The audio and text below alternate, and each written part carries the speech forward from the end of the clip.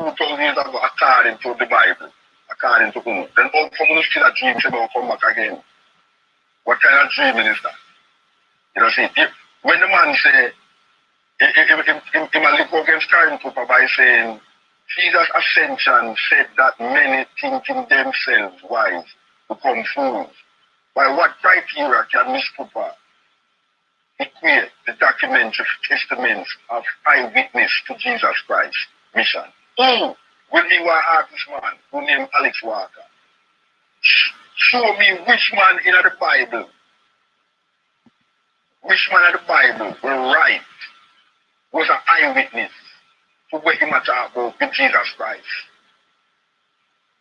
Tell me, historically, because this man is saying that Carolyn Cooper is saying, I don't want to talk for Carolyn Cooper and I'm not talking for Carolyn Cooper neither, but I seem to say here, my feeling is that if Jesus is God, Selassie is God too. She knows straight from the sublime into the ridiculous in her belief that God is bisexual. Okay, that's granted, but she continued, my God can't be a man and I'm a woman. What's wrong with that arrangement? It's no wonder an apostle after Jesus' ascension. That's why this man is obviously a Christian-minded person. When we want to send a message to this man, I don't know who his name, who him be, Alex Walker.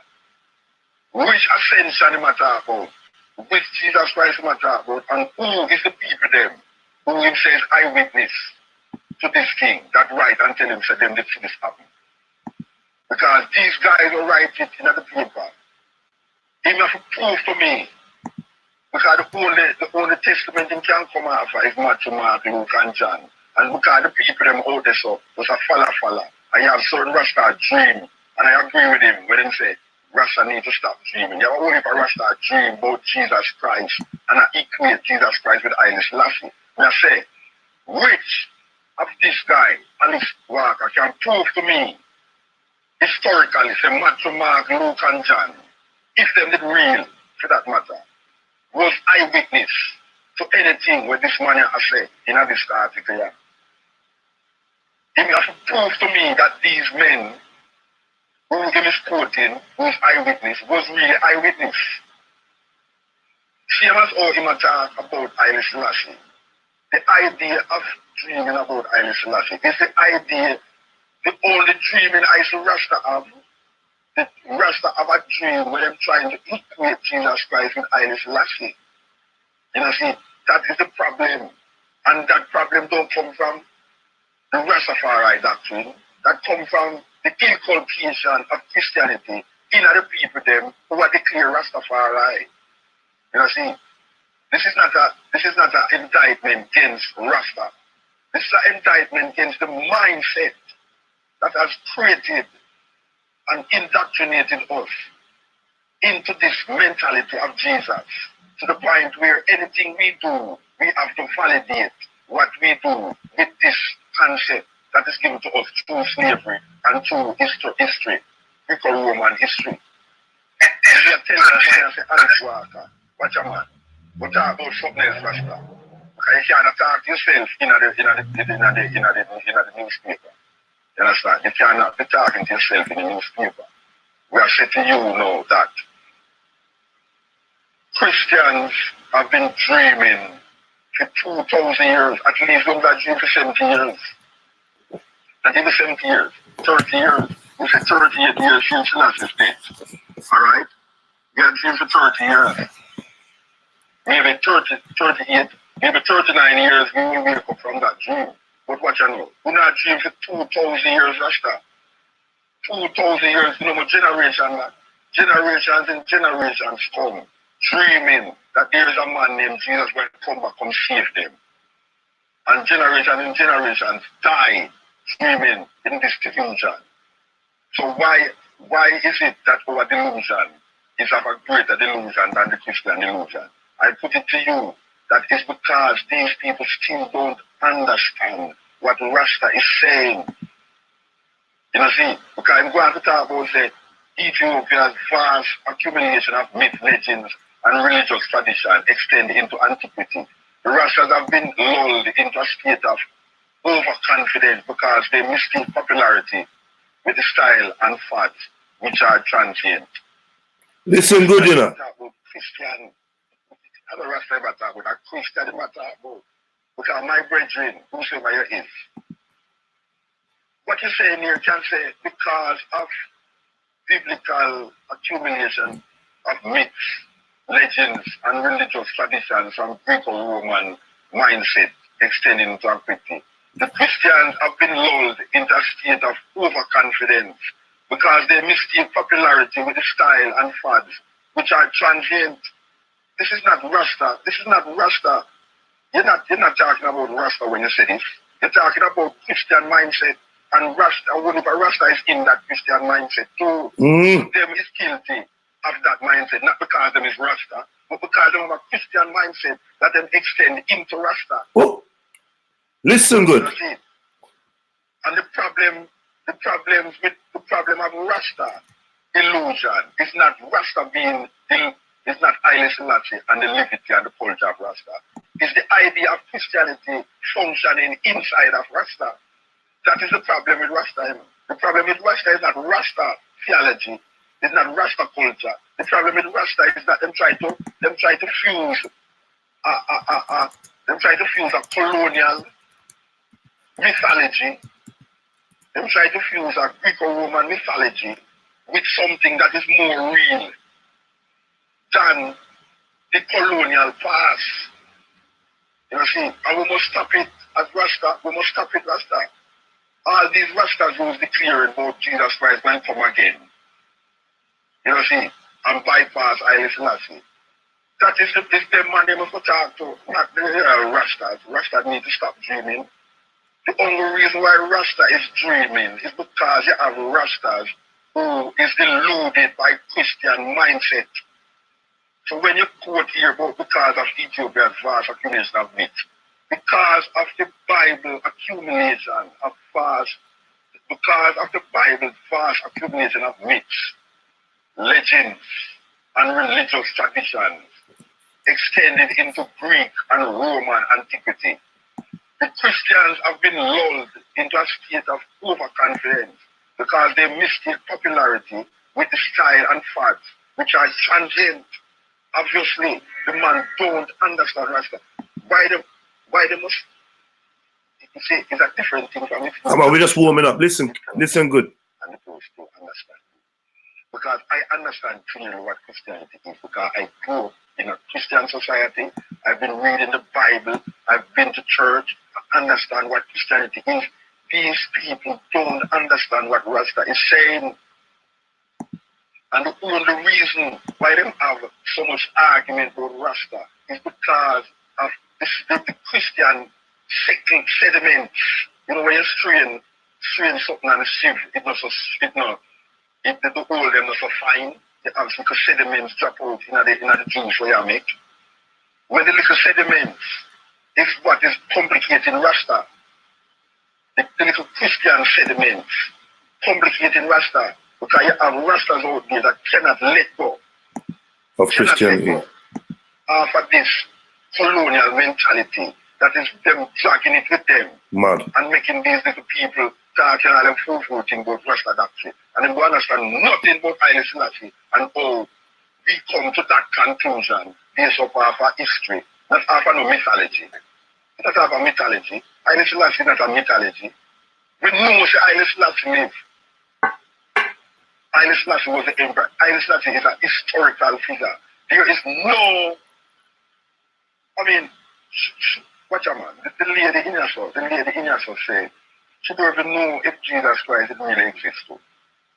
Listen here, Karen Cooper. I have difficulty with Selassie as God. Although she doubts it, Jesus Christ, although she thought that Jesus Christ was a historical figure.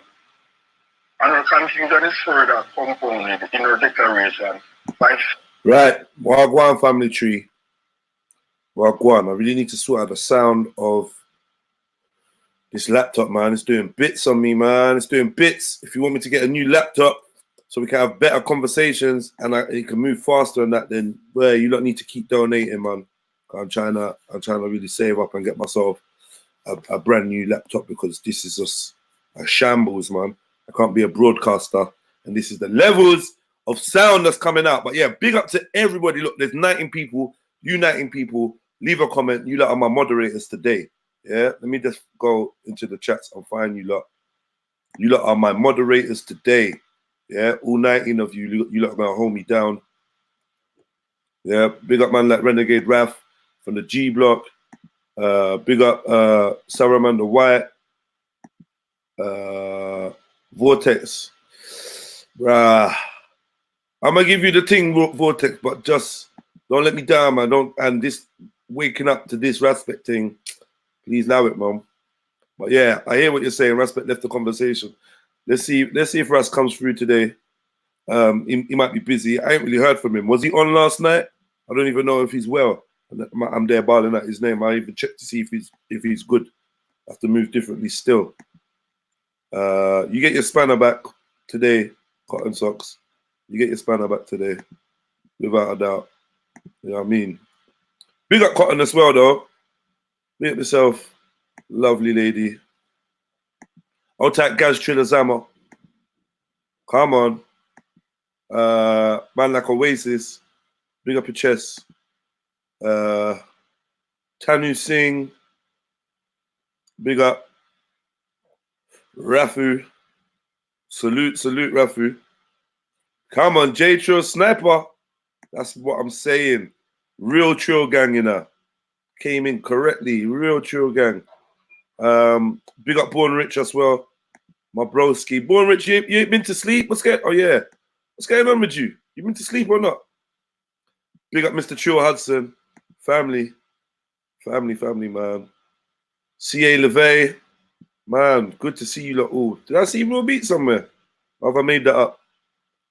Bibby. Leah's Urban. Cotton Socks moving like beefy, isn't it? You had a 6-hour nap. You're good, man. You're good, Born Rich. You're fresh. Swear you don't sleep, though, Born, man. Swear you don't sleep. But big up to you, sir. Nicola Unknown. How did I miss you, man? Big up yourself, Nicola. Yeah, have one of these, man. Right, we're good. We're armed up for today. We got the army for today. I don't think we need no more. And I'm gonna take off. Yeah.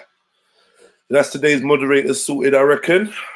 So how are we gonna start this? So yeah, I said, let me just take this off the screen for a minute. First of all, I want to make a definitive declaration today. So let me just take this off the screen. Come off of the screen. Come off of the screen. Let me take this off the screen as well. Yeah. So today, obviously, we're gonna have a little conversation about Rastafarianism, Ethiopia, Haile Selassie, Jesus, the Bible, Jamaica. It should be a vibesy, vibrant conversation today. There's going to be different parts, so I think the main convo of that is going to be around 1 o'clock. I still got a bit of research to do because I was online and I went to sleep and I've woken up and jumped straight back on it. I ain't really got a chance to do the research that I wanted to. So hopefully at some point I'll be able to slip off for like half an hour or something and make a couple notes. I got my notepad here, all sorts. Get me? Not fucking around, you know. Got my notepad out here. I give you lot the pleasure of seeing my face this morning. Here I am. Yeah. This is actually my coincidence book. Yeah.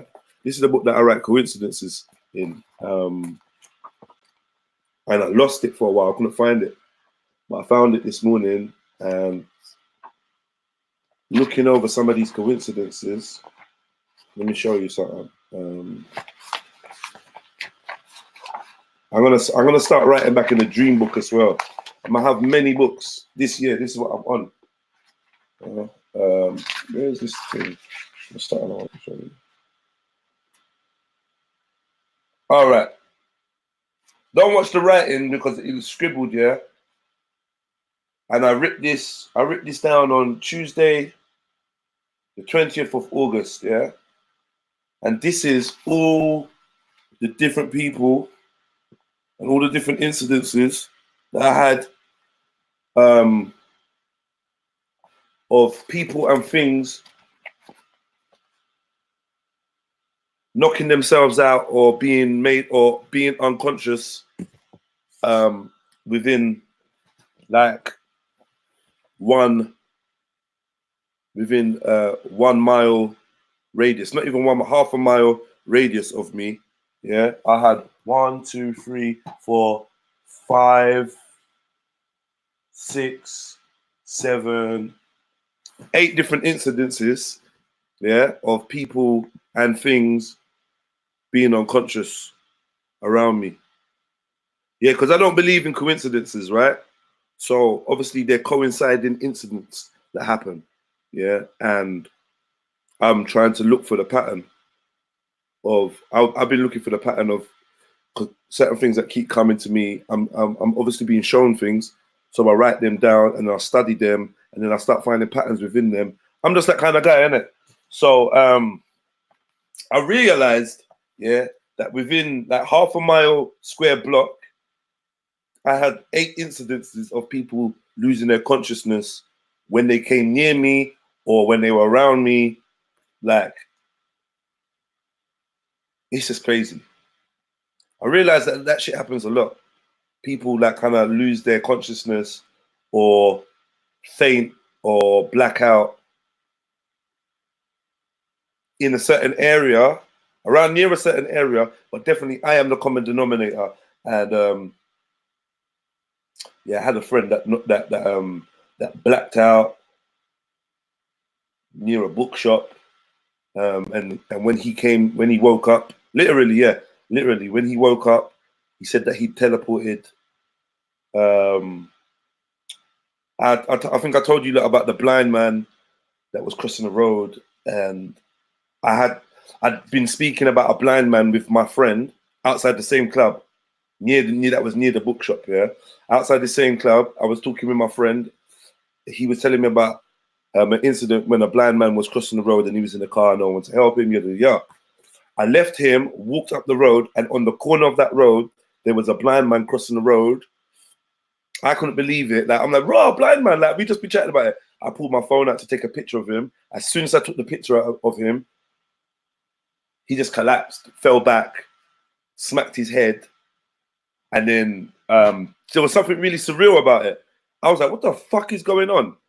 I've obviously gone over to assist him, and in the process of me trying to assist him, seeing if he's all right, there was an Asian guy standing off to the side, and I remember being drawn to look up to him, and I looked and I'm like, yo, call the ambulance, innit? Like, do something. The reason I didn't want to call the ambulance is because I'd just taken a picture of him. And as soon as I took the picture, I've shown the picture on YouTube as well. I'll show it again. As soon as I took the picture, the man like collapsed. So I just thought it was so weird. I didn't want to pull my phone out. So I was like, call the ambulance. And he was like, yeah. And I noticed he had some kind of delay. His car was parked off to the side. He said he ain't got his phone on him. I said, go and get your phone then. He went in his car, came out, was going on like he's on the phone. And then basically I was just like trying to keep this guy conscious or trying to see if this guy was conscious. The guy was out cold. His eyes were rolling back in their head. I'm like, this guy's dead or he's going to die. I don't want to be here. Like, I don't know why. I just kept thinking, I don't want to be here.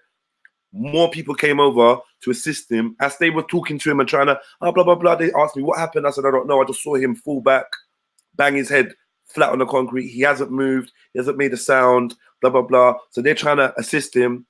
Apparently the ambulance on the way. I got up and just started walking away slowly from the scene. I was just like, yo, this is just weird, yeah? I walked away.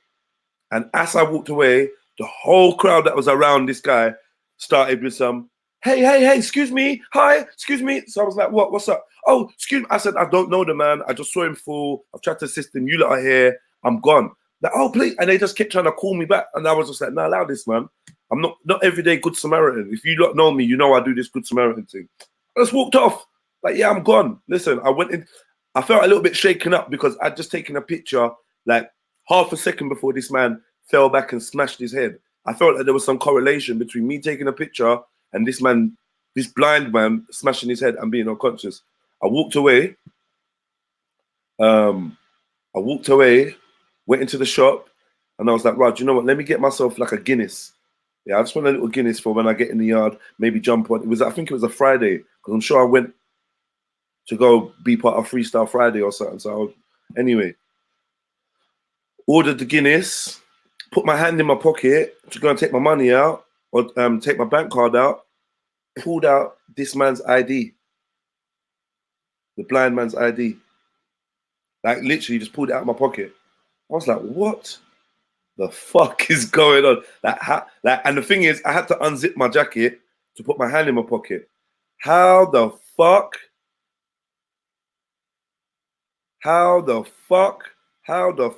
did this man's ID end up in my pocket? There was something weird. I don't know if I was being set up or what, but I didn't take the blind man's ID.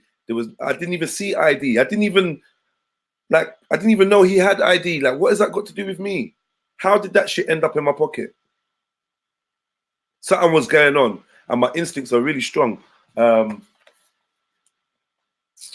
too much things going on. There's a time when, on that same road, like 2 minutes away from there, some woman just dropped in front of me and had a seizure. Anyway, we'll get into that another day. We'll talk about coincidences another day. I don't want to bore you lot, yeah? But I'm so happy I found my coincidence book, yeah? I got some mad shit in there. Like the time, yeah? There was another time on the 21st of August, I kept seeing stuff to do with sextuplets. Bruv, it's just mad, man.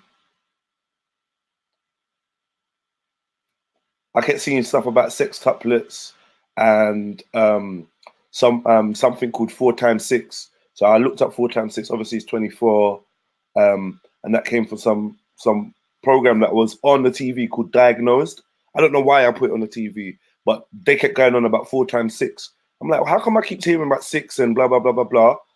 And then when I went onto YouTube and I looked at my video Singing in the Rain, it was on 6,666 views exactly. And yeah, anyway, let's go. That's on witchcraft. Who are you talking about? Us? You mean you? Uncle Ty cursed you, Ezra, not me. Me I get cursed by Uncle Ty, you know. No. He cursed you, and I blocked the curse. Don't worry about it, man. But yeah, big up Fred Cole. Fred Cole, are you free today? Because today we're gonna have a lot of talk about stuff that you're very knowledgeable on. Hopefully, Mighty Dread can pass through too. I'm trying to draw out Magical. He said to let him know when the conversation will go on. I don't know if anyone's spoken to Respect, if he's cool. Anyone's heard from Respect? Was he on last night? Talk to me.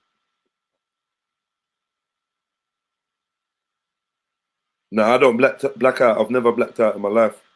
I've never lost consciousness in my life.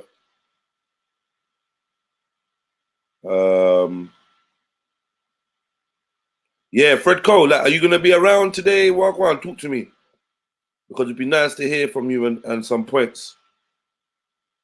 Yeah, big up man like Born Rich. Yeah, any Somalians, Eritreans, Ethiopians that have a view about Rastafari, Rastafarianism, Haile Selassie, the Bible, Jesus, and things of that nature, hit me up, man. Yeah, I blocked it, Ezra, man. Fuck them thing there. No. Fuck them thing there, man. Them man that can't curse us. No way, man. No way. But too much weed, man. What does it? That's what it does to people. I had a relative who had similar experiences. What are you talking about? Too much weed of what? How could you boil that down to too much weed? We'll see, oh man.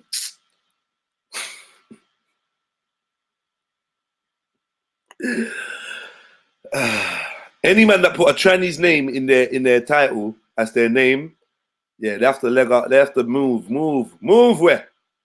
Yo, big up man like Mr. Lee in the fucking building. Big up Sticky G and Ezra Adair. Come on. Big up Kane Brown. I say happy Rasmus, you know. Big up the whole of G Block over on the other side. Done though. Happy New Day to all of you lot. Ras wasn't on. Yo, Fred, what going for Ras? Sunday him disappear. He never came to the park, which I thought he was definitely gonna come be part of that convo. I ain't really heard of him. I don't know why I get a feeling that is he okay? Talk to me, man. All right, cool. So today I want to go through the news headlines. This is a new thing I'm gonna be doing first thing in the morning. I'm gonna be waking up early. Trust me. There's no more weed in my system. So I'm going to be bright and early, a lot more perky, and hopefully it's going to help me to become a lot more productive for this month. It's like just a yearly cleanse thing that I do. No alcohol, no weed, drink bare water, and get back on the exercising. You know what I mean? And hopefully create a good pattern for the rest of the year. So you lot, like, you know, send me your strength energies and your what's it? Disciplined energies and things like that, because I'm gonna need it. Because boy, yeah, go sleep, Mr. Lee, man. Go sleep, because really and truly, the what you want to listen to or what you want to lock into, that's not starting till at least 1 o'clock. Yeah, when the young lion Prince is gonna be ready, and Akila, the other Rasta I was speaking to. Yeah, CA Levay, man, I'm trying, bruv. Fuck, man. I feel slightly stressed.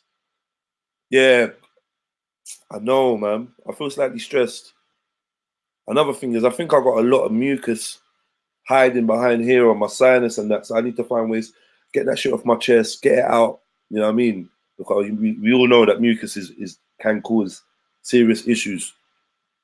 If you lot got any advice for me to stay weed and smoke and alcohol free for this month, help me, man, because I didn't do it last year, and I think this is why I'm suffering. I didn't make the sacrifice, and every year I normally sacrifice something that I like, that I enjoy, and every year I kill a demon that I love, yeah, in order to show myself that I'm still in control of me. You know what I mean? You're gonna fast. If you want to do it with me, Ezra, you can do it with me, you know. That I got like something like 4 cigarettes left. I'm not gonna lie to you, I got 4 cigarettes left. Those are the ones that be taking the edge off me. Once them cigarettes are done, I ain't buying cigarettes ever again, hopefully. Please. If you don't remember, like at some point last year I started smoking again. But before that I'd been cigarette free for like 2 years. And I just started smoking again because I don't know. I was weak in it. I was stressed. I don't know what it was. But I started smoking again, innit? Drinking. Once you drink, you feel like you want to smoke. When you ain't got weed, you're just like, yo, give me a 2s of that, or let me. And there's a downhill slope. Money start going on cigarettes again, and all this fuckery is long, man. And a good man said 1 day at a time, and a good exercise session as much as possible. Big up, bro. Big up.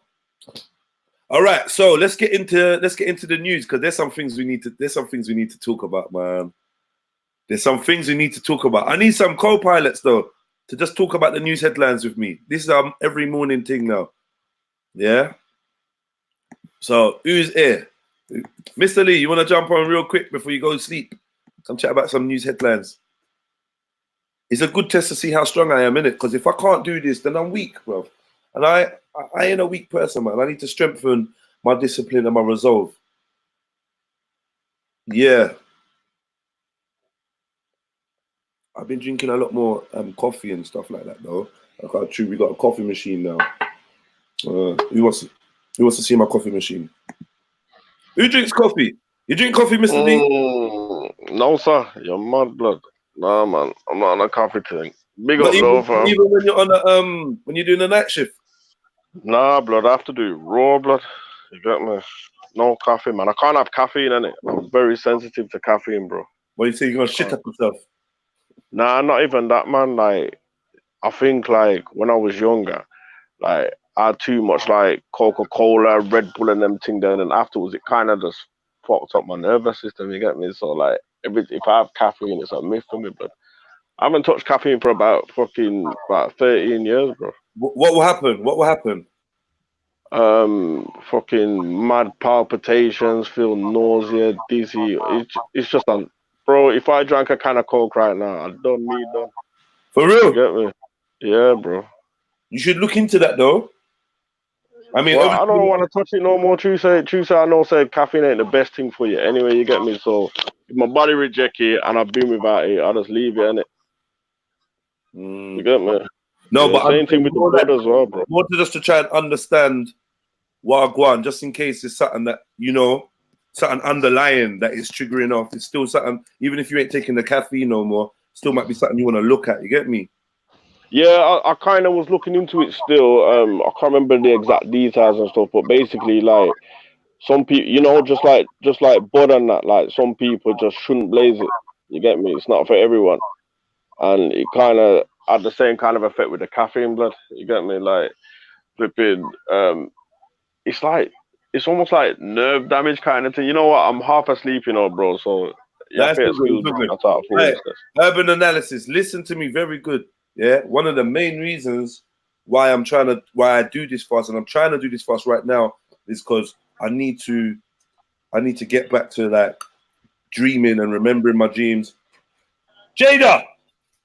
I need to get back to dreaming and remembering my dreams and, you know, lucid dreaming. I want to get back to that. I told you, like, Yeah, I used to do that, you know, bluff. I want to get back to that. I'm trying to keep a dream book. I just want to, let's see, innit? Every so often I get these urges, and I'm sure it's messages from I'm sure it's information coming from somewhere else that's telling me, yo, do this, do that. I do things, some people might think it's random. I just do things, and you know what I mean? But yeah, so Big up Rambo. drink a lot of water, just have smoothies, get me, in the morning, and stuff like that. You get me? Big up Rambo, what one? Salute, Rambo, salute. Yeah, Rastafari. Oh, don't start, you know. Well, yeah, Love yeah, Yeah. Oh, shit. Yeah, I hear that. Here's the guy. Here's the guy himself. Oh shit, sorry. 1 second. I see the heading. Let me say, yeah. Yeah. Yeah. Salute the kings of kings. Shit. Yeah. The king of Africa. Hold on. Stick up in. Oi, Rambo, is who that's messing on with? Who that? Who that? Who that messing on with, Rambo? Who's pretty friend there? Who? Who's in the picture? Who's Selassie's pretty beautiful friend there, man? Yeah, but one is that his wife? He's riding with one beautiful woman there, man. Who's that? Hold on. I can't see the picture. It's on the screen, man. What are you talking about? Let me go to the other thing, man. I want beautiful empresses. Yes, who is this lovely lady he's sitting down with, you know, drinking chow with, you know?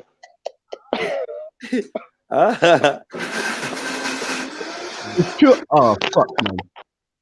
You know, His Majesty looks like he's about to have some chow. Yeah, I mean, who's this? Hold on. You still can't see Rambo? No. What going for you? Are you looking at the screen where you'd normally see my face? Yeah, what this? I'm on the stream not. Yeah, and you can't see nothing on the screen. Nah. He's left now. I don't know what. He knows. He just don't want to say it. Yeah. Who's this? Mad. All right, cool. Yeah, hey, big up. Listen. Bare disclaimers I got to put out today, you know. I can't be losing all my Rasta friends, you know. Yo. Yeah. Yeah, man. It must sit with him. It must sit with him, cousin, man. Oh, it's his cousin. Okay, who is that? Though? Oh no, Elizabeth. Queen Elizabeth is Selassie's cousin. Yeah. Oh, what a thing. Hold on, wait. I didn't listen to girl that. Wait, stop. Rambo, stop a minute, Rambo. Rambo, I didn't listen to girl that. A lizard Beth. So does that make him lizard? Yeah. Does that make him yeah? Get out, my God, yeah?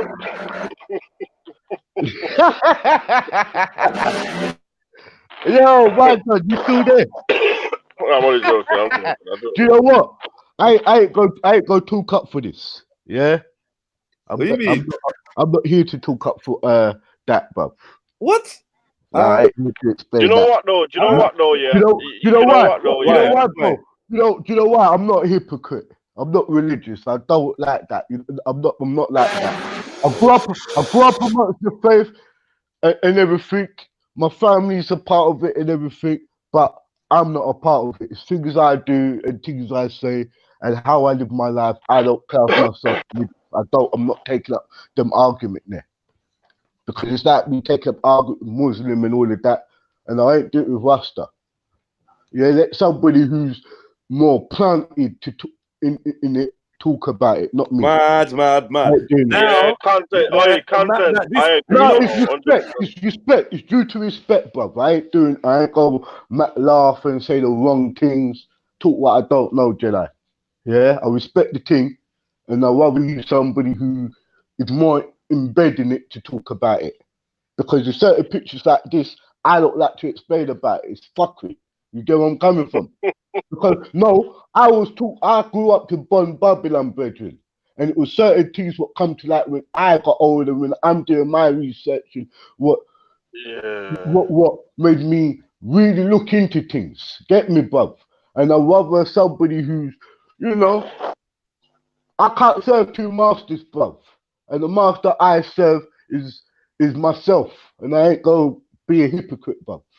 Now when you rule with things, I ain't gonna do that, bruv. Let somebody who's got a bit more background. Hold on. So are you, none of your family was Rasta? Yeah, my dad is. Bruv, I beg you, bro. You talk about Islam, you talk about Christianity, you talk about Judaism, yeah, all the time. I never heard a subject that Rambo can't touch on, or at least vibe with, yeah. At least ask an important question. But when it comes to Rasta, you lot start running, and this is what I realize. This is an ego thing. Because if listen, hold on, wait. Let me just let me make a declaration today, yeah. For all of my Jamaican, especially my Jamaican family, especially those that raise up in Rasta, we have been able to dissect and talk frankly about every single belief, yeah, on the planet, yeah, on Earth, yeah. Today, I want to see where you're. Nah, I was gonna say something that would have been a massive pause. You know what it is? Today, I want to see, yeah, your fairness, yeah, and your critical thinking, yeah, and your lack. I don't want to see no hypocrisy going on today. Man, start backing out a convo. Nah. That's what happened today. Today, I'm gonna expose my brethren, yeah. Let me expose my brethren. Cause it's 2020. I'm not playing, All right. Today, I found my good boy, my Rastafarian brethren, a very popular rapper, talented lyricist. Yeah. And I said to him, yo, today I'm having a big Rasta convo, Not no debate thing, it's a convo. I got a circle of knowledgeable Rasta men, yeah, and some people that want to put some input. You wanna spread information and have a general talk about all things Rastafari, Haile Selassie, Ethiopia, Christianity, Bible, Jesus, all things relating to these things here, yeah. No, a man told me, nah, man, like I didn't even get to say that. Actually, I said, yo, today we're having I'm lying. I said, today we're having a Rasta chat, No, I'm not even on them. I'm not even coming online to So I said, rah. I said, blood, you even let me finish. No.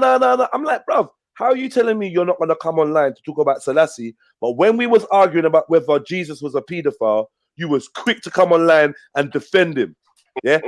So how are you gonna defend whether Michael Jackson was a pedophile? You was quick to come online and defend him. So how are you gonna defend Michael Jackson and you don't want to chat about Rasta, which is your faith? Every other day you send me stuff about Rasta, blah blah blah. That's why I thought about you, because you love to spread information and you're a knowledgeable brother. Yeah. But we nearly get into argument, Car. It was just like, yo, like I don't really want to talk. I'm like, bruv, how are anyone gonna get information?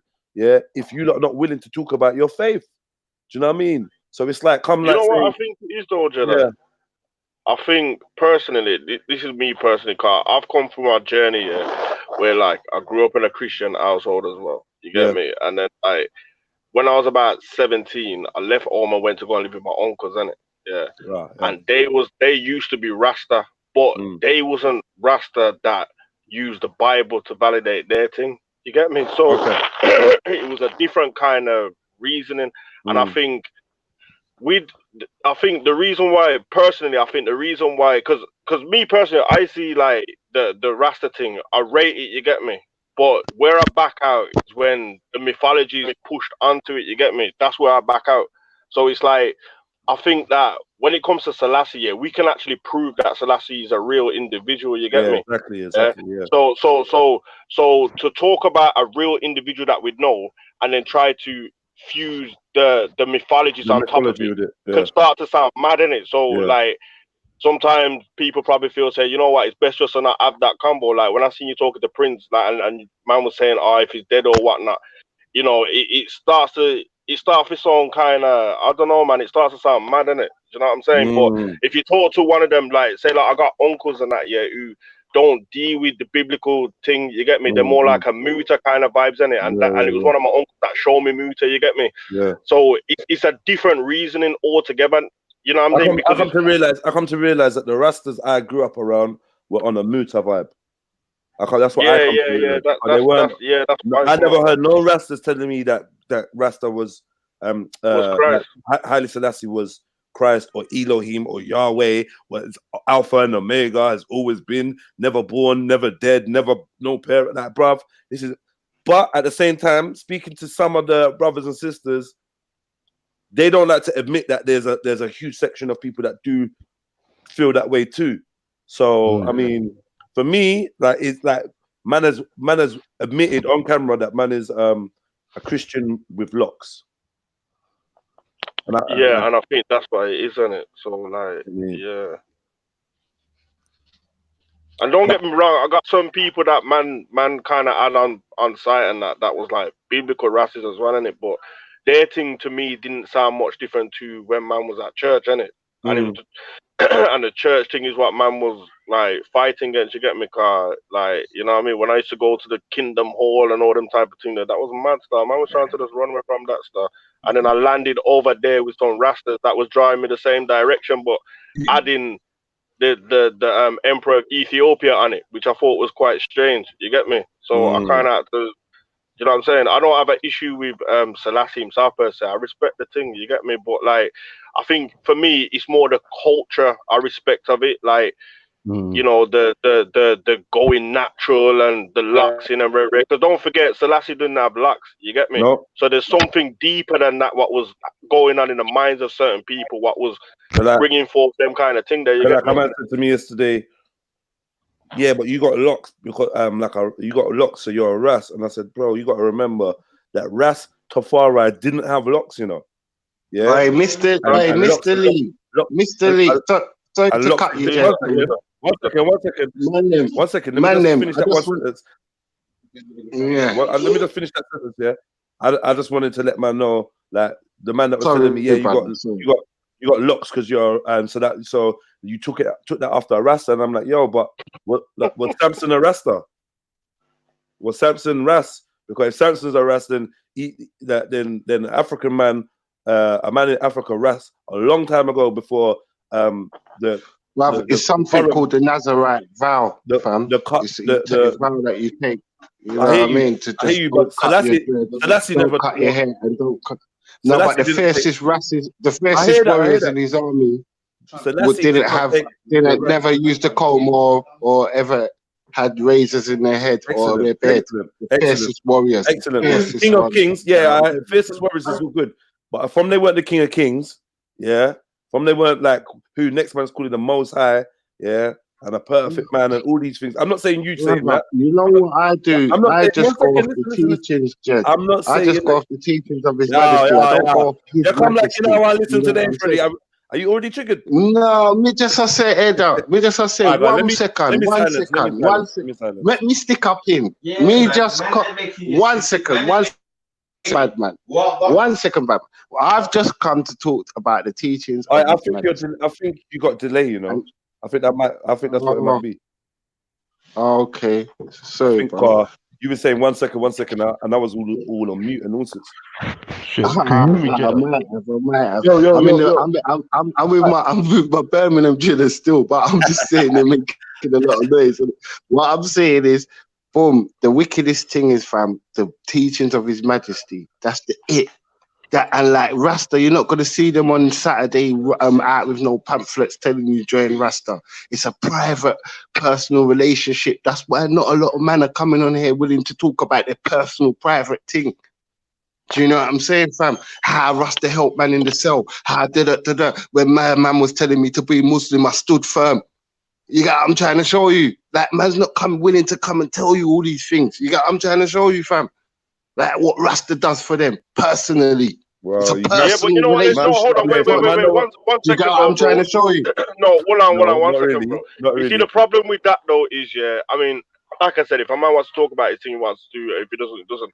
But this is a similar situation. What people are complaining that Sarah does. Sarah holds his thing to himself and then scrutinizes everything else. Yeah, you get me? Yeah, so but family. I can tell you about the teachings of His Majesty. No one's got them up on the screen. No one's got the teachings of His Majesty up on the screen. So if you put them up on the screen, we can dissect them, innit? We're gonna get into that. You got, I'm trying to show you. Everything else is waffle in my eyes. You know what I'm saying, family? I'm not saying you're not saying wrong or you're not right or you're whatever. I'm just saying it's conjecture. You know, I ain't said nothing yet, bro, innit? There's no conjecture. Man ain't said nothing yet. Nah, from last night, I ain't even heard it, but I'm just saying, from last night, I had a little clip it, like a little 5 minutes to tell you the lie in the morning. And man would say, do you believe in Santa? Why don't you believe in Santa, basically? Who was saying that? Who was saying that? The guy, the Rasta guy, innit? God bless his soul. You get what I'm saying? Oh, what Prince? I mean. Yeah, basically, I caught it when he was saying, "Why don't you believe in Santa?" You got what I'm trying to show you, and I didn't understand none of that. I didn't get like he was just forcing Selassie on people, and that's not the way it's going. That's not the way you're supposed to do it, bro.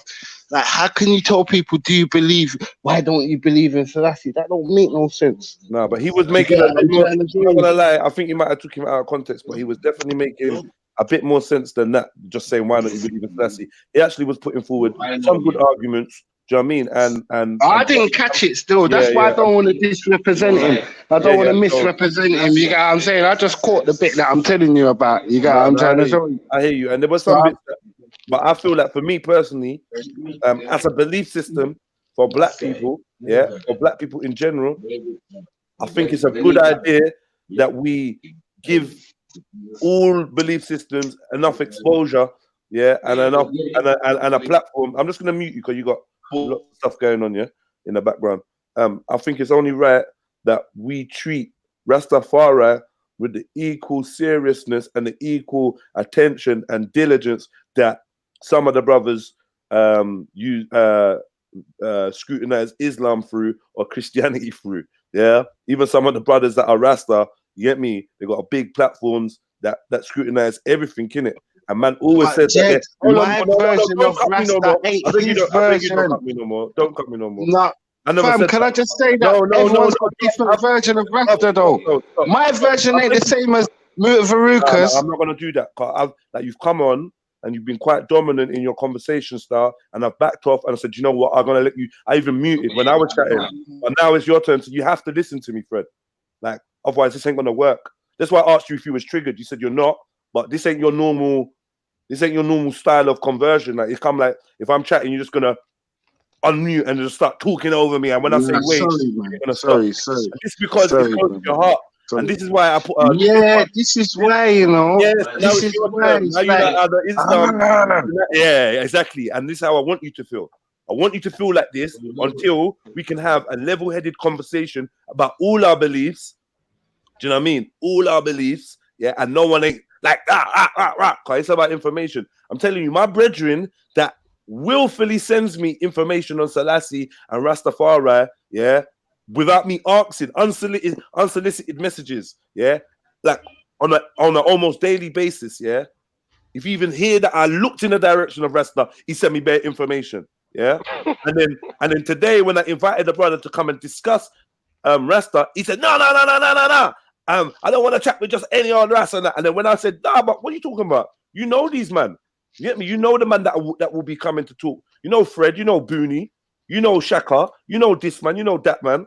He was like, oh, yeah. I was like, furthermore, how is it that you were so eager to defend Michael Jackson and talk about Michael Jackson not being a paedophile? And when I tell you that we're discussing Rasta, we're not debating, we're having a conversation on Rasta. Man shook. Like, man, I don't want to chat about it. So I realized, I said, the man them are very sensitive about this thing. So that's going to make me prod at it even more. The more you show me your sensitivity about this thing, I'm prod till you want to fight me. Then once you get over that, you're going to come and say, you know what? Thank you, Jedi. Because see, all this information about Rasta that's now out, that why it's a popular discussion, yeah, that's thanks to you being an inquisitive mind and pushing me to actually go and speak about my thing. Share it. It's a personal thing. I'm your brethren. Where like most of us are family. It's a personal thing that's brought you solace and comfort. Yeah. So then, I think that it's not to be selfish, but if you come out of the mindset of I just want to keep it to myself, and you share it with the brothers and sisters, people will understand you a little bit better, and people will actually have another direction to look in. They might go. Fam, I can tell you my testimony, but that's private. It's a private thing. Really do that. It's a private thing, fam. You know, it's incriminating lots of shit. You get me? People will have to Google my thing. It's not regular. Yeah. You get I'm trying to tell you. So I can't tell you my testimony is just It's not Booney, it's Fred. It's Fred, fam. Everybody thinks we're similar because we got the same voice, but trust me, we ain't the same. Me and Booney's Rasta's different. I drink, innit? Man, them don't drink, innit? Do you get what I'm trying to tell you? Yeah. Like, when I said I drinking the other day, them man was banning me out straight away. They was like, "Wow, fight! I felt the fire. Like, the fire scorched my eyebrows, bro." You get what I'm trying to tell you? Like, they embarrassed man online and that. They was like, I'm not drinking. I don't know about you. I'm not drinking. So I was like, "Wow, fuck me." Right. So yeah, and that's another thing, yeah. I like. All right, yeah, big up Shaka. What kind of time scale are you talking about? Because honestly, the actual conversation is from 1 o'clock to 2 o'clock. That's the first installment of the conversation. Then some of the brothers I want to be free are going to be free a bit later on. Like, I did advertise it for 7 p.m. At a better time when people are not working and whatnot. But the initial one will be about 1 o'clock. So we can have like a mini conversation. Man, them can give their just a brief history and blah, blah, blah. And to be honest, today I want the conversations to be kind of centered around, Ethiopia, Haile Selassie, Rastafari, Christianity. I'm just saying it's Selassie's birthday today, Jed, you know. It's like Christmas, Rasta Christmas. It's Rasta Christmas. No, wait, 1 second. Whoa. Christmas. You get me? It's not Selassie's birthday. It's not Selassie's birthday, but it's like a day we celebrate. You got. I'm trying to show you. It's definitely like a day we celebrate. Did you know it's the 7th of January today? Did you know I didn't know that? I didn't know that. Did you know I didn't know that? Well, that's why I'm getting a bit amped up, and because I'm looking to drive to Willesden later on and hold some things. You know how the thing goes already, fam. I rate it. Look, that's how you know. You get me? That's how you know. I'm moving with the energies. Look at this, bro. I'm moving with the energies. I had no idea. I didn't do that today for this or where. Yeah, you see me writing in my coincidence book straight away. You get me? Yeah. I'm moving with the energies because I had no idea about that. Even when I woke up and I see Veli's title, Rasmus, something do Rast celebrate? Why do Rast celebrate Christmas? I didn't know what he was talking about. I didn't know what he was talking about. I was like, how come he's dealing with Rasta today and he knows I got the big Rasta conversation going on? But now I realize it's synchronicity. Rasta is supposed to be talked about today. So for a man to tell me he's not coming online to talk about Rasta, but he want to come talk about Michael Jackson, man, that upset me still. I'm not gonna lie, I was upset. But you know something, see, my thing is, I respect Rasta at its core, but I beg man don't put Rasta and Christmas in the same sentence, bro. That wasn't me.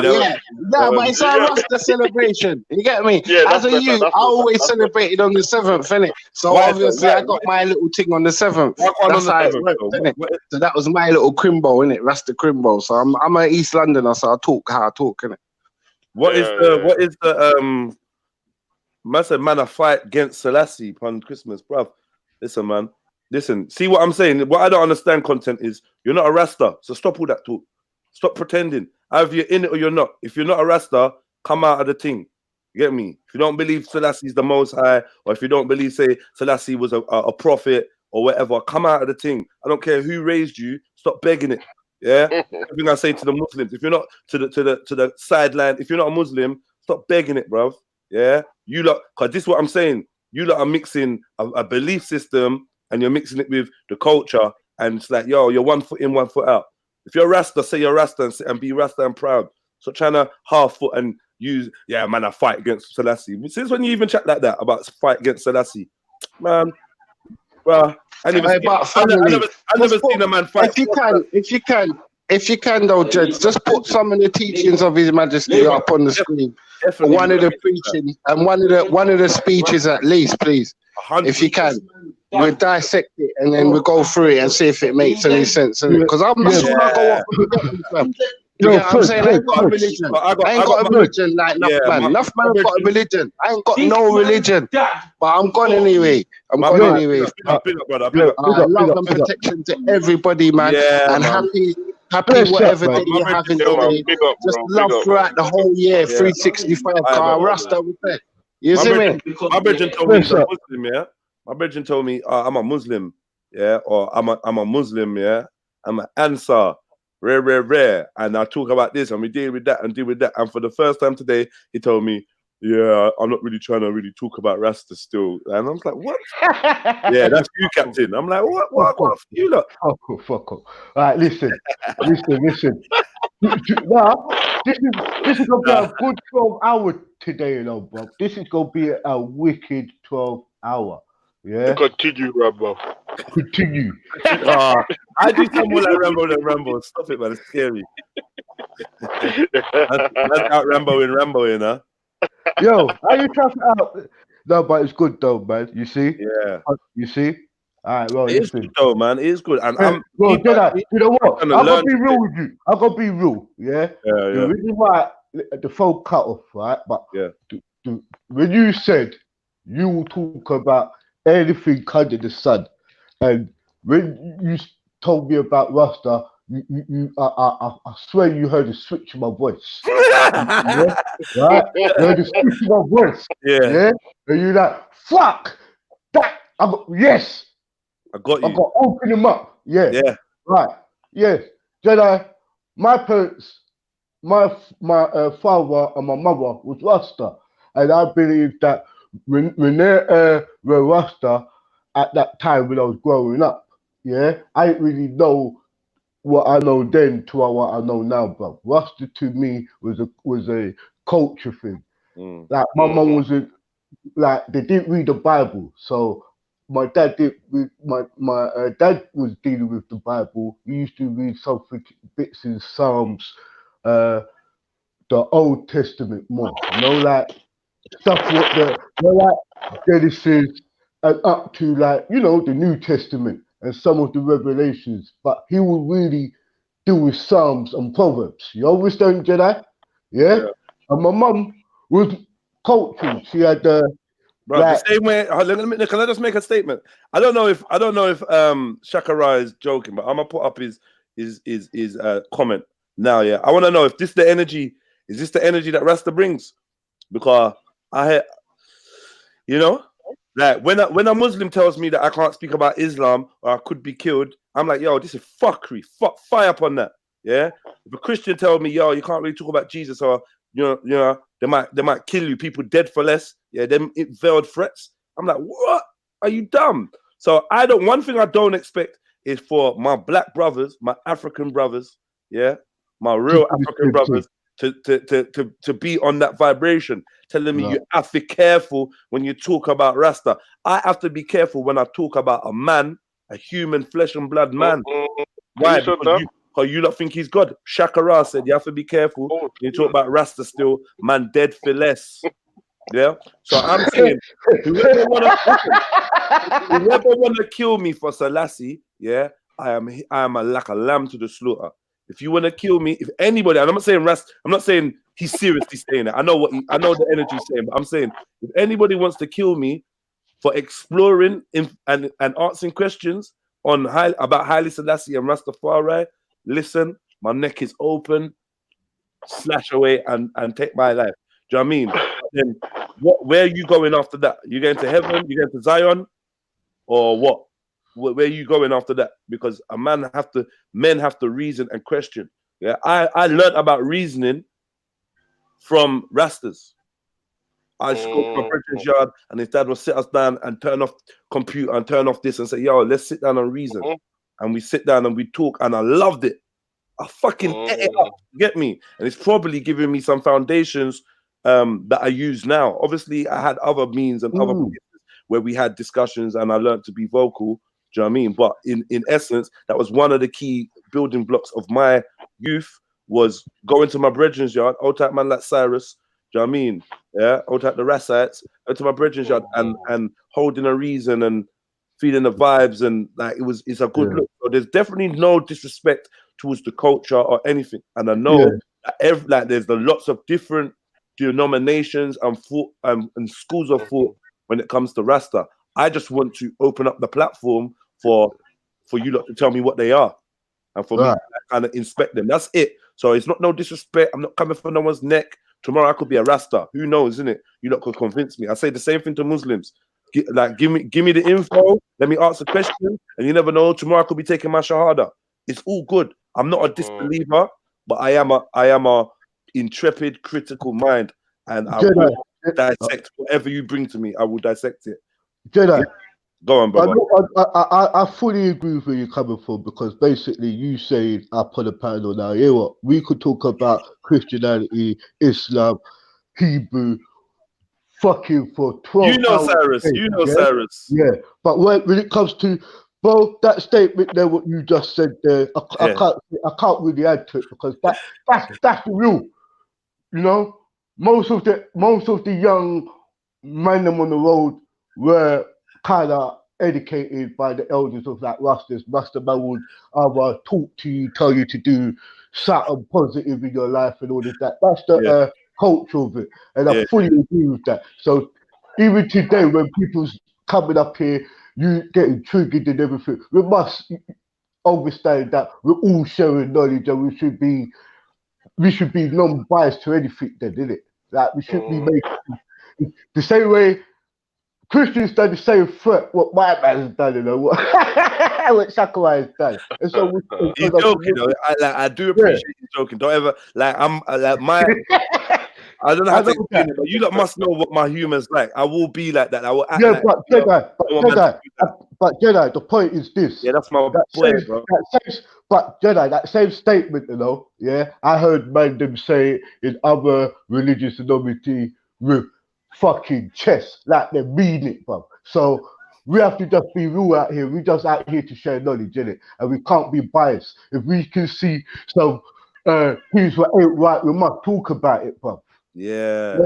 So honestly, generally, the shop is open all day. The shop is open all day, and I genuinely hope that by the end of today, my brothers and sisters that are either clued up on this, my brothers and sisters that are clued up on this faith or this belief system, are happy with me, and those that had no knowledge on it are happy with me, and they're like, yo, Jeds, you're bringing content, because that's all I'm trying to do. I'm just trying to bring content on a subject that I feel like I'm not going to say it straight, I feel like the mandem should be covering these subjects. I'm sick of hearing about Islam and dissecting Islam and Shiaism and day after day, and the right wing and the left wing. I'm sick of hearing about all of these things. These are things that I'm actually interested in. Do you know what I mean? Because most of the time we're going to be talking about Africa. We're going to be talking about Jamaica. Do you know what I'm trying to say? We're going to be talking about black people.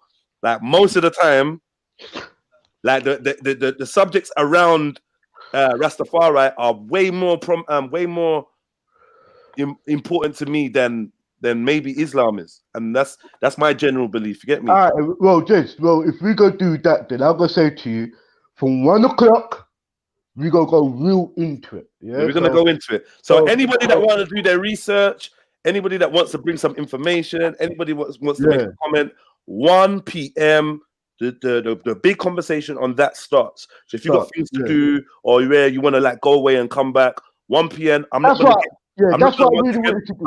get into too much information before 1 p.m. Really, what I want to go through. Cool. Yeah. I big up Shakara. I'm looking forward to you. I'm big up for that. Big up for that. I got an appointment at 12. Yeah, really. Fuck off, man. What do you mean? See, now look, there's bare threats now. Look, now even my own brethren, I give me a warning in her. Yeah. What? Hey, my own brethren, give me warning in her. What's that? We fuck, man. That guy there, boy. He banned the rubber.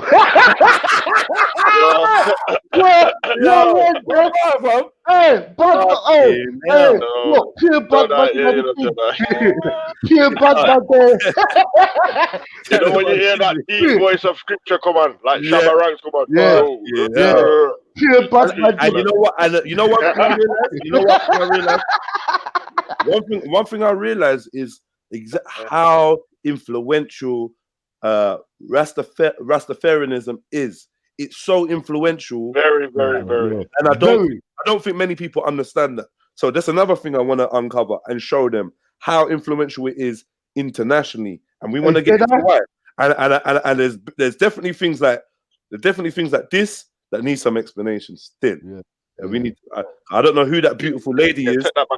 I don't know who that beautiful lady is. That's Selassie sitting next to, but she looks like a beautiful empress. And like for Selassie to share a seat with her or a chariot with her, she must be someone really important to him, and therefore important to us. So it looks like involved in that picture. If Selassie is fond, whoever this woman is, if Selassie is fond of her, surely we should be fond of her. I don't know. They look kind of. I don't know. Are they related? I don't know. I can't see, but we'll chat about that later anyway. Yeah, stop that now. Stop.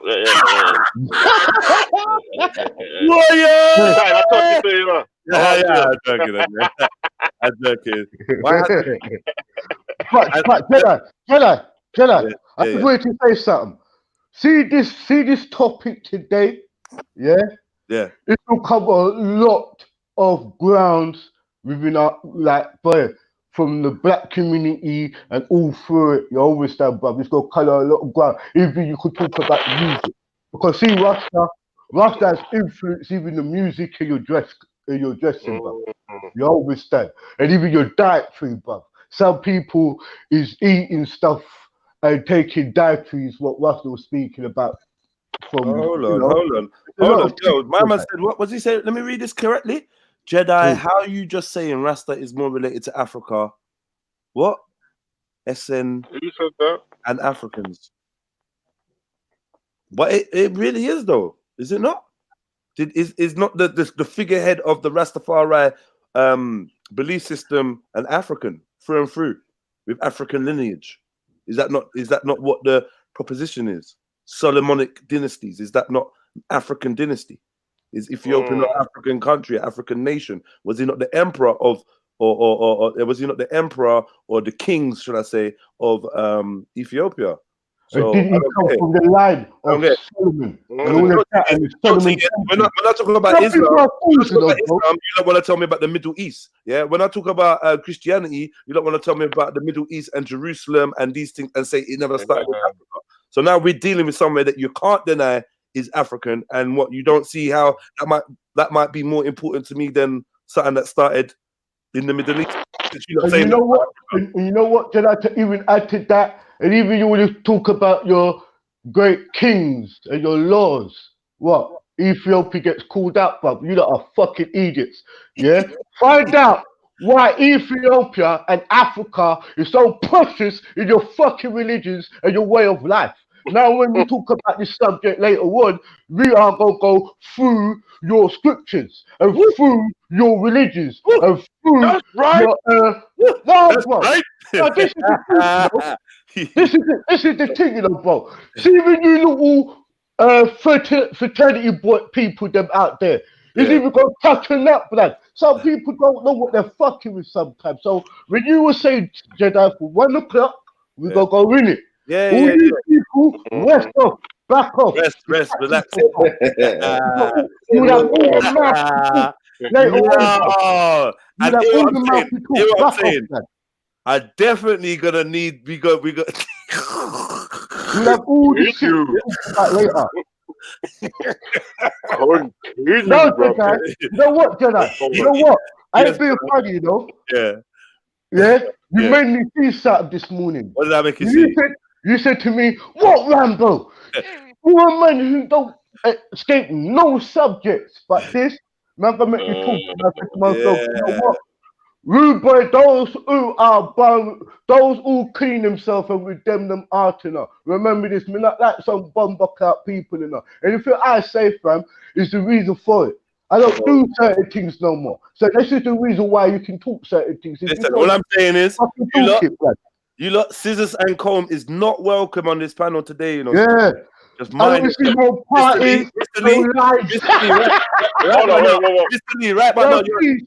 Lee, right now you're an agent of destruction because you're a barber, yeah? Barber boy. Yo, Barber, you must feel uncomfortable. Yo, Mr. Lee. Mr. Lee. Yeah.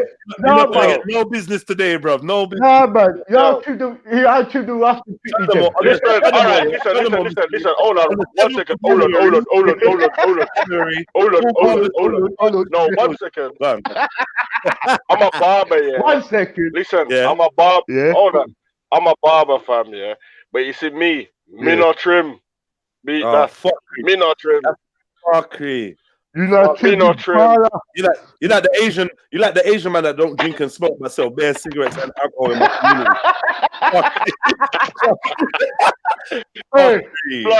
My hands on my shoulders, rude boy.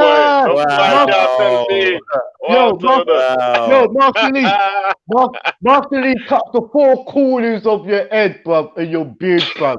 Yeah? Cut you out the righteousness in a brethren. Cut you out the spit. All right. That one got spun rapid, Jedi. You're ready for that one, you're fucking. Yo, family. I'm talking about a barber. Behave yourself, man. I'm minding the business. Man, cut the 4 corners of people. Hey, real boy, you met people block the laws of the commandments, you know. Bro, the trim, 4 corners of the block, God, 4 corners of the beard, God, yo. All barbers go over to G Block. Yeah, car. Right, why not? Fuck yeah, all right. There's some confusion. Let me say something, yeah. I don't want to get into it, yeah, because we definitely want to move on. I want to read today's headline and come back for one, yeah. But realistically, I have heard man that have the Rasta belief tell me that there's no God, there's only Jah. There's no God. They don't believe in God. They're dealing with Jah. You get me? And when I asked them, is Selassie Jah? They said no. But now, now I'm starting to understand that a lot of men don't just think Selassie's God. He's Jesus. He is the Alpha, the Omega, the beginning, the ending, the Most High. Mad. No, Jedi. Wait till 1 o'clock. All right. Wait till 1 o'clock. No. You know what you're gonna do? If you talk about now, what's going to happen when 7 o'clock and all that come? People's going to be fucking bored. Leave it to 1 o'clock. I beg you, fam. All right, brother. That's my commandment. That's my command, fam. Leave the juiciness or any little hints. Don't do it, Jedi. Yeah, don't do it. Yeah. All right, I won't. What I'm saying is to you, don't do that now. Don't just cast one pearl at a fucking time cool. and give people too much substance before 1 o'clock. You're right. Don't do that. You're right. All right, then, family. All right, then, family. Yo, Scripture, what are you gonna say? Huh? What are you gonna say? Yes, greetings, family. Still, what I'm gonna exit on that. I'm gonna exit still. On that alone. Yeah, that energy off, my brother. On what energy? What energy? You know what I'm saying, my brother. You get me? I don't. And all of that. Yeah. What? I can't hear you, bro. That little snigger and all of that. Yeah. What snigger? Bro, come on, my bro. Like, you ask me, yo, Scripture, what go on? Yeah. All right, so that's what I'm talking about, my bro. You know what I'm saying? I would have come and I would have had a nice conversation with man and that. You know what I'm saying? But you see that get away, man. Get away, run away, man. I don't know. You just imagine a whole thing that I never done. You're my brethren. I was happy to hear from you. I've just been laughing with Captain Rambo. So I was like, oh yeah, Wagwan scripture. I don't know what snigger you heard. Like, I just wanted to say Wagwan, because we're definitely not talking about Rasta. Hold on. We're definitely not talking about Rasta now. We just said we're not gonna talk about it now. We're gonna do the headlines very rare. But before I cut hold on. Before I totally cut it off, scripture came in when we was talking a bit about Rasta. So maybe he might want to say a 1-2 thing, or just say Wagwan to the fam, or big up, or you had a. So I just said scripture Wagwan in it. But you're in your feelings for whatever reason, I don't know. But I never disrespect you. I never did nothing, and now you're saying with that energy, I'm going. That didn't make no sense, bro. Like, there was no energy. It might not make sense to you, my bro. All right, cool, whatever, bro. Like I said, yeah. Like, today we're gonna expose who's sensitive, who's not, just to talk about something. You've been here chatting about Islam, Christianity, all sorts with me, breaking it down, answering questions. I ain't even said one thing negative, and all of a sudden I say Wagwan scripture, and you're like, yeah, well, with that energy, I'm off. What? What? As I said to you, my bro, sometimes, yeah, you might have to look at how you do things with people and the outcome of what that could be. Do you know what I'm saying? Because you might rub somebody up the wrong way, bro. Like, do you know what I'm saying? And you might not purposely do it, but it's just because that's just you. Like, you're not gonna see it any other way. So that's why you're saying what you're saying to me right now. You're not willing to even hear where I'm coming from because you're so right. Do you get me? Okay, brother. I hear that. All right, my bro. You're done. Big up, family. I hope everyone else on the panel can, like, either speak up or let him know. I don't know, but like, let me be quiet. Has anyone got anything to say? Well, I don't know, man. Like, why? Do you know what? As I said, I mean, to be fair, like, I don't really know where that came from. Still, I love scripture still, my brother. But I don't know what happened. I have no idea. No, I'm not even gonna laugh about that. No, I just feel like that maybe he just come in on the bit when you said, yeah, we got our body scripture. I don't know, because when I finished, we were laughing. The whole panel was laughing. Yeah. So, but when he came on and heard what he heard from the streamline, then he might have just took it totally different. Like, we got a body scripture in. I don't know of how he come into it. I don't know how he could have really felt that you was at him, and really and truly, the actual truth, you was at me, bro. Because I came in earlier like that, and you said, wow, Rambo could come up, like my brethren, my close brother could come up on here, and scripture, if you're hearing, he wasn't talking about you. Because I came in with a hard energy. As he put up that picture of Queen Elizabeth, I went almost nuts. You get where I'm coming from? So that energy came off earlier on, scripture, if you're listening. Please, Jedi was not sniggering at you. It was something what happened with me.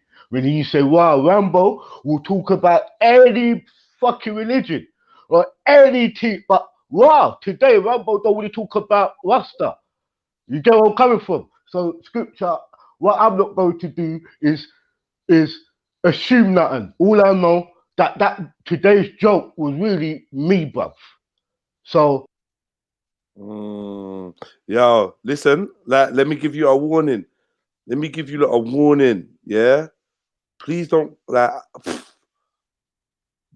man said, I'm not sure what happened. Big up. And this is the thing. The fence riding thing, just tell scripture that Jedi weren't doing that, and Jedi, you got it wrong. Rather than, I'm not sure what happened, big up both of you. Of course, we big up both of us, but, like, where's the man them that are going to say, no, scripture, you know what, you just got this wrong.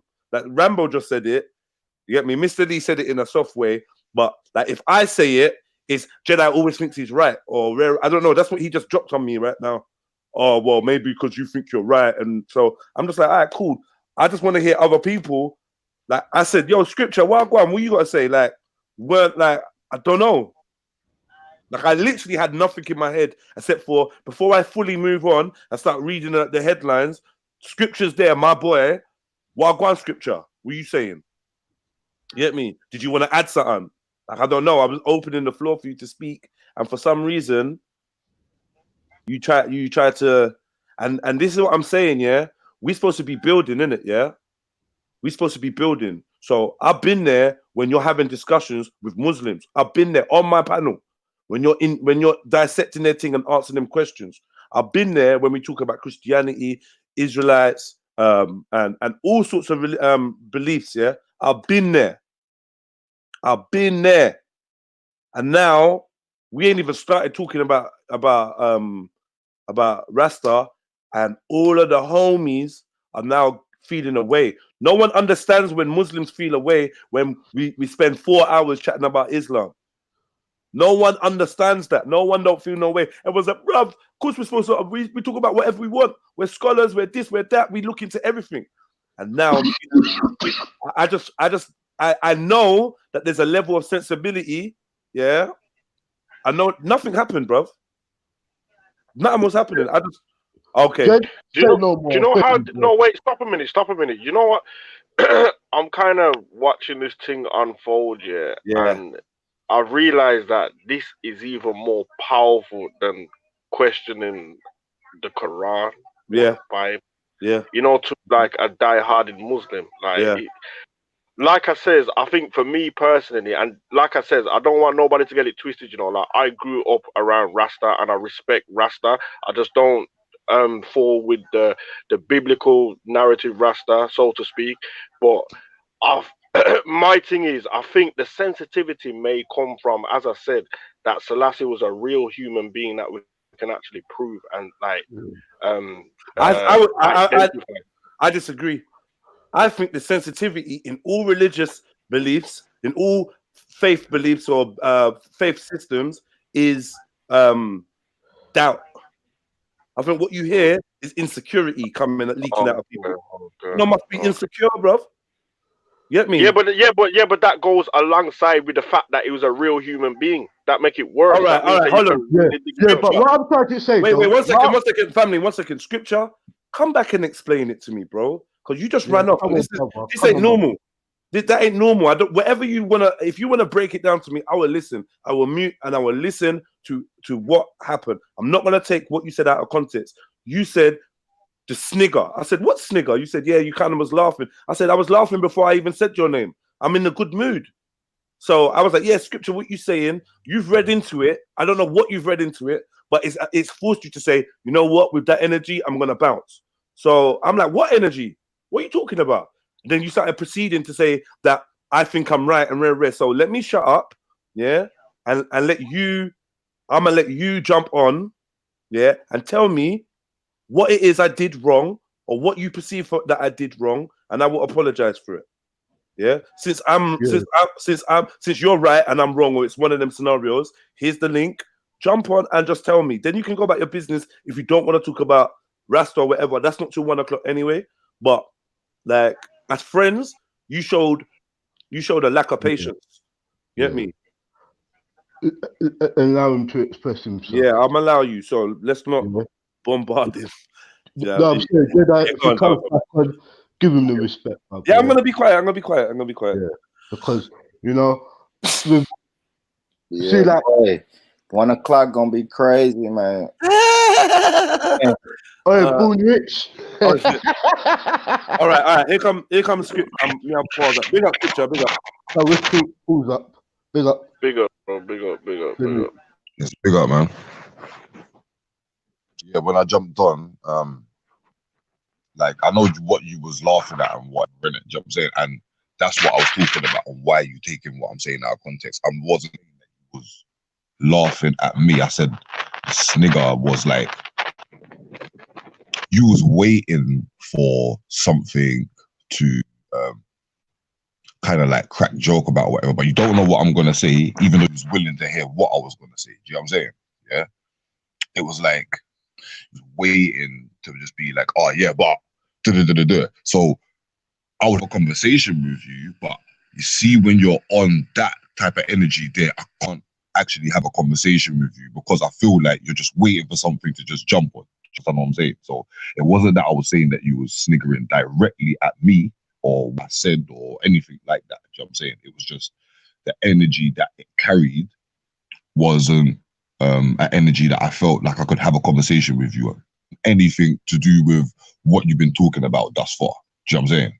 Like, on a joke thing, like you was laughing before, this, that, whatever. Like, I just didn't think that you was ready to take man serious. So I said, with that, like, I was gonna come back later, like about 1 o'clock, because you already said, like, because that's another reason why I was saying, all right, cool, like, boom, man, will, you know what I'm saying? Like, man will jump off, innit? You know what I'm saying? Because even Rambo was just saying as well, like, oh, you know what, scripture? Like, I mean, you know what, Jeds? Like, don't do it. Like, don't bring up nothing. Like, just till 1 o'clock kind of thing. Do you know what I'm saying?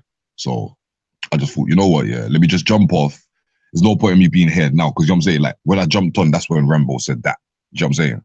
So, yeah. You know what I mean? That's all it was, really, bro. It wasn't that I'm, like, personal like that, or, you know what I'm saying, I'm harboring some kind of feelings towards you, like, or not like that. No. You know what I'm saying? Like, we've been friends, bro, and we've been cool. So don't, like, you know what I'm saying? Like, it definitely won't be that. You know what I'm saying? Yeah, that's it still. As your friend, I'd like to let you know, you got as a friend, I'd like to let you know that I'm disappointed that you perceive me to be somebody that would invite my friend to speak or to greet or to, like, get on the mic with an idea that I'm just going to jump on anything he says. Like, I had no idea what you was going to say. And I was just eager just to hear your voice, and you might have just been like, yeah, wagwan man them, rare, what's good? Yeah, I'm looking forward to this 1 o'clock thing, or yeah, you know what, I'm just on my way to work, I'm gonna miss it, but big up you, man. I'm glad you chatted. I have no idea what you're gonna say. So I'm saying that was an insecurity on your part. And I'm not saying that to be right or to be wrong, because I don't think there's a right or wrong, but I'm just letting you know that in my mind, there was absolutely nothing that we weren't in a competition. There's nothing I was trying to jump on or whatever. I don't even know if you're a Rasta, bro. Like, and that's real talk. I don't even know if you're even Rasta. Do you know what I mean? I drank enough juice with you and ate enough chicken with you. So I don't know this to be true about you, or I didn't even have that in my mind. Swear down. So I'm just saying publicly, I think that was a little bit of your projection of your whatever your insecurity that I might be trying to do you up, or I'm going to ask you a question, or and it was nothing like that of the sort. I hadn't done that with anybody. So why would I do that with you? So I just want to put that forward. I felt a bit disappointed that you went like that. But yeah, it's all good. It's all love. And personally, if I'm being, and I have to be 100% real, I just feel that man them are going to be in their feelings, because this is something that they grew with, or something that's in their heart. And like, it's like, I don't know if they think Jedi's just going to try to rip it up and that. It's not even that. It's not even that. And man them are making me feel frightened to touch on this subject now. Man's making me feel like, raw, what's going to happen? Because I got too many brethren that mom is Rasta, that, like, what's going, like, I don't know. Are we going to be cool after this, or get me? Because I'm not even, I don't even have a load of stuff to say. I'm more really trying to take notes and hear what people say and then ask the relevant questions. I don't have a bag of back history or nothing to do with, in terms of knowing the ins and outs of the Rastafarian belief system. So I just want to assure you that there's no malice, no venom. The main reason why I'm doing this is because I want us to start focusing more on subjects that are more relevant to us one way or another. Like me personally, I spent a lot of time on Brexit and right wing and this and that and blah blah blah. And once the Rasta conversation started, I realized how much scope it's got for us to start talking more about Africa and the diaspora, and like it's just a deep thing. And plus, I highly rate most of the Rastas I know. I actually highly rate them. So it's gonna be it's even a test for me. It's even a test for me as a journalist to see how am I gonna be non-biased and deal with this when I rate, man. Like, you get me? Like, it's easier when you're dealing with things that you're not necessarily as close to, or as do you know what I mean? Like, for instance, like, sorry to keep bringing up your name, but your name I for rinse today, Respect, yeah? For instance, yeah, I've watched the progress as Respect has learned more about Islam. He's found it more difficult to be unbiased and to criticize Islam, like the teachings. Whereas I've stayed in my neutral position. Do you know what I'm trying to say? So let me just make sure that Rasta isn't Jedi's Islam. That isn't Jedi's topic that he he can't really go in because he's got this friend and that family member. Like, because for me, I have to leave no stone unturned. That's my job. I have to be seen to be unflinching, no stone unturned. Yeah, me and you are brethren. Yeah, you like get me. Yeah, me chat in the background, rare. But when it comes to presenting information, it's not even really a friendly thing. It's more than a friendly thing. It's a family thing. Because if I go at you or anybody, and I'm not saying I was going to, but I'm saying if I do go at you or anybody that speaks today, if I challenge anyone's beliefs today, it's out of love to give them the opportunity to refute what I'm saying or vice versa. And therefore, we raise the level of consciousness and scholarly conversation. And I think that's only a positive direction for us to go into as a community. Do you know what I mean? Yeah. And another thing, last thing is, one thing I want to do, I want to keep poking the sensitive areas until man become numb, until man become robust, and them things that are like water off a duck's back. We cannot be going into 2020 with our heart on our sleeves and sensitivities, things that we can't chat about, and nah man, and rare. No, we can't do that. We can't be triggered by no conversation. No conversation should frighten us, and we shouldn't flinch from any conversations. That's all I wanted to add still. Big up yourselves. Right. On that note, Jedi, from 1 o'clock, we go go into the subject and discuss it. Until then, boy, let's move on, Jedi. Continue. Yeah. Continue. But yeah, on the thick skin part of it, bro, I love that, Jets, because it is time for us to really thicken up our skin, man. Nothing like that should be able to hurt us. Unless someone's threatening us personally, nothing should be able to trigger us. Ever since I've been on the online community, I've been less triggered, period. I used to get triggered about the smallest thing as soon as I got on the internet, and then after months of that shit, you just become numb to it. It's not even that born rich. Yeah, man. So big up. Listen, all right, family, I'm gonna jump out. I was only meant to come in for like 5 minutes, man, just because Tuesday. You know what I mean? Just a quick I know how this thing can get long. You get me? That's why more time I try and just avoid it. Cause once you press that button, fam, it's peak, fam. You get me? So like, I just try. You know what I'm saying? 5 minutes. I was meant to be over here. I was like, I need to sleep and that, blood. You get me? But yeah, man. Big up, though, family. Come back later, bro. Come back later, man. Big up, bro. Right, you know this? No, sir. Me nah go over there, so I'm not going with you, sir. Me I go over my bed. You get me? Yeah, with the sir, man. You get me? I'm gonna come over there, sir. You're mad, sir. My family. I just see him to the back of saying now. No, man, we are not going over there, so today now. Fire for that. Yeah. You know why Mr. Lee's not gonna come on. You know why? Wait. Go on. I send me. What is? No, let me allow it. What? No, listen. No. Listen, talk the thing. Listen. You see me now, yeah? No. Hold on, wait. Hold on. Oh shit! I think we lost Mr. Lee. You know? Oh man. Shit, man. Big up Mr. Lee, man. No. Oh shit! I think his line's gone down. What's going on? Hey, Mr. Lee, let me know when you're back here, when your reception's up and that. Yeah, big up yourself. Have a good night. Yeah. Big up, man. Oh yeah, auntie duty, blood. Trust me.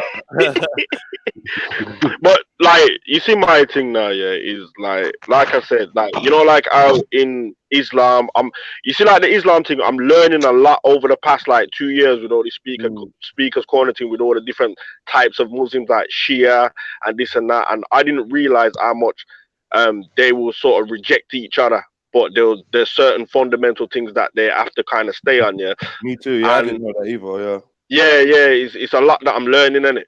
But like, even through like seeing man trod Rasta and not just the belief in it, yeah, I realized that there's separations in that as well. So like, for me, like the Rasta livity, and when I say like the livity, I mean the type of Rastas that like don't eat meat. Like they're trying everything to get to the closest to the natural order as possible. Yeah.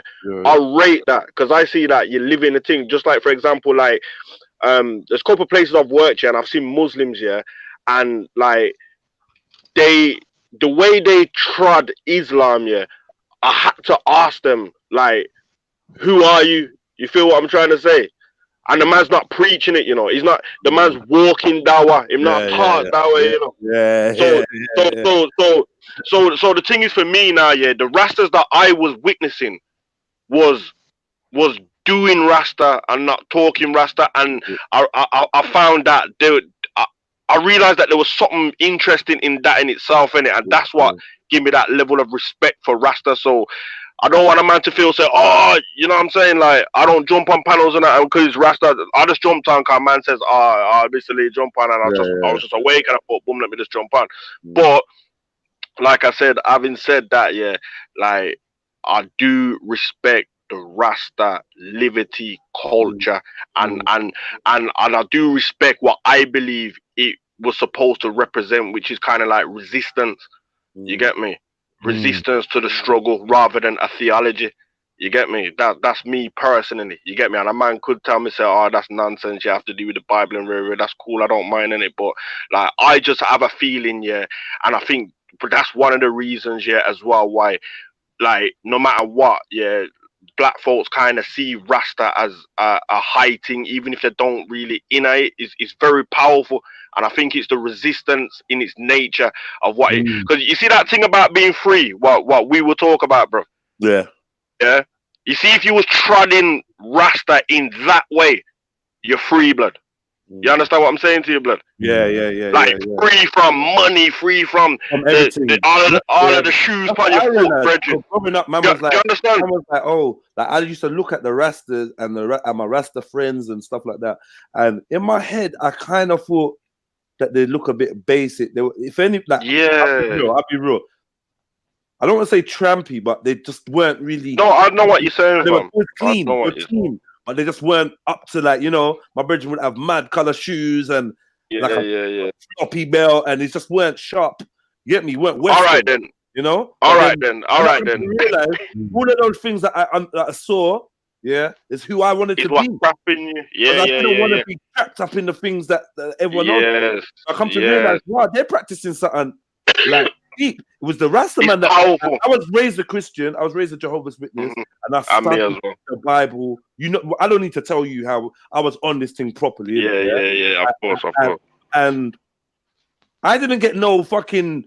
I didn't know what Babylon really was. I know there was Babylon the Great and rare. Like the Rasta man used to say, "Bon Babylon," all the time, talking about Babylon. That is Babylon, and it went into my mid-20s. When I was really into knowledge, I turned around and I realized, hold on, find a swine, hold on there as well. Yeah, I realized, hold on, the only people that really had that concept of Babylon that I share now were the Rastas. They were telling man about Babylon from time. They're telling man about microchip from time. They're telling man about like so much stuff that the wise Rasta man were talking about, and I didn't realize. One thing I didn't realize is that they were reading from out of the Bible. I didn't realize that. Because when I went to my Rasta brethren's yard, I didn't see Bible. My brethren never talk no Bible talk to me. Not every Rasta does Bible, Judge, though. Yeah. Like, for instance, the brother on the screen, Muta Baruka, he don't really fuck with them things, bro. Oh, Japan, what you saying, bro? Yo, Mr. Lee, and hold on a second, before I even come in like that, let me just thump my chest 3 times for a man like Red Pill Trill. Come on, he put on the single greatest rave of the year. We finished last year strong, innit? And we owe that largely due to fucking Red Pill. So every time, let me just thump my chest 3 times. Hold on. Go ahead. Hey, bro. I'm not gonna lie, that last one, it stung a little bit. It stung a little bit because I hit my zip. But listen, I'm not gonna lie to you. I'm not sure fully what the conversation is, because I'm late to the thing. But I would say I heard Bible, and I will say that not every Rasta fucks with the Bible. And I think for me, where I started to sort of step away from the Rasta thing is when I'm hearing certain Rastas trying to make Selassie Jesus and all this nonsense. And but I won't lie to you. When I look at Rasta, when I want to hear about Rasta, I'm not gonna lie, I turn to Muta. He's not perfect, but he's a very much common sense kind of guy. Right, Very much common sense. Hold on. Hold on. You know what? I told you, as I said, fucking twice. This is the third time. Ultra, from 1 o'clock. Yes. Hold on. To 1 o'clock to sunrise, yeah, we can talk this thing. Yeah, but not now. Yeah. Oh shit! No, Rambo, I didn't know. I didn't hear none of that 1 o'clock stuff. Sorry. I'm gonna say it again. Put nozzle on Rambo before he gets bitten. Turkish. Hold on. See those people listening in the chats. Please, make people know, innit? Don't come up on here and chat before 1 o'clock. Right. Because why? Yeah, all right. So let me just apologize, Uncle Rambo, because I didn't realize there was a deadline and all them things there. You know what I mean? Jedi, take that picture off. Don't apologize. Do not apologize. Take it off. Jedi's a bad you. Stop a second though. But you see what Jedi was saying just before I go, yeah. Just before I go, yeah. Let me just touch back on quickly what Jedi was just saying, yeah. Like. You see, when I first, my cousin from Jamaica, innit? Like, he's gone back home now, innit? But he was, yeah, take off that, Bridget. I want him to stop that, man. But, but listen, yeah. So my cousin, from Jamaica, one day I went to his house, you know, and he says to me, he was watching a Muta thing, and Muta was on the stage, and he says, yo, come, watch this now. When you got your house, watch this. And I took one look at the screen, you know, bro. And I seen one man, and it looked like to me, a man's in rags and he's barefoot. And I said, what the hell am I doing listening to this barefoot guy? What the hell are you talking about? The man's a madman. What you on about? Yeah. That was my first reaction. Yeah. And me with my fast self, later on, a few weeks later, like, I just took fast and said, boom, let me just, because he kept on about it. You get me? But what I didn't realize, what I was forgetting is when I look at it now, what the man was representing on the screen, was something that really we should be trying to attain, you get me, a level of freedom in it. So obviously man drives a car and all that type of stuff, but the man's detachment to certain material things and this and that, you get me, and I think these are the things what I personally feel is deep. And I'm not saying that it's unique to Rasta, like there's no other people that are kind of like minimalists and stuff like that, but as it's like a thing that was spawned out of oppression of our people, I feel that it's a very deep thing. Right, on that note, Martini, on that note, I'm going to say, all right, then. Continue. All right, listen, Jedi, Rasbeck, sorry, my bad. Who's on here now? Hold on. Jedi, Scripture, Captain, Ultra. You think you're slick? I see what you did there. What did I do? What did I do? I hear you, bro. Yeah, I hear you. That was slick in it. What did I do? What did I do? Yeah, keep it pushing though. Still. What did I do? That was hella slick. Still. No, hold on. Wait. Stop a minute. No, serious thing now. What did I do? Respect. Where was respect? No. Hold on 1 second. You know why that was said? Yeah. I said that accidentally. Get out of here. Hold on, wait. The way I was talking, you know, what's his name? Down over everything. So I went Jedi, and that just automatically come out my head. You understand? So it wasn't nothing militant. And Rasta's my brother, man. You get me? Rasta's my brother, man. I ain't got no malice with Rasta, man. No, I never said it was malice. I never said it was malice. No. You know he's not around. You know we don't know where he is. No. I wasn't trying. No. I wasn't trying to be slick on him like that, bro. It wasn't a thing like that. I know that. The way I was saying it, No. The way I was saying it. No. The way I was saying Jedi, I was saying it in the way of my man, So that's what normally comes after it. It just came into my head. You know when man's doing Bandicoot impersonations and that. Jedi. You get me? So it's a mistake still. All right. I don't want nobody to get triggered and crazy and all kind of things. But anyway, Finest Wine, Ultra, Rambo, Scripture, Red Pill Trill. Want to big up on yourself. Yeah, car. His goodbye is too long. You get me? What about finance? You good? I just thought I'd pass through before 1 o'clock because I know there'll be no reason for me to be on the panel. Yeah. Good, good rising, sister. Good rising, Big up man like 95 Crip. Big up yourself, brother. You get me? The Rasta them. Because I didn't get invited to one Rasta house today still. Yeah, you can? Do you know what? I don't know if I'm going to go because my daughter's got school and stuff. So I'm not sure if I'm going to pass by. All right, But I definitely can't put myself in a place like that right now because I'm trying to not smoke weed for a little piece for about a month or whatever, and that's obviously not the direction to go to. Yeah. So, but yeah, big up to everyone that's going to. I didn't realize that there's some kind of. What is that noise? I was the one that told Bloody Big Velly. Oh wait, I got to take this call because my friend's dad died. All right, peace, man, peace. All right, so I'm gonna cut it because I feel like someone's gonna bring up Rasta again. Yeah, right. We're ready for this conversation. So just to remind everyone, 1 p.m. we're gonna start this gentle conversation.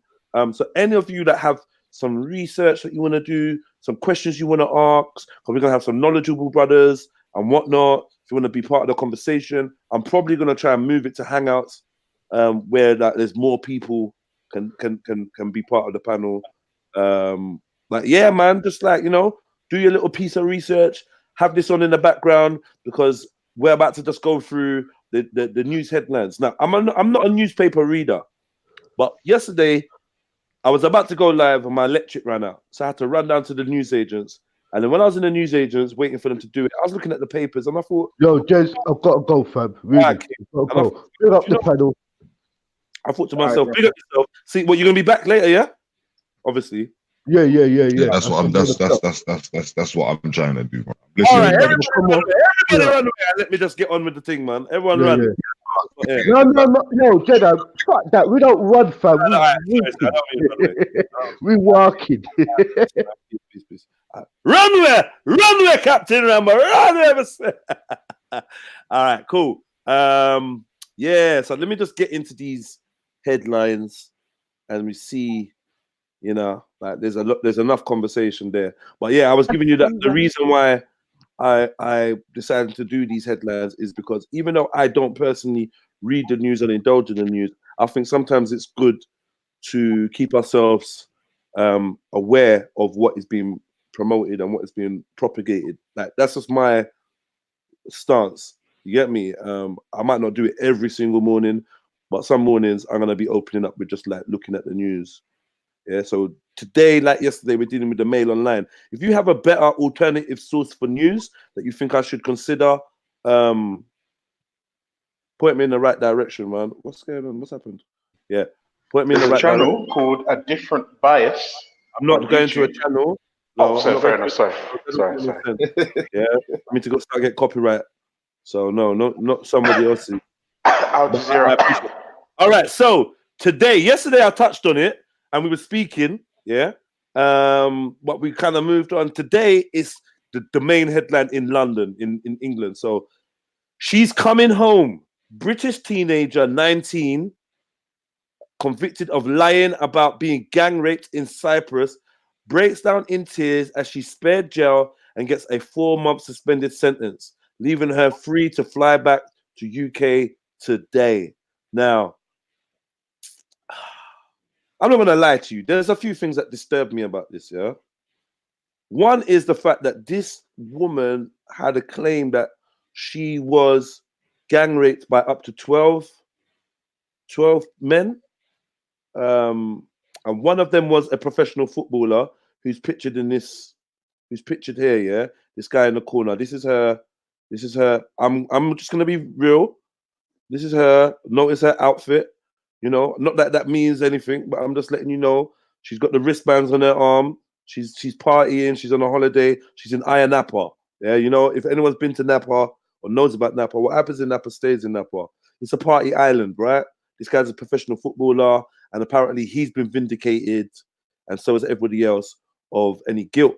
Now, the way that the UK are reporting it is they're reporting it as if there's doubt over the decision.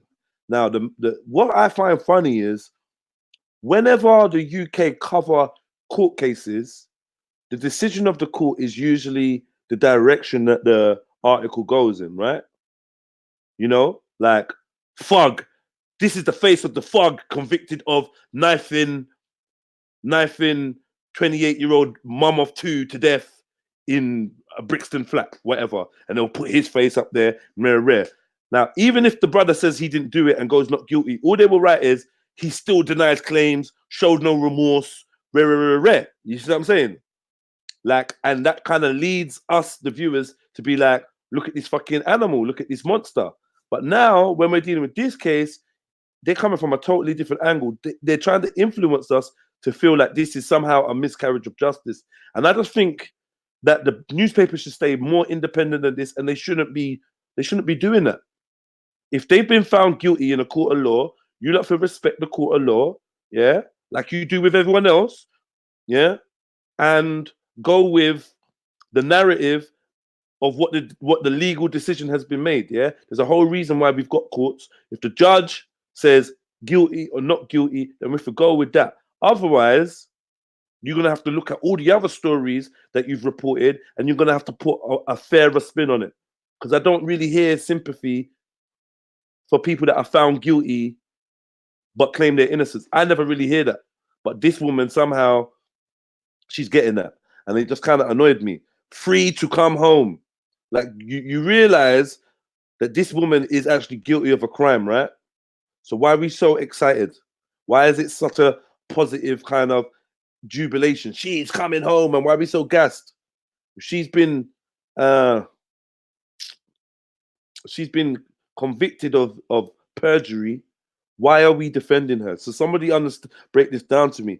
The emotional 19-year-old woman from Derbyshire, picture today, who Mail Online has chosen to not name. Imagine that. You lot are not name. You lot, man is getting accused of rape, not even convicted of rape, and getting his face and his identity put out there. But the woman that has been proven to be lying, yeah, guilty of perjury and perverting the course of justice, you're going to protect her identity. Somebody, like, am I reading this wrong? Am I getting the wrong vibration from this? Does anyone else agree with me? Like, what's happening here? Yo. Check 1, check 2. Can you not hear me? Yeah, I'm here, Jedi. I got silence. No, it's the I mean, you know, anytime you get a young white woman, you know what the media is gonna do. It's just it's simple, bro. Like, we know it. It's a thing called missing white woman syndrome, right? Wow. So, like, if you get the missing white woman, you put her face on the screen, then it touches people different than the missing black girl. You know what I mean? So this is just a case of this. She's gonna get more empathy when you change the narrative to this. She's free to come home instead of she lied. Like, they wrote, she lied real small at the top, but then the big bold letter is she's free to come home. So it's like our missing blonde girl was missing. Our missing white girl was missing, and now she's coming home. So we should rejoice. Yeah, it's weird. And look, let me say that I ain't assuming anyone's guilt or innocence. I am not gonna do that. Yeah, so don't think I'm trying to condemn this woman. I'm just looking at the bias in how cases are reported. Like, it's a clear bias, and I want to know, is this a racial bias? According to Born Rich, yes, I think I'm gonna have to agree. Like, this is Goldilocks being painted out to be the good guy. Like, you're a burglar, man. You're a fucking burglar and a thief. Do you know what I mean? Somehow Goldilocks is the good person, did it? You know what I mean? And yeah, we got I just wanted to point out something I felt was a little bit off with the way that people report things. You lot should be aware of these things, man. They know the language that guides your view. They shape your worldview. They groom your perception to be in line with what they want to promote, and we have to be aware of that. This is one of the main reasons why I stopped reading fucking newspapers and shit, and stopped watching the news, because it's all bias. You know, I remember at one point in time, Born Rich, I used to think Al Jazeera and Russian Today were non-biased news platforms. Yeah, me too, bro. Me too. Because I was like, yo, these guys, they're exposing, they're talking deep shit. You know, when you go on YouTube now, they got a whole little disclaimer underneath. If you go to Russian Today on the YouTube channel and play any of their videos, they got a little disclaimer put on by YouTube saying that Russian Today is subsidized in part or wholly by the Russian government. Oh man, I never saw that. I never saw that. Go look at any RT. Yeah. Go to RT, you see it. I'm like, yo, you're right though. RT was that shit. You thought you was getting the underground news, right? Yeah.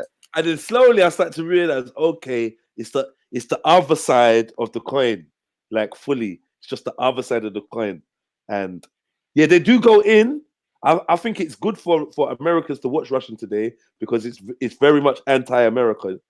But at the same time, please don't take that shit for gospel, man. Let me see if I can read some more. The emotional 19-year-old woman from Derbyshire, pictured today, who Mail Online has chosen not to name, even though she's 19 years old, declared she was relieved as she was handed a 4-month suspended sentence and will now be allowed to fly back to the UK.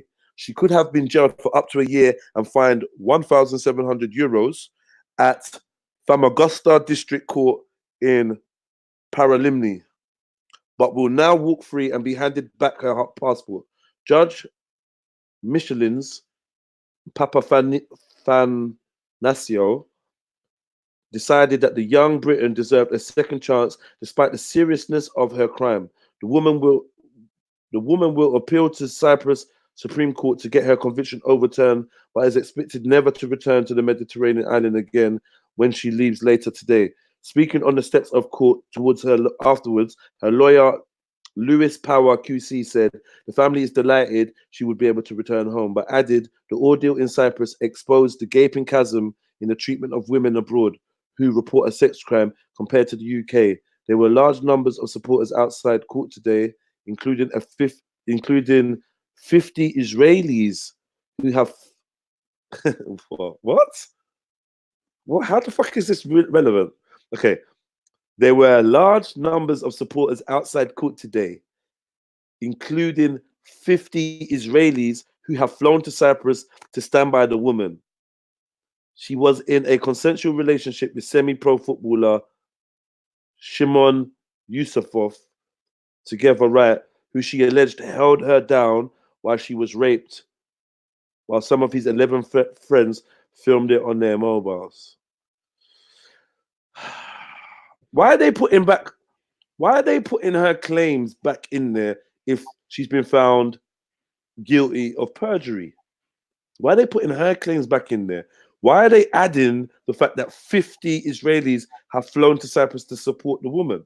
What are we being conditioned to? I don't get the relevance of that. Me neither. Is she Israeli? I have no idea. What's her? They won't name her, so we ain't got a fucking clue. I would assume she is then. Yeah. You know? I would assume she is. I just don't. That's a fucking weird story, man. There's got to be. What about this? Okay, so they saying she made up the whole story. Well, yeah, they're saying that. Yeah, she was in a relationship with this dude, and she's claiming he held her down while she was raped, and the court had found her guilty of lying, but the newspaper find it appropriate to not only print the man's face and the man's name, but also what he was alleged to have done. But the court had found him not guilty. So this is fuckery. Yeah, that is. That's fuckery. The case isn't even about what he's done or what he hasn't done. The case is about her lying and her sentencing. She's already been found guilty of lying. The case is about her sentencing. And you're still kind of referring back to what she lied about at the end of the article. So what do you think is going to be left in my head? This is literally, look, the last line Look, held her down while she was raped, while some of his 11 friends filmed it on their mobile phones. This is disgusting news reporting, man. Yeah, that is. It's not balanced. Yeah. That's letting you know. That's leaving the impression that okay, they could have still done it. Yeah, too. Like something happened. They did something to her. You know. That's how people gotta think. Stampede kills 35 mourners at funeral of Qasim. Does anyone know how to say this dude's name? Soleimani, and leaves scores injured after huge crowd gathered in his hometown. So this dude was really popular. Man, dude, the footage of oh my gosh, that was crazy. And of course, I'm gonna get the unbalanced American footage that's gonna show me. Look at all the people that's lined up come and kill us. But have you seen what they did to him? Have you seen the pictures of the result of whatever airstrike or whatever they? No, they showed his body. Bro. For Rich, it's a madness. Like his foot is over there, his arm is over there. Oh my god! It's like, yo, fam, like, bro, like in-depth close-up pictures of his charred, dismantled frame. It's disgusting. It's mad. It's absolutely mad. Like, wow. Now I know what a bomb does to people. Like now I know what a bomb does to people. And someone stood there and took all the pictures and made sure they got on the internet. So they're just deep. So there's so many stories about Iran. I don't really want to cover any of them. So I'm just going to keep moving until I find something non-Iran related. Security is ramped up, US cities. Are you worried as an American? Hell no. Hell no. Seriously? No, I'm not worried. Okay. I'm not, bro. I don't think anything's gonna. I mean, shit. If they go to war, they go to war. But I don't think anything's gonna happen. I don't know. I think the other nations will step in and not let them have an all-out war. Crazy. Other nations now. Man 18 pleads guilty to manslaughter of PC Andrew Harper, but denies murder after officer was dragged to his death under van as he investigated burglary. A teenager has admitted killing PC Andrew Harper, left and bottom inset, after the officer was dragged to his death. I hate when they do this. They repeat the whole thing again. Morning, he denied murder, but entered a plea of guilty to a lesser charge of manslaughter. Thames Valley police officer was called to a £800,000 country house in Solhampstead, Berkshire, to investigate reports of a quad bike theft. The 28-year-old died from multiple injuries after being hit by a van 4 weeks after his wedding. This guy appeared in Belmarsh wearing a black Puma jumper, blah, blah, blah, blah, blah. Girl 7 has fetus of her triplet sibling removed. What? What?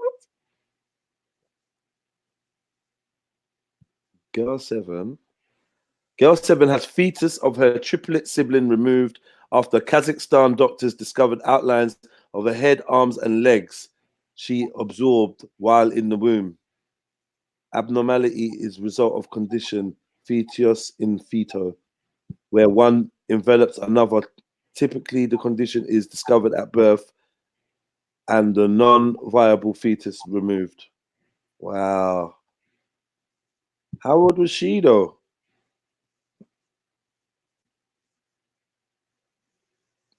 She was delivered. Look. That's... Wow, mum. Is that in her back?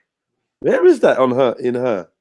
The tumor had grown progressively over the 7 years of the young girl's life and was causing her progressively worse spinal problems. Wow. Where one fetus envelops another, normally involves twins and are usually noticed at birth. That's crazy, man. Yeah. The human body is mad. So then there's a whole fetus inside of that, what, rotting away? Or I don't know. How's everyone doing, man? Everyone good? Let me see. There's like 34 comments I've not read. I watched a documentary about that before. Creeping me out. Those stand countries, man. All the stands, yeah. Afghanistan, Kazakhstan, Pakistan, Uzbekistan. Stands. What are you saying about the stands?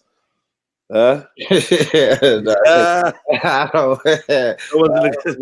I don't know too much about them, man. Someone in the comments is saying like the stands are creeping them out or something, but yeah, I don't know too much about it, man. I know. I'm learning. Actually, I'm learning from these panels more than I've ever learned about Pakistanis or Afghanistan. Period. Like, like I said, I get the Western news, so they tell me don't fuck with them.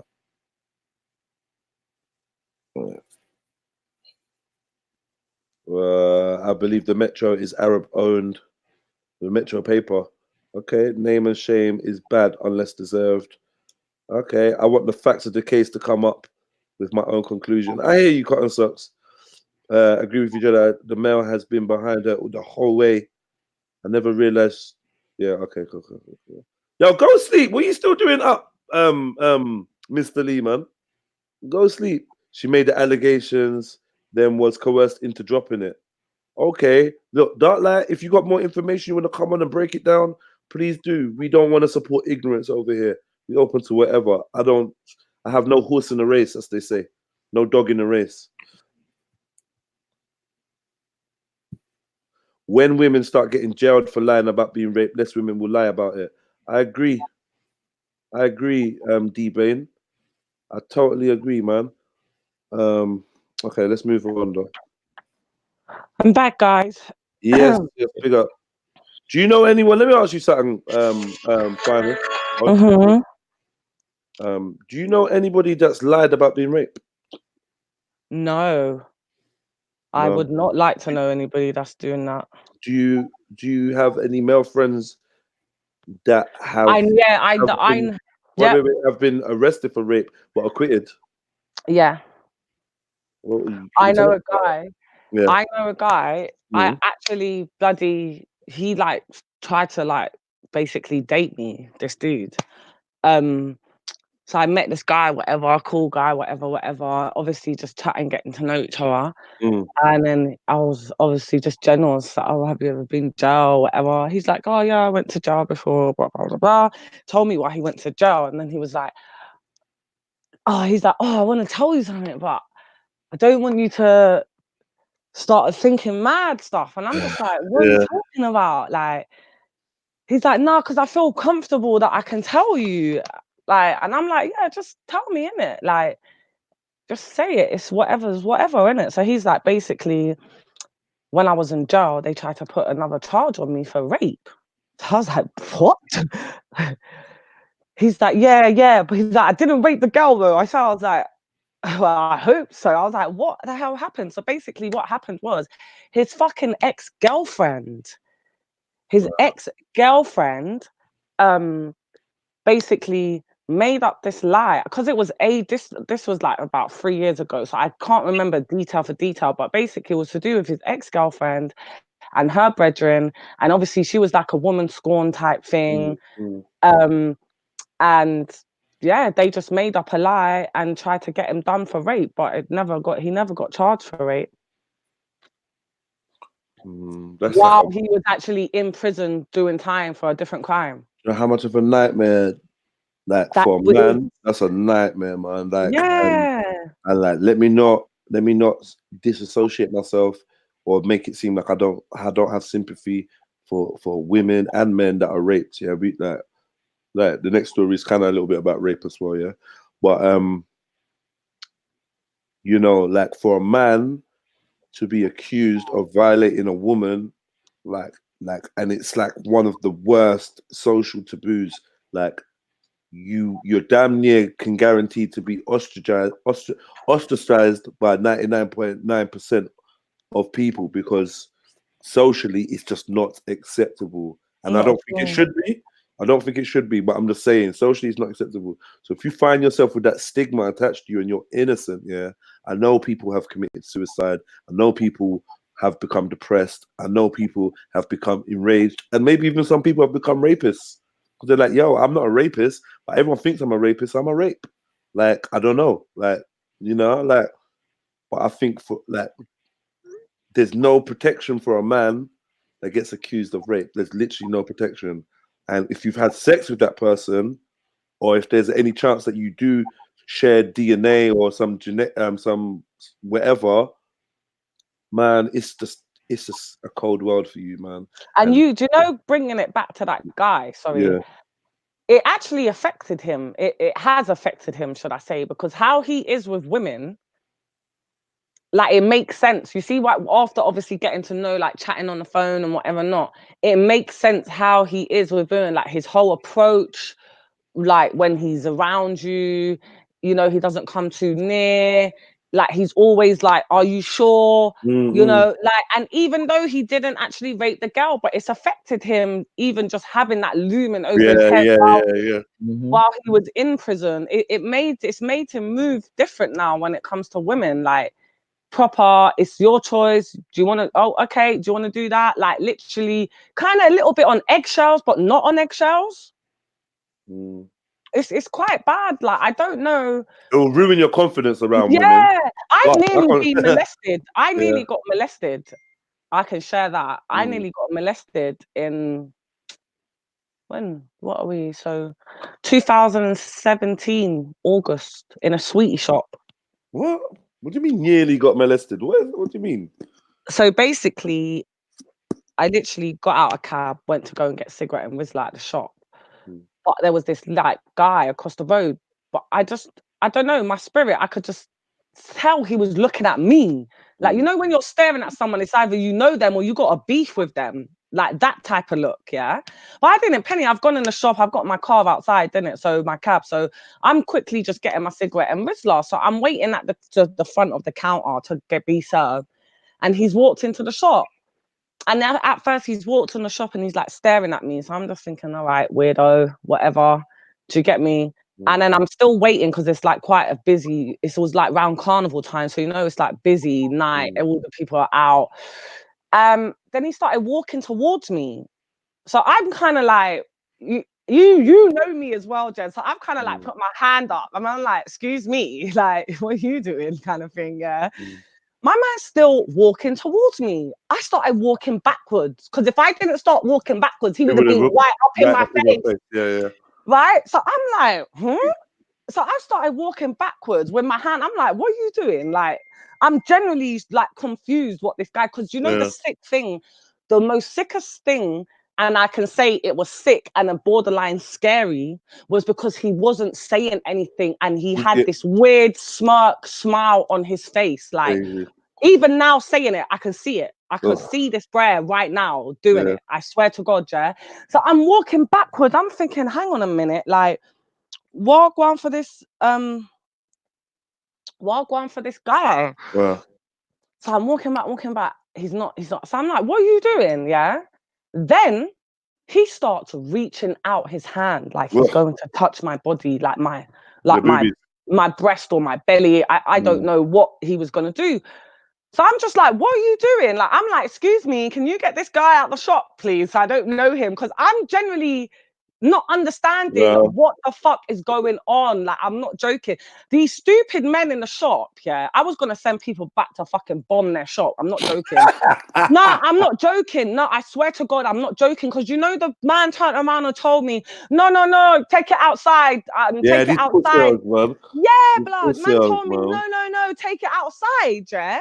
So I'm thinking, oh my God, like, so now it's starting to register, like my serious gear starting, the shock starting to come out. So, you know, in the shop sometimes there's little card stands, just a rail on wheels, a long one. So I dragged it, because I thought, if this guy's on this, he's going to try to move this rail, innit? So I've dragged the rail and put it in between us. I swear to you, the brer was still his hand reaching out. And all now, he still ain't said nothing, you know? He's just got this weird grin smirk on his face. He's still trying to reach out through the rail to try to touch me. So I literally just dragged the fucking bottle off the side of the fucking counter, like it was on the shelf next to me. I just dragged it down, a beer thing. And my man still thinks, so I just smashed the bottle. Then they're like, hey, hey, hey. I'm like, fuck your fucking shop about hey, hey, hey. Yeah. Do you understand? So what I did was I smashed the bottle, I pushed the rail thing and pushed the guy at the same time. So it's like I've pushed the rail because we were in a little alley, like, you know, some shops, they have like aisles in it. Yeah, aisle, yeah. So I was in a little aisle. So what I did was I pushed the rail and pushed him so I could get out of the aisle and be like in the main bit back of the shop. And I'm like, just fucking come near me. I'm just going to cut you, innit? Come near me now and see what I've gone, innit? Yeah, because I'm not fucking around with this. I was not fucking around. My brain went into militant gear. So he's just there looking at me, innit? So I've got my cigarette and Rizla. He's come out the shop now. So as I've come, I was just about to step out the shop, but I thought, nah, let me see if this dude's still there. This dude was still fucking lurking outside the fucking shop, yeah? So I literally... these guys were pissing me off, so I just dragged the whole fucking shelf and threw it down on the floor. I didn't, because these men were annoying me. Because if it was a fucking Muslim woman with a hijab, you lot would have been helping her. Do you understand? Right? So I dragged the whole shelf down on the floor, didn't give a fuck. I dragged another bottle. They're all like, hey, hey, hey. I was just not hearing it. I've smashed it, and as I walked out the shop, I'm just holding the bottle in front of me, and I'm like, go on, come near me and see what I go on. Like, just come near me, innit? Because I will just juke you right now. Come near me. And I'm just holding it in front of me, saying that while I'm getting in my cab. I swear to God, I will never forget that. Never. I will never, ever, ever forget that. That's crazy. Because if I wasn't my way inclined, yeah, and the way I was, I could have been a victim to God knows what. Because even when I came out the shop, he was still there. What if I didn't have a cab waiting right outside? What did you do? Followed you? Do you understand what I'm trying to say? What would you do? What would you do? The shop people wasn't helping me. I will never, ever fucking forget that time. I swear to God. And that's why I'm like with my daughter, when you hear me say, oh, she does boxing, it's not a fun thing. It's for life skills. Because I won't forget. I nearly could have been a victim. I could have been a victim. And if I didn't have what I had in me and I weren't brought up the way I was brought up, I could have been a victim to God knows what. I think we should get rid of this new sexual education or relationship education that they want to put on our kids, and they should swap that for self-defense. Who agrees? Press 1 if you agree. Do you know what I mean? Should our children, yeah, I do. Yeah, should our children, especially our daughters, but our young men as well, have self-defense classes? Because I don't think you need to teach my son or my daughter how to wank. Thank you very much. Yeah. Cheers. 1 second, cheers. Yeah, I'm here. Just 1 sec. I appreciate the offer, but just teach them how to defend themselves. Yeah, you know what I mean? Go on, big up yourself, brother. Hey, Jez, I sent you the article about that Israeli girl a couple of days ago, man. Yeah, I think you about did. the far right there. Oh shit! That's the one where they're saying that it's the reason why there is Israeli. What they're not telling you is, apparently, there were students from Israel, that have done this, and apparently, after what's happened, people from Shin Bet or one of the Israeli people have come over and they've pressured the this. I'm not saying this is true, innit? I'm just saying this is what word on the street is, that they've pressured the girl to change her story. That's why they were saying that you know, when you was reading it yesterday in the court, change her story. The police with the under the instructions of obviously the Israeli government or Shin Bet or whoever. Why though? Why? What's it got to do with the Israelis? She's Israeli. No, she's not Israeli. She's English. Okay, so the 11 guys, they're Israeli. So why are they reporting the story? Like, say, these people came to support her. 50 Israelis came to support her. No. They probably did come to support her. Okay. But what? This is what people. Like I said, I don't know what's going on. She could have been a liar. You get me? Yeah. But I don't have the facts in it, because obviously what we're hearing is just what's being reported. But what a lot of the right was saying is Tommy never talks about this because it had something to do with Israel. Do you know what I mean? Here you have an English girl being attacked, gang raped, and none of them talk about it by some foreigners, and no one's mentioned it because the foreigners are Israeli. That's right. Is the guy himself Israeli? The boyfriend, is he Israeli? I think he is. Fucking hell. Okay. Do you know what I mean? But what like I said in that article, it's what's being alleged is when she was in the police station, she was giving her statement. Different people were questioning her. She was pressured. She was put under pressure to change her story. I don't know if that's true. All I'm saying is, if that would have been a bunch of Pakistani men, we know what would have been going down. 100%. We know what would have been going down. And all I'm saying is, what keeps coming back to me is the consistency in which shows the racism. Yeah. Or the lack of consistency. Yeah. No, I mean the consistency meaning if it was Pakistani men, them man they would have been on it. Like Liam come on your show, he's talking about another grooming case. And them outside court taking pictures. And then there's this situation going on. Do you know what I mean? So, you know what I mean? But I was saying, a lot of people are not talking about this male rapist. Like, do you know what I mean? Like, that's just... Yeah, I'm on it. That's the next thing. This male rapist, I spoke about it yesterday. Yeah, I know. I was listening. All right, listen. The title, let's get onto this quickly. Yeah? You walking to work, yeah? Yeah, I'm walking to work. Literally. The title on this thing is mad. Yesterday we're dealing with it. World's worst rapist jailed. World's worst rapist. How do we even feel about that title? I thought they said the Night Stalker was the worst one. The worst one that was going around raping the grannies. What does that even mean? Well, what they're saying is he's got the record, isn't it? He's the world's worst rapist. Yeah, but no one's highlighting the fact that he's a Christian rapist. No, they did yesterday. No, they did yesterday. Yesterday in the no. What I'm saying is, they did. They called him a gay Christian. Gay Christian, yeah. That's another conversation that was. A gay Christian. Oh, Fred Cole, shit. These things need to be talked about. What's this guy? Big up the panel. Big up, Fred Cole. Was this guy so ashamed that he was a Christian and he was gay that he had to do these things? Like, do you know what I mean? I don't know. It's like no one said, "Oh, this has got anything to do with the Bible," though, isn't it? Yeah. I'm just saying. Yeah. I'm just saying. I've got no horse in either race. You get me? Yeah. I'm just saying. Let's just be consistent. Let's just be consistent. Fucking hell, man. Fucking hell. Let's just be consistent, man. Let's just be consistent in what we're saying, innit? Yeah. Big up. Yeah. So let me show you, man. They're calling this brother the world's worst rapist, and I'm not gonna confirm or deny that claim. I don't know if they got Guinness Book of Records of records about rape. Yeah. But what I do know is that 196 supposed victims is a lot still. I'm not gonna take that away. That's a lot still. This guy was fucking. It's crazy. It's crazy though that he was allowed to get away with this though. To get away with it? Most of the man that he juke out didn't even know they got juke until the police came and said, "Yo, we got video of you snoring while the man's juking you out. We think he's a rapist." So what they're saying is, if that other brother hadn't given that, got away with it. He'd still be doing it now. Yeah, and if he weren't filming it, he would have double got away with it.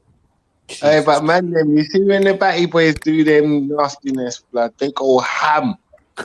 They go. Hey, Fred, don't start it. I said they go ham. What do you mean they go ham? How do you know they go? Not regular, like there's a phantom Batty man in every end, isn't it? Oh, what? Like, you know what I'm saying? That do what though? That do what? They get mythological powers in it because they go around and do nastiness, in it. I'm not gonna lie to you. Yeah, I heard about one from Harrow Road that the man them used to be scared of. What, Batman Susie? Yeah. I know Jenny's coming with this one. There you go, that's crazy. How do you know about that? Oh yeah, I was in the barbershop one time. Man, them were talking about it. And it was like, yo, this brother used to duck man down. He used to bruv, man seen him on the landing, bruv. In a kilt. Don't lie. Man saw him on the landing in a kilt. Fucking hell. No, Bear Man got it from Bear Man. This is not no shade, innit? But the Bear Yard man was banging up with my man in 1-0, innit? That's the word on the street, fam. Hold on. Wait. So what you say? Wait. This man went from notorious to road to notorious to jail. What? He got a life sentence or he got a long thing? No, he's a criminal, innit? Oh, so he's just in and out. You mean? Yeah. A lot of the stories that you're hearing. Man, I heard the story in jail, innit? Man said, yo, man said, yo. You know, man, careful that you don't get me getting a cell with Susie, innit? Like, you get me? You get me? Who told you about Susie? How does everyone know about Susie? I don't get it. Everyone in jail talks about it's one of them jail stories, man. He's like Candy Man, bro. He's like Candy Man. Someone told me they seen him the other day. Look, someone just said they seen him the other day in Harrow Road. See what I mean? Bruv, that's what I'm saying. I heard he's like the Candy Man, blood. If you say his name, he'll come and no, shit. No, but like, all right, that's just a whole next thing. So I don't know. I don't even know what to say about that, bro. Like, I don't even know what to say about that. That's scary. But I'm not gonna lie to you, yeah. When I was in jail, and this is real talk now, and no lies. I had no inkling that any Batmanism was taking place in jail. Yeah, maybe it was my age, maybe it was the jails I went to. I didn't hear nothing about no Batmanism going on in jail. The only thing I knew is when I touched the first adult jail, which was with the first adult jail I went to, was High Down. We had the induction, and in the induction, the officer started talking about mates. If you want to get a pack of mates. Then you just ask, and I was like, mates, what? Yo, sorry, what the fuck? Yeah, what's mates? Like, condoms. I'm like, yo, why do you need? We're in jail. What do you need? And then everyone started laughing, and then it kind of clicked in me. But we were all bunning it out. I don't know. Obviously, my eyes weren't open. You know, if I went back to jail and looked at certain things, you know it was, You know it was, Jed. Yeah. To be honest with you, it is not. There is homosexuals in jail, because there was like when I was in Swell side, there was a Dutch couple. I said there were a couple. Yeah, couple, Dutch. Yeah, there were a couple. 2 Dutch guys that were importation of cocaine in it, and they were banged up. But when I went to category A, like Whitemore and those high security prisons, high things, bruv, that man will tell you. See that hench brother over there? Yeah, bruv, he was doing man in Winston Green. Yeah, what the fuck? Wow. Get me? Because obviously you got fun that, man. But Francis, this is what I'm saying to you, No, I know it happened, Listen, there's remember, there's about 30-40 prisoners in the I know it happened. I know it happened. Can't they just jack off? Like, what do they have to fuck each other like? Hold on. Listening, no, I know it happened. You want a man to jack off your life. This is the problem. Listening to you say it, and obviously you're talking from facts. Obviously, I know where I've heard it from. Is facts is happening in jail as well. But it just doesn't sound righteous. It just doesn't. Yeah, that. No, it's not righteous. It's not. It's not. He's doing bad. What the fuck? Yeah, but what it is, there's a lot of the prisoners, in the high security prison that are having these relationships. A lot of them are never getting out, and people stay away from them, innit? Like, do you know what I mean? But there are certain men in jail. You do. What happened to the right hand? What happened to that? Those days. But like, I'm not gonna lie to you, where the man's got 50 years or 35 years in jail. I don't know. This is why, like, don't get caught for murder. Listen, when you get in trouble. When you get for murder, life, when you get the pink slip, right, you get the natural life, like that. They put that piece of paper underneath your door, meaning you are gonna die in here. And you're gonna die in this place. Like, you get me? Like, I'm not condoning it, but you know, it's nothing to do with me. But I'm just saying, prison male rape is few and far between. It's not like in America where men are just running up on man and all kinds of crazy shit like that. Do you know what I mean? It's not tolerated in the UK like that. Do you know what I mean? That's it. Stop saying that too. Stop saying that too, Chisel. What? Yeah, but come on, bro. We had this conversation before No, there is not a lot of raping going on in prison like that, bro. What, in American jails? No, come on, bro. It's not. Come on, bro. Stop. No, I'm not having that. No. I'm not having that. No. Listen, in jail, man are proud to call man their wife and that. Please don't pretend. 1 or 2 documentaries and then run with that story. That's propaganda against the jail. The booty warrior. Nah. I'm not having that. Are you? Hold on, wait. I'm being dead ass serious, bro. That is a myth that they've been feeding us, and of course they're feeding it to y'all. They've been feeding us that myth since I was like 10 years old. Don't go to jail. We can do this the hard way, or we can do this the easy way.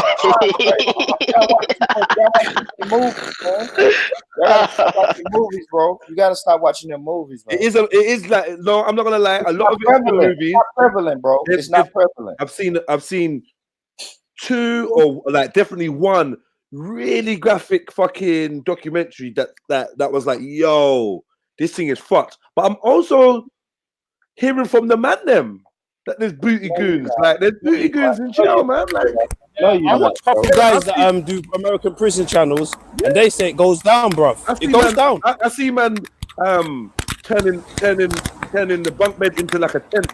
Where they put in a sheet. Yeah, like a sheet. Where they put the sheet down. Yeah, they call it putting the sheet down. Yeah.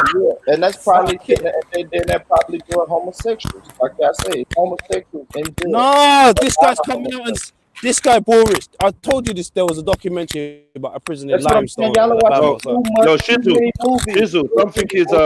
something is clicking. I don't know if it's your Wi-Fi, your cable or something. Your headset's clicking. Hold on.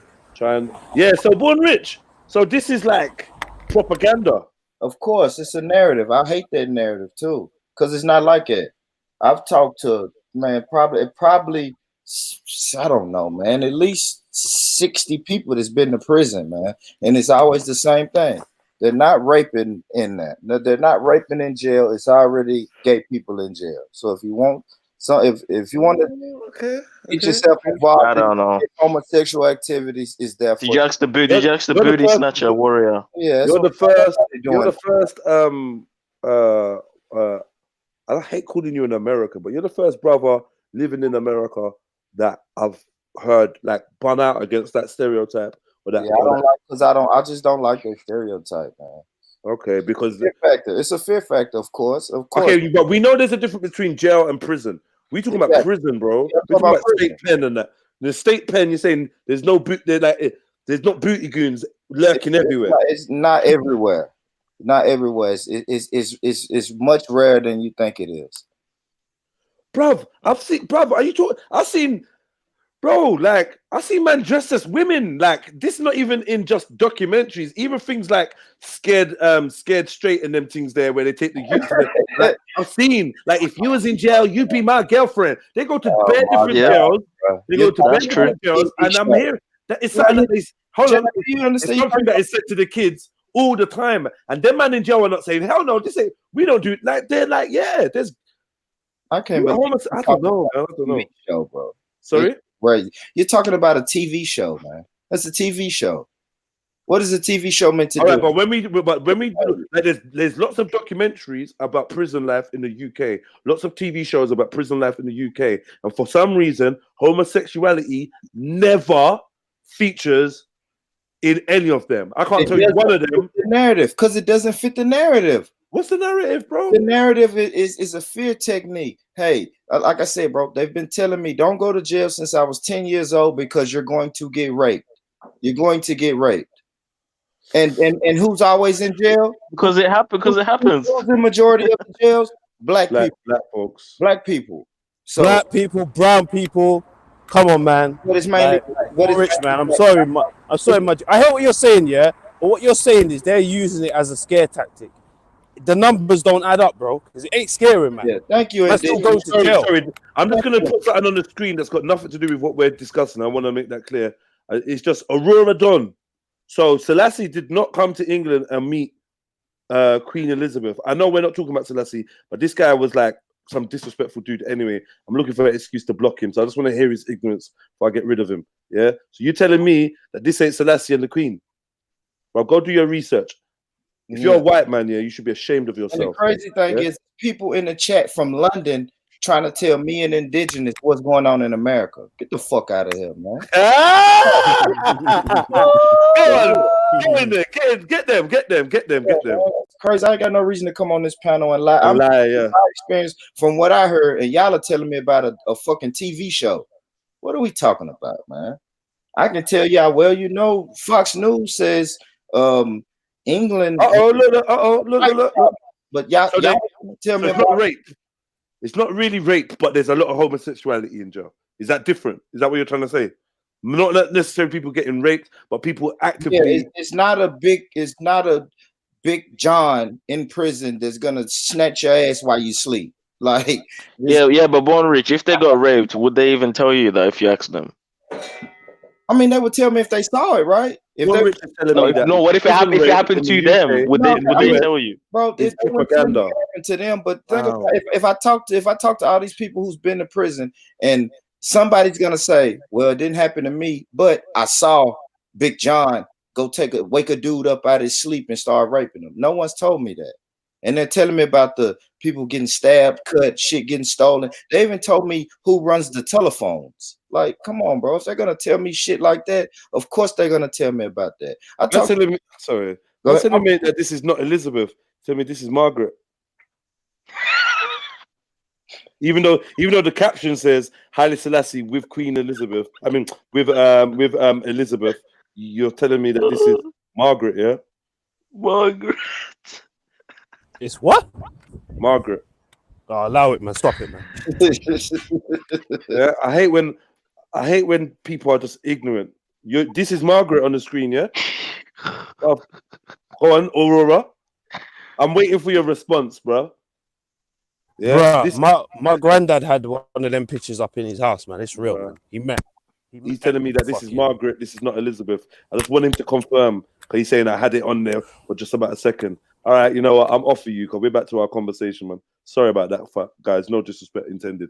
Because I feel like what Born Rich just dropped on, man, is crazy. Yeah, it is. Because there's a large number of homosexuals in there, and yes, we're not Born Rich. We're not denying that, but what I'm saying is, you got AB Aaron Brotherhood running prostitution rackets in jail. They're they call it turning out. Where'd you get the word turning out from? That's where the prison were turning out. They turned man out in there, bruv. But you know when turning out was coming though? You know when turning out really came about? It really came about before when homosexual was not the trendy thing, when it wasn't cool to be openly gay. So you gotta understand, a lot of these people who we're saying getting turned out were already gay, but you couldn't. Born Rich, man. That's not true. Certain man's running up. Born Rich, like I don't want to battle with you on your own, like I want to have faith in you, but I feel like you're incorrect, bruv. And maybe this is down to the programming, so I don't want to argue with you ignorantly, yeah. But you're telling me that the rape culture in the US prison system is more propaganda and scare tactics than actual reality, and that's a big statement, because I don't know if you know, but a lot of us outside of the US, I'm going to speak for outside the US, and some people I've spoken to in the US believe that this is what happens in jails. Yeah, like there's booty goons, they will rape you. You go to wrong, and it's not in one jail or where it's happening everywhere. No, it's not happening everywhere. It's not happening everywhere. Did White Mike rape? No, I don't even want to get into it, bro. I don't know about that. I don't know about White Mike and all of that shit. I'm just saying this is what I mean. This is what I mean. You can't use 60 people, Born Rich, as the whole of American prisons. I know, but you can't use. Born Rich, have you been to jail? But listen, same thing. I can say the same thing to you, Zulu. Have you been to jail? I'm in America. I've been to jail, but not prison. Okay. Not prison. Okay. And even if it boils down to jail, like it's still a high number of homosexuals in jail. No, I agree. Fred Cole said, "Don't drop the soap." Came from the US. I think so. Exactly. Yeah. What does that mean? And sagging your pants came from the UK, from the US as well. No, listen. Can y'all hear me out? They came from the media, right? Did you ever hear anybody before the media come on. I don't know how we would have got in touch with people from the UK. Did anybody call y'all and say, hey, man, and here we say, don't drop the soap? No, you heard that shit from the media first. I heard it from a movie. Exactly. I would agree to that. That's just the arm of the media. You know that. Yeah. I bet the black man wasn't the studio that produced that movie. No. You know what? It's so mad, yeah? Because it's such a deep thing. So you see in Blood and Bone, yeah?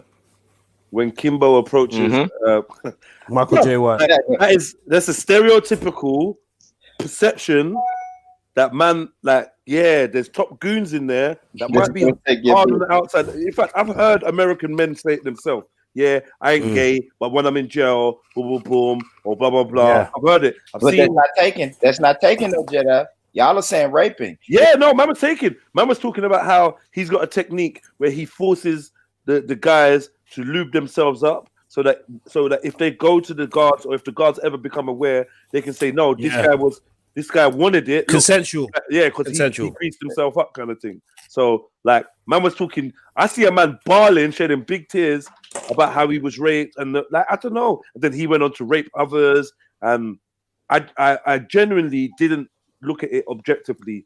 And I can be real about that. I took it as a given that, yeah, in jail, in American prison system, in American jail system and prison system, there was a threat of being raped in the showers, being raped by guys, like Shawshank Redemption. All these things put these ideas in my head. So I can admit to you that it's majority media led. But I've not heard many or any men from America, and I've had loads of conversations with loads of them. I've never heard any of them ever say, you know, Jedi, that's just propaganda. You know, that's not real. I've just. So yeah, man, you're opening my eyes. I'm not gonna have to listen to you. My experience tells me it's not real. Like I said, out of the 60 people, no one's spoken about a booty bandit. Man, hold on. Who is that saying? Come on, is that Zulu? Boris, why if someone got raped, why would they want to tell you, bro? That's embarrassing to them, isn't it? Some booty bandits, Zulu. Let me ask you: have you ever had any personal account with any of these rapes? Bro, I saw it. I saw it on Boondocks. The Booty Warrior. The Booty Warrior, bro. Don't do that. Don't do that. You gotta be smarter than that with Born Rich. You can't tell him you saw it on Boondocks, bro. At least lie. At least say you got a cousin. I go, yeah, man, I got a cousin from America, man. And he said, nah, you can't tell him you got it from a cartoon, bro. A satirical cartoon. That's not good enough. Yeah, these cartoons are based on reality, though. This is what really happens. This guy is a real guy. They did a whole documentary on him. Ruckus is real. A pimp named Slipback is real. Fugalicious is real. So I'm gonna have to. But that's Young Thug, right? That's Young Thug, right? See, Young Thug was Young Thug, yes. But like, yeah, I hear you still. I think we've been on this one a bit while now. You get me? I think. Sorry, it was a good debate, but the next subject is no better, brother. I'm not gonna lie. The next subject is no better. We have to quickly go there, yeah. Go on. It is no better still. I'm not gonna lie to you. So if you're easily made sick or whatever, where is this thing going? Is this the wrong one? Drunk woman who. No, don't read that. We're not got there yet. I was reading it as well. Where's the one that I wanted to read? Who is this? Human doll pictured after transgender reveal. It looks like Caitlyn. Looks like Caitlyn Jenner. It's horrid, man. Love Island. I don't know, man. The world is fucked. I won't be reading news from this thing again. You don't make your suggestions of better places to go. Nah, Indigo. I'm sorry, you can't say that man who get turned out want to get turned out. Certain man get bullied into it. Some people do get raped, so you know. But I mean, I don't know. I think it's the big numbers thing that really just really off. Yeah, we say it happens a lot. Epidemic in jail, or if you go to jail in America, you're guaranteed to get raped because it's booty bandits everywhere in that. No, I'm not gonna lie. That's not true. Yeah. I used to believe that watching Oz, though. I'm not gonna lie. That Adabisi guy scared the shit out of me. Oh shit! You get me? When I was in that Miami airport, I stopped breathing, fam. When I was there. Do you know what? I should write this down because this is kind of like a side subject. I need to get a pen. I need to get a pen. This is kind of Why like you put notes in your phone, man? Nah, I don't like when it comes to things like this. I prefer a book. I don't know. Yeah, man. All right. I wish I could go back to writing lyrics in my book because I felt like I wrote better lyrics in a book. But probably, yeah. Do you know what I mean? But obviously, editing and stuff in the phone is much easier. But like, I like reading my own handwriting because there's emotion in the way I've written the word. You can get that pencil thing, but I don't know, man. There's communication. There's something because you know handwriting and reading handwriting is an actual science, right? And it tells like the loops and the curves and it tells stuff about the person. Calligraphy, they call it, innit? Calligraphy. Oh, calligraphy is calligraphy. There's an art to reading handwriting. It's not called calligraphy. It's called. It shows the personality of the writer. Yeah. And I think, and I always thought to myself because I got some lyric books that are written in jail, and when I look at that, like there's emotion in my writing. There's more information in there. I don't know how to explain it. Tupac had a book of poetry called The Rose That Grew from the Concrete, and it had his handwriting in there. And that's what made that a fucking great book. Because you read it to read a man's handwriting, because like it's like typing kind of has been designed to take out the spirit emotion. Of the word. Yeah. You know? But yeah, I digress. Drunk woman who asks male passengers on Etihad flight. What's Etihad? Anyone been on the Etihad? That's the Arab Emirates, isn't it? Sounds Eastern European, isn't it? No, it's Arab Emirate. Because that's what in Man City's kits they named it the Etihad, isn't it? It's the Arab Emirates, I think. Okay. Passengers on Etihad flight to join her in the Mile High Club before biting, headbutting cabin crew who refused her more drink is jailed for 6 months. But let me ask you a question. Yeah. The important question is, would you? What, me in my relationship as I am now? No.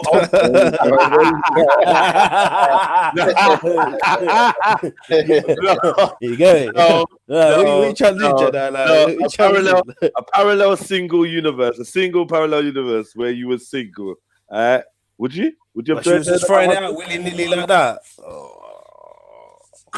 Hell no, bro.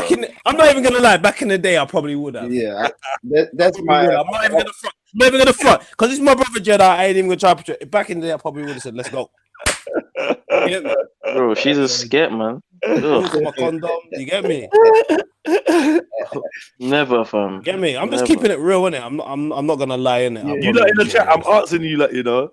I'm asking you. Certain man will probably lie. I know Paul and Rich will keep it real, but yeah. Not now. I wouldn't now. Yeah. I'm saying just. But back. All right. Can I ask you? Can I ask any of you lot? Any of you lot in the Mile High Club? No, I'm not stunning. I'm not. I never got that. Like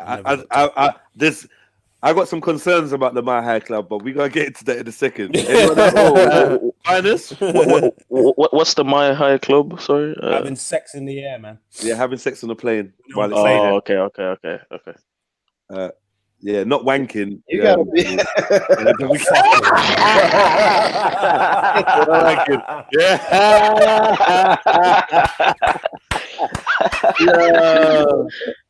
Yeah, gone too far, man. So what we saying? What we saying? Anyone? Is there anyone here in the Mile High Club? Anyone in the chats? Mile High Club? Anyone? What about you, Jets? No. Okay. And there's a good reason why not as well. There's a good few reasons. Them toilets are tiny, man. Them toilets are real tiny, man.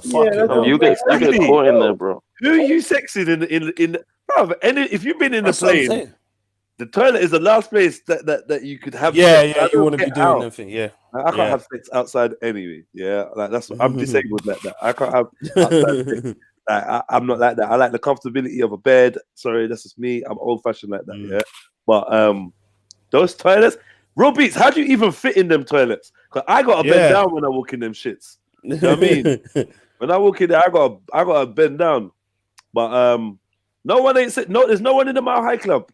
No, that's damn near impossible. How do you pull that off on a commercial flight? Exactly. Yeah. Secondly, you go to the toilet. You know, there's always one steward or stewardess watching you. Yeah, they always patrolling. Yeah, they always patrolling in the plane. Yeah, they were fucking watching you. Look in your eye. Yeah, like how'd you do that?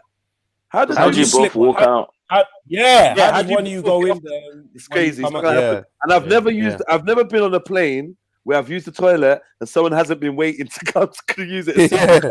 Yeah. I did a shit on the plane one time. That was fucking embarrassing.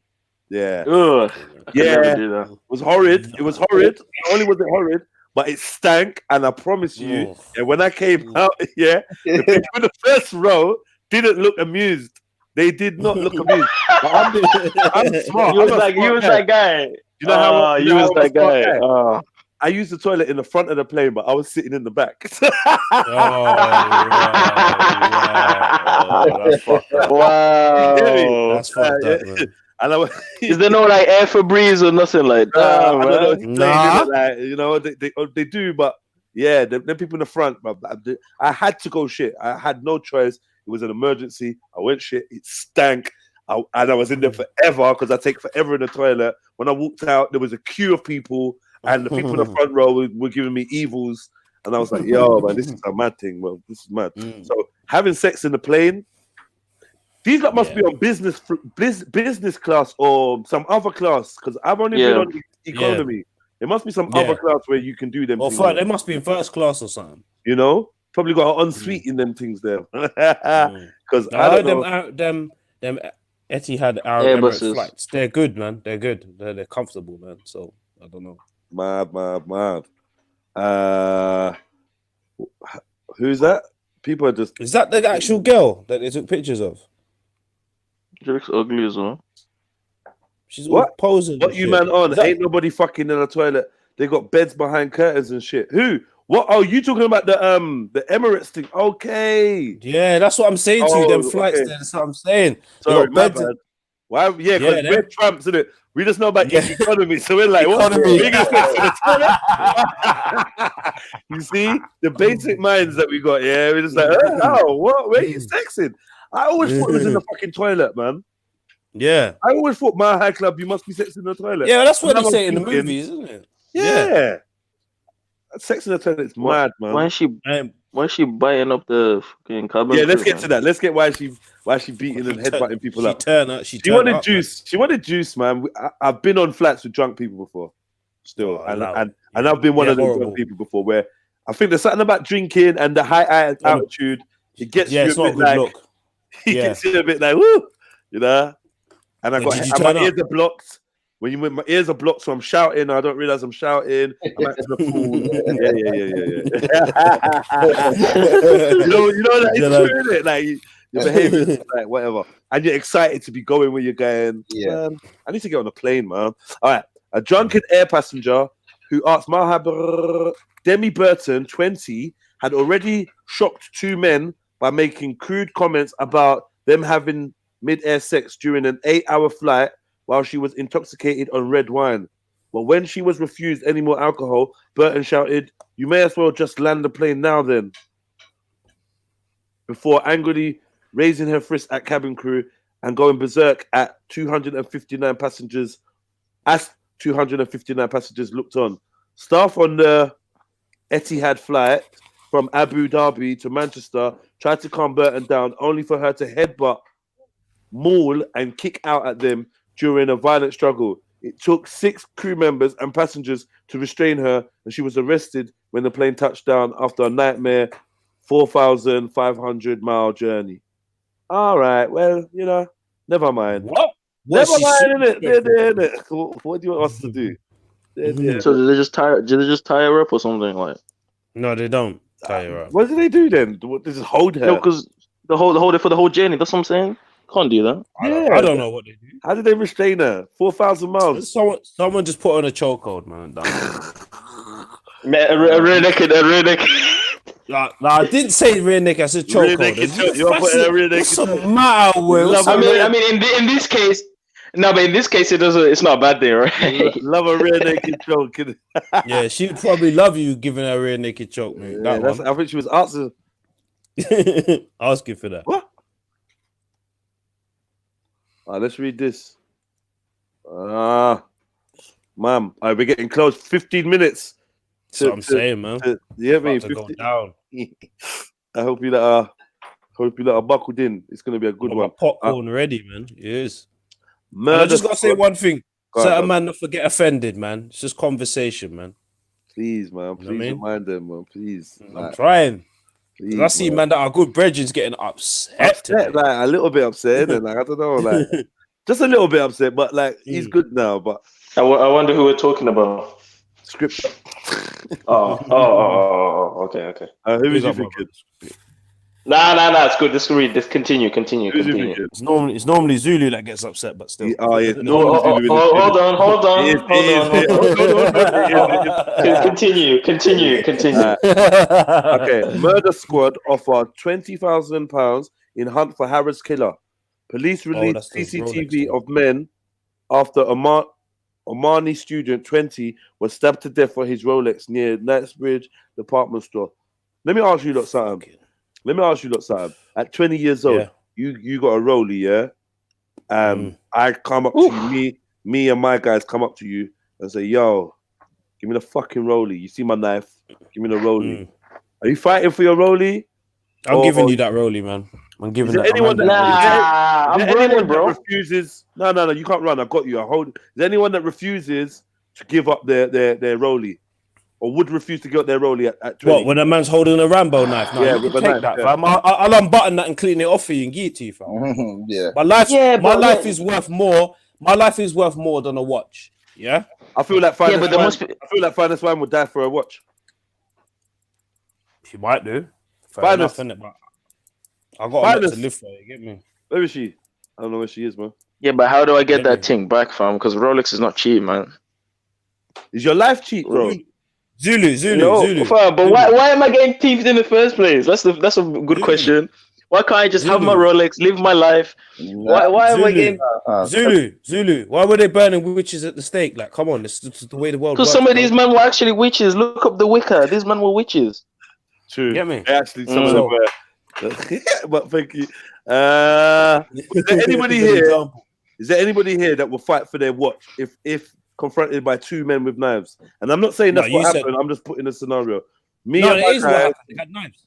Yeah, but I don't know if they backed them out or what, or warned them or threatened them. But we're gonna get into that. No, you don't want to take the risk though. I'm just creating a scenario. Anybody trying to fight for their watch, for their kettle, for their kettle.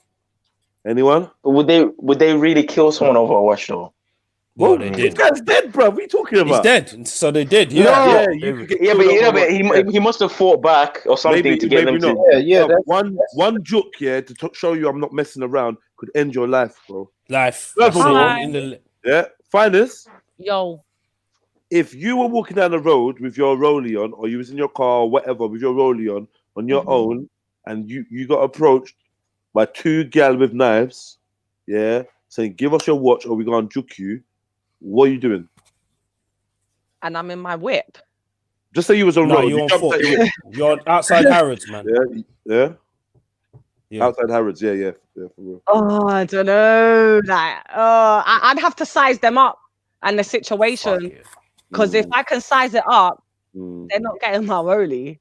But if it's not a thing where I can size it up, then fuck it, just have my rollie. It's gonna have insurance anyway. Yeah. Let me just hope I don't remember your face. I'm on that, like, do you know what I mean? Yeah. I'm on them things, innit? Yeah. But if I can size, because sometimes, especially as there's man them on the panel, I've heard of stories where man have pulled out a freaking, I'll say gun, but a gun on a man, and their man said, I grabbed it, and we were tussling.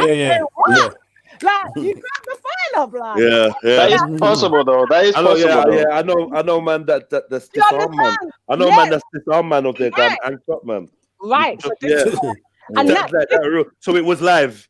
You know what I mean? It was live. It wasn't a prop. Like. So, that's why for me being the person I am, even though it's two girls with knives, they might not even be those type of girls, but because it's a knife, you're just intimidated. Now, it's a big risk though, isn't it? Because it's a big risk, but you got the reason why I'm saying that, because you see what it is, you see some people, they're going to pull out a knife, but they're not going to use it. Do you understand? If I pull out a knife on you, that means I'm going to stab you. I'm not pulling out a knife otherwise. Yeah. Do you understand? I think it depends on how many of them there are, though. Like if it's one person trying to get it, 2 people, 3 people. Yeah. For me, being the person that I am, if it was 2 girls straight away, I'm just going to analyze it. How much talking are they doing? Can I quickly give a one bang and dance? Like, I'm just going to size up. Can I grab the knife and poke you with it? Like, I'm going to try to see the situation, because really, if it's 2 savage girls, you're just going to know to take it off straight away. They're not playing. They're not playing. Do you understand? So that's why for me, I'd have to be, God forbid, in that situation. I was 13. And like some older guys. I feel like they was in their 20s, but I got no way of gauging it. But they both had. Well, one of them had a full beard. The other one had stubble. Yeah. And them and they pulled out a Rambo, a kitchen knife on me. Oh wow! And but I told you, look, for my sovereign rings, bruv, for my Argus sovereign ring, and I didn't want to give it up. I actually didn't want to give it up, and I tried to like be a bit resistant and whatever, and then man was amping up. Man was getting like going on like he's getting pissed, which is also an act as well, isn't it? Man's not actually pissed, but you want to frighten man. And I ended up taking the ring off, you know. But you must have looked 17 at 13, because I don't see a 20-year-old like trying to. Are you mad, Zulu? Zulu, I don't know where you grew up, Zulu. I'll tell you where it was. Hold on, they would hurt a little kid. Like, come on. Yes. Well, yeah. I was quite shocked. And the wickedest thing is, they called me over. I walked to them. Wow. Do you know what I mean? They called me over like, yo, and because I'm a confident man. I'm from Peckham. I'm not like, who's robbing? Like, are you dumb? Like, I might rob you. You know what I mean? I'm head to toe in like designer. I'm bopping. I felt fresh. I was like, boom. And come here for a second. I walked over there. Like, what one?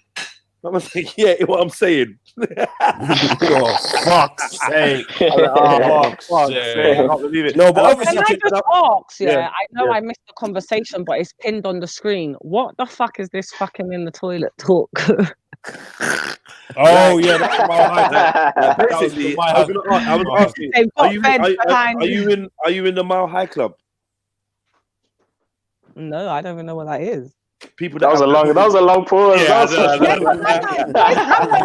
Question. I'm like, is that a trick question? What is that? People that have had sex in the air, in the plane. Airborne sex. Nah, I've never had sex on a plane. Airborne sex. Where would you have it? In that little toilet? This is what we said. This is what we said, and then this is why you see the comment you see, because you was like, "What are you going on? Ain't nobody fucking in the toilet. They've got beds behind curtains because they're obviously talking about not us little poor people's economy class. They're talking about big people's planes, isn't it? Where they've got beds and shit behind curtains and that. And I'm just like, how are you sexing in the toilet? Well, if there's beds behind curtains, then maybe I might take a little one fuck in the plane. I'm behind the curtain. What planes are those? I need to upgrade my travel. But how do you control the noise? The organ. Oh, mate, you know if you don't know how to have sex in silence, you ain't having sex. Yeah, that's what I'm saying. Some of the best sex is having in silence. Yeah, that's the vein. That's the veins on the neck and that veins on the forehead. When it was there, when you get gripped, you know when you get gripped, when she grips you and you're like, ow, and you literally got to say, ow, like, Zulu, man. Sorry. Yeah, you start having sex. When you cover them, let's not go there. Yeah, let's not go there. Yeah. All right. Nice. Let me read the story. See, the newspapers is a good look still. All right, so Murder Squad offer £20,000 in hunt for Harris killer. Police released CCTV of 2 men after Omani student 20 was stabbed to death for his Rolex near Knightsbridge department store. Mohammed bin Abdullah Al-Rami, 24, was murdered on December the 5th. He was set upon as he strolled home from restaurant in London's Knightsbridge. Omani national was stabbed in back. What? Oh, allow it, man. About 1 a.m. after trying. Oh no, he after trying to resist. So like, they didn't just roll up to him and hit him in his back. After trying to resist attackers, Scotland Yard today offered the money. The money must be from his family. Right? Family, yeah. They could have just ripped that off his wrist, though. They could have popped that, though. They didn't need to do that, bro.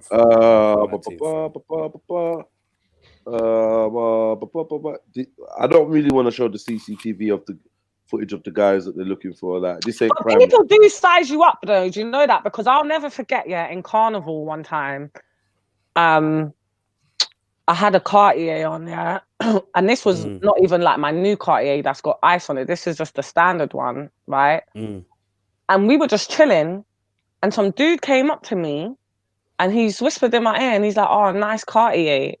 I swear to God, I was shook. I swear. Yeah, like, gauging you up, man.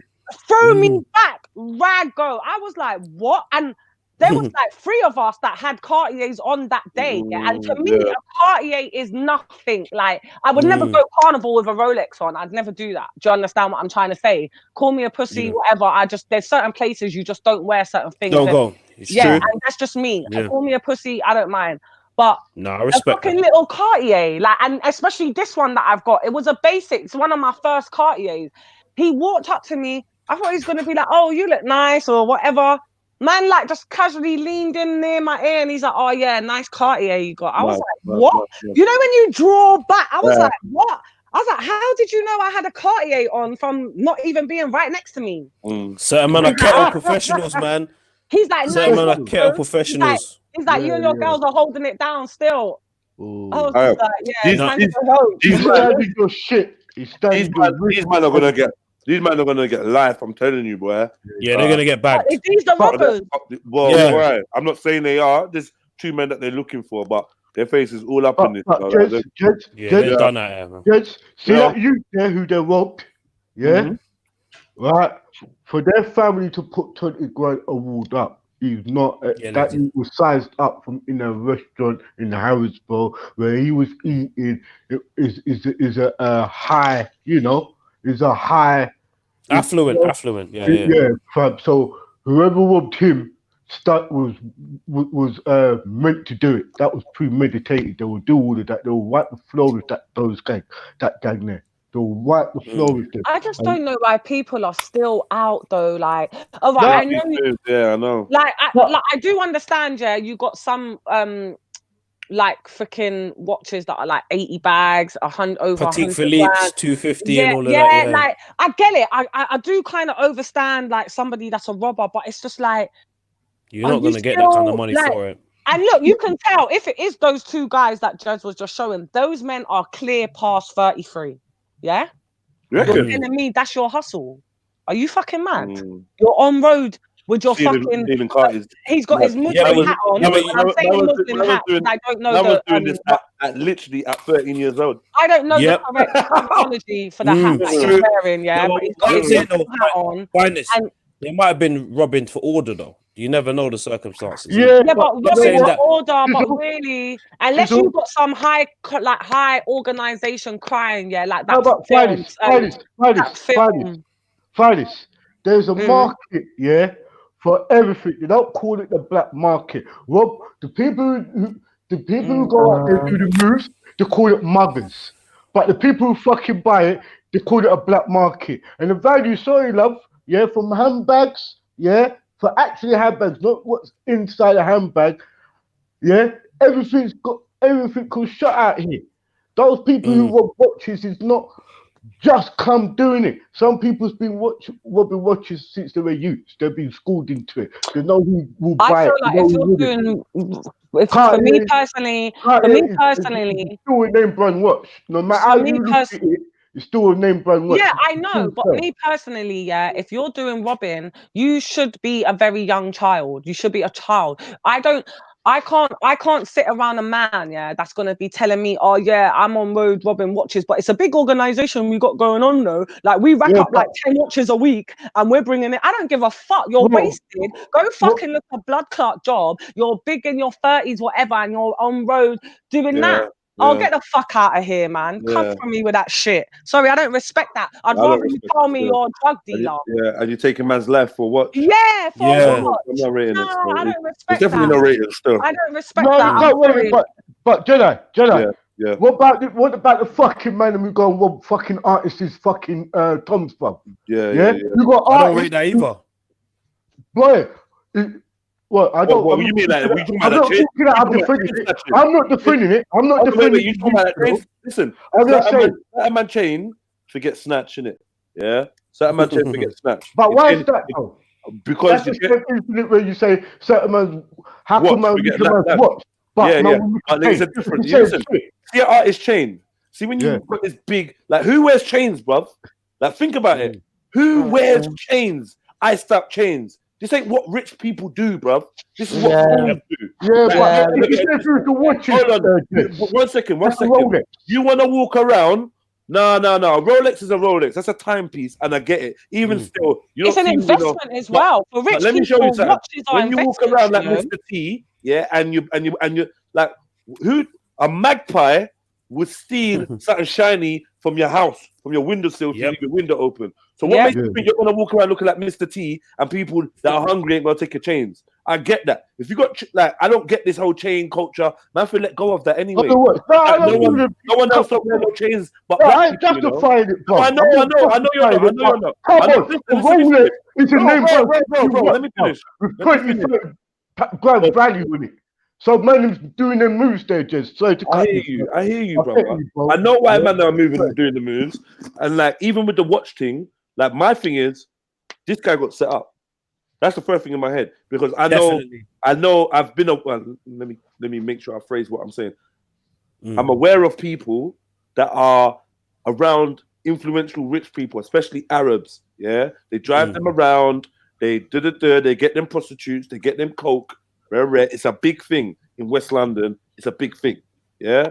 And some of these man will holler at a friend that hollers at a friend and tell them, "Yo, my man's in a restaurant. Rare. This is what his car is like. This is what his roll is like. This is what his AP's like. Yeah, boom. Lash that. What about what's that? Bretlin. Those are big watches to rob as well. Hublot and all them watches, So like what you were saying, I agree with you, Rambo, to order rare. But I'm just saying, I'm with finers. You now killed a man for what? Man, I'm done with all that. I get you. I killed a man. You killed a man for a watch, man. Two of you lot are gonna go jail, for stabbing a man for what? And I'm saying like this, I never had to stab one person I robbed, so I don't get what. I don't even know what's happening there. Where do you think you are, in the third world or something? Because what that shows me, you see, when I hear people stabbing for watches and stabbing for this and whatever, it's because they really, really want it. Yeah, they really want it. Yeah. And like, you know, when you put me in that scenario, two gal outside Harrods, like I said, if I can feel these ain't savage chicks, and I'm just gonna say, here you go, and just call my insurance as soon as I walk away. Yeah, the same thing with that guy. He wasn't giving in. He could see they were kind of weak. So the only thing they can do is either walk off or stab you.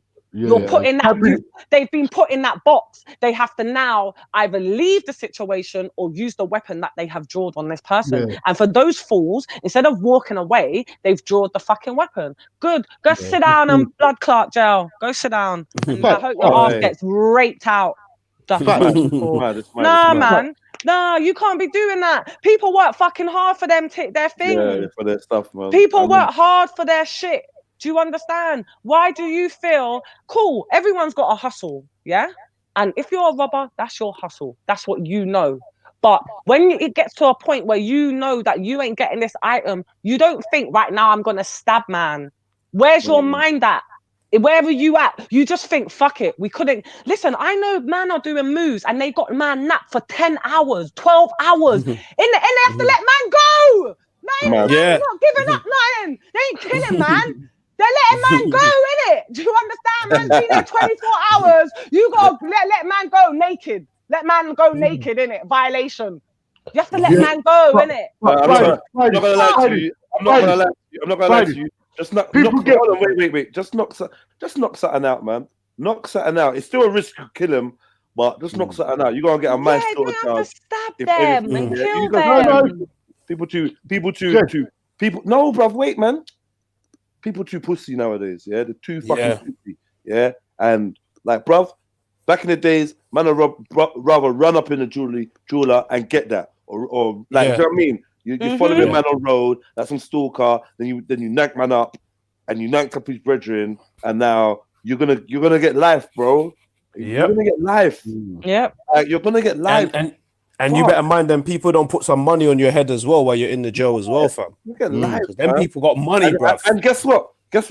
Your ops are gonna see this. Yeah, I'm not gonna lie to you. Yeah, I don't agree in snitching, but I could understand how one of these man's ops, because you probably stabbed one of their people. You probably stabbed one of their little brothers or something and killed someone that they know. Yeah, and your ops gonna see that, see the 20 jib, and guarantee you they're cashing that in. You're fucked. Yep. Yeah. Or even your own people gonna cash that in. You're fucked. Even your own people. Yeah. And they'll come to your trial and be like, free my man. This time they're 20 jib up. Like, please don't play around, man. Anyway, let's move on from this. We done. People screaming time up and all sorts. The numbers just, as soon as it turned to 1 o'clock, the numbers just went. So yeah. I'm gonna let you do your thing, Jez. I want to listen in. I run there. There's one more. I'm gonna come back to the news a little bit later, but there's one more I wanted to just, because it was just there, isn't it? Yeah. And it says, I didn't wash below the waist. Charlotte was. What? we need one to find us. Oh. Wait, how did you hear the rest of first? Because I didn't wash below the waist. Yo. Wait. Listen, Charlotte Crosby, these fans hysterical as she's outed for bathing in the sink in a letter to campmates before slamming producers for ruining her chances or whatever. But I don't know if you lot know who this woman is, but they're like, is this I'm a celebrity? No. She's from a sex show. Yeah. From where? No, she's from a sex show, man. I don't know the sex show. It's not a sex show, but I thought for me, it's just one of those programs. People are on there and they're just fucking and kissing and trying to find. What is that? Love Island. I don't remember, but she's from one of them type of sex shows. I know this chick from a program called Just the Two of Us. Have you seen it? Okay. Where two people. Dead. Yes. Oh, he dropped out. He's dropped out. Fuck. Yeah, I don't know about not washing below the waist. That's done out. What? Yeah, soap and water, man. Oh no. I heard Father say, yo, that's a mad thing. Nah, that's done out here. Not below the waist. No, but some women, you know, some women, they can't wash with Dettol in their bath. Oh yeah, because the pH balance. Yeah, some women can't wash with Dettol.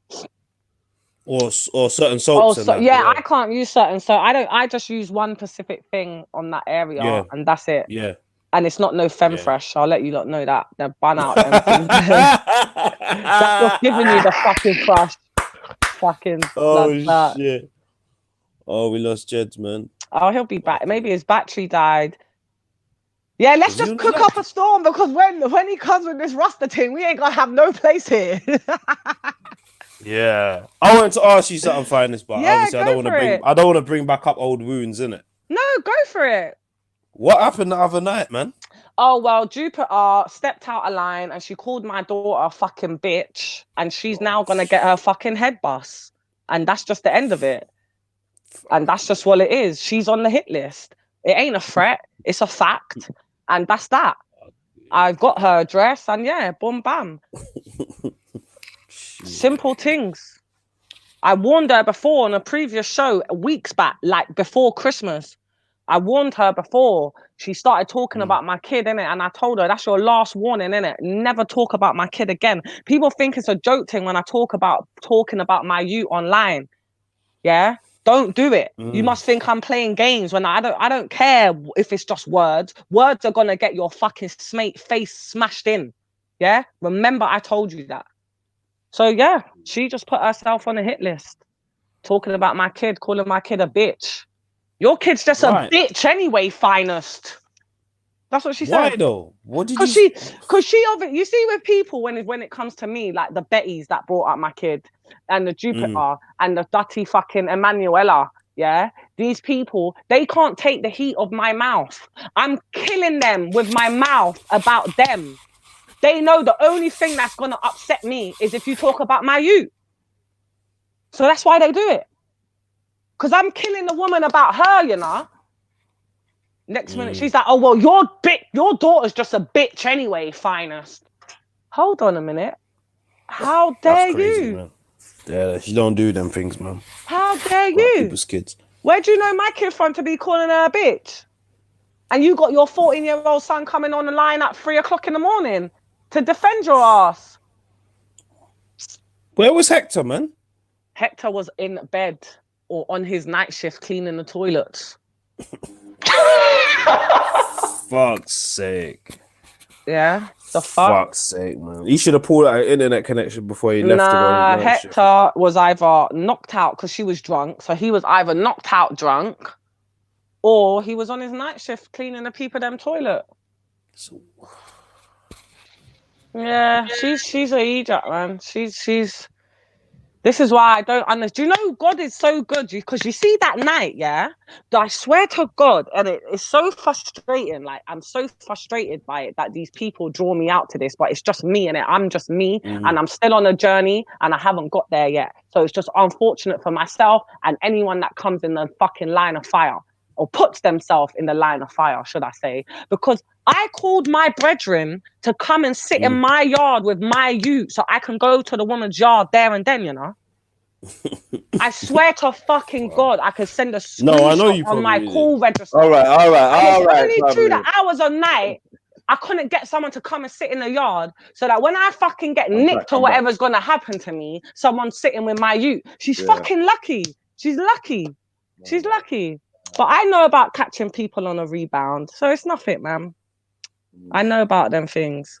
Well, what we're not going to do is allow any of the family to incriminate themselves or say anything reckless that we can avoid. And I know that some people just don't care. And when it's on, it's on. But those of us that are not as emotionally invested in it, strive to make sure our people are safe. Because more importantly, want to have a great year with you, finest man. So don't go and put yourself in no problems. Do you know what I mean? Yeah, allegedly, guys.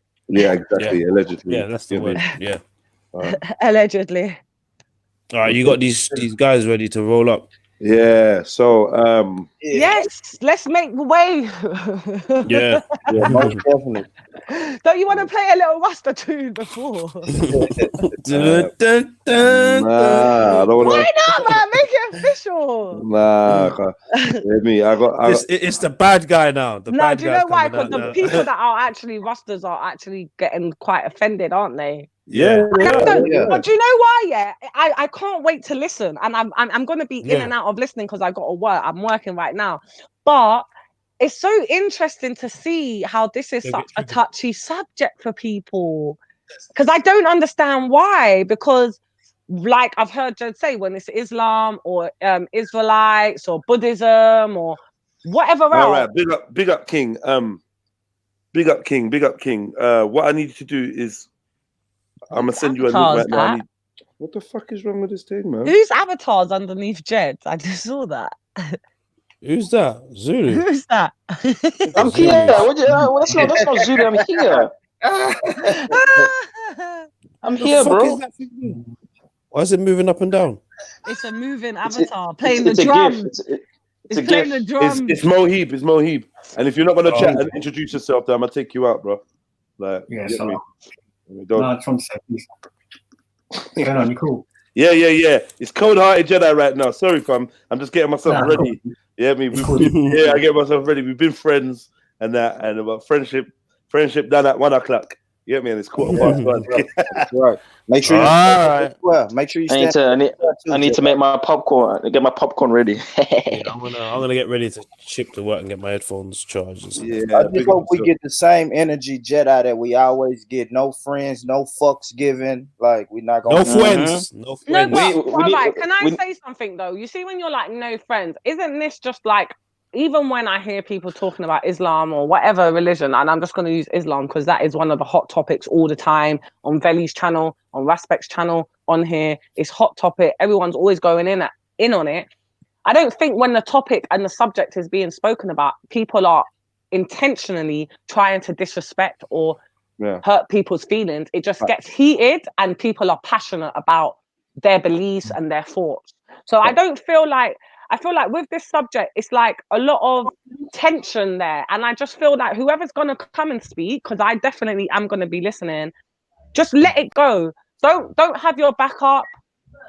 Just be free and just come in for the conversation like you always do about any other topic if you do come in. Do you know what I mean? I just feel like there's a lot of tension being built behind this subject. And it doesn't really, okay, I'm not a Rasta. So I don't understand, but I've heard Islam, I've heard Nation of Israelite, I've heard Buddhism, and it just gets very heated. And that's it.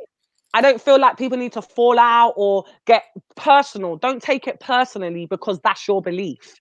You know, just understand and understand that this is just a conversation that's happening, whether you like it or not. And if you want to take part in it, come with no backup. Just come free and just be ready to talk because I want to hear. Especially because I'm growing dread soon. Okay. So I need to hear this stuff because I'm not growing dreads to say I'm going to be a Rasta. I'm just growing dreads for my own personal reasons. But there's a chance you could become a Rasta, right? You're not eliminating that, right? Maybe. I'm not eliminating anything. I'm not eliminating nothing. I don't eliminate anything from what I could become or what I could be because I'm somebody that likes the knowledge. Just like when I like my daughter, I give the knowledge to my daughter. Do you want to stop eating meat or do you want to carry on eating meat? I give you the knowledge. You do what you want to do with it. So if people give me the knowledge and I feel that's for me and that can work for me, why not? As long as I get the knowledge and it's the truth. All right. All right then, Spanners. I'm gonna drop off. I was gonna say big up yourself. I'm gonna be in the back listening. Yeah. I'll be here. All right, bless up everybody. Big up. Bless up. Yes, man. All right, cool. I put this trigger warning up halfway, tongue in cheek, as a bit of lightheartedness. Like I don't intend to trigger anybody. There's nothing I got to say. I don't even have any notes or nothing. So this is probably the best way for me to work. Really, what I'm encouraging. Yes, Ezra, I'm gonna let you in a minute. Really, what I'm encouraging is a open conversation, a history. Can you hear me? Yeah, we can hear you. Can you hear me? Yeah. An open conversation, and like just let's get into the flow. First things first. We're talking about Haile Selassie. Yeah. Are there any more names? Haile Selassie. What's his full name? And don't give me titles. Give me a realistic birth name. Can anybody give me a realistic birth name for the man in question, please? Tafari Makonnen. Tafari Makonnen. Thank you. So I wanna discuss. I would like. Who is that that says Tafari Makonnen? Yeah. Who is that? That is Shakara. Oh, that was Shak. Oh, that Prince. Blessings, King. Blessings. Blessing, love, King, man. Yeah. So tell me, like, let's get a little brief history. I mean, I know. Okay, cool. I know Shakara is a slideshow, man. Have you got screens to share, Prince? Have you got things that you want to share? How do you do that? No, I don't know. Right in front of you, there should be share screen. Yeah, there you go. Yeah, share screen, and then you just select whatever it is you want to share. and then you find it, and then Akila, where are you, man? Hi. Okay, let me give you the link. Press this link, Akila. Big up yourself. Thank you for coming through, brother. I think I just listen from the back chat. I think Hangouts is a better platform. You know, I don't know how you lot feel, but I feel like Hangouts is a better platform, man. Yeah, it's for the phone as well. Yeah. But we work with this for now, and then this is only for an hour anyway, so we don't really have much time. This section, but I think this section we're gonna deal with history. Yeah. Oh wait, hold on 1 second. Yo, brother. Yeah, there's a link that Illuminati Live is putting in the chat where you rip. There's a link that man is putting in. You click that link and follow it.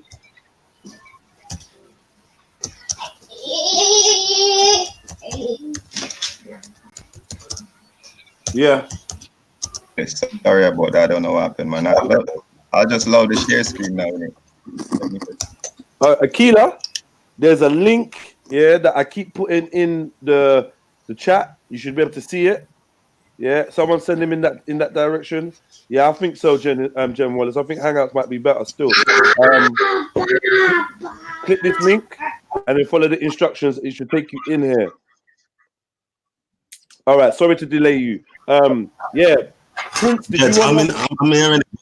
All right, yeah. I'm saying like, I'm in the back still. Get me like, obviously, I'll just jump in whenever. But yeah, respect for that, brother. Respect. Yeah. Content is just killing it with the Rasta chat. Blessed brother, bruv. I gotta tell content over everything yet again. You know, Rasta, bruv. Stop trying to impersonate the brothers. You don't have a faith in it. You don't believe. You're not committed enough to the teachings of Haile Selassie. So stop trying to masquerade as a Rastafarian. I don't think that the man them appreciate that. You get me? Yeah. All right, go on, Lion, young Lion. Let me hear from you then, brother. So I'm trying to get some information on Tafari McCannon. I hope I said that correctly. Hold on, I'm trying to get into this hangout thing. No problem. All right, cool. Shakara, yes, please. Thank you first of all for coming to the platform. It's been a long time. I've been waiting for you to come through and bless me. I'm not gonna lie, it's only the other day, maybe last week, that I realized this was you. You know, mad.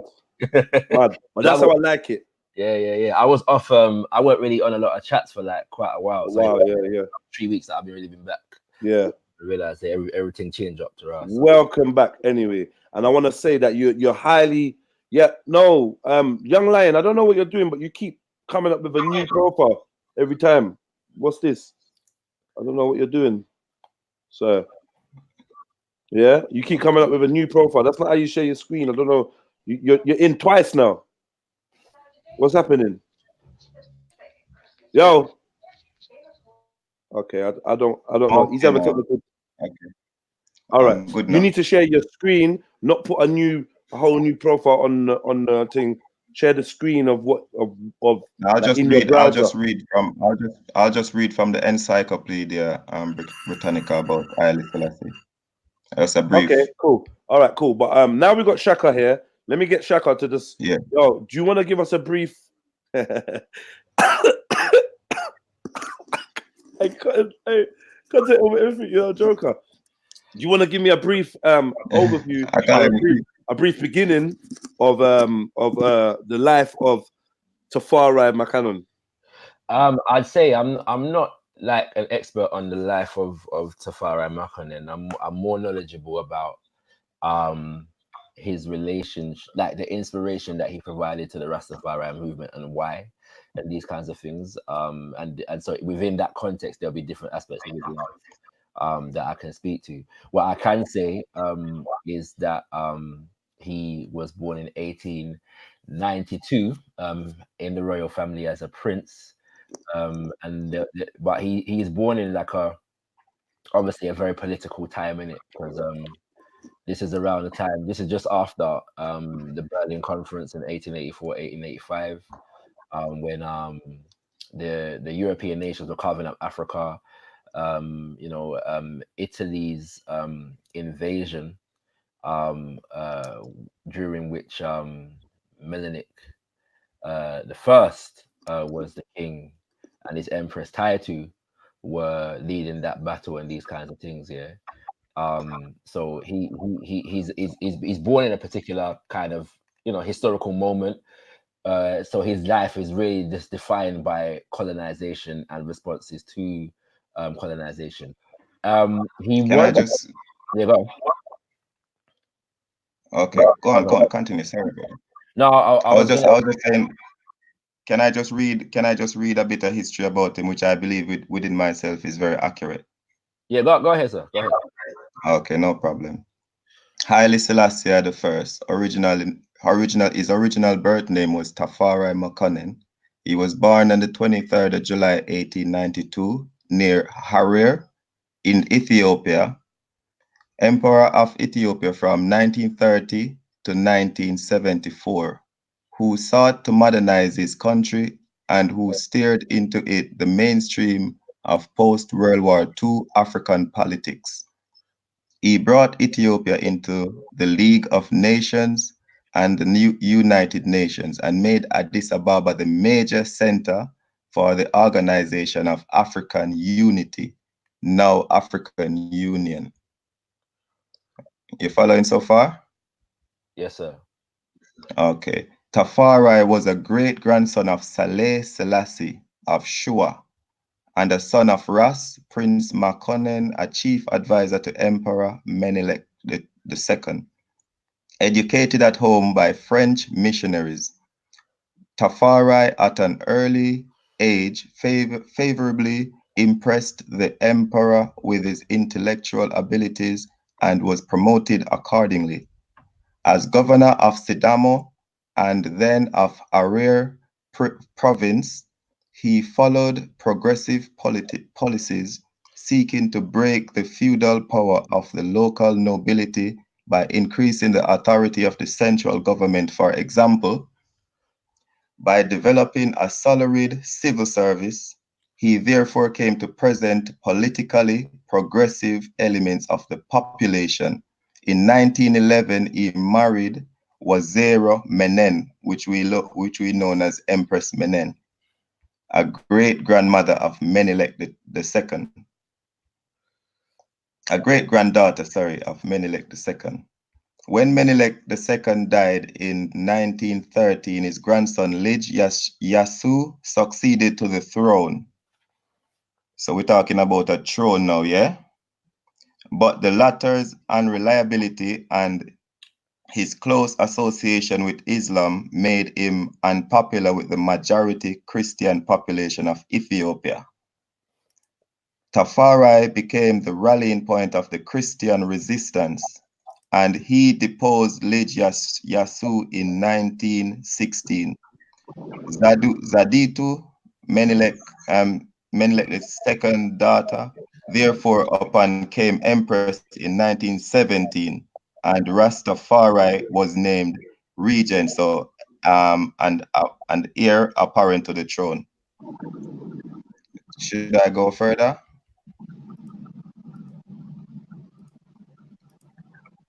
Rasta. Yes, it depends. It depends if you feel like you're adequately okay, no problem. The beginnings. I want to know the beginnings of the man. Yeah. Yes, bro. Thank you. All right. Thank you. While Zaditu was conservative in outlook, Rastafari was progressive and became the focus of the aspirations of the modernist younger generation. In 1923, he had a conflict. Somebody, can you mute your mic? Got you.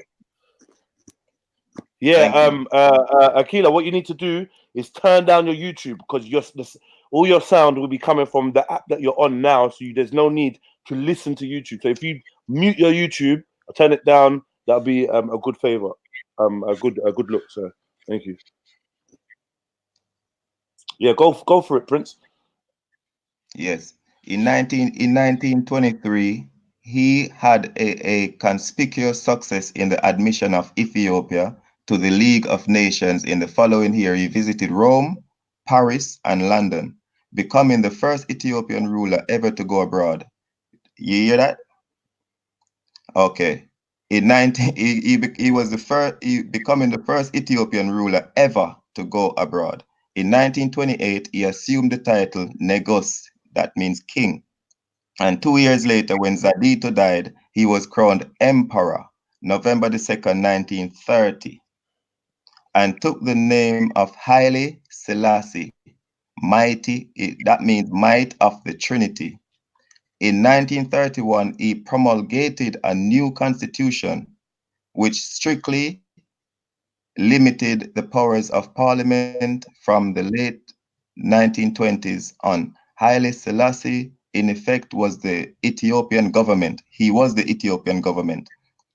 And by establishing provincial schools, strengthening the police forces, and progressively outlawing feudal taxation, he sought to both help his people and increase the authority of the central government. When Italy invaded Ethiopia in 1935, which was a sad year, Haile Selassie led the resistance, but in May 1936, he was forced into exile. He appealed for help from the League of Nations in a memorable speech that he delivered to that body in Geneva in June 30, 1936.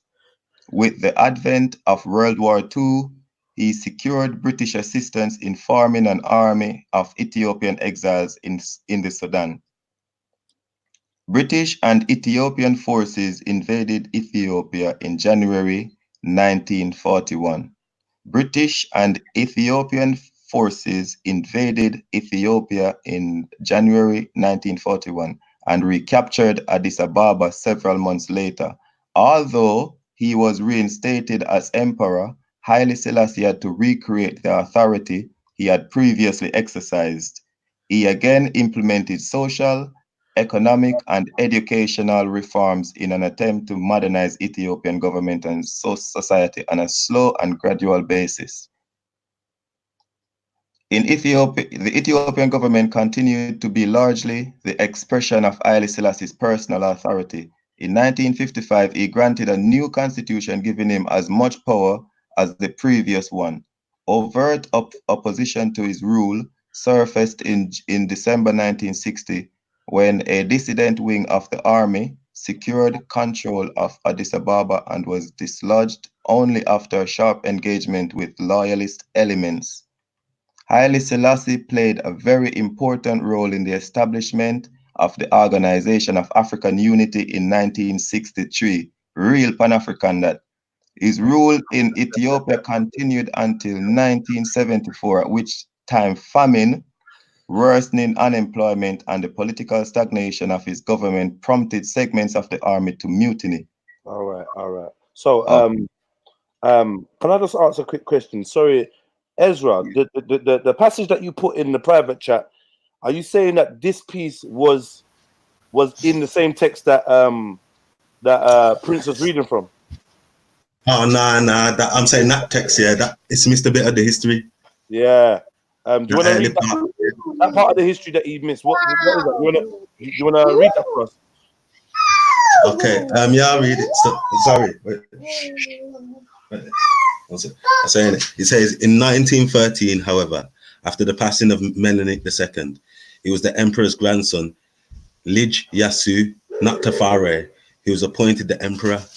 But Yasu, who maintained a close association with Islam, never gained favor with Ethiopia's majority Christian population. As a result, Tafare became the face of the opposition. In 1916, he took power from Lij Yasu and imprisoned him for life. The following year, Menelik II's daughter, Zaditu, became empress, and Tafare was named regent and heir apparent. Can I just add that? That's the point at which he is granted the title Ras. So before this point, he's Lij Tafari. Lij is a title, yeah? When he becomes the Prince Regent is when he becomes Rastafari. And Rast means what? Head. Yeah. So it's a title within the Ethiopian monarchy for a particular standing of princes. Okay. Thank you very much. He's a head prince. Basically, head creator. So at this point, he is he is operating. He has a very important role within the government. So effectively, Empress Zawditu has bestowed upon him a whole heap of responsibilities to do with the administration of the government. You know what I'm saying? So she's not like a ceremonial leader just standing there, but in terms of a lot of the day-to-day activities of Wagwan, a lot of these things are on his shoulders. You know what I'm saying? So like, I mean, from like what I'm reading is I want to establish, are we saying, or is this passage saying that Tafari, I hope I'm not disrespecting anybody, Tafari was not the actual legitimate heir to the throne? That is the narrative of some people, but the reality is that in any society that has a monarchy, because I mean, in the same way that some people might argue that Elizabeth is not the rightful heir to the throne. Yeah, you know what it is, Jez. When is it Menelik II who died with no children? Yeah, right, yeah. So, yeah, because he had no heir. Yeah, basically, one had to be decided kind of by the people. Yeah, you know what I'm saying. So, like, naturally, if you don't have children, wait. Let me just read this little piece again that you put in there. Yeah, no. What it is, bro, is that when Lid Jasu took the thing, there were many people in the court itself, among the royals, that didn't think he was sufficient for rulership. Yeah. Who was that? Who was that? So there are many people, but no, you have to talk facts, bro. Who can I research? I'm saying Zawditu would have been one. There's a obviously Safari Makonnen would have been one, but I'm saying that generally speaking, my understanding is, and again, I'm not an expert on the politics of this. So let me ask you something down to earth now, yeah? Yes. When a man identify you as Rastafari, because remember you said he was crowned in 1930, right? Yes.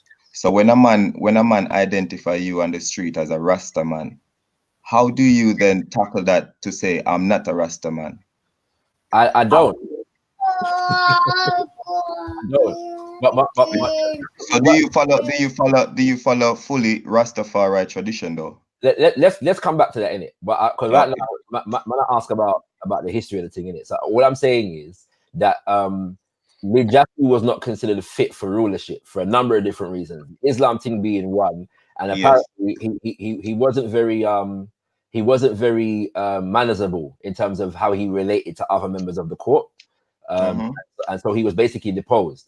And as a part of that, the position. What action deposed him? How did they do that? The constitution that's written, the Ethiopian Constitution, 1955. They writ him. What did they do? They writ him out of the throne. The constitution said if you're sick or having any form of illness that doesn't allow you to sit on the throne, then the next in line would have to sit on the throne in your behalf.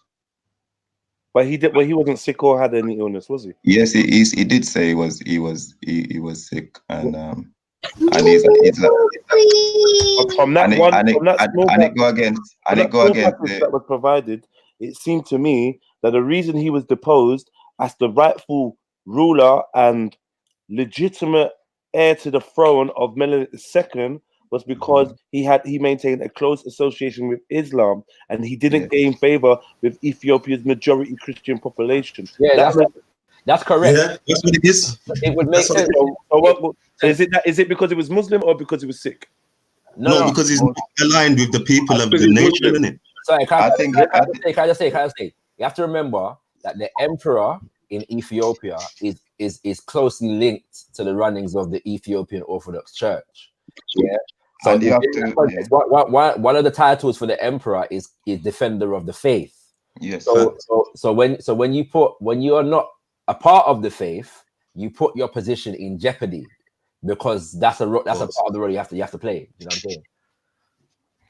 I'm trying to find. Okay. I mean, so you guys, I mean, I'm gonna have to be the advocate if there is no if there's no other advocate here. I don't want to have to take that position, because I think it's kind of obvious for me to do that. I do it all the time.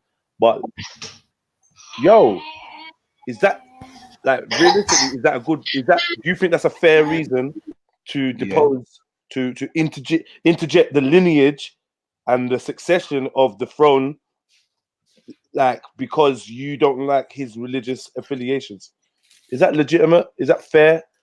Because I would say that this makes Tafari an illegitimate successor to the throne. No, but you know what it is, Jeds?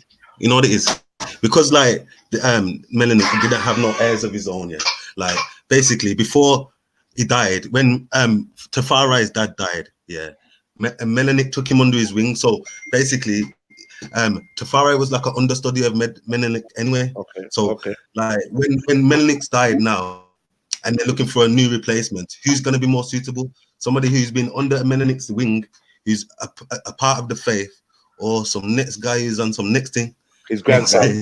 Let's not call him some next guy. It's his grandson. He's a rightful heir to the throne.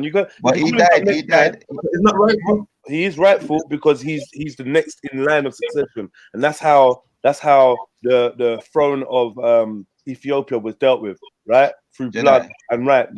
Can I just wait? Yeah, don't keep saying Jedi. Can I just confirm that is right or wrong?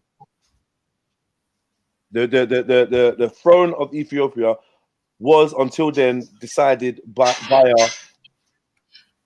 through the bloodline, but not through like son to son to son to son. It's not like, This is what we need to make clear. Okay.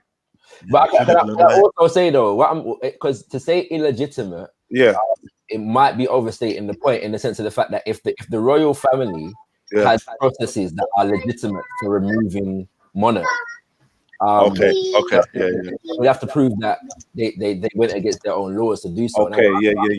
From my understanding, thank you for clearing that up, my brother. From my understanding, like if you're supposed to have a certain role within the church, and you're not in the church, then that's the grounds that they use. And we have to remember that it's not just Tafari and Macon that was involved in this thing. Like they were members of Menelik II's court, who were not for this guy. You know what I'm saying? For the just, you know what I'm saying? So basically a movement developed against him, and Tafari and Macon was a part of that movement. Yeah, he was the opposition. You're not making a good point so far. Should we move on? Should we get to the point? Because look, so we get to the point where, because I think a few people have wanted to challenge the legitimacy of Tafari's reign as the emperor of Ethiopia, or the king of Ethiopia. I think we can move past this point now. What's the next stage in history? So he's now in, and now what goes on? He was crowned emperor in 19. He was crowned. He took on a name Rastafari in 1930 when he was crowned emperor of Ethiopia. So hence why most people are called Rastafari, because we see him as our father. But not everyone. As your father. You see him as your father. Would you please explain? Not everyone see him as, like, I see him as my everything. As the when the Bible speak about God, or when anyone speak about God, he's talking about Rastafari as the father. Sorry, can I speak? Whoa. Stop, Rala. All right. That's good what you're saying. Yes, Chris. You're on. Introduce yourself, brother. Bless you, Rastafari. Malcolm Genna, it's the Ethiopian Orthodox Christmas. My name is Akila Kadan. What I want to say is that basically the throne itself, like Prince was trying to say, is that the throne itself is a biblical throne. It's a Davidic lineage. So I can't, basically, the connection between their belief system, the moral standards, the politics, how one conducts oneself, it's all connected. Yeah. So a man can't just come in, a pagan, like you could be a pagan in Ethiopia, worship a tree or whatever. You could be a Muslim, you could be a Jew, you could be any religion, but to sit on the throne is from a lineage, from a certain bloodline, it's from certain ethics. So man can't just come into the throne as a Muslim. You can be a Muslim in the country, but you can't rule the country as a Muslim because it's against their religion. Fair enough. So it's stemming back from something ancient, from the Kebra ancient traditions. It's not even so it's not personal that Liji Yasser was dethroned. It's not personal. Obviously, he was behaving erratically, killing loads of people, but it's not personal that he was dethroned. Can you go a little bit into the killing lots of people, because that was going to take me to my next point of why he ended up getting life in prison. So what it was said in the autobiography of His Majesty is that Liji Yasser, like, he was running around and he was basically, like what I said, he was killing people like recklessly. So then that was one people thinking, you know what, like, who wrote this autobiography? His Majesty Haile Selassie. He wrote it himself. So yeah. So he was saying during the time the autobiography of Haile Selassie. Simple. Okay. Yeah. So he's saying that basically the brother Liji Yasser, because obviously they're all related, and so the brother was killing people and stuff like that. He even tried to get His Imperial Majesty killed, because also to go further back as well is that before His Imperial Majesty was born, there was prophecies pertaining to him. So people already believed that he was going to be the emperor long before he was even born. So because when you look at the time that he was born, they looked at the stars with 1892. So they said, okay, that's the lineage, that's the time of an emperor, in terms of, like, you look at for the Chinese perspective, for the dragon and stuff like that, that's the time of an emperor. And then the month that he was born, July. Yeah, but what they don't only look at the Ethiopian Orthodox twice. You did with some Chinese. No, what I'm saying is they don't only deal like you see the Magi when they went to see Jesus and they came to see, they looked at the stars, and that's how they were able to locate him. They looked at the stars, and there was the three wise men, or how many wise men, 2 or 3. They looked at the stars and then they were able to locate where he was. So same with when His Imperial Majesty was born, they looked at stars and they said, okay, man's born in July, he's going to be a Leo. I mean a lion. So it's likely that he's going to be an emperor. And even when he was born, they said Lady Yeshua, his mother, needs to separate from him for him to fulfill prophecy. He needs to be separate from his mother. So only his father was around him, raising him. Obviously, his father died quite young. But then just to quickly touch on something else, even a Muslim brother was saying, if you check a DVD called Man of the Millennium, a Muslim guy said that when he will come, he will become the leader of Ethiopia. So there was a lot of prophecy pertaining to who this person, before he was even Rasta, when he was still Lij, people thought he was going to be emperor. They weren't sure, but that was prophecy pertaining to him. So a lot of people were fearful. Yeah. So this is definitely this story here is definitely one of supernature. This is a supernatural story we're dealing with. Yeah. So basically, they looked at like the time that he was born. Can I confirm that? I wouldn't say supernatural though. I would say mystical. I wouldn't say supernatural. Because if you for the audience, I'm going to say that this the circumstances surrounding Haile Selassie being the emperor and being the inspiration behind the Rastafari movement is definitely not something that can be dealt with without dealing with the mystics. Magic, supernatural entities. Beyond human reasoning, yeah. Okay. Yeah. For that reason, I'm going to put this in the religious box. Okay, it's religious and political. It's connected, but I was going to say, I wouldn't say you can't understand it without that element. That's the same element. They're both political and religious. It's connected, yeah. It's one for them. It was one, you know. In Isaiah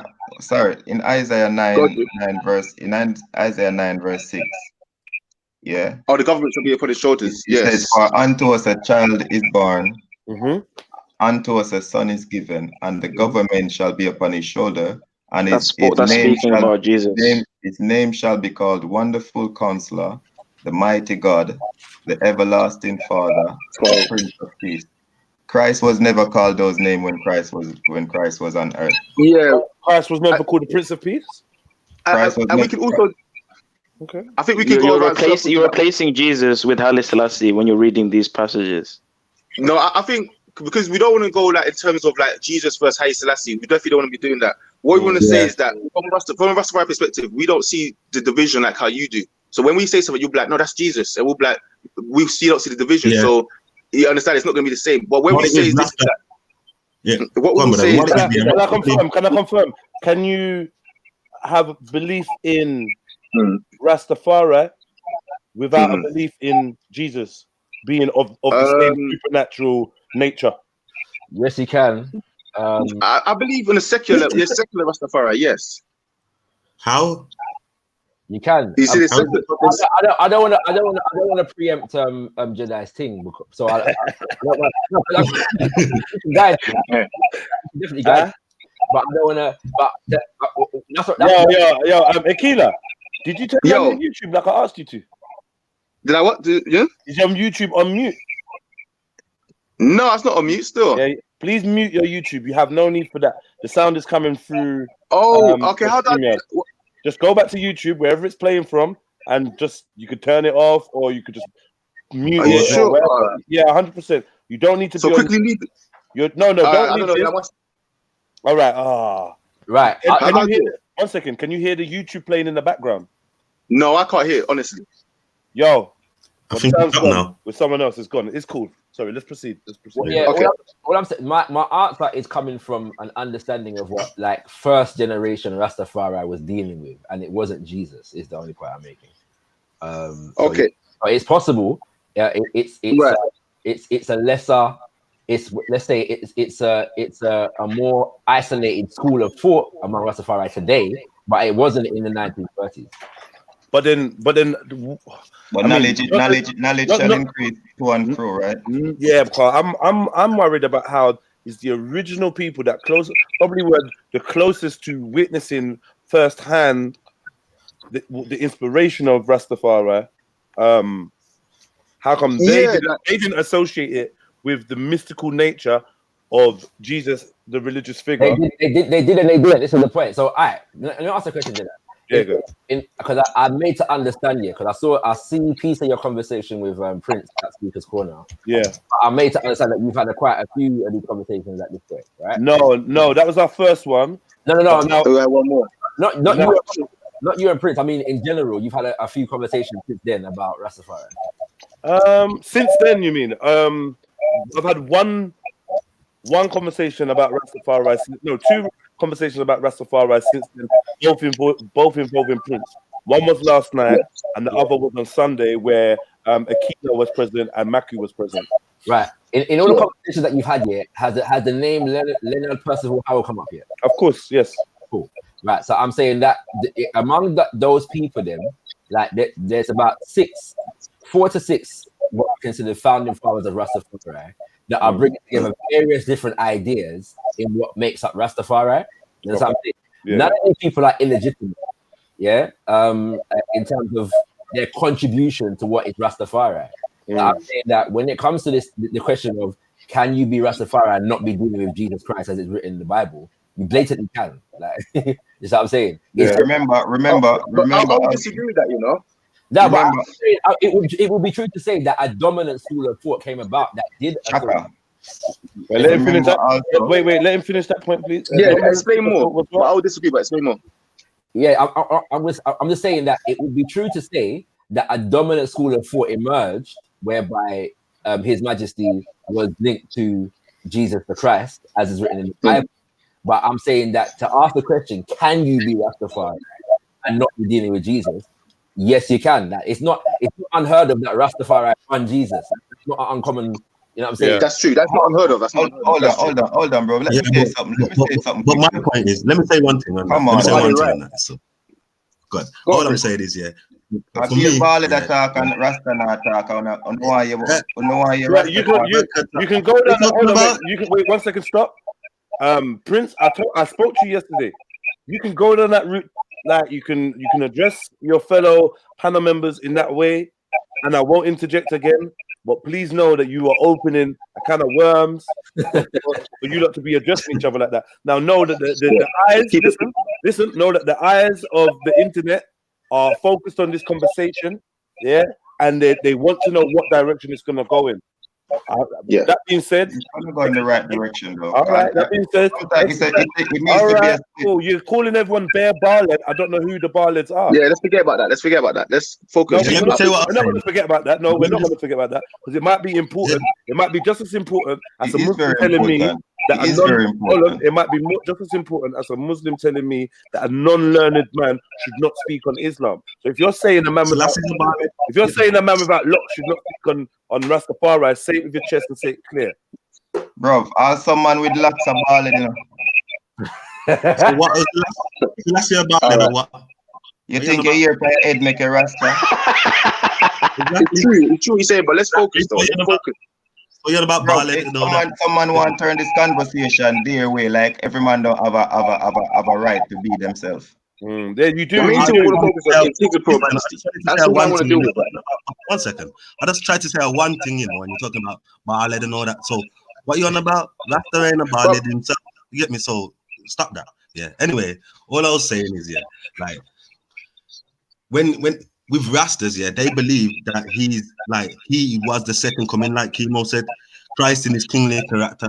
Yeah. And they believe that's why they believe he's the King of Kings, the Lord of Lords. You get me? And because he I understand why a lot of Rastas look at it and see, yeah, he does look like he fulfilled that prophecy. He does look like he fulfilled that one. Like all nations bow to him. Like, you know, so I understand why they see this. You get me? So like I said, I grew up in the thing in it, so I just know how it goes in it. But what I'm saying is, like, I believe differently, but I don't. That's fine. That's the thing. You get me? But okay, what I'm saying is that there's a context to it. So we have to do with it from before man was born to when man was young, the things he experienced, and then when he gets crowned. So he's going through stages and he's fulfilling prophecy throughout these stages. And not only that, he's fulfilling prophecy. He is assumed to fulfill prophecy before he's born. So you have to take a step back and think logically and say, what human being, even from Ethiopia, was assumed to be the emperor? Because remember, he's not close like Lijiyasu, but they thought that he was going to be. They didn't know his characteristics. They didn't know that Haile Selassie was going to be a humble person, but they already thought that this person that was going to be born was going to be emperor. Even Muslims believed it, and they from their Quran. You know what I'm saying? So if you take a step back and think objectively, how do they come to this conclusion? You understand what I'm saying? If you just think objectively, before you even go to, there's bare other things, you know, we can go to. But before man was even born, they was thinking it. You see what I'm saying? These were priests. These are not Rastas, you know, because we can forget about. Let me how was influential Joseph Hill, but before even Rastafari was even existent in that sense, they were priests that believed that he was going to be this type of person. That's what we got to deal with, because they're dealing with the old ancient books, Book of Enoch, the Infancy Gospel of Thomas, all of these books that the ancient Christian doesn't have, and that's what's letting them know that this person is definitely highly likely to be this guy. Because when they look at the thing like where's Wallace, the reason why they named each other King of Kings, Conquer Land of Judah is because they believe that one of these people from this lineage is going to be the Messiah. They didn't know who it was going to be when it says the Queen of South shall come in judgment in the last days. They didn't know who it was going to be, but they believe that one of them is going to be the Messiah and is going to fulfill prophecy. That's why I say, if we fast forward, we could get back into it. I want to hear other people's viewpoint, but if we fast forward, that is why when Rome invaded His Imperial Majesty, it's not by His Imperial Majesty's manipulation or Benito Mussolini's manipulation or the Emperor, the Roman Pope. They're doing it out of their own. Like we're talking now, where we're fulfilling prophecy in ourselves. Like this is Malcolm Genna, this is Ethiopian Christmas. But when Jedi's not thinking to himself, you know what, I'm going to do on January the 7th. I know, bro. You know that was such a deep synchronicity. That's what I'm saying. That's what I mean. That's what I mean. We're not consciously thinking we're fulfilling prophecy. We're just living our life day to day. I'm working, I take a break, but we're fulfilling prophecy nevertheless. So what I'm saying is that when His Imperial Majesty, I can hear my voice being doubled. Yeah, this is what I'm. Yeah. But what I'm saying is that when His Imperial Majesty fought the war and Mussolini got hung and all those things, that's all been prophesied before, that the Messiah was meant to have war with Rome and stuff like that. But I want to hear more about what other people have to think, because I think the Prince was talking about from the book, and he was taking through when he became Negus to Negus Negest, and he's talking about it from the literal sense. So I'm willing to listen to more information, you know? I think the Prince has dropped out momentarily. Hopefully he okay. whatever's happening and comes back. But you can feel free to carry on. Okay, so these are key questions, you know, because this is not average man. This man is like all the great people in the world, Kwame and Nkrumah, you know, Kenyatta, all these great people in the world, Malcolm X, Martin Luther King. But His Imperial Majesty prophesied beforehand. And then we're seeing him, he's doing things like authorizing the Bible from the ancient text to the modern language, the Quran from the ancient text to the modern language so people can understand it. He's a person that is, to me, his humanity is not just a Christian, he's beyond just a Christian. He's a person that is, he sees above, his mindset is above my mind state. So for me, that's how we see how Rasta, we burn up certain things. His beyond humanity, he sees things on a higher level where then it's not so personal for him like that. He sees from a greater perspective. So he can work with a Muslim, no problem. Where some Rastas couldn't work like that.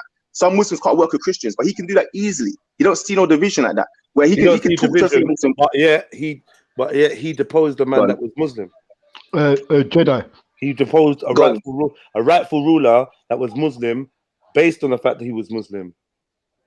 I think someone else wants to respond. Someone else go on. Yeah, greetings. How I wanted to say is like from the Western Hemisphere, like the Caribbeans, like Jamaica, as one of the major pinnacle or major, basically, Leonard Howie was one of the first ones to kind of make us know about Rasta, the terminology of Rasta, and told us to really look towards the east, like Ethiopia, of the coming of our king or our Messiah.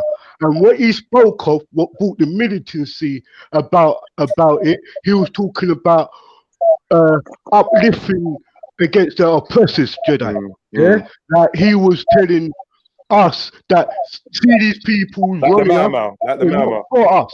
Yeah, he was trying to put some backbone in us, make us go back to the natural source, but keep Africa as our home, because he acknowledged that we was on the captive land. We was captive. We was basically on the captive land. Oh wait, say stick a pin. Hold on. No, I just want to if you could just remember your point where you're going. Yeah, I just want to refer back to my conversation that inspired this whole thing with Prince. Yeah, so Prince, you hear say that you was kind of, you displayed some kind of some unhappiness that I labeled you as an African, and we're here hearing that your chief example wasn't African, referred to Africa as home for not only those people in Africa but those out of Africa as your place of origin. But you disagree with that slightly, don't you? You think Jamaicans have always been in Jamaica and they don't come from Africa, right?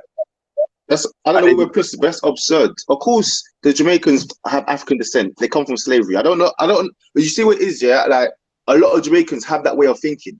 You see what I'm saying? They do have that way of thinking when it's like, we are Jamaican. And they don't really want to connect themselves with Africans. Like, even in school, that's how they used to think. So I understand that. Because obviously I don't think that way, though. So you'd have to allow me to speak on my behalf. Yes, please. Yeah, speak on your behalf. Yes. If you're gonna say that, but continue speaking though. I'm just gonna leave this. Yeah. So for my understanding, that from even when people say they're Israelites and stuff like that, it's because they know they came from the slave trade. That is their fulfilling prophecy. So when we're saying now that Jamaicans, and I'm half Jamaican, half St. Vincent, so I'm from the Caribbean. And as far as my mum always taught me that I came from Africa first. Like I never knew anything different. So I went to like Malcolm X Center and stuff like that. So that's always what I knew. So, but I don't understand. Maybe there's evidence to show otherwise, because I'm open to hear. If it's possible that Jamaicans were always there, but as far as I know, that doesn't make any sense. But you know, yeah, my brother, was I wrong for saying that? Do you know anything about Leonard Howie? Like, no, right. That's right. Yeah. So what I was trying to say, that we back then acknowledge ourselves as Africans, but yet in captivities, Jedi. So Leonard Howie gave us our focal point to tell us that we are Africans and say, look, we have a king of kings, Haile Selassie. Same thing, now Marcus Garvey would have to get a mention also, because what people don't realize, that there are figureheads who made the Western Caribbean or the Western Hemisphere very aware of this coming of Haile Selassie, who's known to many as Rastafari. You understand? Yeah? The kings of kings. But these were our liberation leaders who stepped up at that time to tell us about this. So what I was trying to say, Jedi, it was a political, it was the monarchy way, but it was also a liberation, or what you would call a revolution.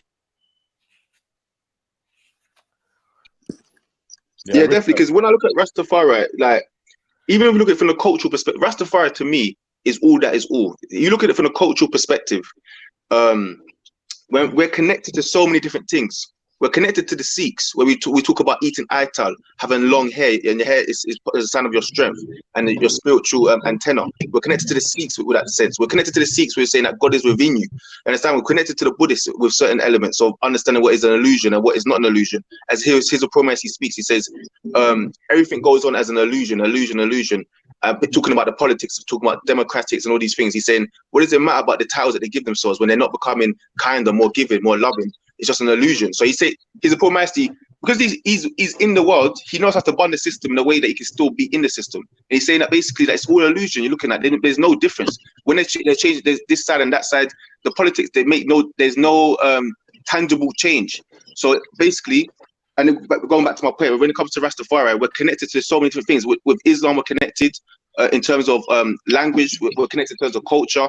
But the only thing that separates Rastafari from every other tradition or religion is that the person that we're looking to, we can see him right now. We can see evidence of him. We can see him walking, talking. We see that. Yeah, we see his wise. We hear his wise words. We see his actions. We see that he gave money to people that were poor. We see that he changed his university, his palace into a university for people, and that people that wasn't fully normally educated became educated. So we're seeing that he's doing normal, tangible, great works. And so I'm saying, apart from the mystics also around it, but just if you look at him as a man, that's why certain people just look at him as a man and they look at the wise words, because just that alone shows his greatness and it separates him from all the other emperors before him and other rulers around him. You know, everything that he's done. So, and then when you put the mystics on top of it, that's when you know it's something, this is beyond normal. Even the fact that we're talking about it lets us know this is beyond something normal. Which is what I'm saying. So for me, it's so clear. Like even in films, you look at films, E.T. Like E.T. what's it? It's talking about Ethiopia, phone home, E.T. A skinny little black thing, and the guy calls Elliot. Elliot means Elijah, and Elijah is one that's meant to point to who the Christ is and stuff like that. And the last days, and Elliot is one that hides E.T. this alien, this little brown alien. They're talking about it's always there, like it's in blatantly in front of your face. When you look at Transformers, it's everywhere. It's everywhere.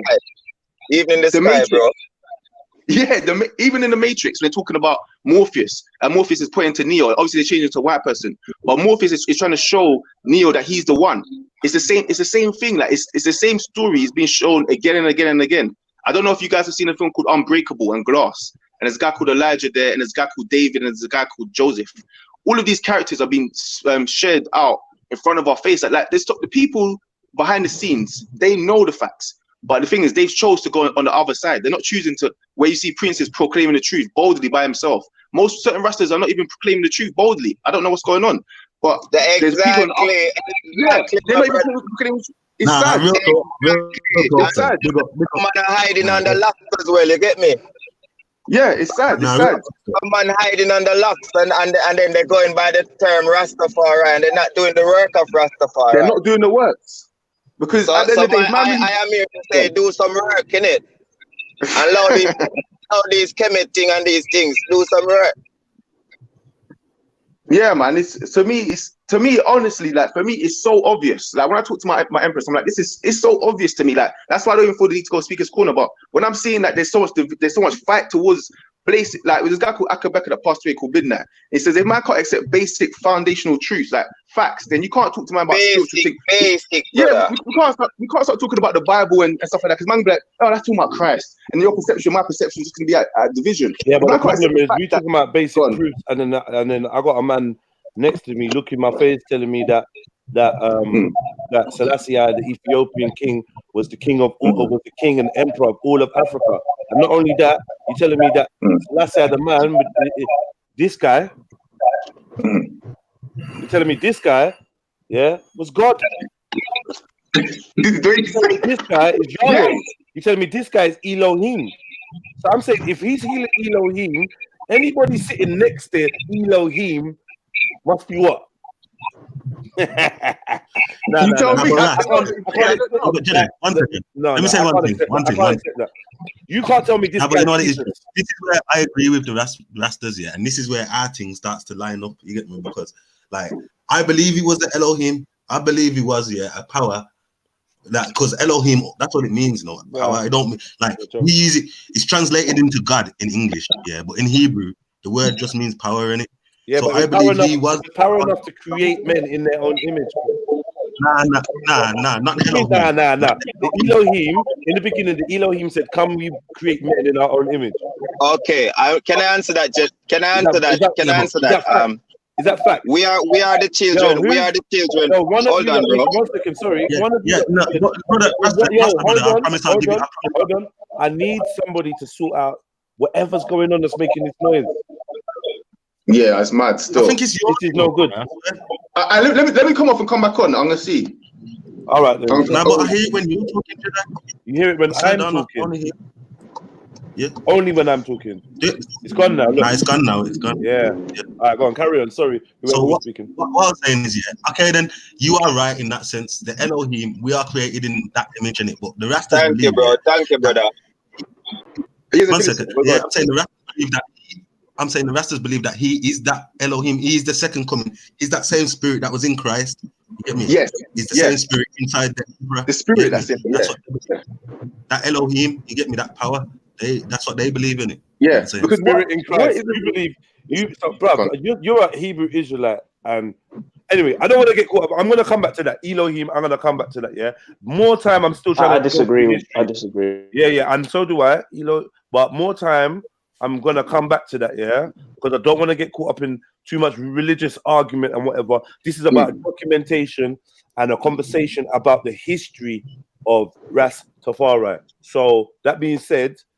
He's been crowned the Negus, Nagashi, all the ends. Yeah, can you break down what all these ends are? Negus means king, no? Mm-hmm. All right. Yes. So what's the rest? Nagashi, the other ones you were saying. Negus Nages means king of kings. Negus Nages, okay. It means king of kings, yeah. Yeah.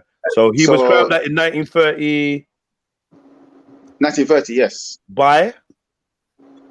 So all the nations, all 72 nations was there when he was crowned. 72. All of them had to bow to his feet. The Queen, the Pope, everybody. When you say 72 nations, you mean however many nations that was there, you can go and do your own research. No, I'm not going to do my own research. I'm going to ask anybody that's knowledgeable about Rastafari. If you don't know, you don't know, but don't tell me. It was the United Nations. It weren't all nations. That's why it wasn't 72 nations, or was it? No, it was 72 nations of the UN. The UN. So the UN crowned him king of kings. No. It was priests that crowned him. Priests. They were present. They were present when he was being crowned. They were there. Yeah, they were present. All right, now we're getting there. Now we're getting to the priests. So priests or the UN? Who crowned who? Was this priests? So people. Let me just clarify the question I'm asking. Was this a political or religious ceremony? Both. Was it politically so the UN took part in a religious ceremony that crowned Haile Selassie as the king of kings. It's not the UN, it's all the heads of state from all over the world. It's not just the UN. I don't know why you're narrowing it down to UN. I don't think it was the UN, to be honest. I don't think so. It was the nations, yeah. Brother, it was a UN meeting, yeah. Selassie had gone there going. The coronation of the king could have never been a meeting. The coronation of the king could have never been a meeting. Respect. No, there could be facts. There could be United Nations, but to me, that's secondary. That could be true. Brothers. Yeah, show the facts. That's good. Let's get some facts. Let's get some facts. So, who's willing to pull up some facts, so that we can share it on the screen? Who's willing? Are you? Please. Keela, are you on the phone?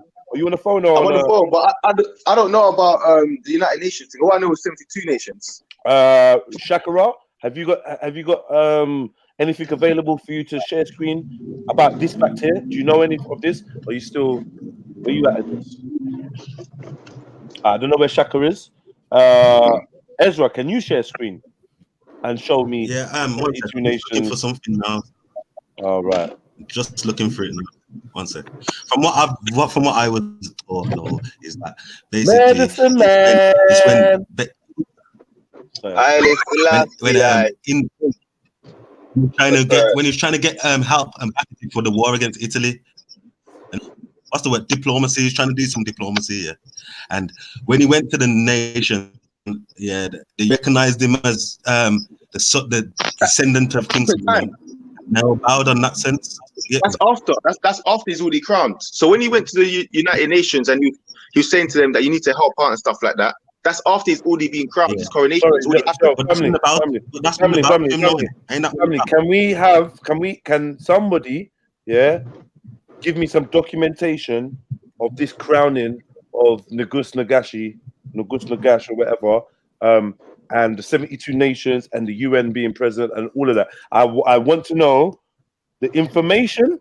Go on YouTube, my brother. Can I say something? I'm not gonna go to YouTube because I'm not gonna risk. I don't know if I come off the screen if I'll stay online. That's all I don't know because I'll try to find it right now. No problem.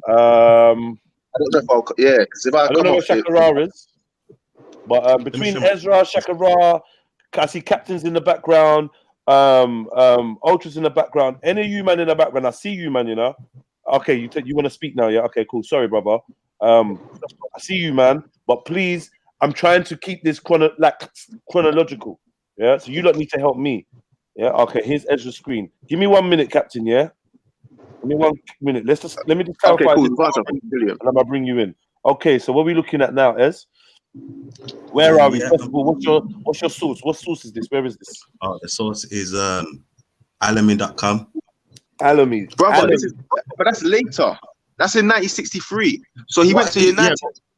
He went to the League of... One second. Are you saying that he's crowned emperor? 1930 coronation. That's after the war, my bro. Let me speak, man. No, brother, 1930, bro. I hear you. I heard you. Let me speak. What I'm saying is, 1930, he was crowned. Yes, we get it. Yeah. But what I'm saying is, like, he wasn't crowned by the Queen and all that. That's not the time when all the nations bowed to him. That was at this time in 63. No. When he was coronated, that's when I don't know. The bowing thing happened at different stages. They showed different times he bowed to him. But when he was coronated, 1930, that's when 72 nations came to him. So 72 nations came to him from Switzerland, all these different places in 1930. And then in 1936, he went to the League of Nations, spoke to them. In 1963, sorry, the background, bro. That's how it happened. He went 1930, coronated. 72 nations came to him. England, different places, Germany, all these different places. And then in 1936, he went to the League of Nations to appeal to them. And in 1963, he went to the United Nations because the League of Nations was obviously destroyed after that time. So he went to the United Nations. And he was saying that he's the only person that spoke to both League of Nations and United Nations. He's the only leading statesman that's ever done that. And then he started, explaining, talking about different things, giving warnings and stuff like that, and whatnot. So that's the facts of how it is. I don't know anything else apart from that, to be fair, on that topic. Okay, yeah, all right, and you're right. You know what it is? Those two occasions where the 72 nations bowed to him.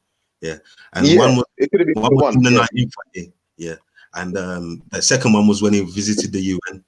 So that's when the Queen bowed to him. Fair enough. Okay. Okay, so then let's deal with the first thing. So the first thing we're saying, he was crowned. Yes. Negus Nagash. Yes. In 1930. Yes. By. So we're saying the priest. Literally the Ethiopian people, because I don't know if it was only priests. I don't want to just limit to the priests. Could have been more. So the Ethiopian people crowned him king of Ethiopian kings. King of kings, yes, because there was many kings obviously there, but he was crowned as the top king. So the emperor. From then on, he was no longer Rastafari because he transcended from being a prince and being the head prince to becoming the king and not only the king, but the king of kings. Is this correct? Correct. Yeah, he was always Tafari. That's his birth name, but he was no longer Ras. Yes, correct. Interesting point. Interesting. No longer Ras from 1930. Okay. Yeah, he ascended from Ras. Yeah. Okay. And so even he moved on. Even to go on to a side note, we'll come back to this. After his saying of his disappearance, there's speculation. There's people that saying that. Whoa! Let's not go there. Let's not go there. Let's not go there. You got to the end of the book, bruv. You got to the back, back page, bruv. No. We can't do that yet. We can't do that because that's juicy. Yo, Shaka, I'm concerned. Where are you at, bruv? Yeah, where's Shaka, man? You dropping knowledge still. Man's here. Okay, cool. So we're at the 1930 crowning of Tafari, and acknowledging him as the Negus Nagash by the Ethiopian priests in Ethiopia. So this is still quite contained within Ethiopia. Well, actually, can I clarify that point? He was go for it. And I'm gonna let Rambo in a second as well. I'll clarify that. My understanding, the priests that presided over his coronation, Zulu, hold tight. Yeah, were not the Ethiopian Orthodox Church priests, but the Coptic Church priests who are connected to Egypt. Yeah, that's true. In Egypt. So yeah, that's true. So it's that's true. There was a liberator at that time. So it was Coptic priests that crowned him, not. Yeah. I think what he said is actually close to the truth. I think that because they was in power on church-wise, the Egyptians. Good, my brother. You know I'm missing vital points, bro. When Haile Selassie went into the Coptic or the Ethiopian church, he gained the title, Kings of Kings, Lords of Lords, where Ras was mean their head. When they say Rastafari, that was the head. He was the head of the church, where the church was named after him, Jedi. Yeah. So what we did, because he came from the lineage, of King David, bro, and Solomon, we acknowledged him as a incarnation of Jesus or the Messiah of that's how we thought of him of that time, or we believe him to be. Do you get where I'm coming from? Because he came from the lineage, but he got that title from the church as Haile Selassie. But what he did in the UN, he was doing it because he was a political leader as well, bro. Not just for the monarch. He dealt with the political state of Addis Ababa or Ethiopia. Yeah, he went to the UN to do a peace treaty. He told all nations, yo, war ain't the fucking answer, innit? And you can't judge a man by his eyes, bro. The color of his eyes. Yeah? Why don't we come together as peace? So what we're doing now, we're talking about the monarch and we're talking about the politician of Haile Selassie, bro. And what we're doing, some people's talking of him religiously, some people's talking to him politically, but this is the whole ideology of it, bro. Because he brought the church and he brought political, he brought religion and politics together, bro. Yeah. So do you get where I'm coming from? So his ruling. Hold on. Did we not already clarify that? Hold on 1 second, yo. Did we not clarify that church and state were already in synchronicity in Ethiopia already? So that wasn't new. That's kind of how he got to power, right? Yeah. That was, but to us, in the later in the later stages of his life after the war, and going into the 50, going into towards the up to the 60s, basically. When he came to Jamaica, it was like towards the religious angle. It was a prophecy fulfilled. A king has came to our island to redeem us, as what they say that what Jesus would do, Jedi. Because what people don't realize or should realize that Jamaica itself has each of our state in Jamaica is parishes, like state of Clarendon is a parish. So we have many churches. So we had more religious. There was more religious. I don't want to run to Rastafari's visit to Jamaica. Like, bruv, be aware of a timeline, yeah? Yeah. So what I'm trying to do is give you the timeline and say, look, let's move forward, and we say when after that, during say 1947, 48, there was still war conflict going on. They might have said they ended the war during the war. They ended it in 1947, yeah. But Haile Selassie, after that, he stepped up in Geneva Conference. Geneva Conference was set it up to keep all nations, yeah, in a peace treaty, so you don't have fucking war going off with Russia, with Germany, and if African nations get sucked up into it. So during the UN, Haile Selassie was representing Ethiopia, but was speaking as a peace treaty towards other African nations on behalf of Africa towards other nations. That look, let's move on. Let's not judge. You know, when you heard the Bob Marley about war, Bob Marley was actually singing what was going on around Geneva or the UN meeting, bro. So what Bob Marley was saying that to the philosophy that was Haile Selassie's speech in Geneva Conference.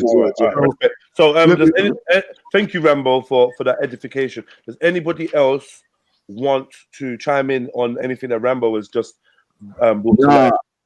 You started to ask a question about 1930. I was waiting for the question. So the question 1930. Basically, I just wanted to establish, because there was some confusion between the brothers. I'm not sure if Prince is happy with where we got. I know there's going to be different understandings. Are we agreeing to disagree that this first coronation did not take place in front of 72 nations? And no, I don't know about 72 nations, but definitely representatives from many nations were present. African or outside of Africa? Definitely outside of Africa. You have to remember. Sorry, can I just? So it would have been mostly outside of Africa because of this condition of Africa at the time. Right. I believe representatives from Egypt were there. I'm not entirely sure who, but I'm saying that you have to remember that at this time, only Ethiopia and Liberia are considered to be uncolonized. Can we get the guest list? Is the guest list available anyway? Man can Google that. But I want to see guest list. I don't want to move past it. I want to know who was there, if possible. If it's a futile exercise, then we can. Hold on, right. So 1 second. At the end of among those in attendance were the Duke of Gloucestershire, the Marshal Franchette d'Esprit of France, Prince of Udine, which is somewhere in the Alps, King Emmanuel of Italy, emissaries from the UN. Of where? Of Italy. That's what the Rasta said. He's saying the Pope and all them thing there. Yeah. King Emmanuel of Italy was present in 1930. Emmanuel III of Italy, Egypt, Turkey, Sweden, Belgium, and Japan were also present. Okay. So no African nations were there. No, but again, they wouldn't be because of the nature of the context. I know. So can I just put it to you? Can I put it to you that what this looks like a clear case to me that this is a Freemason party it's a Freemason party in Africa, with the head of the controlled opposition, the head of Freemasonical power in Africa, the one uncolonized nation. You've got all the enemies, people that are French, English people, Italian people that are divvying up the rest of Africa. You are having a coronation to call yourself the King of Kings. No other Africans are in attendance, as in notables, are in attendance, and you have some highly dubious characters attending this ceremony to sanctify or to co-sign this King of Kings thing. This make this not feeling very good. Yeah, but bro, I think at that point, because the reality is, if we're talking about like independence and them kind of things, they're all over the continent. Like if we're gonna fast forward 30 odd years, right, from this point, there's enough times where former colonizers were present at the independence ceremonies of different nations. Enough times, it happens all the time, right? And that in and of itself was not necessarily a sign of whether this nation was going to be revolutionary or not. It could be, you know what I'm saying? But at the same time, bearing in mind that just over 30 years ago, from 1930, Italy had invaded Ethiopia for the purpose of colonizing it, and then 5 years from this point, Italy invaded Ethiopia again, backed by a lot of these other powers that are surrounding it. Like, I think we have to put this fact into context, right. That's the first thing. The second thing is, obviously, I know that you've got a thing about Freemasonry and them kind of things there, and how it operates on the. It's obvious to see. Sorry, it's obvious to see. No, it's obvious to see. Like, we're not going to play the game. Bro. No, I'm not playing the game though, bro. No, I don't mean you're playing the game, but we don't need to play the game of doubting the influence that the Freemasons have. But we can. What I'm saying to you is, there's all kinds of different kind of masonry in it. Of course, yes. So I'm saying, if based upon the fact that all masonry is not the same, we can't negate a thing just because somebody calls it a Freemason thing. No. Okay. All we gotta do is look at who's present. Yeah. So let's look at who's present. Okay. Look at the Masons that are present. Yeah. Fair enough. Because for me, all of a sudden now, we're becoming blind to what's going on in Africa. Mama's holding big party, with bare colonizers, in their regalia. Like, bro, do you think this is you don't think this is a game or something? Let me show you. In modern days, on a street level, you lot could never see me fraternizing with this level, of elite, While my people was going through, say my whole gang was sent jail. My whole gang's in jail. Everyone else is in jail. I'm out. I'm having a little thing to declare me the baddest man on road, and the police sergeant and all these men are attending. Yeah, but was that the case in Ethiopia though? Like, I feel like it was. I mean, I'm not going to be ignorant and say, this is definitely what it is. But I'm saying, as I assess the landscape and I get a mental image of what this ceremony looked like, and I've seen Selassie. We're going to get there anyway, but I know he enjoys pomp, regalia, and fraternal costumes.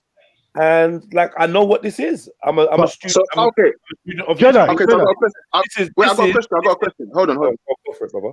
So I got a question on that basis. So when he's with the OAU and he's having meetings with people from Zimbabwe, people from Kenya, people from Ghana, what type of Freemasonry meeting is that then? Would he meet up with these people? What I was going to say this year, Hold on, wait, let's answer that question first.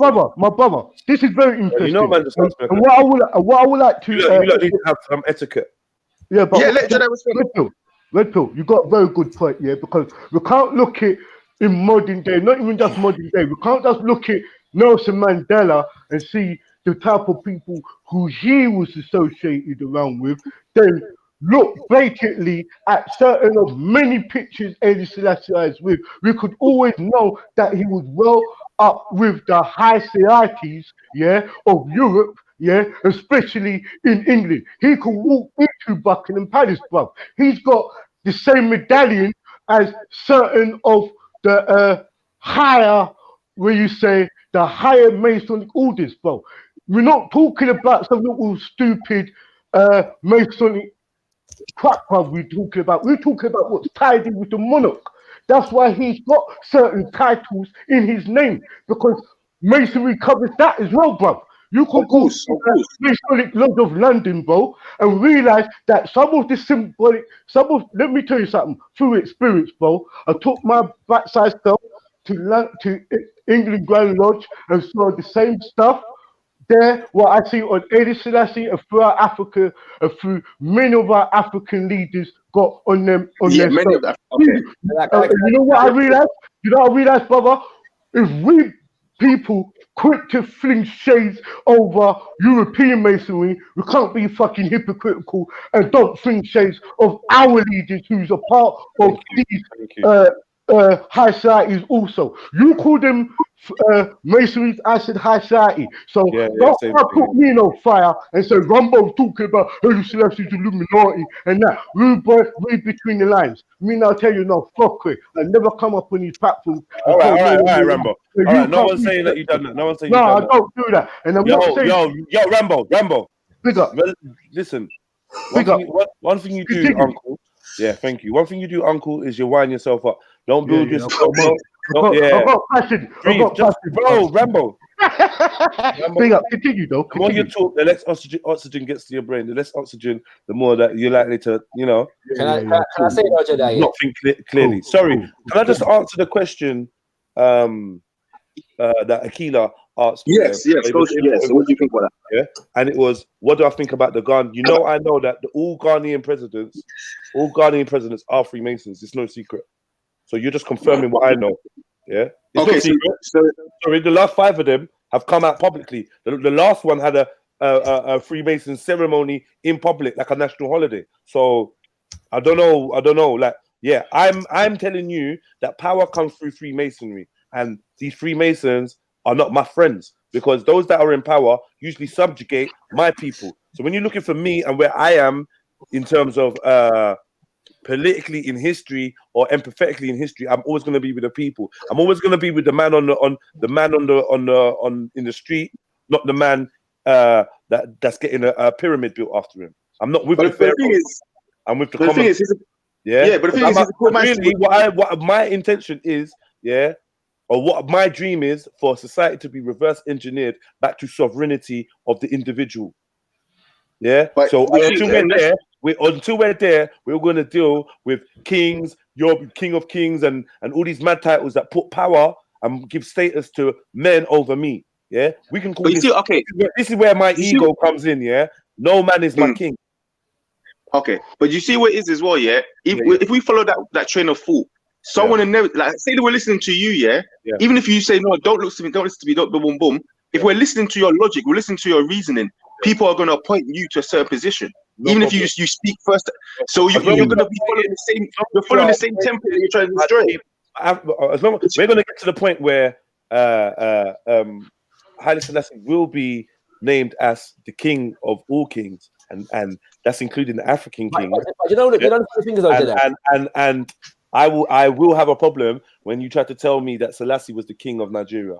But we're gonna get there soon. Yeah, but bro, if you're gonna say that, first of all, like, if you're gonna get passionate about Nigeria and then make the argument about Freemasonry, that seems to be a contradiction. Why?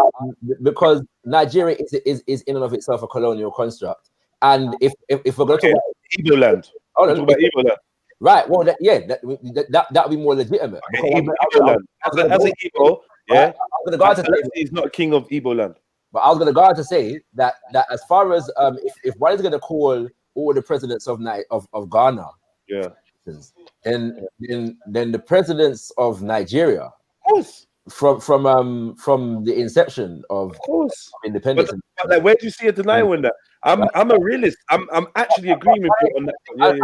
I'm not even agreeing with that. I don't. Do we think Nigeria is in a good position? Do we think Nigeria is in a good place? All right, there you go. That's my problem. Is Ethiopia in a good place? Nigeria being in a good place, to me, is not synonymous with whether the president. It is. But this is what you're gonna realize. When we realize that all of our leaders are part of a club, bro, that's your claim. That's your claim, bro. Exactly, because you're not up there, you don't know. Hold on.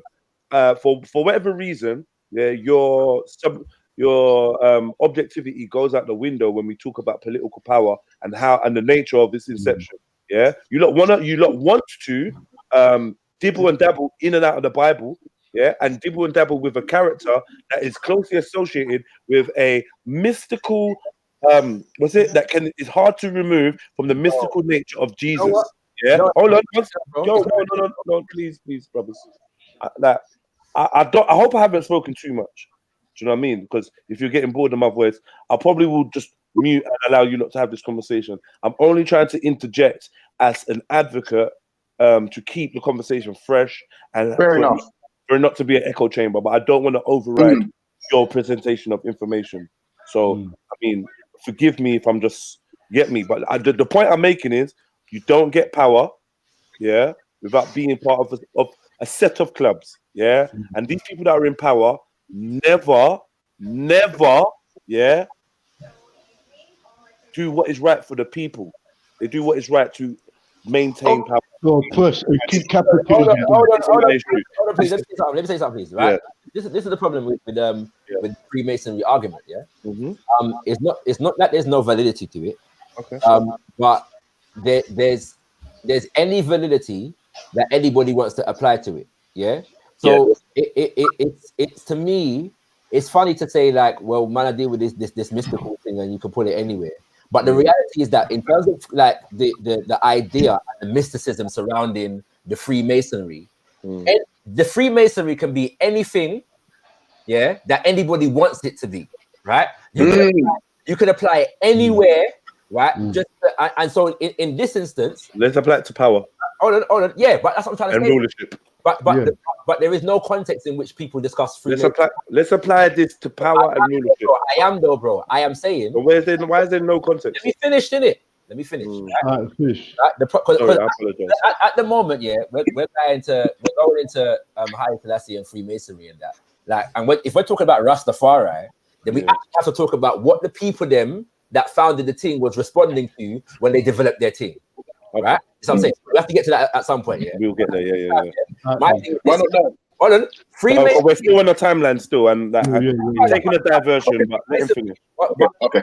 On the Freemasonry point, Freemasonry, yeah, for people that have that want to discredit something, in a certain way where you can say this is Freemasonry, and you can draw any loose link between something over here and something over there and say it's Freemasonry, but the fact that it's Freemasonry is wickedest evil is devil, and these people are in this club that is operating the Queen of England, and you know what I'm saying, all kinds of different things. Yeah, but my brother Shakwa, can you tell me no evidence that needs to be provided, no deep reason. Is this assumption? Can I ask you a question? Can I ask you a question? Is this typical Ethiopian garb that Selassie's wearing there? Is Ethiopia? What nice Sorry, wait, that is wearing where? Sorry, in this picture here. Is it? Am I not showing it? Am I not presenting it? Oh no, I'm not. Oh, yeah, I am. Yeah, what with the Queen? Yeah. Is this typical Ethiopian garb that he's wearing? No, it's not. What is he wearing? Right, as I would. What is he wearing? Shakara. What is he wearing? Sorry, Rambo, not to be rude. Oh, cool. Bro, because I'm saying that. What's the origin of what he's wearing? I'm asking you. I know, bro. But I'm saying. Slow down. I just want to know if you know whether this is authentic Ethiopian garb. I recognize some of it to be and some of it not. Okay, what do you recognize to be authentic Ethiopian garb? Some of these robes and them kind of things, the style of the dress you will find in Ethiopia among the Amharic people, royal family in particular. And what is it that you don't recognize? Some of the tassels and that kind of stuff. Well, what about the hat? I can't pick out the hat properly, but that could go either way for me. What about the medallion with the St. George's cross on it? That's it. You the nail on the head, St. George. That's the connection. Yeah, well, Jedi. Yeah, first of all, Shakwa, see what he's got on. If you are a sailor in the thing, you will be wearing an admiral hat. Yeah, can you hear me? Yeah. Why have I got feedback? I don't know, brother. All right, look, let me just talk. Wait, no, you talk, and what I'll do is I'll mute everyone that's not talking. Yo, 1 2 1 2. Okay. Respect, could everybody move up? Yeah, Aquila. If you can mute, like, I'll do it for you. I think it's Aquila. Yo, yeah, it is Aquila. I'm not sure why you're getting that feedback. Go for it, Rambo. Well, basically, if you could tell by looking at that suit, what Haile Selassie had on before, like what this is another suit. Basically, all of that suit there, what you see is a monarchy suit, Jedi. Yeah, what most of the monarchs have. Yeah, that the one what you had before was more of a navy, like he's wearing that admiral hat. Yeah, same hat what like Marcus Garvey had. Yeah, it's not try to do that. What he's wearing, what he is, he's a part of the monarch. He's got a actual that sovereign around his neck. You could also tell that the mayor wears it, bro. You understand? So what I'm talking, my man's out here looking like Dick Whittington, bro. Right? Yeah. Or what's that? or King he looks like King Henry. Yeah. But what I want to know is if this is not authentic Ethiopian garb. I just want to know. I want to know, what shop do you get these outfits from? Who gives you these outfits? If you are not part of because to me, I don't know why we're playing games. I could type up Freemasonry, Rolex, I get the whole regalia. To me, he's wearing Freemasonic regalia, but we're arguing about whether he's a Mason or not. To me, the regalia he's wearing is not of the Ethiopian Freemasonic orders, because we can pull up a picture of those in the Ethiopian Freemasonic path. So I'm making a separation. Yeah, but you know that this picture is a declaration amongst many others that he is a member of fraternal orders that originate outside of Africa. That depends on who you speak to, because for some people, fraternal orders developed along the Nile Valley. So this is what I'm trying to say to you, bro. Like, and then their introduction into Europe, because there are certain people that pervert the thing. Agree. But he's not wearing. He's wearing the European version, though. Hold on a second. So I'm saying that some people believe that a lot of the orders of Masonry developed from the Coptic Church, before they become a thing in Europe, right? So I'm saying it's not enough for now. I might agree that certain levels of Masonry will not deal with them thing there, but it's not enough to say to me, like that man's a Mason and that's supposed to mean something universal that I'm supposed to judge. I hear you, but it's funny how we stop our detective work. See the jacket he's wearing. One sec, bro. This ain't Ethiopian. Nothing he's wearing there is Ethiopian. Let me say. You got the white gloves. Hold on. Let me say this, right? Because let Shaka finish. We're being rude. Let Shaka finish. If we're gonna go into the politics of Ethiopia, we are going to find many contradictions. That is a reality, right? Even from the days of Emperor Menelik when he was fighting against Italy, and certain of the treaties that were signed after the conclusion of the war, which I'm not an expert on, but I know some things about it in terms of how land and borders are drawn, them kind of things there. Politically speaking, I would consider those things to be a contradiction to a liberation effort, right? Even though I'm going to try and understand the realities on the ground at the time, and the nature of the fact that at that time, like European armies had basically flooded the entire continent with bare armies, right? What's it called? You know what I'm saying? And we're taking land left, right, and center. And so people started to look out for their own self-interest, right? And that was that. I get all of that. But you can put it in a context and say, well, boy, listen, really, this agreement and that agreement was detrimental to other Africans or even the nation that we're in relation to certain. So we're going to find contradictions. Those contradictions stand alone. We don't even have to connect them to Masonry, bro. Like, it's just like in real time, we can look at decisions that were made, right, and say, well, boy, this contributed to the people's freedom and liberation. This did not. This helped facilitate colonialism. This did not. We can do that. And I'm saying where Ethiopia is concerned, where Liberia is concerned, where practically every group of people across the African continent is concerned, you're going to find situations whereby these dynamics were in, you know what I'm saying? And that for me is the reason why I say it's problematic, because there'll be no stone unturned when it comes to our affairs of Africa, where the white European and their version brand of Freemasonry has not permeated our leaderships and our political systems and corrupted and changed.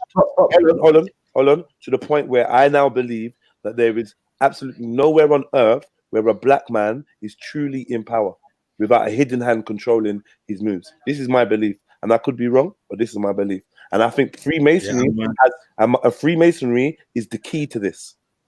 And look what he's wearing. Look what this man. Do you know who this man is?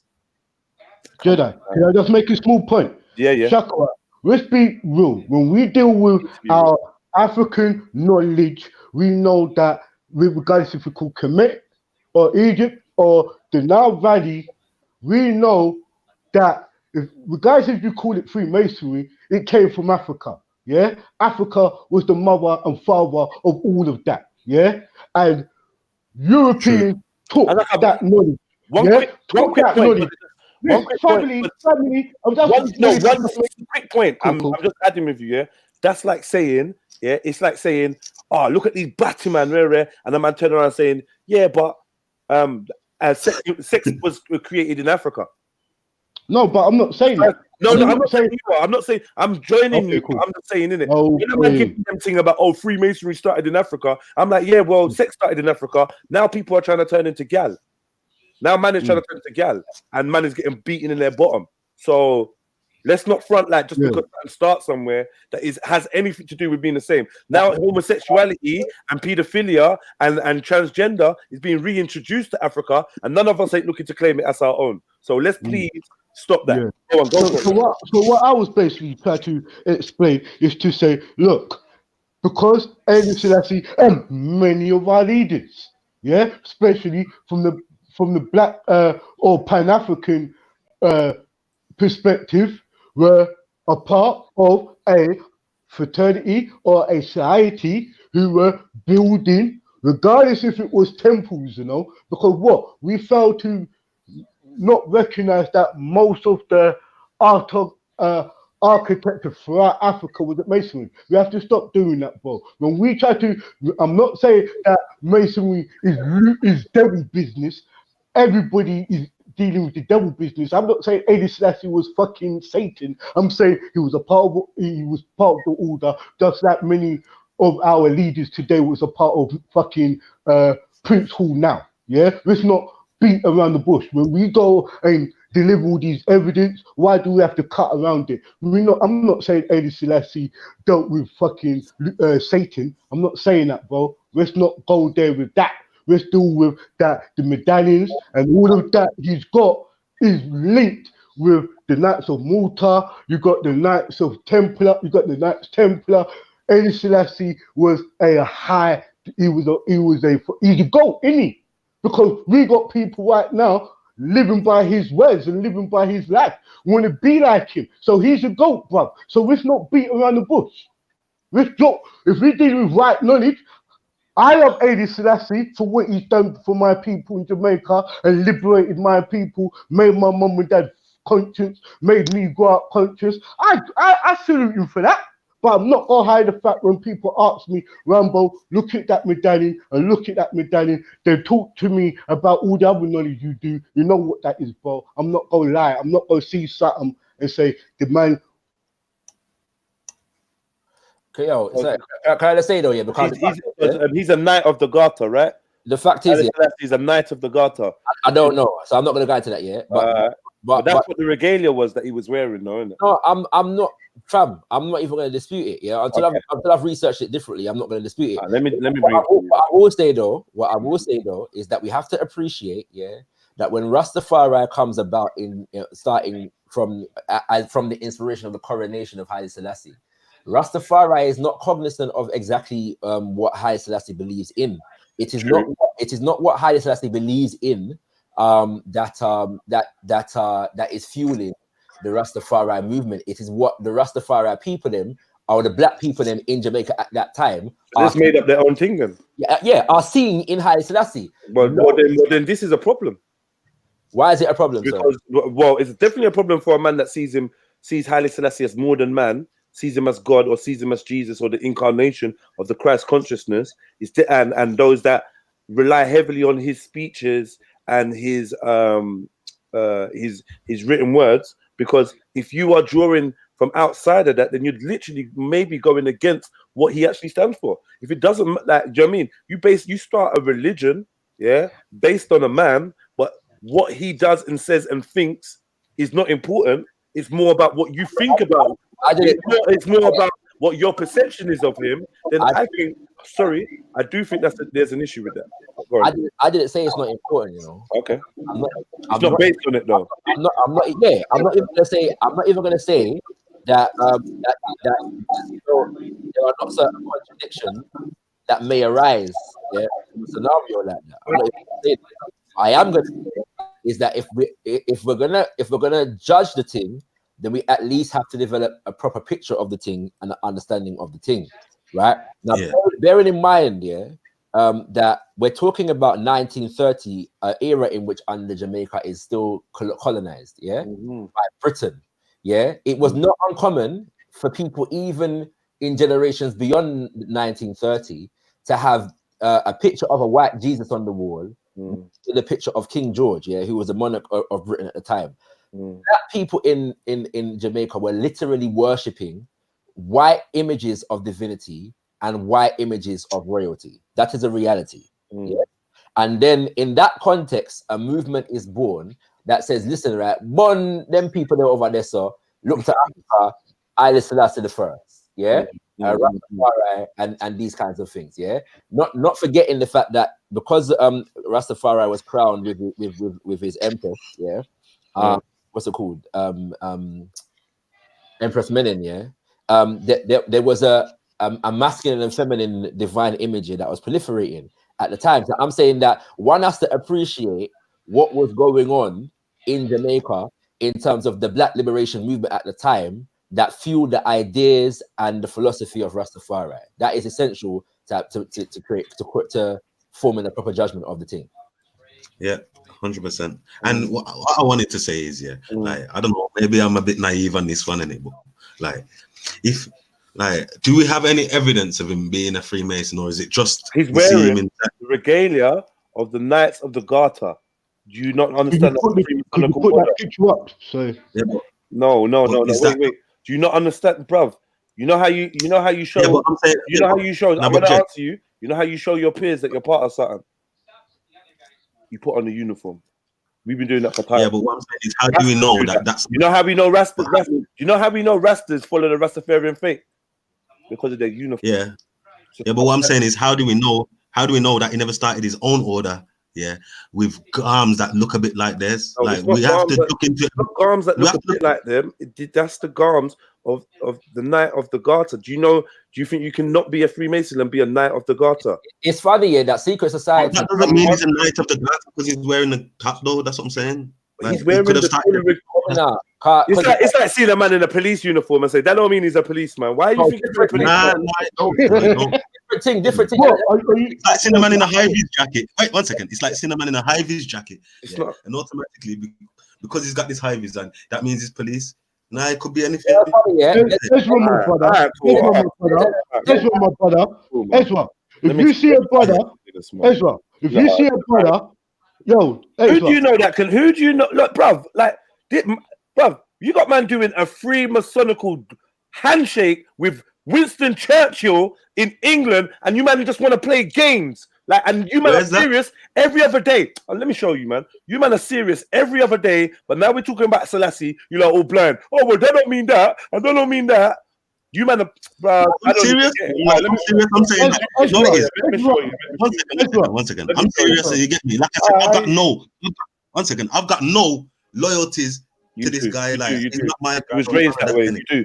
I can hear. Hold on. Don't tell me you don't have no loyalties to the person that Listen. Don't tell me.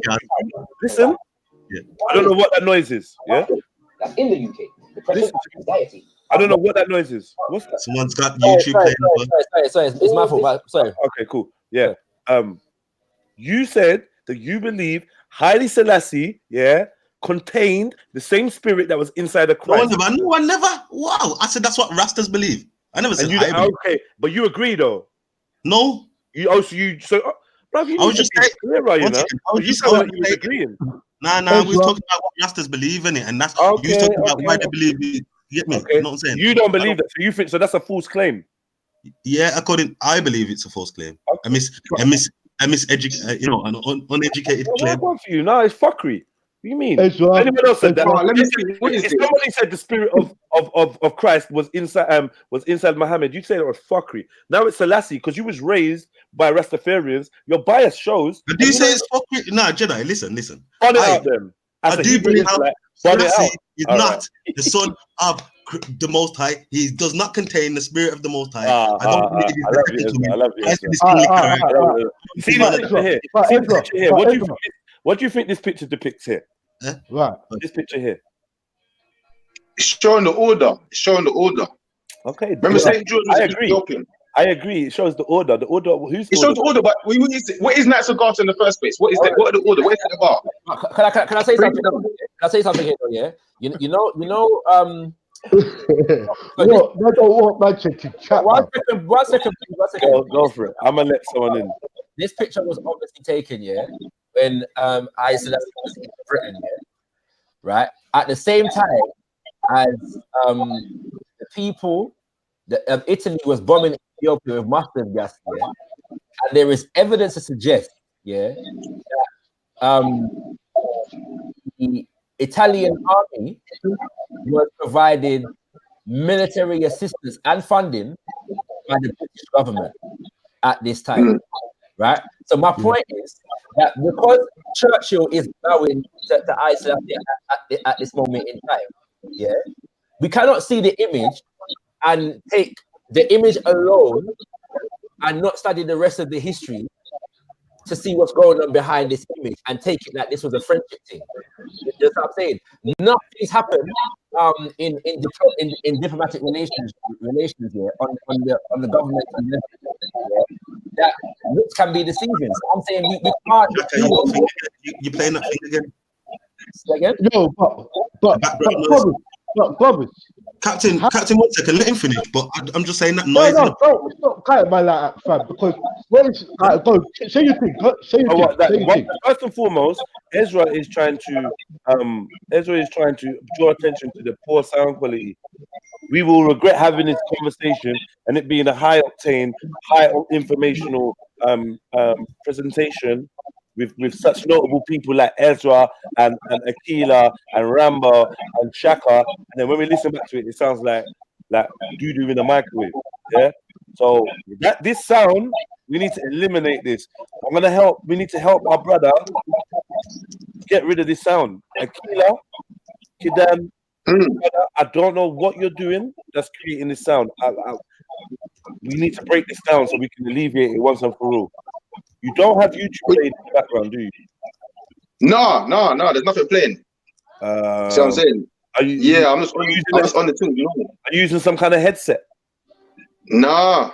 Do you have headphones? Yeah, I got headphones. It's my belief if you use headphones, this issue will be alleviated. Let's see. Hold on 2 seconds. Yeah? And we will wait for you to actually do this because I feel like it's stopped you being as much of a significant part of this conversation as you could be. I realize I'm chatting too much, so I'm gonna shut up. I don't know what happened to Prince. Yeah, I don't know what happened to Prince. If Prince could return at some point, and anybody else, Rastafarian or otherwise, that has an input, has questions, please feel free to come through on a revolving basis. Yeah, perfect. We're good now. Oh, that's what it was. All right, wicked. Who was getting interrupted? I was going to say a point, right? Right.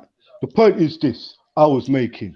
Look, we can't be around the bush, bro. We know he was a part of a high society, and he was hundreds. He was really respected amongst white people. For you to be respected like that, you had to be along with them. You had to be in their brotherhood, bro. Let's not talk about everybody else. That when it comes to our very own foundation, where we have tread on for so many long. No one ain't saying that, though, innit? But does that mean that he's not? But what does that do? Let me make a value point on this. Yeah. Can you be brief? Can you be very brief? concise? Yeah? Precise. When I have done my own personal research of many of what I call my league, my major figureheads to what got me now, I know most of them belong to a fraternity order. I was under the teachers of Malachi York, and I will never forget that. And I know that through my research, through many of our black leaders alone, they were all a part of the fraternity order. I'm not telling you that they went and done some bathroom sacrifice or none of that. That don't business me. What they've done to shape the community, the world, or the thing, I put my hands up and say respect for what they did. But I'm not going to hide the fact that our leaders are a part of these fraternities. From Nelson Mandela, Selassie, Marcus Garvey, I'm not going to do that. If people's got to ask me questions, I'm not going to make man put up evidence and say, Rambo, show me this picture. What is that? And what is he wearing? And I know that in most Masons wear white gloves, bro. They wear fucking suits and ties, bro. Sometimes they might have a flower. Sometimes they might have a handkerchief, bro. I'm not stupid. I've seen it. I'm a big man. I've seen it within my own fucking family. Yeah? I know that many fraternities is if not rooted, is embedded in our black communities and in our major movements. So please, let's not hide the fact that everybody knows this as the truth, you know. But yet, when we talk about it, we want to tread on eggshells and skip and dance and duck. Come on, let's not duck from it, bro. I'm not discrediting Haile Selassie for what he did to Jamaicans, bro. But when a man shows me a European suit and says, what's that medallion? And I know for a fact where these people get it from, I know I can't say nothing. He's got power, bro. You can't talk in the fucking UN, Shakwa, no can I, no can Jedi, and we for the people. We out here doing this shit. Yeah? If we was a part of certain orders, we would able to do these stuff. Come on, bro. Let's not duck and dive when it comes to stuff rooted in us, bro. Please. Big up everyone. That was my point. I agree with you on that still.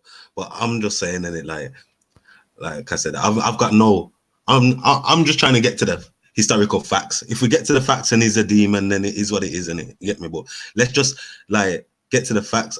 I honestly believe, yeah, like I said, when I feel like I need to clarify this because I might even Jedi got confused in it. So like for me personally, yeah, like the Bible says, all Israelites are Elohims. Like the Messiah himself told us, ye are gods, in it. You get me? So that word there for gods is Elohim. It just means powers.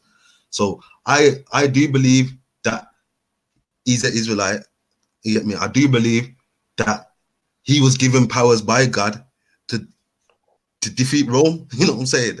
And to defend the people. Them I do believe that. You know what I'm saying? But that don't like. You know what I'm saying? I don't believe he's the second coming of Christ though. When I say he has powers. What's your? I mean, I still feel like it's been a big detour and it's cool. I'm not in a rush. We still have to keep going along the chronological order of his reign and his acts and his deeds, because this is why we have certain people here, because I know that when it comes to that, they can start really shelling out some big info. All right.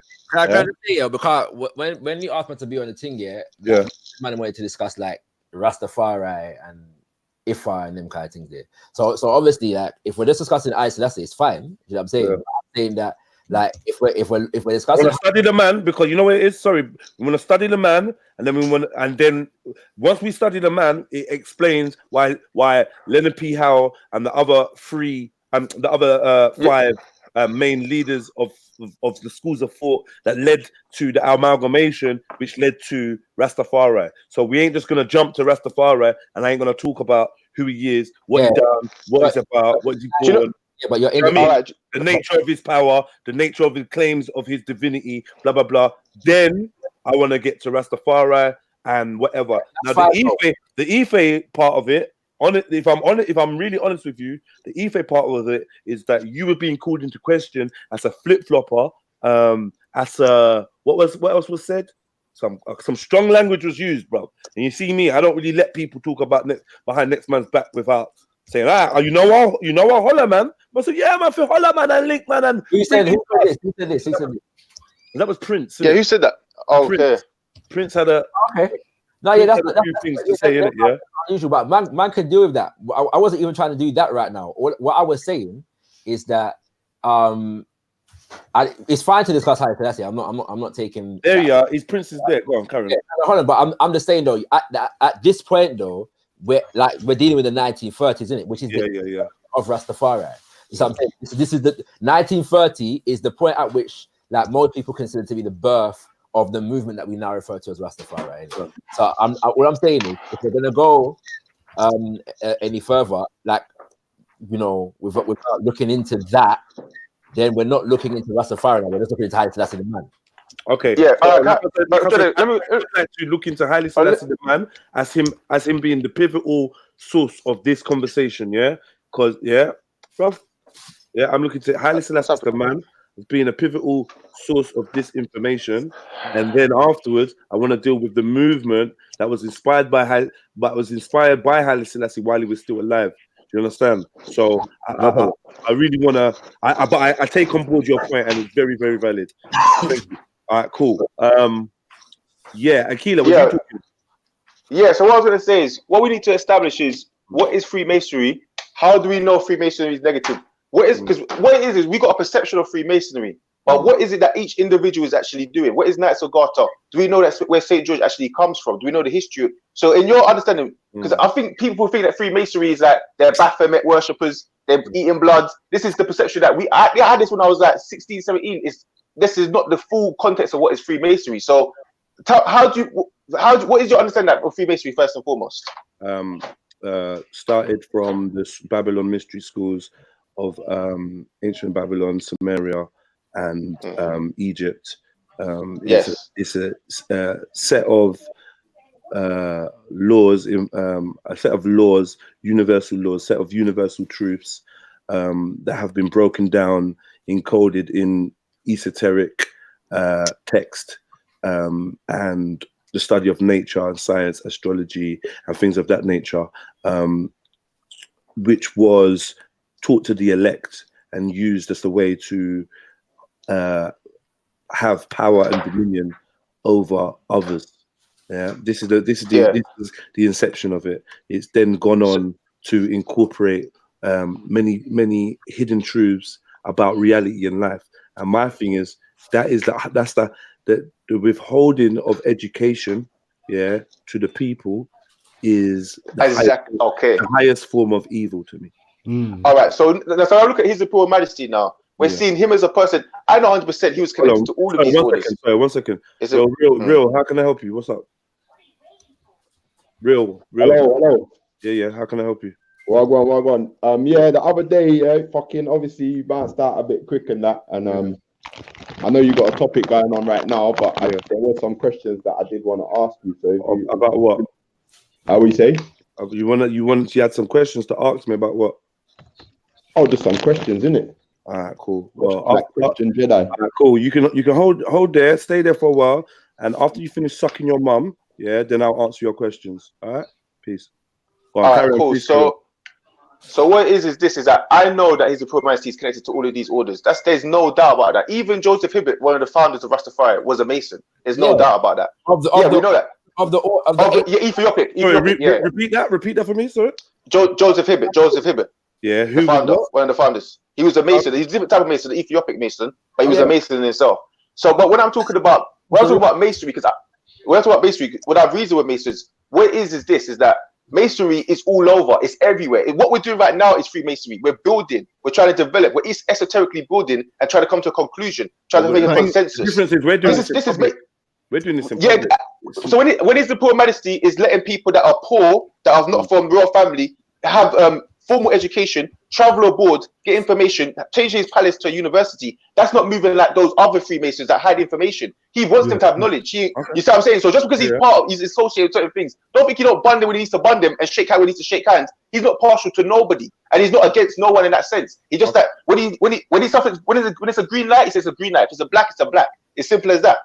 So he's not hiding. He doesn't hide information from people. He doesn't want to prevent people from becoming successful. Even the monarchy itself. He said that the monarchy basically shouldn't last for. It shouldn't be a thing where the monarchy has full absolute power. He was the one that opened up a constitution and said, "No, what? Even the emperor itself should be allowed to be under question to a certain extent. He can't just do whatever he wants. He should be penalized if he moves out." And all the royal family and all of the holy people, the righteous people, they was like, "What are you doing? You're emperor. You can't be moving like that. You're meant to have absolute power." He's like, "No, that's not the way. I'm changing it from now. That way of that old way is changing." Just like with the marriage with him.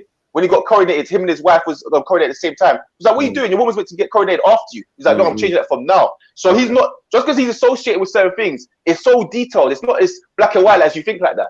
All right, cool. I respect that. And you made some good, valid points, and ones that a logical man like me, I'm not going to argue with. Do you know what I mean? So, like, we can definitely move forward from this point on. Yeah, we move. Okay. So I mean, between you lot, does anybody agree that does anybody agree in my process of breaking this down? Because if you think that there's a better way to do it, please let me know.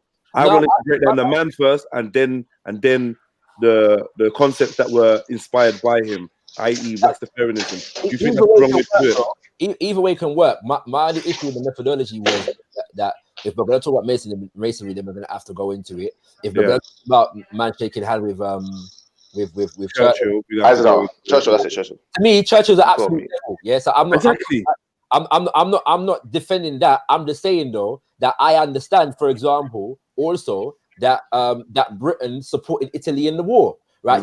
So the handshake to me. That it cannot be the be all and end all of our examination. No. I wouldn't even be naive to say that. But you know what it is? Yeah, I wouldn't even be naive to say that. But for me, I'm of the school that a picture paints 1,000 words, and I know what these words are saying because your first thing is, Churchill's a devil. Yeah, I'm gonna tell you that everybody that came to his first coronation in Ethiopia, all these dukes and all that. All devils, Queen Elizabeth, devil. Yeah, you understand what I'm saying? So I'm getting a picture because I was told, show me your friends. And I show you who you are. But we're not doing that with Selassie for whatever reason, and I respect it. Then we went on to say, what about the leaders of Ghana and blah blah blah blah blah. And I said, all these leaders are Masons, isn't it? Yeah, they're all Masons, and all these Masons are devils. Each and every one. You ain't shown me a good Mason yet. You know, I'll show me one yet, but still, we're vibes in. We're vibes in. So yeah, I mean, yeah. So he, bro, can I just say, yeah, you see, we mentioned Emmanuel Victor, of Italy, who was at the coronation, yeah, King Emmanuel, the Italian. That same king, was declared the emperor of Ethiopia. What? This is what I'm trying to say. As a result of the war, as the things this is what they did, right? So I'm saying remember, Gaddafi was killed. Remember, Gaddafi was put in power by the British, killed by the means of the British. Saddam Hussein was killed by the British, and put into power by the means of the British. Which you're proving my point, though, isn't it? In a sense, the point I'm making is, you lie with dogs, you get fleas. Yeah, you've been lying with them and getting power from them and getting cosigns from them, and that was all good. So when they come to fuck you up, don't think I feel like, oh, that means that you're different from them. No, get me. You're not different from them. It's like I just don't feel your pain. You know what I mean? You was rolling with them. You was giving them power and legitimacy. If you're actually the king of kings, then you went and legitimized them in Europe. Can I ask a question, Jedi? Go on, brother. Is the systems of social hierarchy among the Igbo people, are they Freemason setups? No. Right. But yet we know that in the region that we now call Nigeria, so-called royal families and chieftaincies, were co-opted by the British to facilitate colonialism. Possibly, yeah. Right. No, well, this definitely happened. It's a fact of history. You're asking me if every Igbo that is in a position of hierarchy is a Mason, and I would say no. But is the power is do you know what? Let me walk backwards. Let me backtrack. Yeah, I would say that anything that puts you in power over another man is a corrupted practice that leads to where we are now, where no one is really in power because of the pyramid system. So yeah, I mean, self-empowerment is a non-Freemasonical ideal, but at the same time, the upper echelon of Freemasonical philosophy is the sovereignty of the individual, and therefore the Godhead, what's it? Attaining Godhead status. So really and truly, essentially, it is all about independency, but in order to control others, it is about hierarchy. So I would agree with you. Yes, I would agree with you. Yes, the Igbo, the anything to do with kings and queens and whatever is not natural to us as people. No, but yeah, and I wouldn't argue that king and queen is natural and them kind of things. Yeah. I'm saying that we've got to be a bit more sophisticated in our argument when it comes to the Mexican question. We can put it anywhere, and like there's an Adinka symbol from the people of the Akan people that looks like the swastika.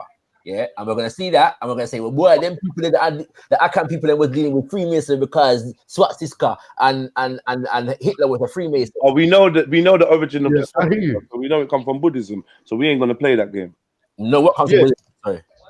But don't forget, half of the we know that the swastika predates. Well, I shouldn't say come from Buddhism, but that the symbol of the swastika predates Nazism by many years.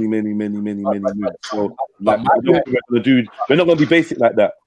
But my question, bro, is that a lot of the symbols that we're identifying, with Freemasonry, one predate Freemasonry, and two predate any of these orders of Freemasonry that we're talking about. I agree, but if when we see our leaders wearing them in their regalia, are they wearing them devoid of the Freemasonical meaning or not? Are they going back to their roots?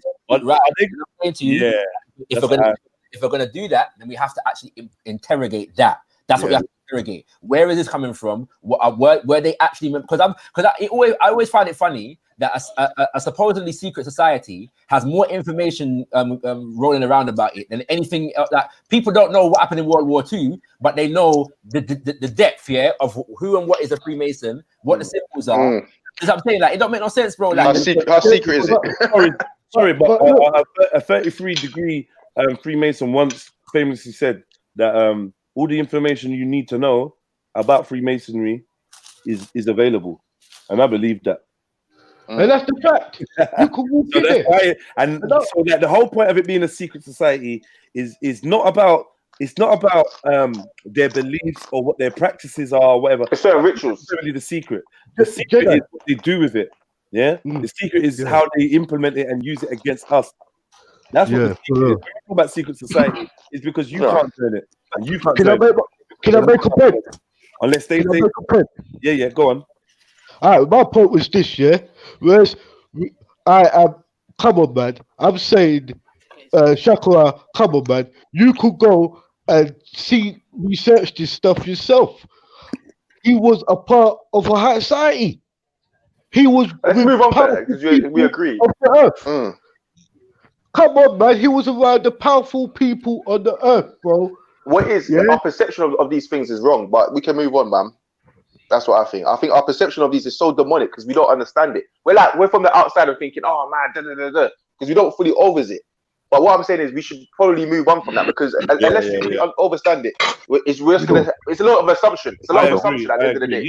So we can hear Yo, we got a lot of assumption. We got a fresh voice in the building. Big up yourself, sir. Introduce yourself to the audience.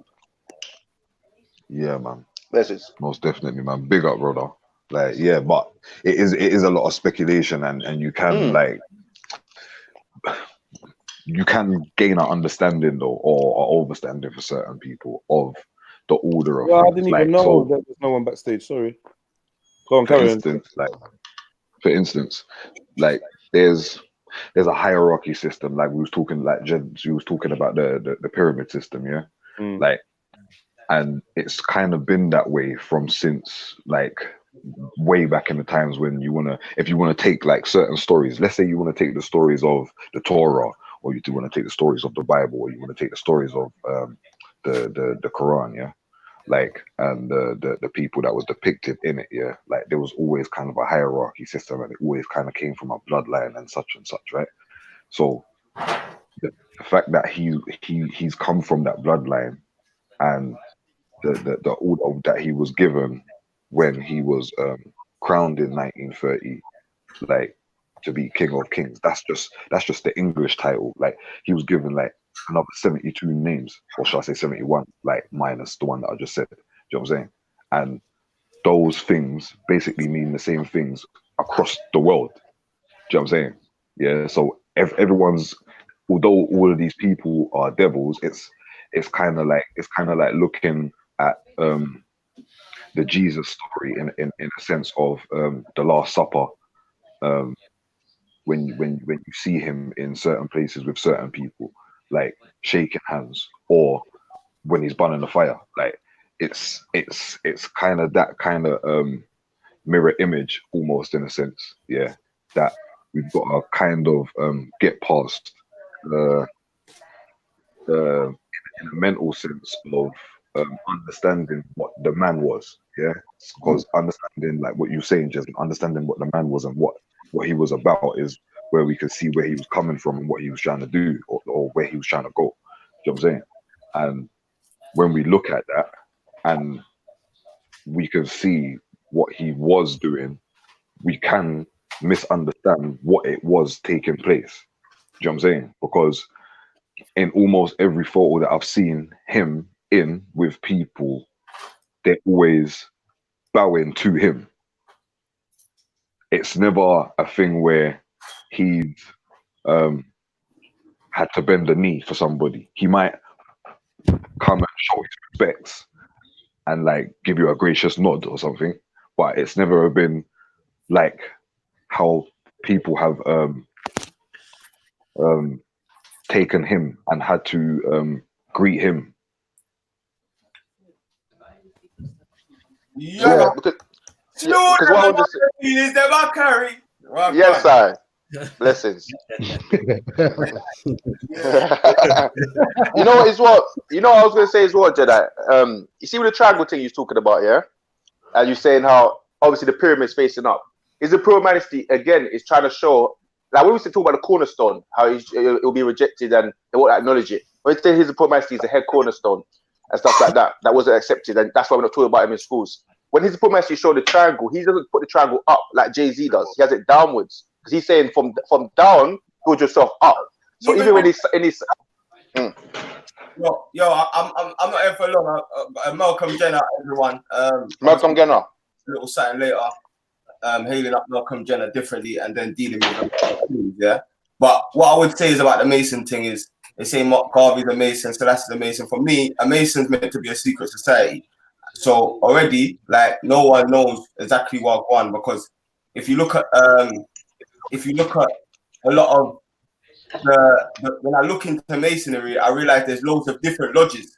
So you can't really put everyone under one blanket thing. And then even if people are saying they're building secretly, like gang, an organization built secretly, they didn't build everything in front of everyone. And there was many people in gang that advocated for that, because obviously you don't, like, you've got enemies out there that can try and sabotage. So I don't think that's something that's like way out of the world. And then even if we're talking about symbology, like loads of people have used different symbology. Like, remember that video where you've got a lot of masonry that looks like masonry thing, and someone in 100 years could say Jedi was a Freemason, you've got the pyramid, rare, there. But they don't know that to be true. They're just looking at a music video, seeing Mason imagery, and they're going to connect you to every other Mason out there.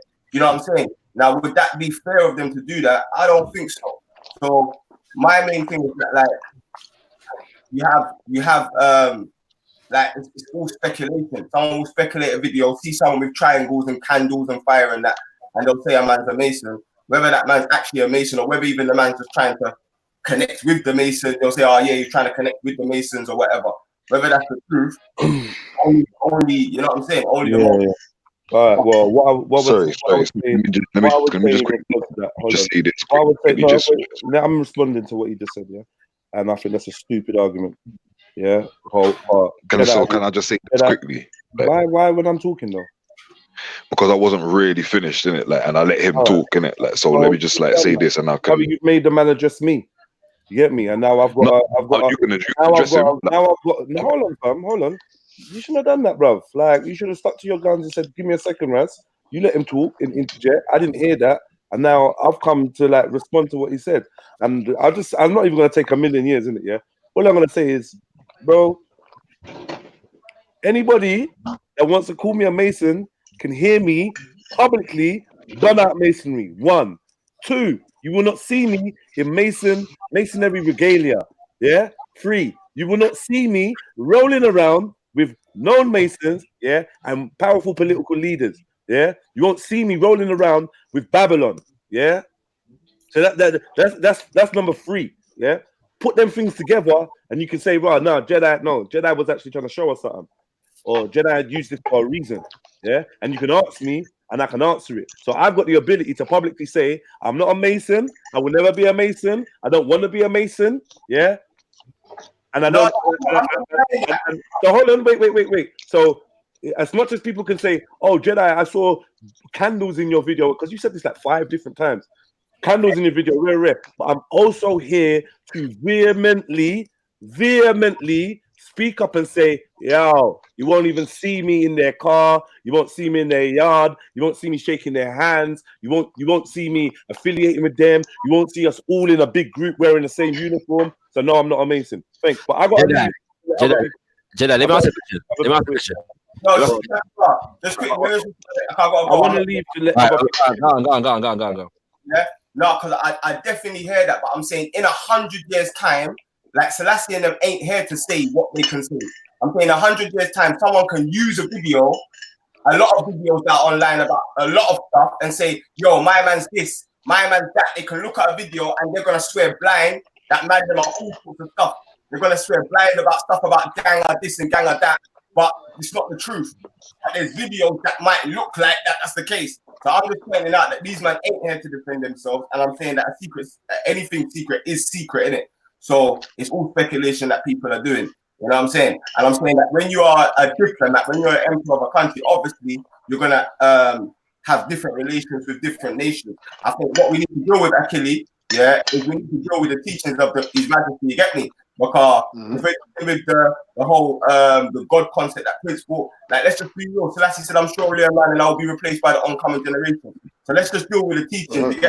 When we're dealing with politics with the West, let's read out the League of Nations speech that Selassie put under the Queen's bum. You understand? And under the oppressor's bum.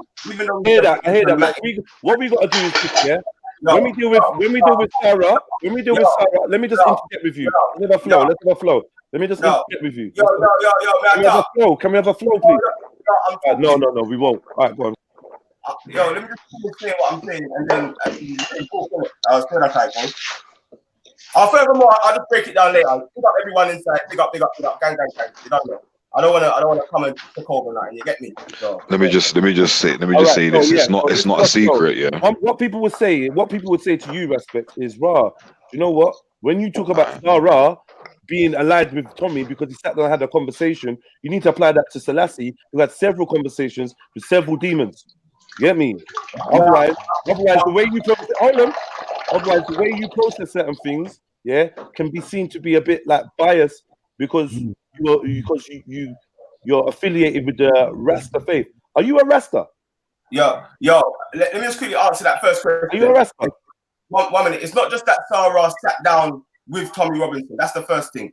The fact of the matter is the fact that Sarah's seen outside the courthouse advocating for the freedom of Tommy Robinson and made plenty of videos advocating for Tommy Robinson as a leader of freedom of speech. So that's where the criticism on Sarah is, and underplaying the racism of Tommy Robinson and trying to normalize him to our community as a leader of freedom of speech.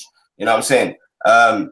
Differently from that, when you're dealing with a lot of the stuff from Ethiopia, they've got their own order from a long time. So it's like when you're saying man's a Mason, like Garvey's a Mason, this one's a Mason, like they was part of Logic, just the same way gang we had our meetings in private. We didn't have all of the meetings in public. So I can't say, because I haven't gone in there, I can't tell you exactly what they're doing in all of the separate lodges, because I know all of the lodges are different. You know what I'm saying? None of them ain't exactly the same.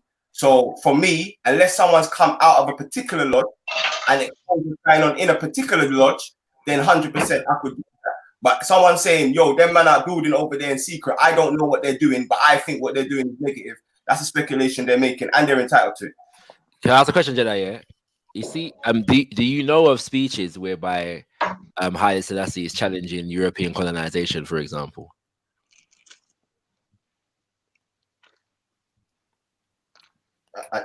Sorry, yes. Come on, nail on the head.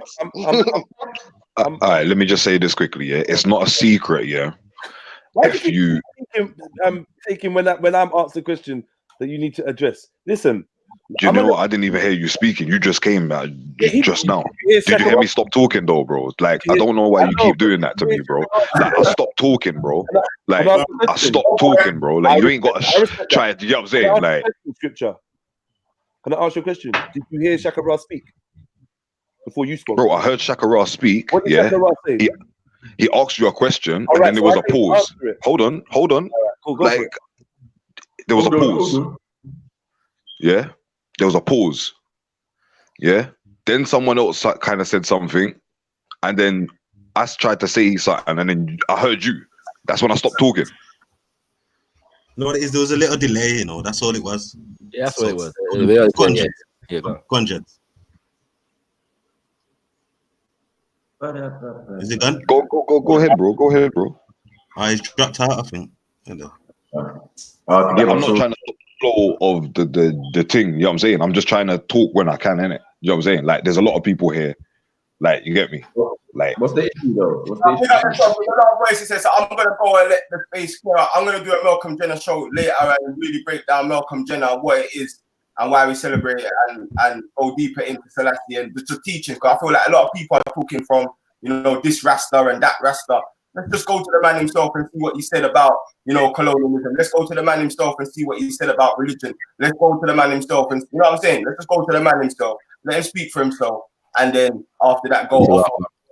Yeah, but the problem is, I think the problem is that there's varying opinions amongst you guys. You know what I'm saying? Because some men are Garveyites, some men follow His Imperial Majesty. You know what I'm saying? It's all kind of semi-confusing. And then you got Leonard P. Howe over here, who is on the Rasta thing. Him and whoever he helped start the thing. You know what I'm saying? So I'm seeing like, and they're all different time periods. Yeah, but and one thing they've all got in common is they're pointing to His Imperial Majesty. So rather than dealing with what their differences are, let's just go to Haile Selassie and see what he said. Because every single Rasta order is saying we kind of know already. We know that you men are basically following the tenets of the Bible. We know this. Like, there's no argument here. You know what I'm saying? We know that certain schools of man is Mason. Man is a Mason. Look, you can see the hand symbols and all that. What do you mean? Like gang? It's not like gang. Because none of us are going to speak to Winston Churchill. 1 second. None of us are going to be at each other's coronation and all of that. This is familiar. They have relations. They have certain things in common. You got what I'm saying? Ain't no African leader ever called emperor before the emperor. You understand? Yeah. So this is something that is definitely European based. Right, so wait. Hold on. Maku, are you saying that Haile Selassie was the first person called emperor in Africa? That's a lack of knowledge. Is that what you're saying? Is it what language is that? You said it's European based. That's a lack of knowledge. That's incorrect. What language? Nagus Neges is Amharic. Bro, in Ethiopia, Haile Selassie was not called emperor. He was called Negus Negas. Okay, cool. Which is translated as emperor. Where do you get emperor from then? From a long lineage. Hold on. Ancient tradition. Before you get there,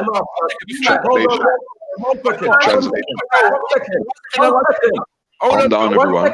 This is some emotions and that. But you're not answering my question today. Translation. Smoke, I'll give you that smoke, but I'm gonna teach you the literate way. It's a famous thing. Maku, English translation. Where do you see? Yeah, an African emperor. Show me an African emperor before Haile Selassie. Menelik the second. Your Highness. English translation, bro. So what he just? Emperor. So only the person before him. Hold on 1 second. My gosh, this guy is ignorant. 1 second, yeah? Because you know that the word emperor is a European concept that has to come in at a particular time. Now you're telling me the man's father, yeah, or great uncle, should we say, and father, yeah, had this emperor title. And these men are military. Bro, military. None of the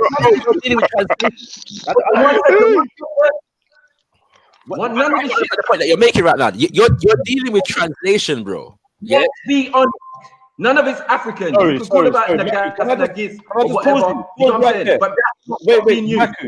that's when you use it, Maku. No, I'm not interrupting you.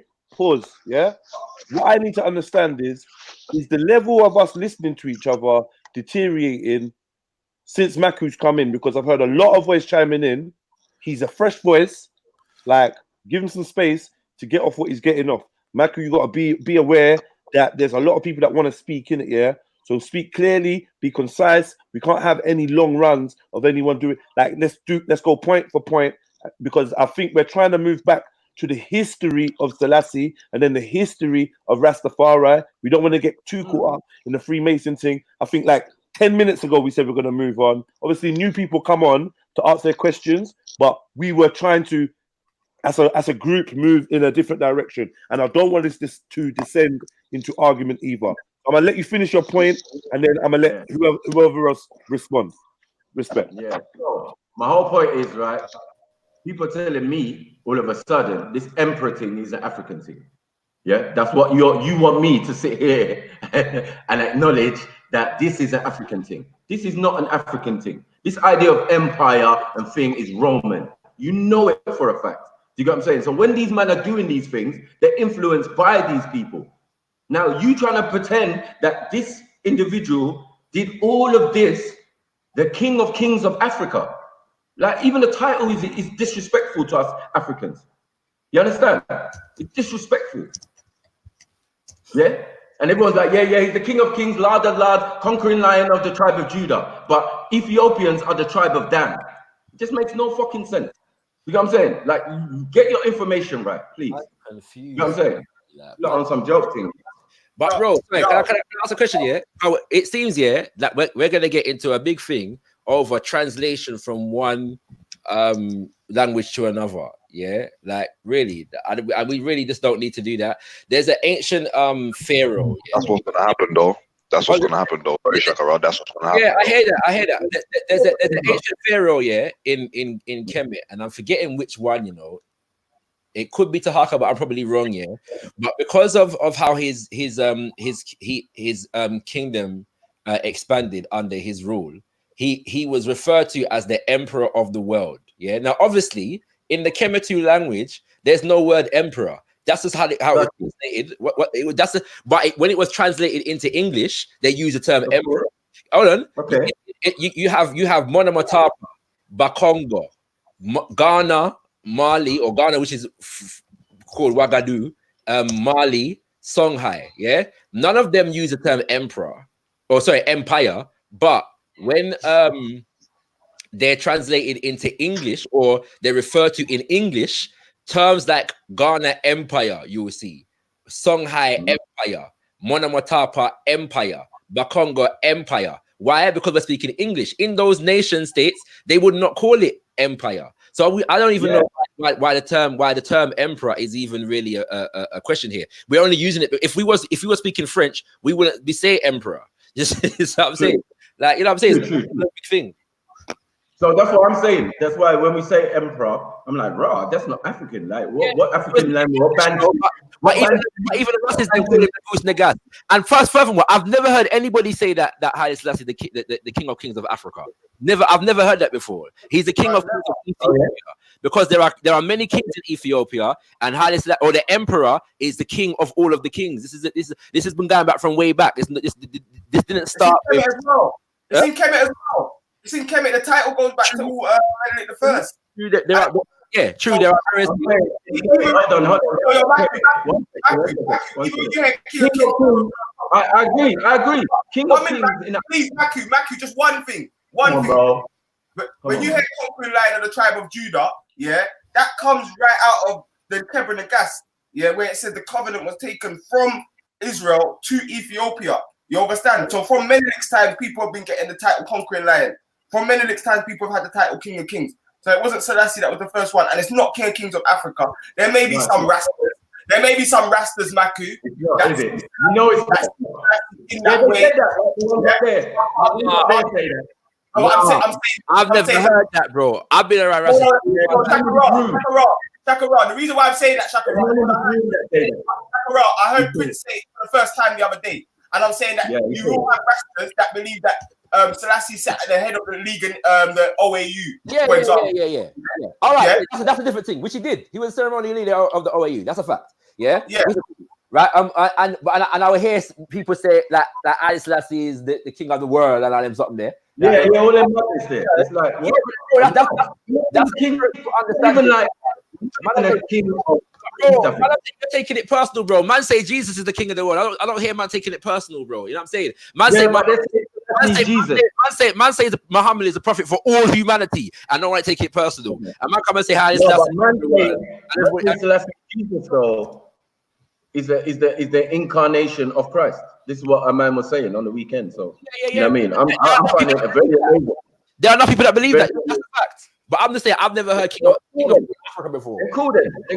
All that King Allah, I'm telling you as an African, I'm telling you, fall back. You lot need to fall back on that. Do you know what I'm saying? Because he ain't king of even the whole of East Africa. No, that would be fair. Wait. That would be fair if he was. Wait, he's talking about Ethiopia though. One second, please. Correct if I'm wrong though. He's talking about Ethiopia there. He's not talking about the whole world. When they call him the King of Kings, don't forget, Ethiopia was, especially at the time of him being young and before his birth, it was split up into loads of different empires and loads of different kingdoms, fam. So that's why when he united all those kingdoms, they gave him the title King of Kings. Who gave him that title? It's a title that Ethiopians because of his position, bro. All of the kings. Hello. Do you know who owns Ethiopia? Do you know who owns Ethiopia right now? Bro, you're changing the subject. We're talking about. You're changing the subject. The fact who owns Ethiopia right now? Oh, bro. Yo, Maku, I got to bust out. Peace to everyone. And Rasta man not answer no questions that people already know the answer to. But I'm gonna leave it. Slew them and all the feelings them. I carry them. I'm honestly, if we're gonna have this conversation, respect, but all I wanted to know was whether you was a Rasta. You get me? But I'm sure I can ask the rest of the brothers if they're a Rasta. So, Shakara, are you a Rasta? So I define myself as an African spiritualist. Rastafari is a part of. No, you're not. Thank you. Ezra, are you a Rasta? Ezra, are you a Rasta? No. All right, thank you. Maku, are you a Rasta? Yes, born in Rasta. All right, cool. Akila, are you a Rasta? Yes, I'm Rasta. Yeah. All right, thank you, my brother. Scripture, are you Rasta? I can't hear you. Yo. Script, you Rasta? Yeah. Yeah, I can hear you. Yeah. I'm as I've grown through. Just let me give my answer. Yeah. As I've grown through. As well, you know, still. So try to cut me off. I just want to know yes or no. Nah, bro, because it's not that simple, innit? It's not that simple whether you're a Rasta or not. This is why Prince will slew you. It's not whether you're a Rasta or not. Prince is entitled to slew, man. No. It's true, but he's not there. He ran off. I'm not begging. He ran away anyways. Shakara, he ran away. I warned him about tangling with you anyway, so don't worry. But yes, scripture. Script. Yeah. Go on, bro. Yeah, as I've grown through life, I've grown to be many different things along the way. But as I've grown elder, that's my mind and spirit has taken me in that direction of Rastafarianism. So yeah. Yes, thank you, my brother. So anyone telling me that you can't ask Rasta no questions you know the answer to, listen, bro. I heard man ask you if you're a Muslim, you couldn't answer it. Yeah. So what makes you think that I'm gonna think you're a Rasta? You don't have locks. I don't know if you're a Rasta. What's the answer? How can I know the answer to it? You're a sneaky guy, bro. Be straight up. I'm sure when you do your show tonight, you advertise. When you do your show tonight, yeah, that about Rasta and Rare. I'm glad I inspired man to step up and start talking about Selassie and Rasta. Yeah, man couldn't give me the credit for that though, but cool. Now you want to come on here and tell me about man can't ask you questions. All right, answer to it, bro. The people then want to know if you were a Rasta, yeah.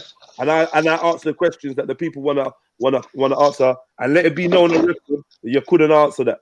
Yeah, so I'm moving on. Thank you. Let me. Can I explain something though? Yeah. Yeah. You tell me your answer. Sorry, I did cut you off.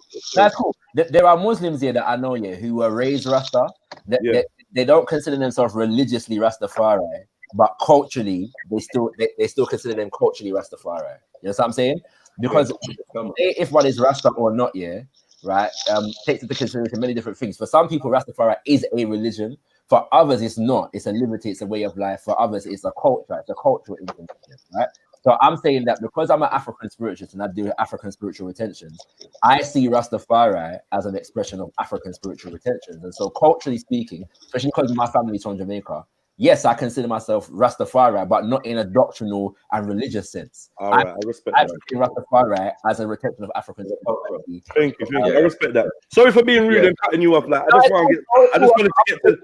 There was a point I was trying to make, which is. Can I say one thing? Can I say one thing? I was trying to make, which is, yes, you can definitely ask a man what their faith is, especially when we're talking about a certain faith. You can definitely ask a man, and if a man won't answer you directly, then that says more about them than the person answering the question. I might even know the answer, but maybe people want to know, innit? But it's not really that important to me anyway. But go on, Maku. Then I want to get back on track because we. I was gonna big up my brother Shakara and his family and Pops and everybody for yesterday. You get me? Yes, King. That was Hey, that was a good send off. I don't know how long you were there for, but the energy and the whole send off was blessed, innit? No, but when we did the 9-9, you know, there was drum beating. It was peak on the 9-9. Yeah. My brother knows. My brother knew. Yeah. Someone needs headphones in. Who's taking their headphones back? Someone needs headphones back in. Yeah, because the sound is just atrocious again. Yeah. Who is that? Akila, did you take your headphones out? Love that. And then I saw you. Hold on, when I saw you, and I was thinking, hold on 1 second. I was looking at your brother first. Like, I know that guy. You get me? I wonder if he's and I looked over and I said, hold on, wait. Has this guy got the same eyes as this other guy? Hold on 1 second. Brothers! Oh shit!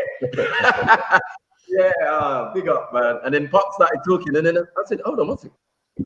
Yeah. Oh shit! Okay. No, big up, man. Big up. Yeah, because as I said, Healy was harassed by culture, not by.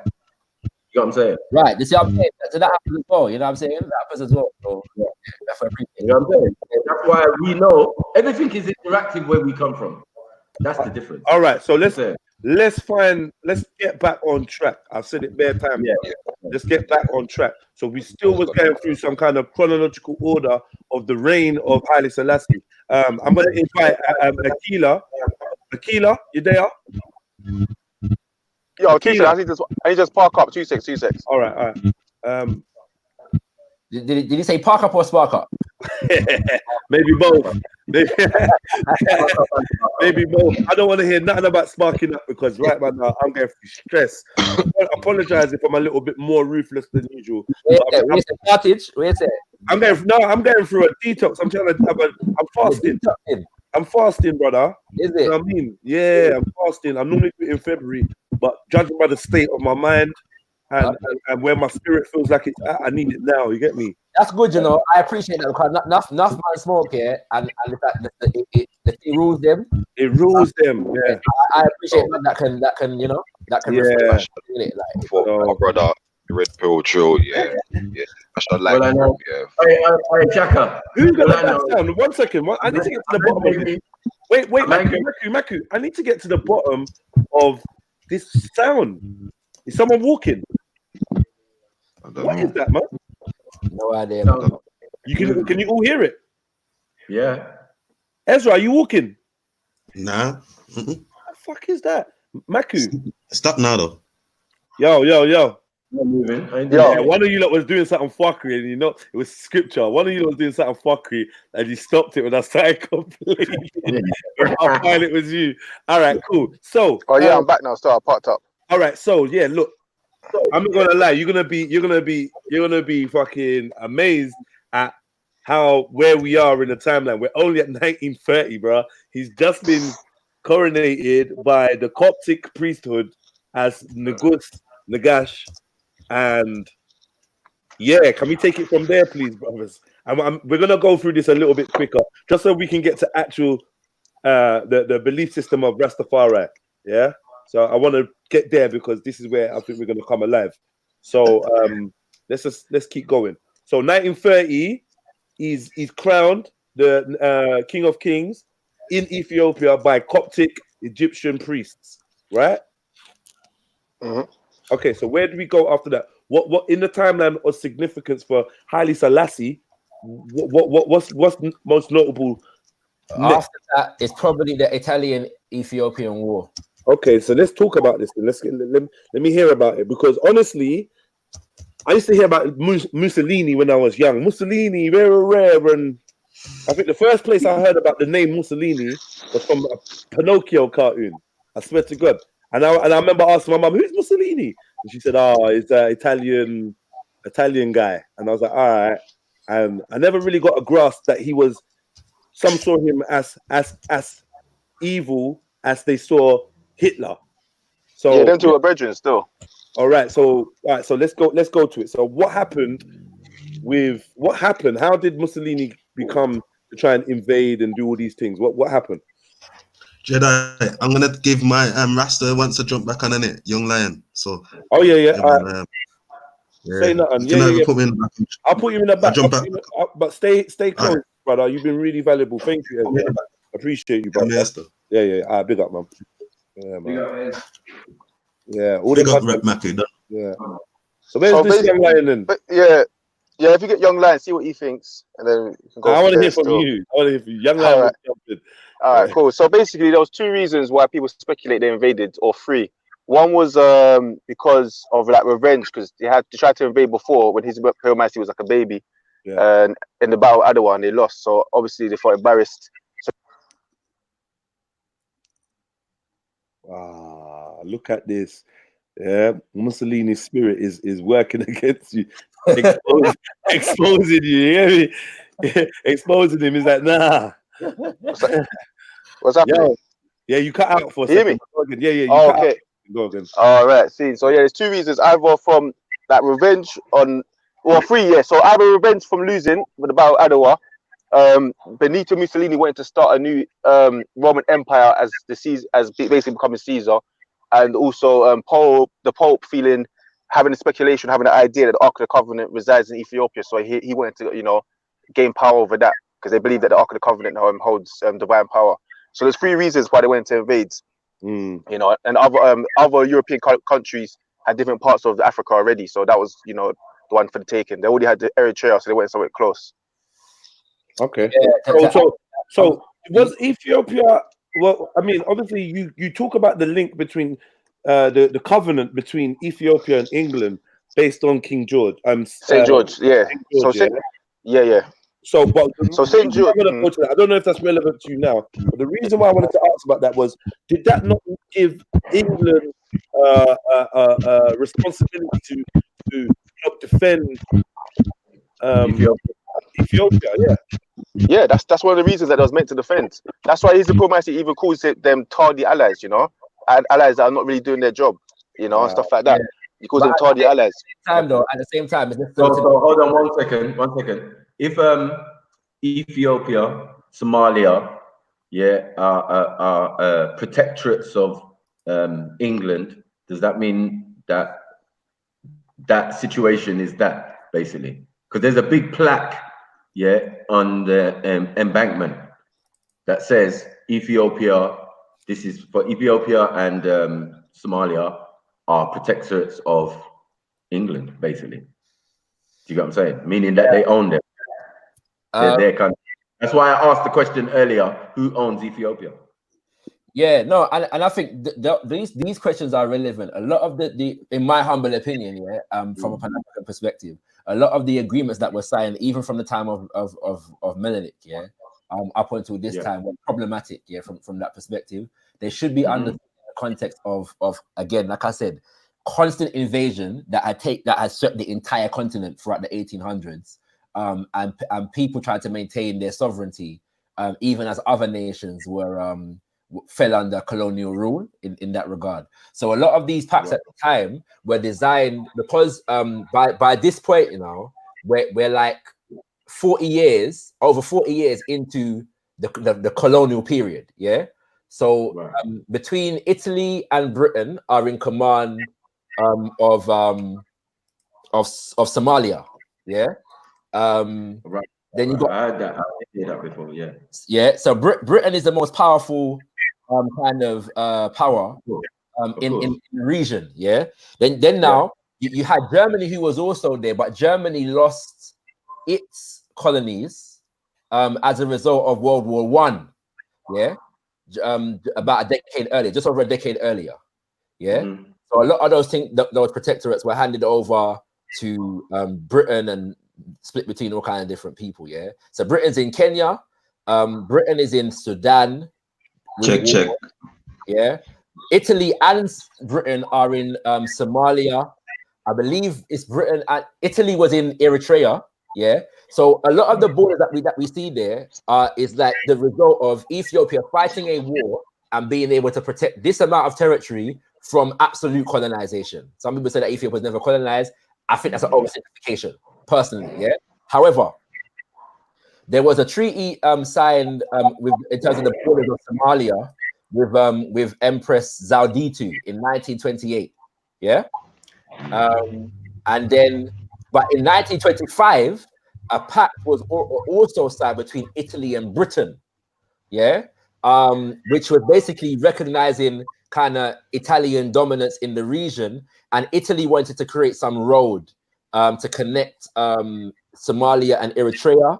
But that thing was supposed to go through Ethiopia at some point, and so in order to do that, Italy needed to expand its own territory in the region. Yeah. So there was but that pact was supposed to remain secret, from my understanding, between Italy and Britain. So that this is the reason why Britain never came to Ethiopia's defense, even though by treaty they should have. Yeah. You know what I'm saying, in that regard, because they were in league with Italy at the time. So all of this is colonization, and these European powers trying to juxtaposition in relation to African land and resources. Can you hear me? Yeah. Yeah, bro. I heard someone in the group before said all the Rastas are confused, yeah? Because one man saying one thing and the next man is saying, I think that's wrong, because we're all human at the end of the day. Until we can organize and centralize, I don't think no one should say that still. Well, there's no spiritual order in which people don't have different views, isn't it? That happens. No, it's true. That's not what I'm saying. That's not what I'm saying. I'm gonna say in relation to what the person said, because people have different views, not necessarily a sign of confusion. It's just difference of views, isn't it? So we can move past that. And this is only 3 denominations. Like everything else, look how much denominations Christian and Muslims have got. And yeah, but Rastafari has many mansions, but it's not about denomination. Yeah. Yes, King. We understand that. But yeah, the person chatting foolishly. We get. So no. But what I want to ask you, Shaka, yeah. Like obviously, man, recognize you as Rasta in it, because when I see you, I see you as a Rasta man, yeah. Yes, sir. Take out the African spiritual bit. I see you as a Rasta man first and foremost. How you take it out? The spiritual side, because you know what the Almighty says, yeah. He has a famous quote that about African spirituality. Yes. Have you ever heard it speak on African? Africans have become confused because we approach religion through we approach God, the Creator, through religion and not spirituality. Yeah, I can't remember what he said. Can I read his quote word for word? Read the quote. What Emperor Haile Selassie's view on African spirituality? Yeah, he says the temple of the Most High begins with the body, which houses our life, the essence of our existence. Africans are in bondage today because they approach spirituality through religion provided by foreign invaders and conquerors. That's right. So all those who say Rastafari shaken with who, this is what is the emperor words say. Yeah, we must stop confusing religion and spirituality.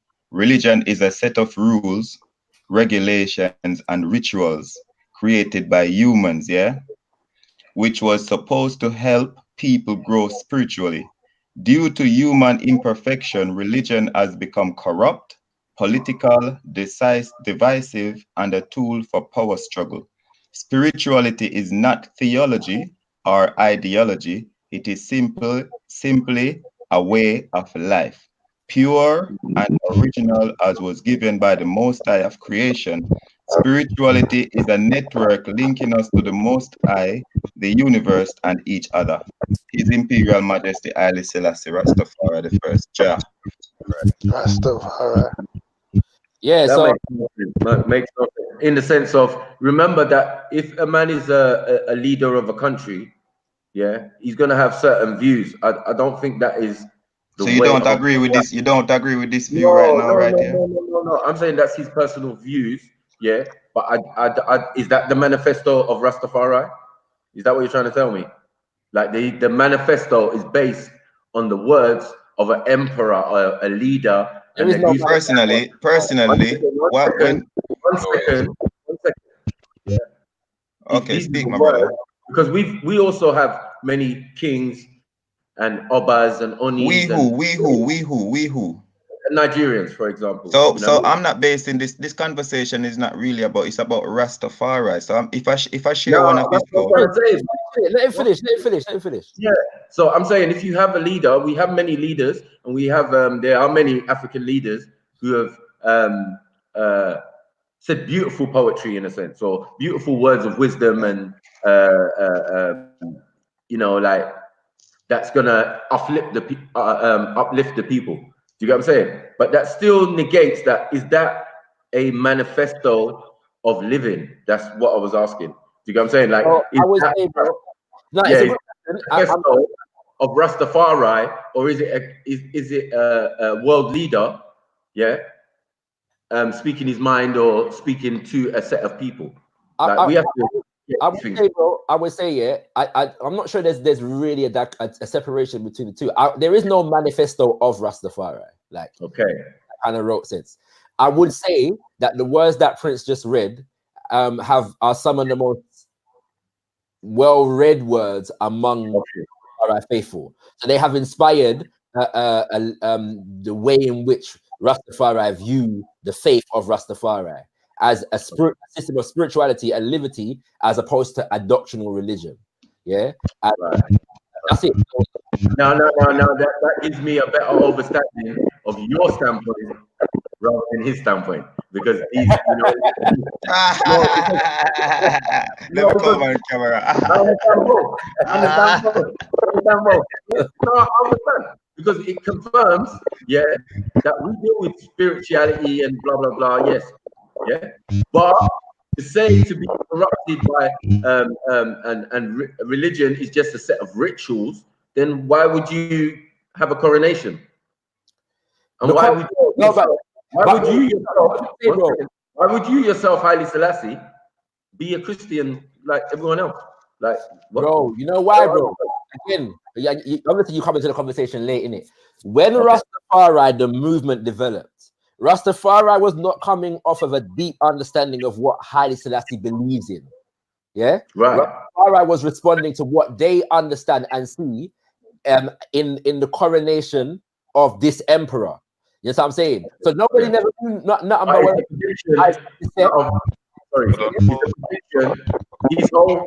the whole process is a prediction. Scripture, you got bad sound.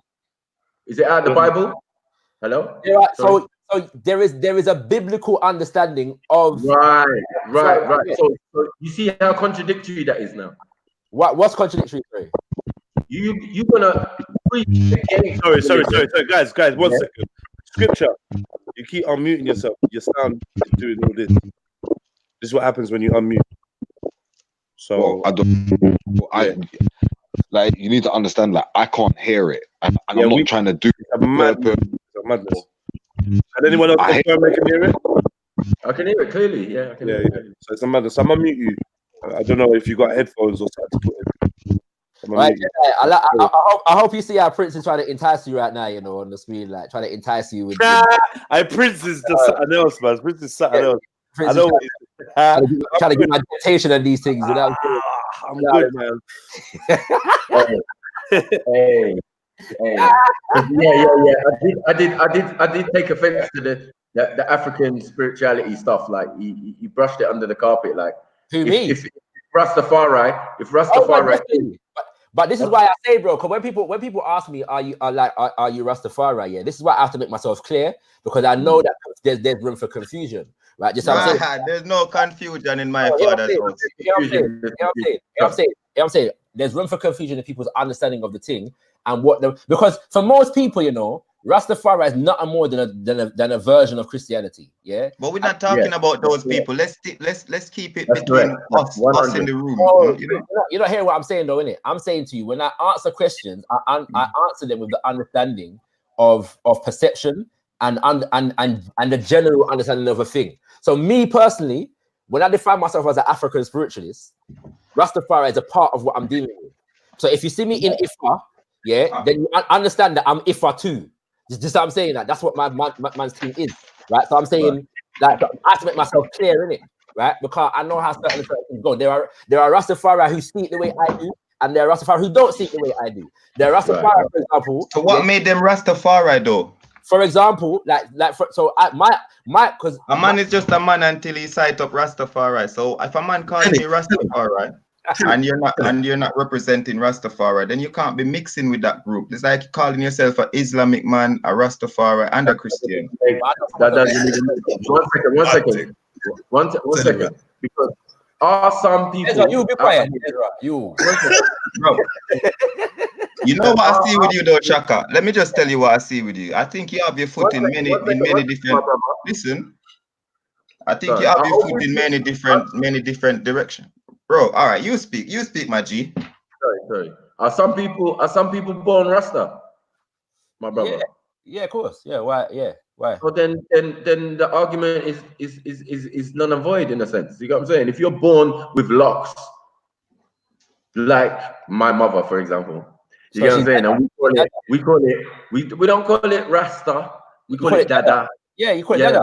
It's cool. Yeah, it comes with rituals, it comes with certain, you get me? Certain things that are attached to it. Maku, where? No, let's say, bro, you lot struggling to stay on the history of Haile Selassie. You man are starting to annoy me. This ain't your regular. Check. Listen, this ain't your regular. You're good now, Scripture. This ain't your regular conversation. Yeah, this is the big conversation about Haile Selassie and Rastafarianism. Yeah, if that's the correct term. Yeah, I don't want to get too far off of those 2 points until we execute that fully. Once we execute that, then it can be more generic. But please, can we just whiz through the timeline at least? Because we still ain't even started on Rastafarianism, bro. Yeah, all right. Yeah. So we're sorry. The main interruption there, Jed. Sorry, brother. Sorry.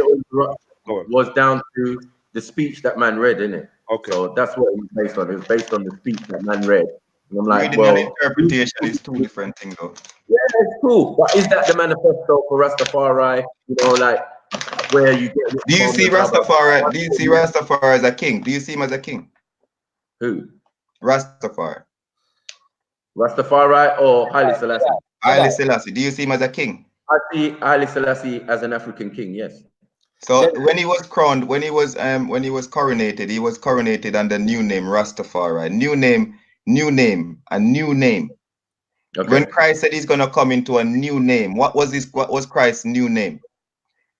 It should have been Emmanuel. So we call Rastafari Emmanuel as well. That's true. However, what I'm saying is, but however, it's not that. Go on, sorry. No, I just want to say though, I don't want to, because Jedah's made a point in it, because man can go into the philosophy of Rastafari and its development, but Jedah's trying to say on this history thing, in relation to Haile Selassie himself, yeah. So that's why we were at the point where we were talking about the Italian Ethiopia war, and what happened there. So I don't mind everything that man's gonna say is gonna bring up a small kind of side road, yeah. No, but I want to speak to Shaka. Yeah, brother. I don't mind dwelling on that for a little piece, but then we have to have it in our mind that we're working on a timeline, yeah, and we're trying to get somewhere. So as long as we know that when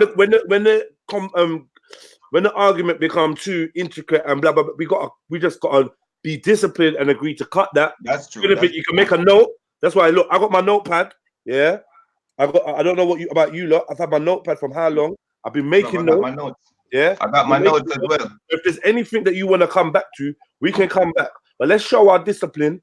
I feel like I'm not really good at this yet, but I'm trying to learn. I know Shakara is excellent at shit like this. So Shakara, I don't mind you leading the chronological. You know what I mean? Like you know. Let's go for yeah, I hear you, bro. Like I said before, my strength really is on the development of Rastafari philosophy, yeah, and movement, right? You know what I'm saying? But within that, there are certain things I know in it. So in relation to this, one of the things that is important to know is that when the smoke clear, choo choo. Yeah, you know. That's the other thing though, yeah, because you have to remember, Jedi, Prince come to bun me up as well, innit? He did, but Prince have to be patient. Prince. So he did. He said he did. Shakara. He won't ban him up, but like not in a friendly way. Anyway. Intellectually, but he just wants to find out what I want. Yeah, but check this though, yeah. But check this, yeah. Prince, I have to remind you, this is what I want, yeah, and this is what I just want to make this clear. We're only in 1930. We're only at the Italian attempt of invasion of Ethiopia. That's where we are. I want to get right to his supposed disappearance / death / whatever. I want to get to that, yeah, and then we're gonna go back and we're gonna discuss Rasta. So Rasta started in 1930, yeah. A lot of people say that's the inception. So after we feel done with the life and death or the life and times of Selassie, we're gonna go back to 1930 and deal with Haile and all of them man there and the inception of Rasta. Okay. Ideology, right? All right. Now after we do that, then yeah, man. Then we can have a shootout. Yeah, exactly. Cool. Let's go. I'm gonna break something down. I'm gonna duck for a bit and I'm gonna come back later. Yeah. I got something to do. No, I'm gonna come back. Don't worry about it. So bro. That's that boy. Voodoo boy, don't run. It's funny, bro. If I'm gonna come back, I'm joking, man. I'm joking. Come, let's go. I'm saying I'm gonna come back, and I'll definitely be here for when you go into the philosophy thing, and Prince can have his go. Yeah. Now, my thing is this. When it comes to, there's a few things around the Italian-Ethiopia war that we need to know. The first thing is that Italy invades. Well, I think they make the decision in 1932, and they actually invaded in 1935. And again, like I said, who invaded what in 1935? Italy invades Ethiopia. Okay. Yeah. It was in 1935, but the exile didn't happen until 1936.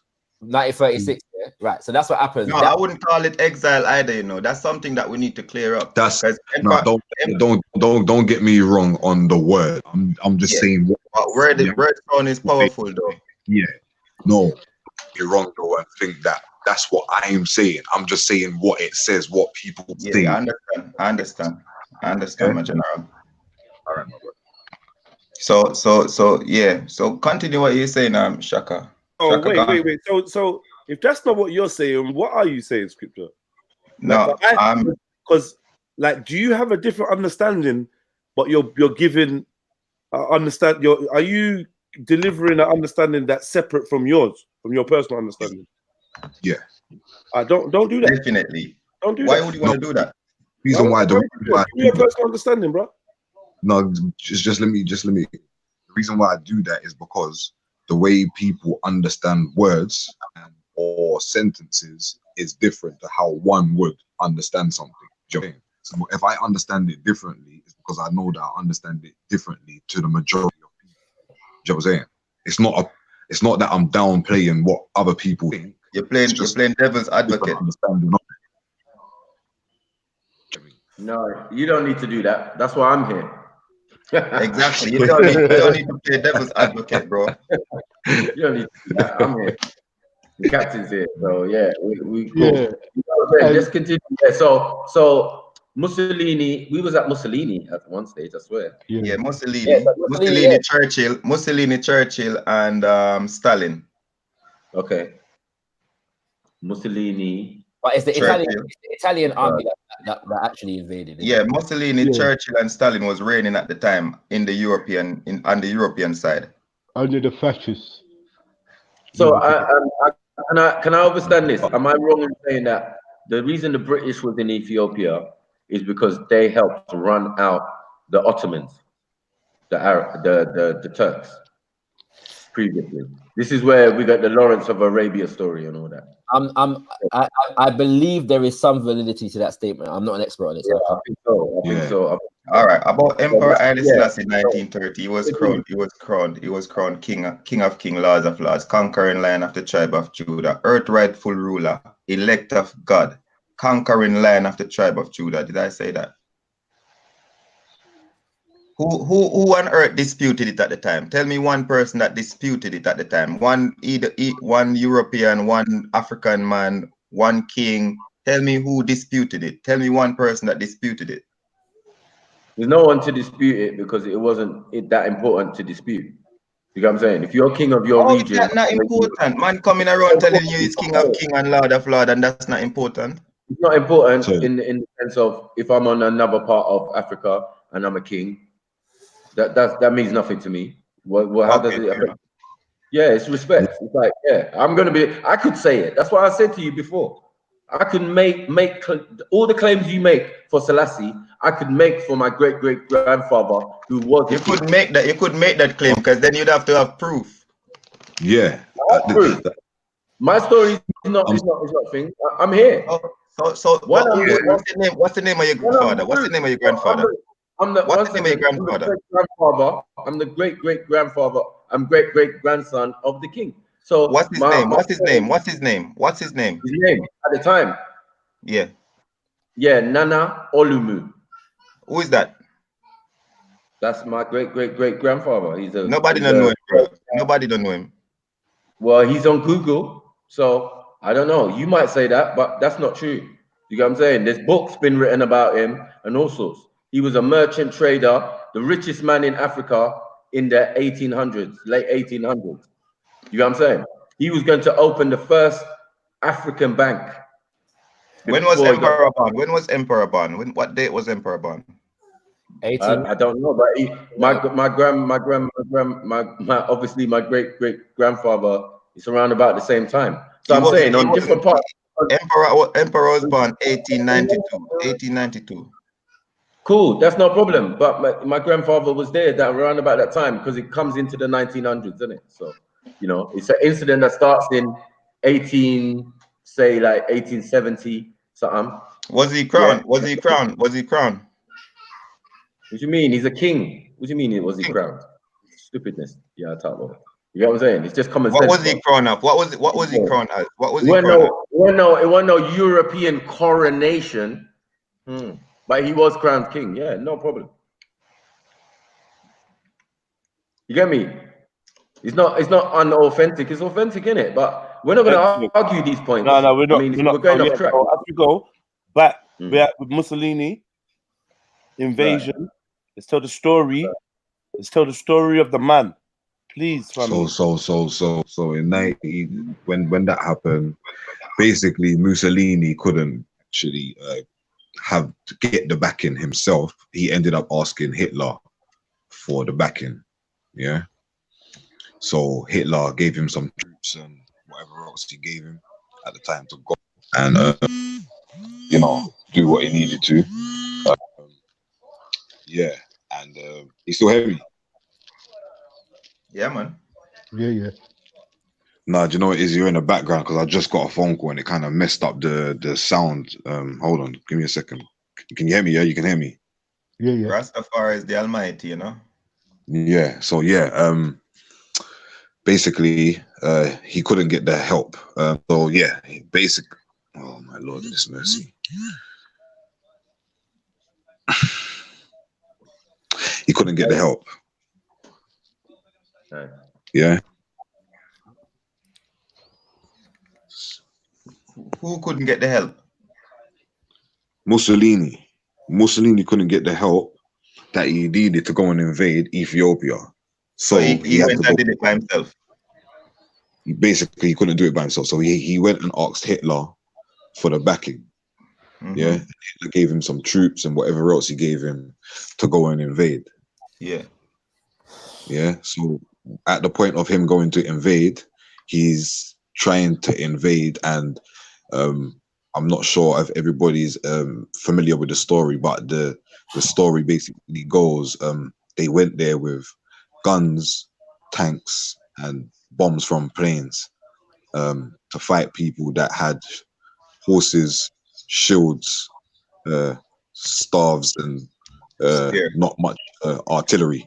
And basically got their behinds handed to them and sent back home. And when they got sent back home, Mussolini was actually kind of castrated in the street by his people and hung upside. Similar thing happened to Marcus Garvey as well. But go on. Yeah, he was Because strong. Marcus Garvey speak against the king. Yeah, he was castrated in the street and you know, stoned and killed in the street. And who do you think did that? Who do you think did that? To Mussolini? To Mussolini? To Mussolini? Yes. Yeah, to his people, in it, the same people who. Or the basically people that he was a dictator. Basically, he was a dictator of Italy. With the mafia. Yeah. The mafia opposed him. He was not. It was the mafia. Because in and you're right in saying that, because they needed Uncle Frank. Uncle Frank came from the US, yeah, and went to Sicily, spoke to Sicilian man because they weren't really involved. Remember, it's Italy we're talking about. We're not talking about Sicily. The man they never controlled down south. Do you get what I'm saying? So Mussolini can do all that nonsense in Italy, yeah, but in Sicily, it's the old ways. But you know, it's kind of more than that, yeah, because there's a speech out there, yeah, that was on YouTube, yeah. I saw it with my own eyes. Yeah. I didn't believe it when my friend tried to show me the clip, yeah. I didn't believe what he was saying to me, yeah, but we didn't end up finding it. But I went away and tried to find the clip one time, and I found the clip. I didn't save it. I forgot to save it like an idiot. You know what I'm saying? But there's a clip on YouTube, and basically when Mussolini's telling these people why he's going to Ethiopia, like he's like, yeah, I'm going to Ethiopia to take the head of God. That was his specific words. Like he could have said anything else, but that was his specific words. No one quite understood what he meant by that. So my brother, do you follow the Rastafarian faith? In spirituality, yes. In spirituality, that's cool. Yeah. Spirituality, as long as you know the Rastafarian faith, and you sound like you know a lot, and you sound like you do your research. Give thanks, my brother. But this other gentleman, I don't know why. What's his dislike towards Emperor Haile Selassie? I don't know. I don't think it's I don't. he's referring to you, bro. So where we at now? Mussolini. Listen. So we at Mussolini. We've gone past it. Like, bro, we're still dealing. There was handed their asses to them by the men with spears and stuff like that. Yeah. So now where are we going with that? Where are we going now? Because you remember, listen, I want to remind you, Prince, the purpose of what I'm doing. Yeah. And I want to remind people, because we was very much had a momentum, and I don't want it to be lost. Right? Yeah, yeah. So the momentum was describing the life and times of Haile Selassie, and then dealing with the faith, the religious practice, the spiritual belief system that was birthed because of his behavior, because of his actions, because of who he was. So there's two things we want to do. Like, we've been on for 6 hours, and can you believe we are only at Mussolini? Yeah, and then there's a lot of work. There's a lot of work put in. Hold on, yeah, we got a lot of work to do, so we don't have time to ask what a man's problem is with Rasta or none of them things. That we don't have time for that, because we're gonna get into that in the shootout round. This is not shootout round. This is information. Yeah, I don't want it to be said that I'm here to try and dispose Rasta or rare. Now, during the course of the conversation, some things are gonna come up, and we can debate them briefly. But I urge you to have discipline for us to move on from it. Once we've said a couple things, let's have discipline and move on. Yeah. All right. Cool. So, that being said, scripture, Prince, we got to the point where there was an attempted invasion. I don't know. You didn't seem like you agreed with it when Shaka said that there was an attempted invasion. Can you elaborate on why you felt like he was there was an invasion. There was an invasion. Sorry, there was an invasion. So when Shaka said there was an invasion, you seemed you didn't seem convinced. You was like, what? So is there anything you want to add to that? Because it's not one man's history of. He must have said something else other than invasion, because they did invade. Okay. Do you remember what it was that he seemed to object to? Shaka, I'm sure you detected it. I was going to ask, but I decided not to. So, but to be clear, what I said was in so many words that they made the decision to invade in 1932. They didn't actually invade until 1935. Okay. Okay, no. I was just confirming the date what he said, because I didn't say it was wrong or anything. All right, respect. Okay, so where we at now? Where we going with this? So they tried to invade. It never worked. So what happened next? So just to put a piece in it, yeah. When Mussolini did invade Ethiopia, you can't say he did. He came in with his troops, massacred man. I remember where the objection was. Yeah. Prince, after I explained, you could speak, fam. Yeah. What I've explained is that Mussolini sent his troops to invade Ethiopia, massacred people where they had premature weapons to the type of weapons Mussolini come. If you go drop fucking bombs and half of it gasses out people, and cause temples and other monuments to break and everything, It was artillery. They had high powerful weapons.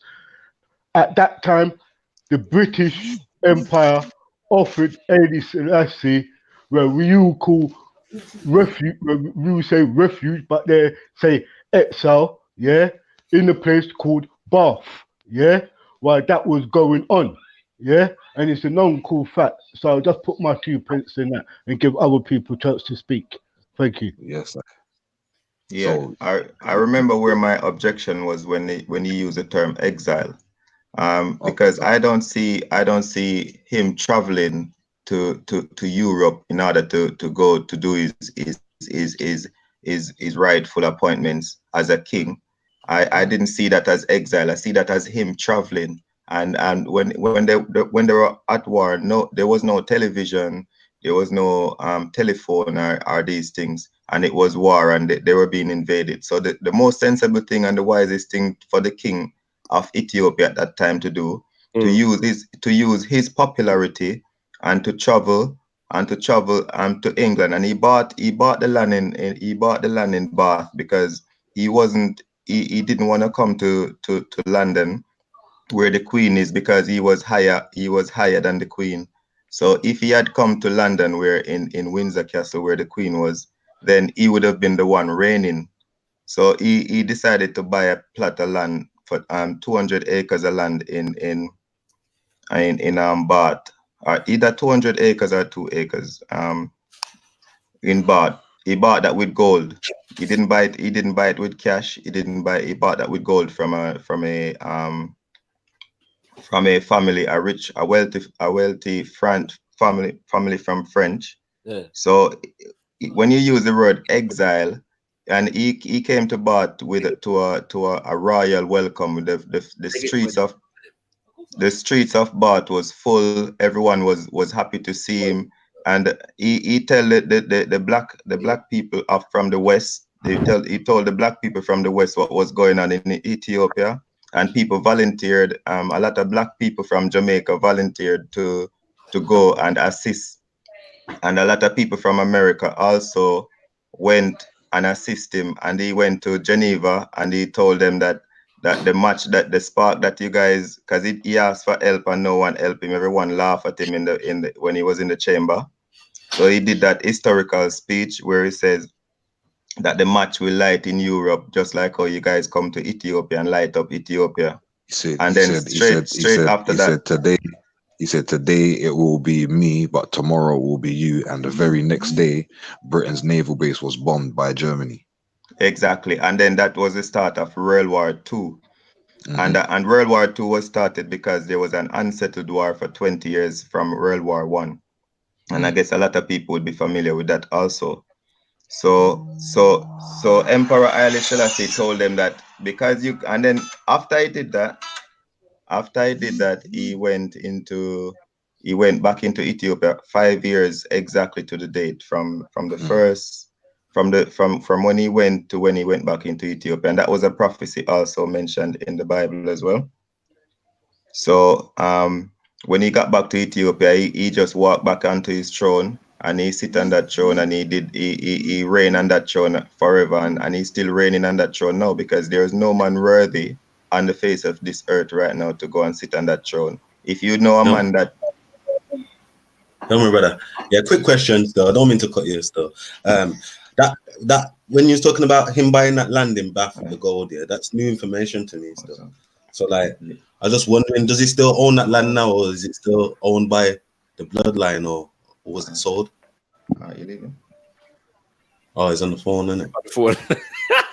I'm just gonna add that I don't know if anybody spoke about the mustard gas yet, but it is necessary too. So Haile Selassie. Again? Yeah, scripture mentioned it a little bit, but go on. Okay, no, yeah, I'm just So it's Thank you. to know that Haile Selassie was actually leading the army, because a lot of people would, tend to skip that out. He was actually leading the army on the ground, from 1935 to 1936. Exactly. But it was clear that the Italian army basically had superior firepower, and they began to use a thing called mustard gas. Yeah. Which basically was poisoning the lakes and the rivers in Ethiopia, water supply, and destroying the land to the point whereby there are certain parts of Ethiopia that are still infertile today, because of the extent to which Italy bombed, uses mustard gas thing. True. In 1935 to 1936, yeah. And so these are the things that are being faced by the people at the time. Chemical weapons, isn't it? Yeah. German warfare, basically, and it was felt by the political leadership in Ethiopia at the time that basically winning this war militarily was not going to be possible. And so it was the same thing that they ran up in Iraq for, which wasn't even there. Yeah. It's the same thing that they used.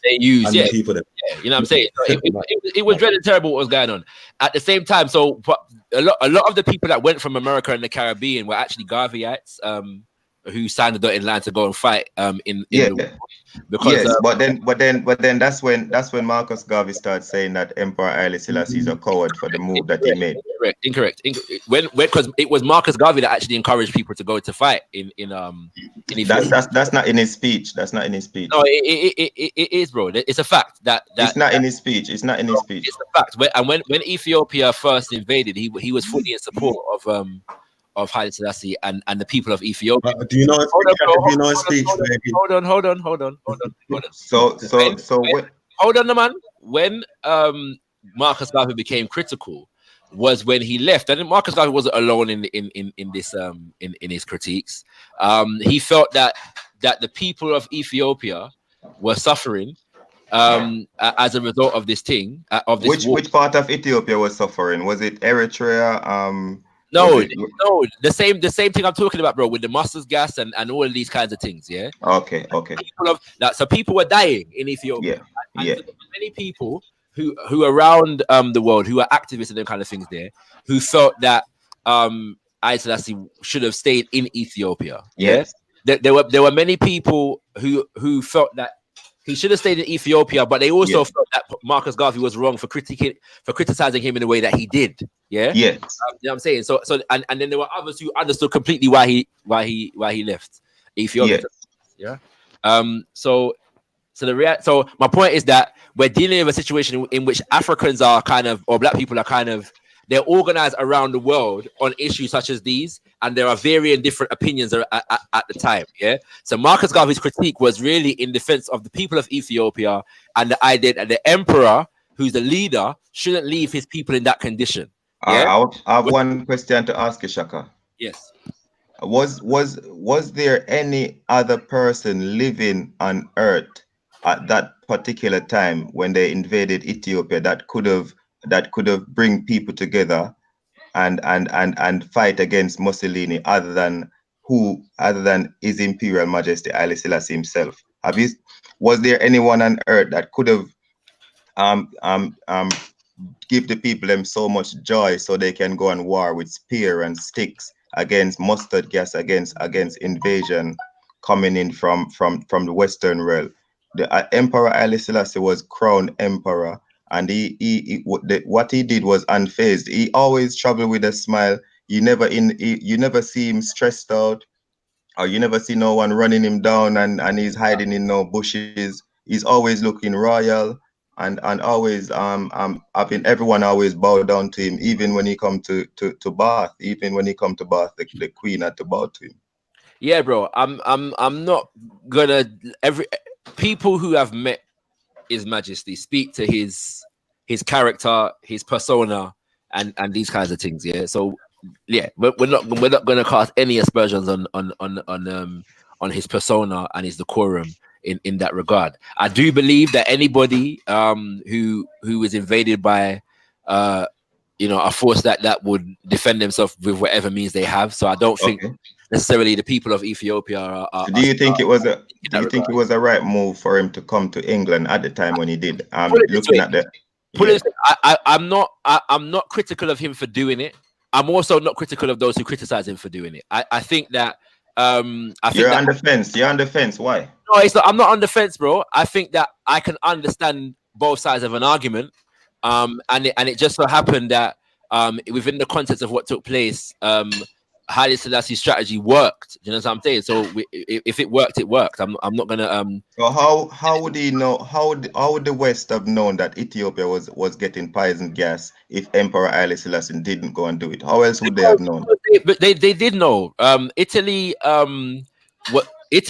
wasn't acting completely in isolation. The British knew what the hell was going on because they have their people. So you think the British would have informed Jamaica and America about what was going on down there? No, but Britain didn't need to inform America and Jamaica because, like I said, the black world was organized enough that it was spreading news itself. Plus, one of the things. What reporter would be in Ethiopia at that time? 1 second, bro. 1 second. As well as Haile Selassie himself coming to the UK, the other thing that he did, which is actually more important in terms of the Pan-African diaspora, was that he sent Malaku Bayi, out to organized the black world in support of the Ethiopian cause. Yeah, so Haile Selassie himself had his people them out in the world raising awareness of what was going on in Ethiopia. You know, so Malachi Bayan is the person who found the Ethiopian World Federation from 1935, like traveling to America. Emperor Haile Selassie authorized it. That's what I just said, bro. He sent out Malachi Bayan to start the Ethiopian World Federation, and so Haile Selassie had his own people them that were spreading awareness in the Pan-African world as to what was going on in Ethiopia. Yeah, that's a fact. That's what I'm saying. Just to reconfirm, all this was happening between 1935 onwards or before? 1935 onwards. Okay, so we're still sticking into Jedi's guideline. Yeah, because it's his chat. This is what he wants to do. So I'm just saying. That's fine. That's fine. Yeah. I'm just saying. In terms of critique, yeah, of his Majesty at that time, there are things that we know now that a lot of people would not have known then. So I don't condemn people for critiquing what they were seeing, especially because we're talking about a war in which people are dying. Yeah. So there are some people who are going to say, listen, an emperor should never leave his people in that condition. And there are those who are looking back 30 odd years in the past and saying, well, when they invaded before, Emperor Melanik and Empress Taitu were on the ground and they stayed and they fought until they drove out the invaders. And so people were looking for that kind of, you know. Was it legal at the time for poison gas to be used in any conventional warfare? As far as I'm aware, it was illegal. So the conventions of the League of Nations at the time, of which Italy had signed up to, would have made what they did illegal. But again, this is what I'm trying to say. So they did it, but Britain didn't intervene. France didn't intervene. Obviously, Germany and Japan were illegal. Sorry. Anyway, sorry, go. Sorry, Shaka. Did you talk about the fact that he had something to do with the founding of the foundation? Sorry, what do you mean? The AOE. The AWF, you mean? AWF. There's the AOE. EWF. Yeah, there's a few different foundations that he was like, but I'm talking about the League of Nations specifically. Oh, right. Sorry, His Majesty, like, in terms of setting up the League of Nations. Yeah, I'm not too well informed on the setting up of the League of Nations. I'm not too. So the setting up of the League of Nations, the setting up of the League of Nations was that no other African president or king or nothing has ever entered into the League of Nations. So Emperor Haile Selassie was the first one to actually go into the League of Nations amongst. Would not have Empress Zawditu as the empress before. We're talking about history and what and I know I'm asking because my understanding. No. Emperor Haile Selassie at the time there was war, and we have to talk about factual and we have to talk about reality. So at the time when the war was going on, Emperor Haile Selassie was the head of the League of Nations, and as the King of Kings, Lords of Lords, conquering land, all these titles, he had all these titles behind him, and everywhere we go, they bow down to him and they. No, I'm not aware of His Majesty being no king, no head of no League of Nations. That's what happened. That's what happened at his coronation, 1930. You want us to go back there again? Yeah, you can do, but I'm saying you have to show me evidence of the fact that he was the head of the League of Nations, though. Yeah, but you can Google that. You can Google it anytime.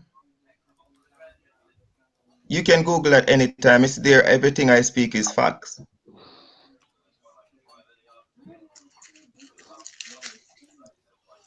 It's like it would have been one of the titles given to him. He was the head of the League of Nations and the first African man to even be in the panel. That's why they echoed him when he made the speech that he made. They laughed. I'm not that inspired by anybody being the first African to be the head of the league. But it's history. It's history. I know. Bro, I can't see it, bro. I can't see anywhere where that says that Haile Selassie was the head of the League of Nations. I've never come across this. I know about his appeal to the League of Nations.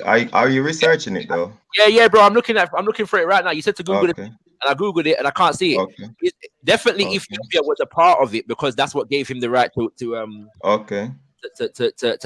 get. Let me research it then. That's why I'm not too well versed on that. Yeah, that's what I say. But I don't know about him being the head of no League of Nations. You know what I'm saying? Okay, let me Google it and see. But you can continue talking now. I'm I listening. can't remember what I was saying. No, I was talking about the fact that that as well as coming to England, he sent out Malachi Bayan to form the Ethiopian World Federation, and this was about organizing the Pan-African world from the grassroots in support of the war effort in various different ways. Yeah, and so my point is that we have more information today in terms of all the things that Haile Selassie did, all the things that Marcus Garvey and others were critical of, all the things that others who were critical of in relation to Marcus Garvey's critiques, and we can make we can come to an understanding and make a sound judgment based upon these things. Yeah, but I don't really come down on anybody on any one person's side on that particular. All right. Can you hear this? Haile Selassie comes to plead for his lost empire. He wants them to make Mussolini give up Ethiopia. The Geneva crowds are for him, but the exiled emperor will need his imperturbable dignity before the day is over. British Foreign Minister Eden, Soviet Delegate Litvinov on the left, and French Premier Blum and all the statesmen, instead of helping Haile Selassie, have decided to lift the sanctions against Italy. The introduction of the emperor in English. His Majesty, Negus Haile Selassie, I call upon the first delegate of Ethiopia. The speech which you are about to hear will be given in the Amharic language. In the shadows of the press gallery, Italian newspapermen are ready for an outbreak against the emperor whose country their country has taken, waiting for his first word. From the platform.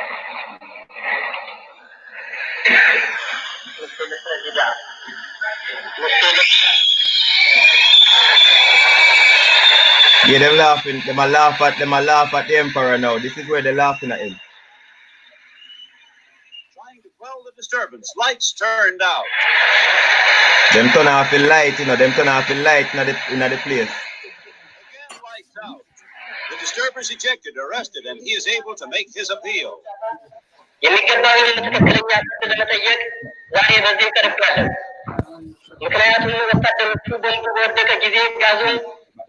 It's only a minute long. It's not long. An ovation, yes, but he gets no help. The League lifts the sanctions against Italy. Applause, and that's all. Yeah, bro, but that's dealing with again his appeal to the League of Nations. Nothing about that says that he was the head of the League of Nations. But that's when Italy was actually there fighting. I know, bro. I'm saying to you. I know, bro. You can't say I know, bro. That's blood and that's blood that was shed, bro. I'm not saying it weren't, bro. I'm saying that doesn't say he's the head of the League of Nations. It's not the same thing, innit? So, bro, he spoke at the League of Nations. They heckled. The whole world heckled His Imperial Majesty. What does that have to do with him being the head of the League of Nations? But he was the head of the League of Nations. So where is the evidence? Bro, you're difficult, bro. Yo, anyway, listen, right? we have to go here. Maybe I'll come back later, yeah. But we're going for difficult, bro. You're one of my hardest challenge, I want you to get back down to grassroots, Rasta. Yeah, I want you to get back down to grassroots, Rasta. Yeah, you're off now, but I heard you say maybe you'll come back later. Yes, I. So I'll give Prince a shot at man, yeah. You know what I'm saying? Man said maybe. He said maybe. So you're gonna no, listen, I'll come back in here. Prince, you can prepare your M16 and your AK from now. Prince, me warn you, he's got all the voodoo powers with him, Trust me. Shango,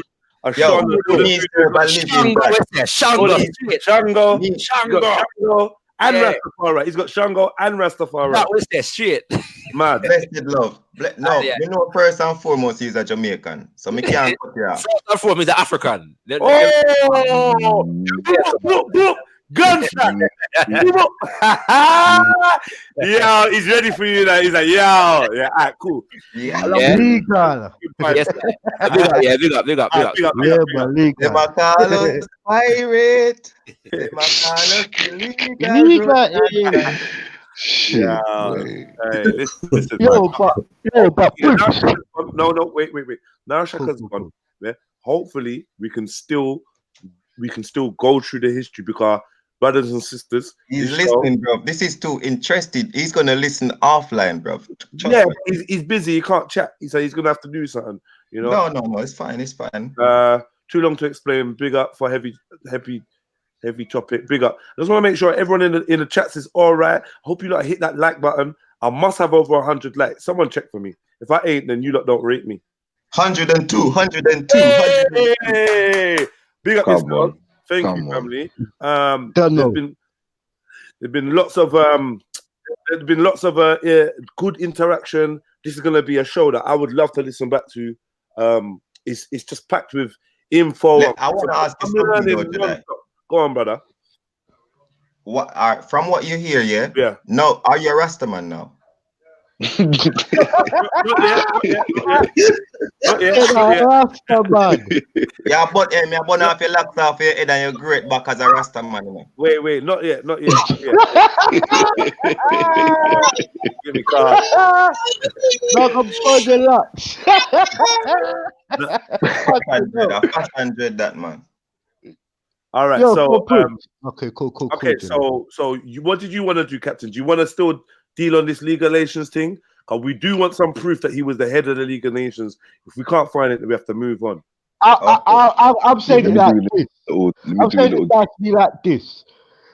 Yo, hold on. No. Go on. Continue, Rambo. Sorry. That was a proper Rambo move. Hold on. Continue. All right, go on. Alright, what I was gonna say, Prince, he was not at the head. Okay, let me read. Hold on.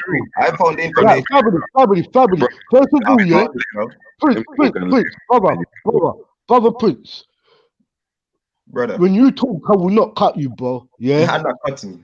Please, when you cut me, it's kind of like I don't want to be triggered. I feel we could just reason, not get triggered. So what I would say to you, I believe that he was a part of it, not the head of it. I believe he also appealed to them. You understand? But I'm not going to say that's my thing on it. What about what the fact says? Well, it's the facts. If you got the facts, pull it up. That's what it's about. If you got the facts, I ain't gonna go against the facts. Yeah, that's like going against the truth. If you got the truth there, put it up there, bro. Present it. Okay. You never learned how to share your screen, did you? But you're on the laptop now, right? I'm on the laptop now, but I'm not. I'm just listening to you guys and interacting with facts and truth at the moment. Okay. So we got no evidence for him being the head of the League of Nations, and you say you're looking for it, or are we moving on right now? Right now. See, come on then. Like, yeah, there's no. Move on for right now because we can't put evidence. Yeah. All right. That's what I was gonna say, because you got the paperwork. From what I can see, I'm just letting you know I'm doing research like as we speak, innit? So what I can see, I can't see that. You can't see that. All right, cool. Let's get on it. I mean, I don't know if it's the bill verse. For me, he was the king of king and lord of lords. That was more powerful than any man in that room, anyway. Yeah, but brother, let me ask you something here, because you mentioned that thing in Bath, and like how he stayed in Bath, and that was some new information. That's some new information for me still. So, like, I was gonna ask you, does the family still own that land now? Because yes, bro. I go there every other Saturdays. I go there every holidays. I'm there all the time. I'm very well known at the house. That house is I walk up and down in that house all the time. I can jump in my car now. I can jump in my car now and go to the house. Empress Menen Garden. You can Google it, bro. Yeah, I'm gonna start looking into it still. I like to go Empress Menen Garden in Bath, and you will see beautiful place. Well, you know that they ripped him off though, innit? Look! I've just found this information. Yeah, look how they did him wicked. Yeah. Right? Yes, tell them how they did him wicked. It says, the emperor's preferences narrowed his choice. The residence had to be large in a secluded location and with enough reception rooms to to impress visitors.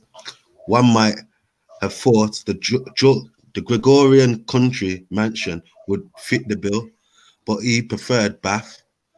Fort Hat H. Billings directed his attention to Fairfield, which stood empty, a spacious grounds in the Newbridge Hill. It had belonged to Mrs. Campbell White, a widow who had died abroad earlier that year. It was a big place, quietly situated above the Kelston Road. A wall separated from the elderly residence of the Paris Cottage to the east.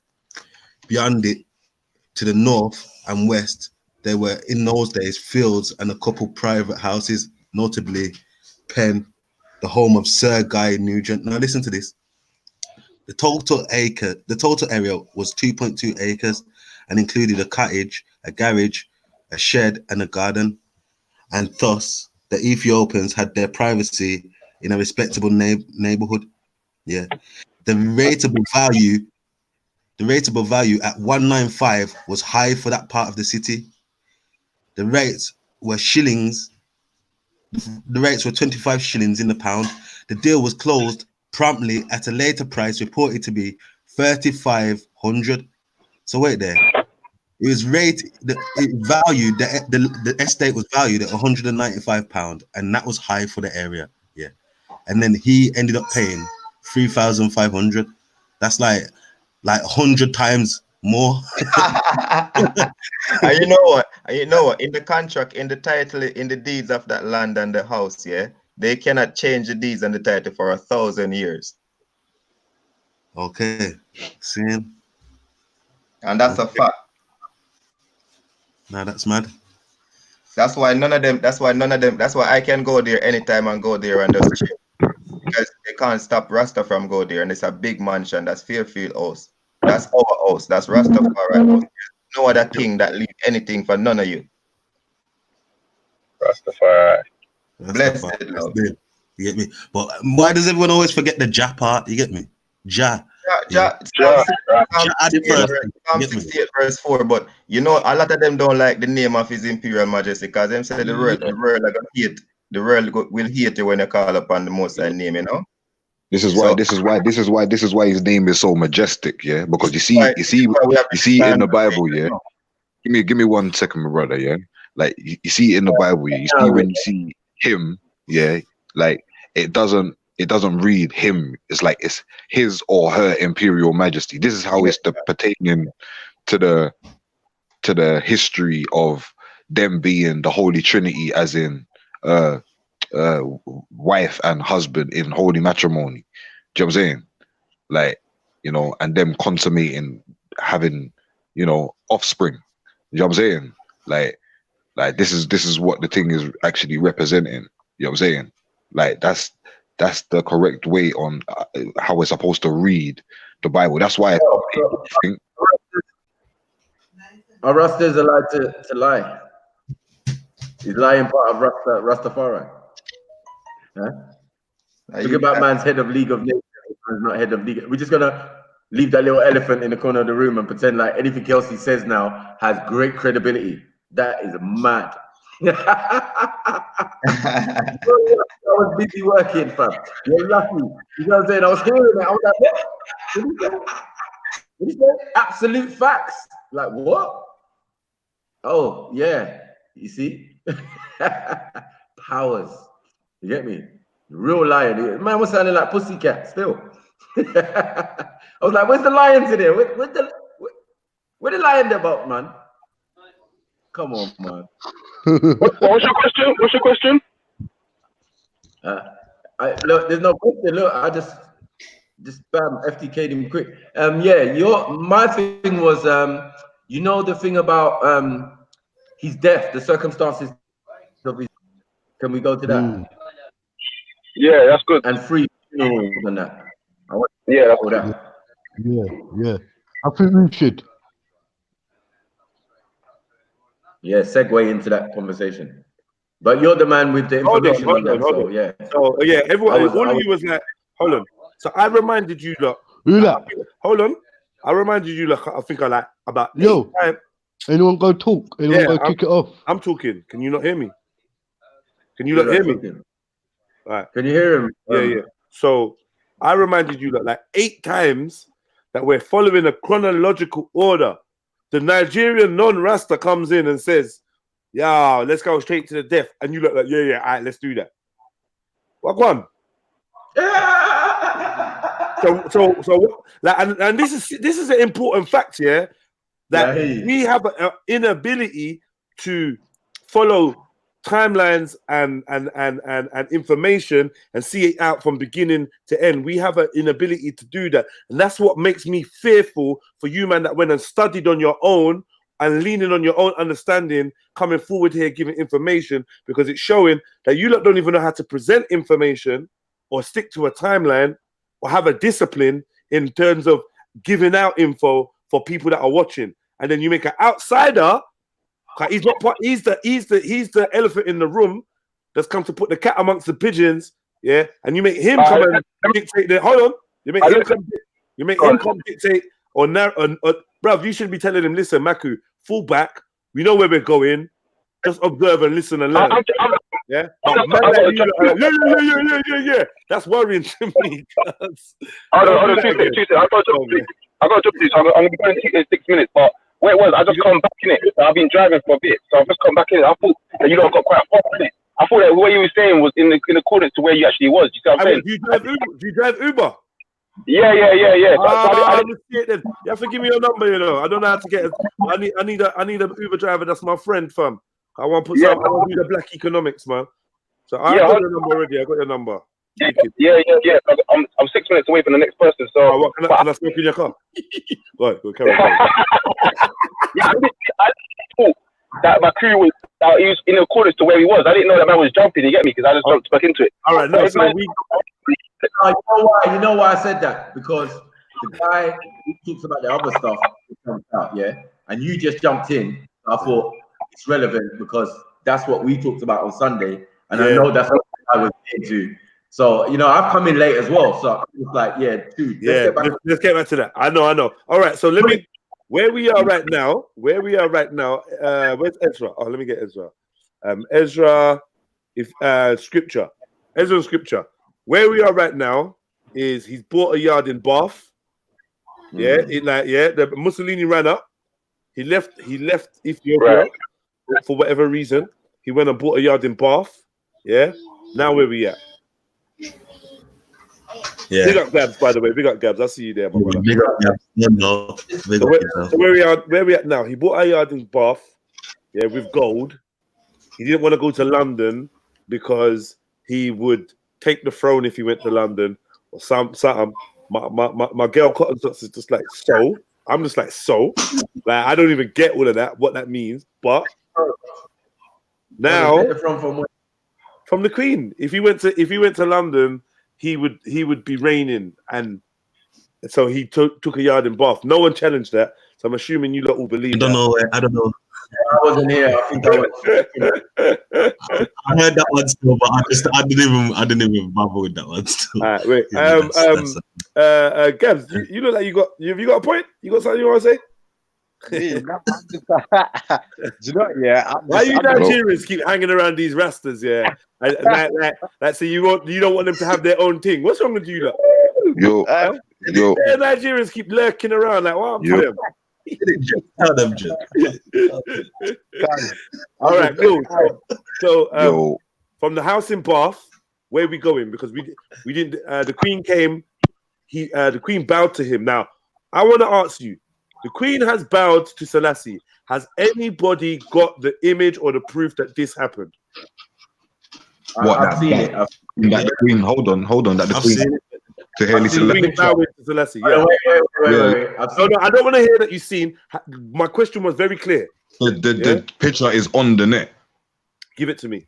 Yeah, I think there is a pic, you know. Give it to me, man. What up to you, lot, man? Give me the picture, man. I want to see.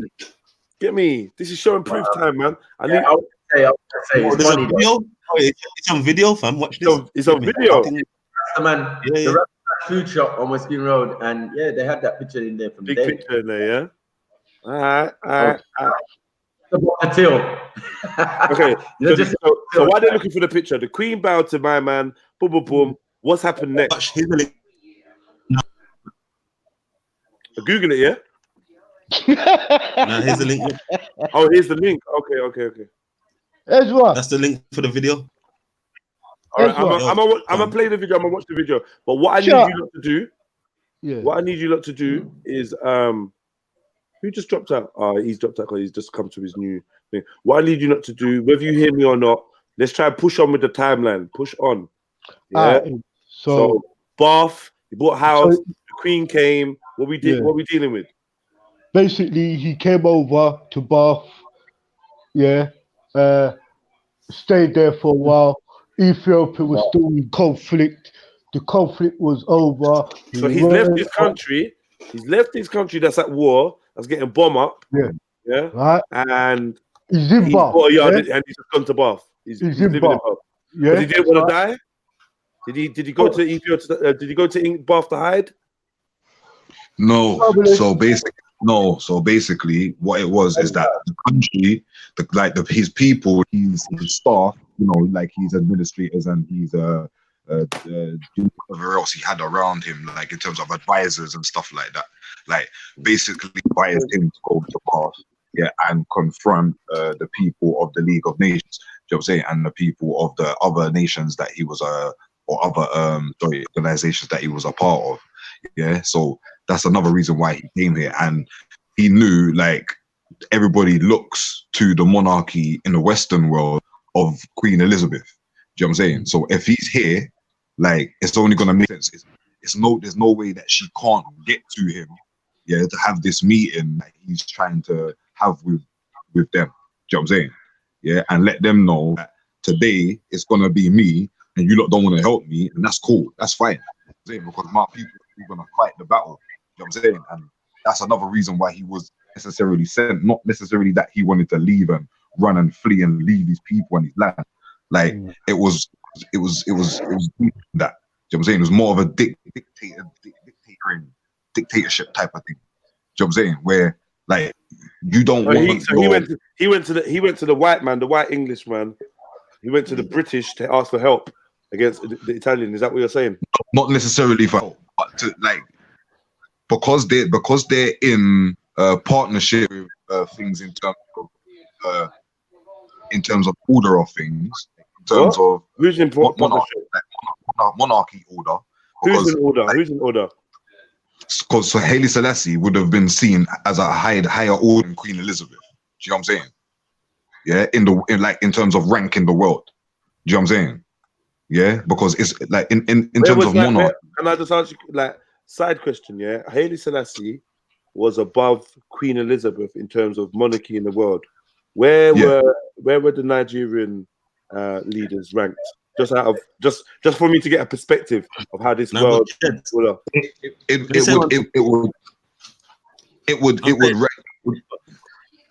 Is man gonna let me answer? Or go on.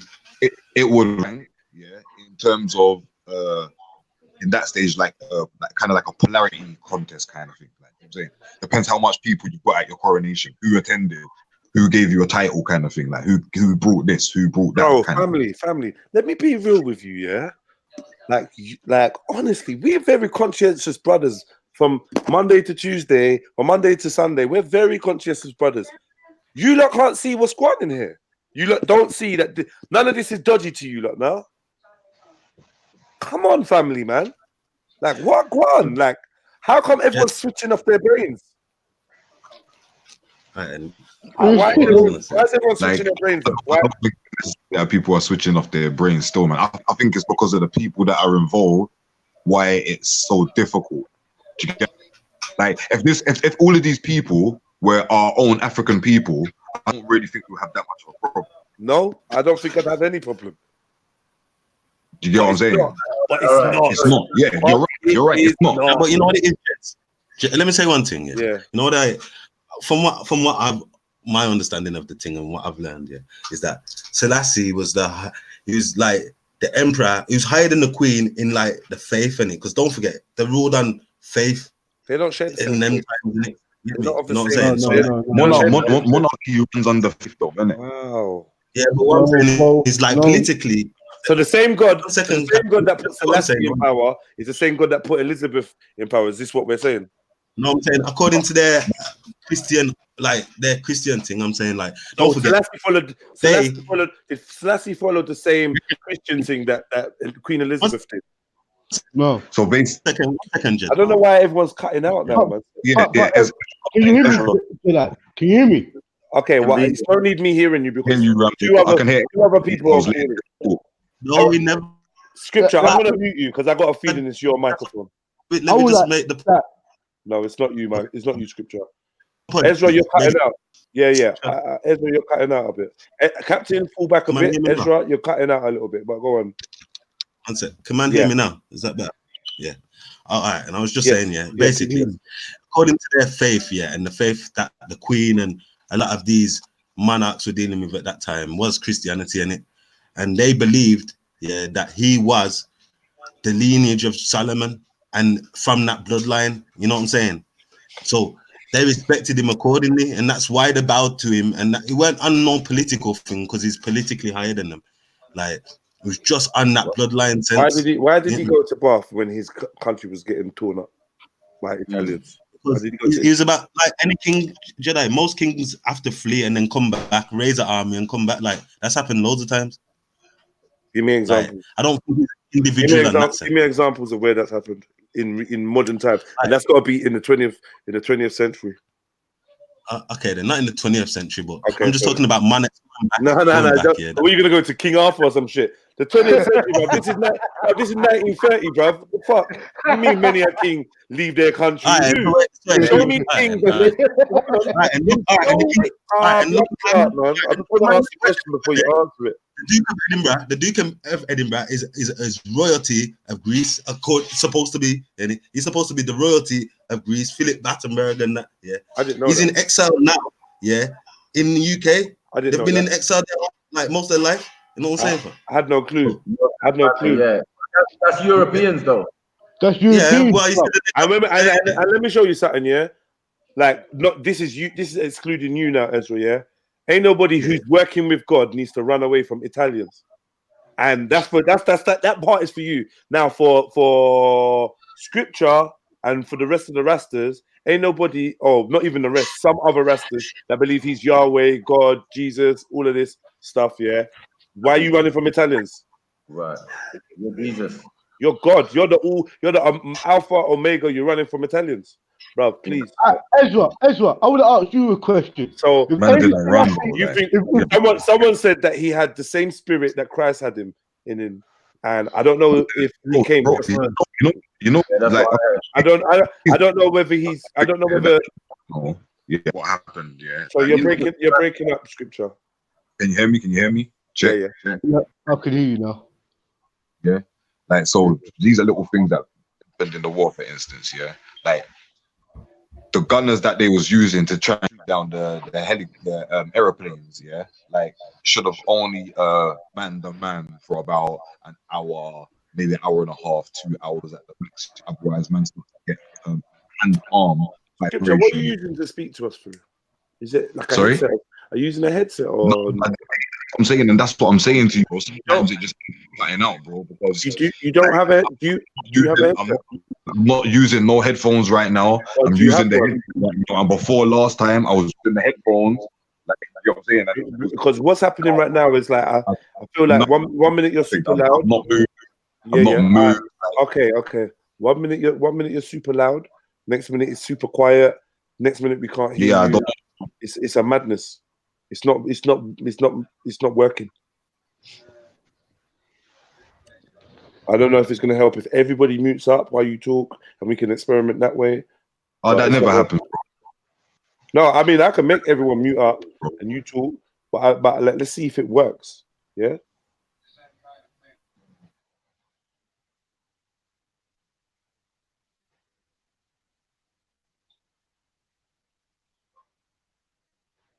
Am I good? Yeah. So like, so I'm saying, like, just get thrown off point, like, you know what I mean? Like, yeah. So these are little things that people don't know about what happened in the war, like between the Ethiopia and Italy. Yeah, like Haile Selassie did actually fight in the war at some point.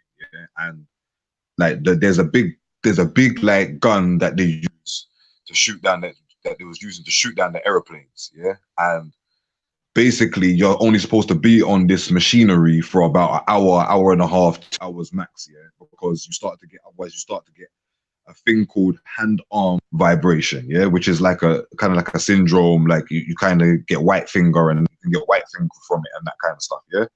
So basically, he ended up sitting on the gunner for 3 days straight. Do you know what I'm saying? Shooting down airplanes through the war, innit? Do you know what I'm saying? So it wasn't. He didn't sleep for 3 days. 3 days straight. Mm-hmm. 3 days straight. Mm-hmm. Yeah, like. Is Certain bombs. Is this a miraculous feat? Is this what you're saying? Sorry? Are you alluding to this? I'm just talking about on the history of the man, innit? So I'm just letting you know. I know. I know. You know what I'm saying? Here's the question though. Are you alluding to this being a miraculous feat? Am I alluding to it being a what? Miraculous feat. I would say yeah. I would say yeah. I wouldn't say that it's impossible for the human body to do something like I think the human body is capable of doing a load of amazing things. Yeah? And like because of the spiritual, the way I believe in the spirituality of Rastafarianism, I think that is a capable thing.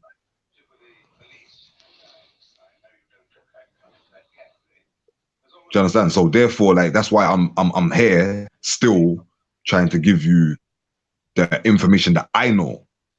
Do you get me?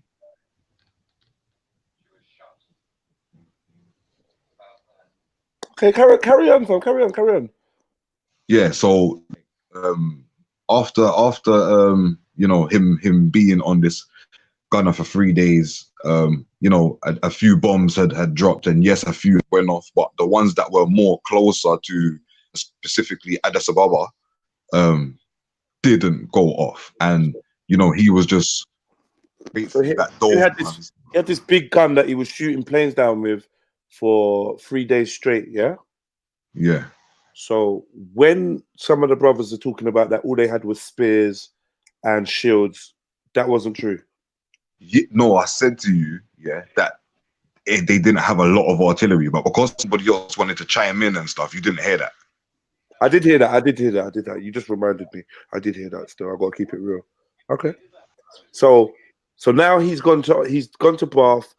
He's trying to. You're saying he didn't go to Bath because he went to Bath to get an army of white people. No, not to get an army of white people. They were supposed to come in times of war anyway, because of, you know what I'm saying? Because of. And they just left him high and dry. They didn't come. Basically, that's exactly what happened. Because they didn't come, he said, "Fuck that! I'm gonna come and confront you in it and let you know what it is." Why these people are fighting? Yeah, why these people are fighting? Because his people even decided. Like I'm saying, not like his people, like the whole country. I'm saying like he's, you know, advisors and stuff like that. Yeah. Even said like, "Yo, it's not a good idea that you stay here because if you die, how are we gonna try to continue what we're trying to implement in the future?" Do you know what I'm saying? It makes sense. Die right now. I get it. Do you know what I'm saying? Like, so they kind of sent him there. Like, it wasn't even a thing where he didn't even want to go. Do you know what I'm saying? He would have stayed on that gun shooting. Do you know what I'm saying? Like, he would more than likely, he might have even did. Do you know what I'm saying? Because this is the thing. Like, I wouldn't say these things if I haven't seen evidence of it, and there's pictures of him doing these things, but not for 3 days. On the gun. There's no evidence of him on. It wouldn't be like video footage of him on the gun, but it wouldn't because of the video reel back in the day. Obviously, like there's no point in us going into it. The point is that there's no evidence that he was on the gun for 3 days. I haven't heard that personally. There's pictures. There's video evidence, but stop. Because more time we don't need to do this. More time we don't need to we don't need to argue what we agree on, and we agree there's no evidence that he was on the gun for 3 days. So we don't need to talk about there was No. You're under the understanding that there's none whatsoever. So there's no pictures. There's not even. There's pictures. I never said there's not evidence that he was on the gun. It sounds like that's what you're I'm not saying there's no evidence that he was on a gun. Yeah, I'm just saying. For 3 days, what you're saying, and I'm saying yes. That's what I'm agreeing to. Exactly. So we can move past that. Move past that quickly. All right, cool. You dragged that out for nothing. No. I'm just very precise, bro. Like, and I want to make sure that we're clear before we move on. That's it. Yeah. Okay. I was definitely clear from the beginning that there's no evidence that. But I'm saying you can always get sure, bro. Until you're actually clear, like that's it. I don't even know why you're trying to argue with me still. Like, I'm just trying to make sure. All right, cool. So let's move in it. Like, you know what I'm saying? Let's move on there. This is the problem when man them are emotionally attached to information. Yeah, they get information. You know, it's you. Like, and you said like, okay, cool. Let's move on. And I said, all right, cool. All I was trying to do was this, and you wanted to continue. You said I'm very precise. What I'm trying to do is make it very clear, and I was like, I'm trying to let you know the kind of person. This is what you keep doing. 100%, Jeds. Do you know what I'm saying, bro? So I don't know why you're acting like you can just say these things, like, and it's not gonna have some sort of. You know what I'm saying? I'm just trying to be clear with you, bro. That's it. Do you get me? So we can move forward. Like, and if I don't let you know that, then I can't expect you to know this, bro. You're not a mind reader. All right, bro. You got it out here. You got it off your chest. You cool now. We can move forward. Like, I'm just trying to. Don't go backwards. Let's go forward. All right. This is emotion. And you gotta know that this is emotion. Like, it's not like, and I get it. But like, you have to admit to yourself, okay, I'm emotional because this means something to me, so I'm emotionally invested. It's not nothing to do with the Haile thing, bro. No problem. Let's go. The fact that you just tried to do and just tried to say to me is that's my person. Why are you going backwards, bro? No, because I'm trying to explain to you what. No, you've not allowing that. So therefore, don't do that. Don't waste your time. You're going backwards. Don't waste our time, bro. That's not what I'm trying to do. If you allow me to explain and you don't try to be so shut off-ish, like, then I can explain and you can, like, you know what I'm saying? Because you're going to give me that space to do that. You know what I'm saying? Because I don't really want to, like I don't want to, you know what I'm saying, have this type of dialogue. Like, we're supposed to be sticking on the point here. But because of now, it's got a bit personal. Like, I have to, like, let you know what kind of a person I am and why I responded the way I did for you to understand. What has got personal?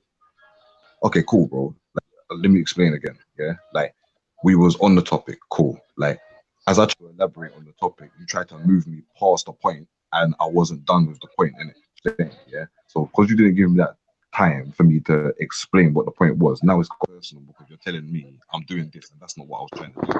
So for me to be clear with you, so we can move forward. This is emotion, and that's the one fact I'm stating, that this is only emotion would make you think that I was doing anything of the sort. Like, and look, let's get the timestamp. Write this down.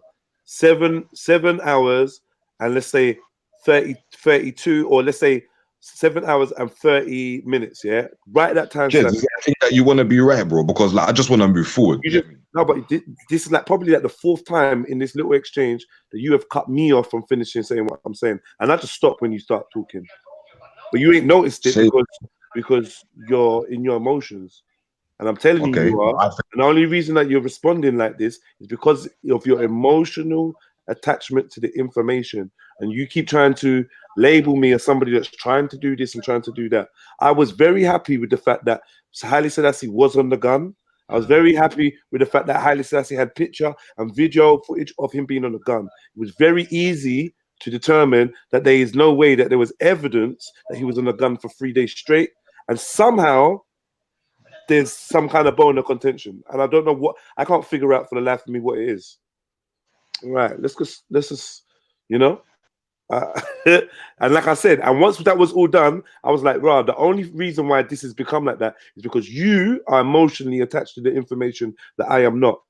So when I'm being surgical, like, yeah, boom, is there evidence that this happened? I'm just being surgical. Yes, there was. No, there wasn't. We move on.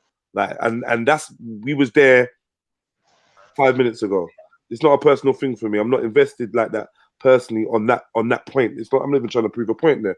It's just like when you talk about a miraculous feat of a human being on a gun for 3 days and you believe it, and then I say to you, okay, is there any evidence of it? And you say there's picture, and I said, okay, but that's not evidence that he was on it for 3 days.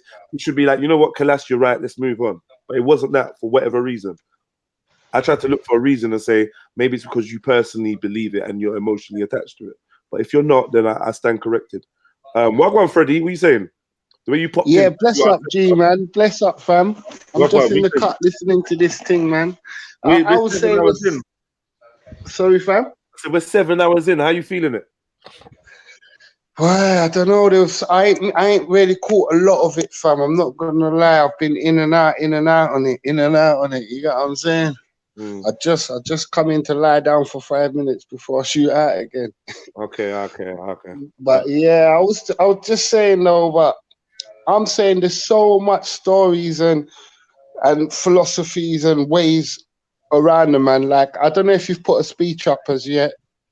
You know what? We get into the point. I've mainly been letting the Rastas take me through the history of Haile Selassie, and every now and again there's a mini debate that springs up about a point, like just now with me and Scripture, and then we just try to move forward again. It's been painstaking because there are lots of bones of contentions, questions, and information as well. There's been lots of information, side information that has been quite important. Do you know what I mean? Because there's the mystery, there's the man, there's the philosophy, there's his works, there's his actual works, there's his unmistakable. You know what I'm saying? There's a lot to the man. You know what I just tried to do just now? Now, people are wicked, you know. Somebody just tried to jump on this panel just now using a profile picture of the man that killed Real's sister. And I don't know if they think that shit's funny and that, but I ain't supporting that, man. Please don't ever, luckily they got to dust out before I got to ban them, but please don't ever think that I'll be sponsoring anything like that. It's somebody called Mahad. So if you know an account called Mahad, M-A-H-I-D, there's another name and Mahad, that shit's not funny, man. All right, cool. Captain, what are you saying to me, brother? You good? Yep. Okay. He was good. Cool. So now we get to the point where he's spoken to the Queen and he's saying, "Look, you lot are not backing us. Yeah, you're not backing me like you said you was gonna back me. Now what? What happens after that?" He says, says one day it's me, next day it's gonna be you, and then you say a couple days after that or a day after that, Germany bombs England. This is correct, yeah. Does anyone can confirm that? Destroys their whole neighborhood. Yeah, this must have been a couple weeks. I don't know if it was days. It might have been days. I'm not too sure of the history on it. You know what I mean? You'd have to get Shaka Ra, one of them, to pinpoint the dates for you. Yeah. But I do know that he gave clear signals and warnings that this death and destruction was coming to you. If you don't want to help your fellow human being, it will be coming right back round to you. Do you know what I'm saying? So yeah. What am I looking at, Ezra? This is him shooting that what the brother was talking about, so creepy. Yeah, this is him on the gun. Not stage propaganda to show his nation that their leader is behind him, because no other nation does propaganda like this in times of war. Nah, but you know what it is? It weren't even stage propaganda, because remember, people from America wanted to come and fight, people from England wanted to come and fight, loads of people from the Caribbean. Loads of people wanted to fight. I'll go on, Karen. Sorry to interrupt you. Go on. No, I was going to say probably the elder generation would be able to tell you better than me. They had their passport ready to go to Ethiopia to fight and defend the land. Okay, so then why? I mean, I'm just being critical here. Any leader, and I've seen it before, when there's times of war, they take off their tie, they roll up their sleeves, and the cameras come out, and they show the nation that they're just like everyone else. In England, Queen Elizabeth did the same thing, and she did national service. Yeah, and he's been leading armies from teenage years, still, King. I'm not gonna lie. All right, cool, but that doesn't change what I'm just saying. This is a possibility, right? I mean, People did. Yeah, People moved. it's always a Yeah, possibility, though, bro. if you've been leading armies from a teenager, you're gonna know how to use one of them anti-aircraft guns, definitely. Right. Who was he? What aircraft was he firing against before Mussolini's army came? Well, I mean, his dad was a flipping general in the, you know what I'm saying, Ethiopian army from, innit? Ethiopian army was warring who? Before and King, Italy. And King, Italy. His dad was fighting Italy from when, fam? So so Italy has invaded before. Yeah. Yeah. Before this. This is not the first attempt to the no. Nah, the first time he defended it himself, you know, and then the second time they you know, they took over and he had to flee in it. You know what I'm saying? No, basically what it was is that they took vital points in it. Like you know, like someone takes a stronghold of your land, innit? You know what I'm saying? They took like a stronghold, yeah, and that's when like he was fighting in the war a little piece. They took the stronghold and they sent them away to Bath to go and talk to everyone else over this side here. Do you get me? Yeah, because obviously the British were Ethiopia's closest allies. Nah, not even that, bro. Like in terms of like he had people from Somalia, he had people from he had people from Egypt, he had people from surrounding boroughs trying to come in. But the troops that Mussolini was getting, and on top of that, yeah, not a lot of like them times there. Not a lot of people believed in Selassie like that. Like a lot of them flee from. Not like the British believed in him. No, but the British believed in him because of like history. Like, so the Queen's mum, yeah, the Queen's mum was kind of had like partnership or whatever with his dad. Do you get me? So now the Queen's born and the Queen's coming in power, like the Elizabeth II. She's in cahoots with her people them over the side, innit? And she's making plans and moves and whatever over there, innit? You know what I'm saying? Has this got anything to do with why Ethiopians? You know what I got told, Jed? Has this got anything to do with why Ethiopians are classed as Caucasians? Do you know what I got told from one of my elders? No one got nothing to say. I don't know about that. They're bro, classed still. as Caucasians. Wait. I don't know about that, bro. Still, like we got to address that one. How? I heard that Ethiopians were being classed as Caucasians. Nah, that's impossible. Okay. You know what I got told by my elders? Let me look into that. Go on. I got told basically the war over Ethiopia was all based on the setting up the church hierarchy and the monarchy of the church, and basically Italy and Ethiopia had close ties going back from centuries, because obviously Ethiopia was regarded as a holy land. Do you know what I'm saying? Along with Israel and many other places. But it was regarded as one of the last holy lands left, like untouched, and they've got all their scriptures dating back from when. So the relationship got built. They saw how Coptic Christians lived and built Catholicism in Italy. Do you know what I'm saying? And then the war, a war over Ethiopia was to finally destroy Ethiopia, all the manuscripts, so they can trace their lineage all the way back to Italy. They was going to reposition the geographics of the Bible. The study of Ethiopians, a study of Ethiopians belonging to Semitic and Cushitic ethnic groups, mostly from the north of the country, the Omoro, the Amara, the Tigray, and the Gurage, estimated approximately 40% of their Autosomal ancestry to be of Eurasian, Caucasian origin. That's the Tigrays.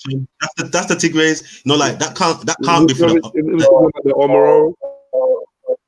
We're talking about the Oromo. What? Yeah, but when I was saying Selassie, it's like man, I wasn't really chatting shit. I didn't hear nothing you said, brother. You got that kind of echoey New Yard sound, Maku. So you kind of got a direct speech. Yeah. You got that. I'm living in a mansion. I'm in a mansion sound. Do you know what I mean? You have to take time, bro.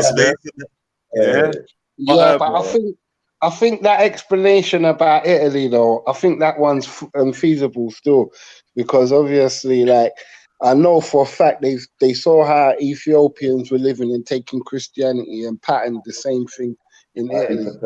Do you know what I'm saying? So do you think And it's like the important that structure of 40% it. of their You know what I ancestry mean? to Caucasians? Is Sorry? that that's nothing? That's minor. What's that due to? What mixing? What kind of mixing is that? Because they've never been colonized, never been conquered. So how did these Ethiopians? Nah, you know what it is? That's the Tigray, because the Tigray is like the Asians. One second, Mackie. I'm saying like we spoke about the three tribes in it. There's Tigray, yeah. There's Habesha, and then there's Oromo. Yeah, they're the three main tribes of Ethiopia. Yeah, Jedi, sit back, man. Sit back. Man. Anyway, we're fucking. So there's those three tribes. Yeah, the Oromo, they're the native Hamitic. Egyptian. But these are supposedly the ones that Selassie was accused of having an issue with the Oromo. Yeah, he did beforehand, yeah, because like he's the Tigray in it, where they're like the Asian type, yeah, you know what I'm saying. So like he and the Oromos, yeah, their tribes were warring for time before Selassie came. He's the one who unified it, like I said earlier, in it. So like that's when he became King of Kings, because he unified all the tribes and all the kingdoms. But that's why I'm saying Habesha Israelites. One second. Habesha, that's Israelites, yeah. One second. Let me just say one thing. Some of your audio is so fucked, man. One second. Habesha, yeah, they're the like Shemitic tribe, yeah. Oromo, they're classed as Hamitic, and then this Tigray, yeah, they're like a bit of everything. You know what I'm saying? So I do understand. I do understand that they're supposed to have Sheba, they're supposed to have all these Asians and one bag of things. You know what I'm saying? But the rest of the tribes are free from that Caucasian talk. Okay. Big up the Hamites too. That's why they fight amongst each other. Like certain ones of them that like, there's certain Eritreans that don't like Ethiopians, like, and it's because of that. Meet you back here. That kind of division. That dislike. I get it, and then I can't meet you back here. Your mic's on. Your mic's on, bro. Yeah, but your mic. Skippy. No, that ain't me. Still, that's somebody else. Okay. What? I don't know. Like someone was playing Prince. Yeah, sure I could hear Prince. Jumped in. I'm just saying there's so much mysteries around the man. I would love the man them to just work with the teachings if possible. Do you know what I'm saying? Like, I think the teachings are undisputed. I wish he could get some type of speech up of His Majesty, because that's what I'm going off. I'm not really going off for nothing mythological or mysterious, because I only know this. I've been known there's one God, and there can only be one God. So, yeah, but you know what I mean? I said like the history, like we're still going on. No, definitely. I rate the history. Because obviously I need to read up more on it myself. You get me, and refresh my memory of it. But I rate the history, man. But I'm saying going into the man and trying to explain it to people, it doesn't seem worth it to me, because it's like, you know what it is. Jedi was saying you don't know. No, but Jedi was saying he wants to do it in 2 parts, and so he wants to get like the historical event of the man, and then like the philosophy after. You know what I'm saying? So like, yeah. If he's doing it like that, he's doing it a good way. Then, But I'm saying, if you really want to learn about the history, you can't refute everything you hear. You have to sometimes take things as how it is on face value. Do you know what I'm trying to show you? Obviously, you can research. You have to research what you hear. You can't obviously be led down the wrong road. But at the same time, you have to obviously don't just want to nitpick at everything you hear. You know what I'm saying? People are going to be harsh, not willing to come forth with information what they know about. And do you know what I'm saying? Sometimes that's not the case. If they have it or not. I don't have everything. Do you know what I'm saying? I don't know everything. Do you know what I'm saying? I know what I know, and that's what I'm willing to give at least. You know what I'm saying? Okay. Family. I wouldn't fight what you're saying, you know, because it's plausible that someone can hold a gun in wartime for 3 days. It's plausible. Do you get what I'm trying to show you? So I wouldn't really dissect that. Or, you know what I'm saying? I'll dissect main information. Something to do with his bloodline, or, you know what I'm saying?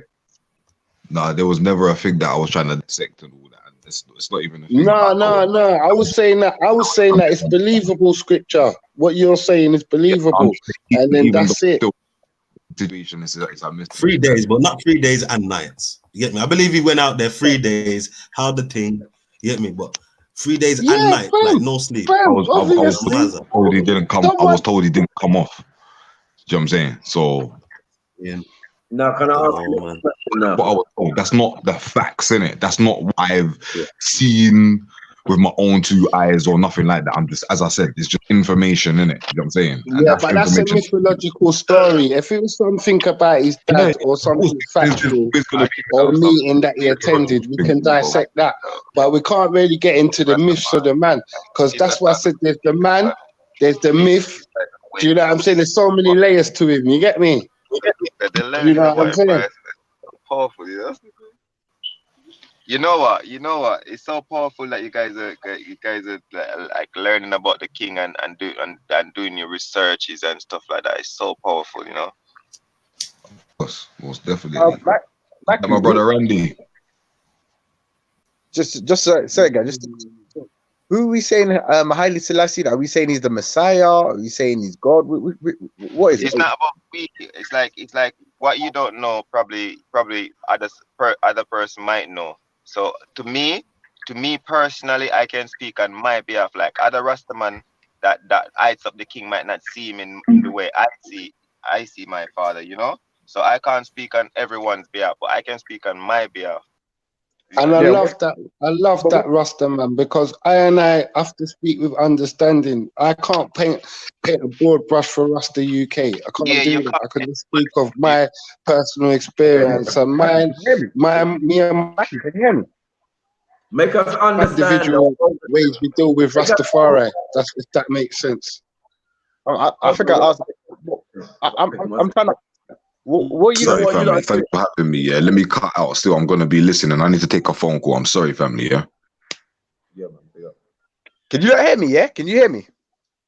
Yeah, go on, go. Yeah, we can hear you. But before I was saying, I didn't start. Keep that question in your head.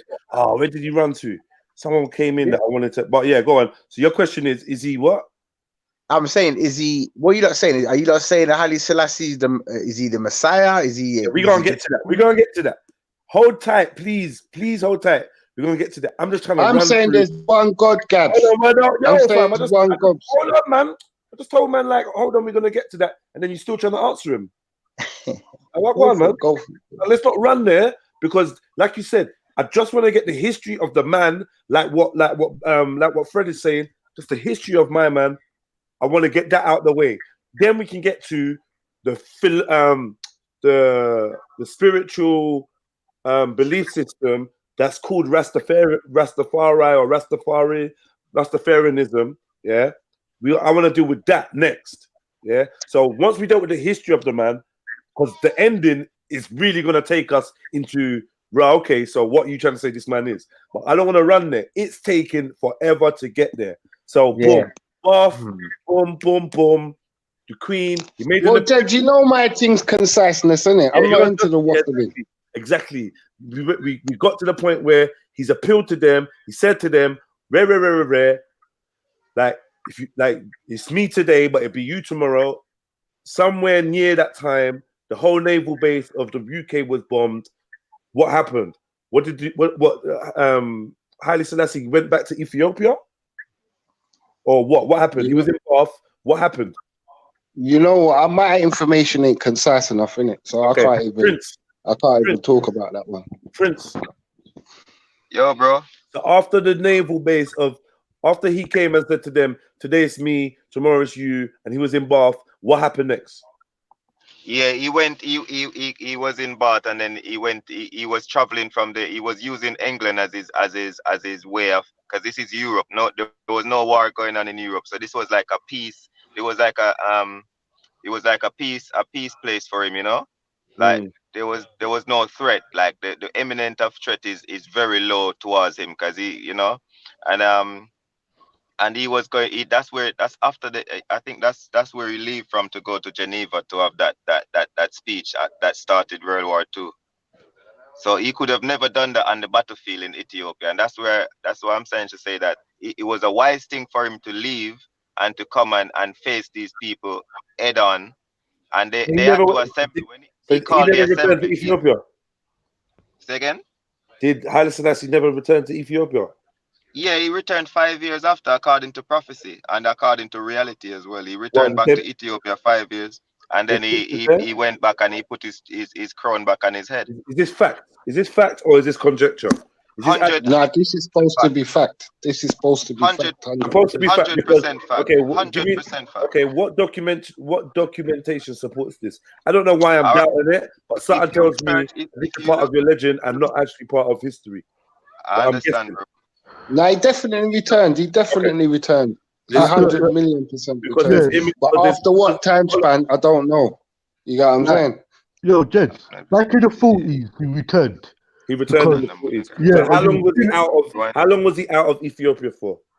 He could have been out of Ethiopia for at least 5 to 10 years. Don't forget, we go by the Western propaganda, the telegraphs, what was sent to us through via Jamaica. Don't forget, people, most of us were still haven't came over from the Windrush yet. None of that as it was sparked up to the 50s. So during the 40s and stuff, you was going by telegrams or what we call newspapers of that day, Jedi. So most of it was a bit mystical because I don't like this word mystical keep popping up when people can't explain. Hey, family, I'm going to get round to Mighty Dreads and set up a presentation for you one day. Excellent. And we'll go through every fucking thing from top to bottom. Right, and you're going to get concise, proper answers. No myth, fairy tale bullshit, because I'm not into that. You're going to get proper, concise answers. So that right now, 5 to 10 years.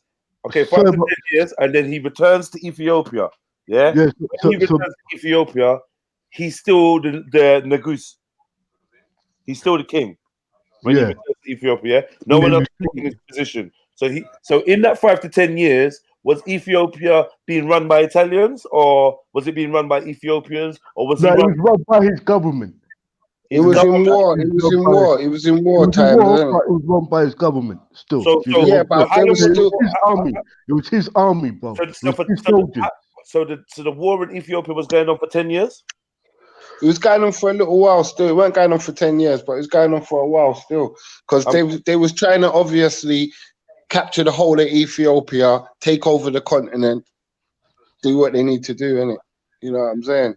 In terms of burning the literature and rearranging the church and the Catholic, the origins of the Catholic Church, basically, innit?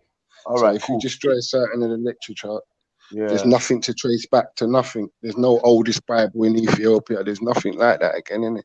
Cool. Give me a second. I just want to ask, yo, Wagwan, Mansa Mahad, Wagwan.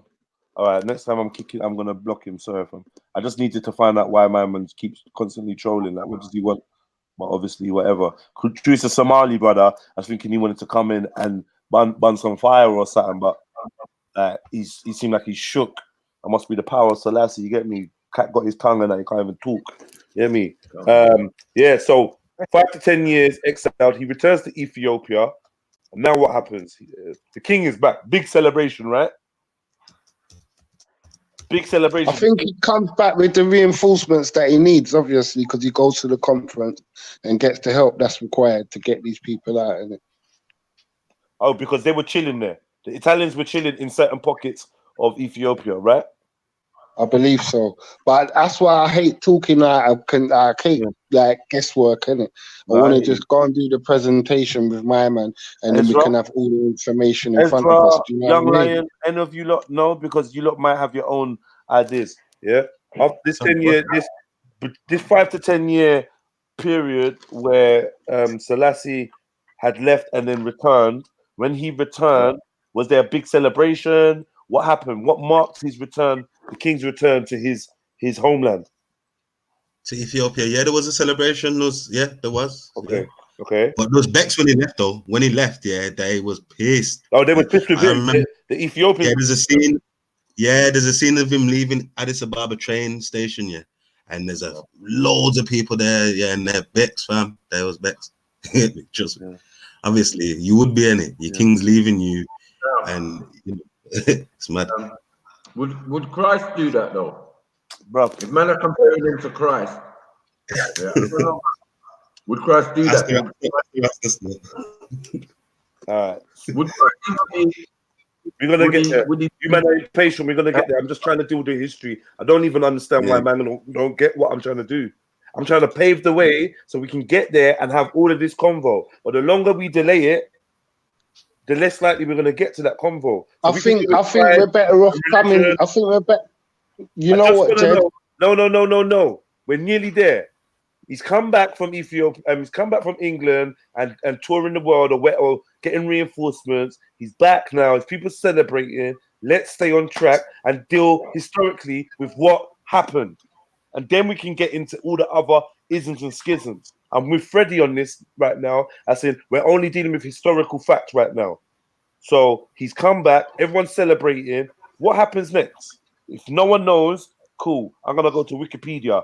I know there's Rasta man on the panel, innit? And if you lot don't know about the history of Haile Selassie, I'm not sure what you lot know about. Yeah. Because you shouldn't know, and to call yourself a Rasta, you shouldn't know about nothing else but the history of the man, yeah, Rastafari, yeah, and then your belief system on top of it. There should be nothing else that you even trying to study or learn about or have no information about, and that's facts. So right about now, most definitely. But I just don't want to put out false information, innit? I want to be 100. You get what I'm saying? I don't want to guess and spell, and you know what I'm saying? Fred, you've been very honest and frank about it. And if it was down to you, we probably wouldn't even be on this part of the thing. We'd just be reading his speeches, which we ain't done yet. You get me? But we gonna get in that bit because that's the philosophy, the religion, the belief system, should I say? We're gonna get there, but we got to deal with the history first. Yeah. So does anybody know, Young Lion? Are you available to comment? Does anybody know? He came back. Young Lion, Prince, are you there? You get me? Kai, if you're busy, cool, innit? Yeah. Young Lion's going to be back in 5 minutes, guys. So sorry about this. Big up Empress, big up Empress. Sorry, yes, the Empress. He just popped out the car. He'll be back in a second. Not a problem. You know he'd have an answer, and I know he has the answer. Okay. Yeah. I'm still learning from him myself, you know? Good. I would advise you to learn for yourself, though. Still. I know, but we share information. I love that. I love that, man. So really. Yeah, but Jed, from what? Soon continue.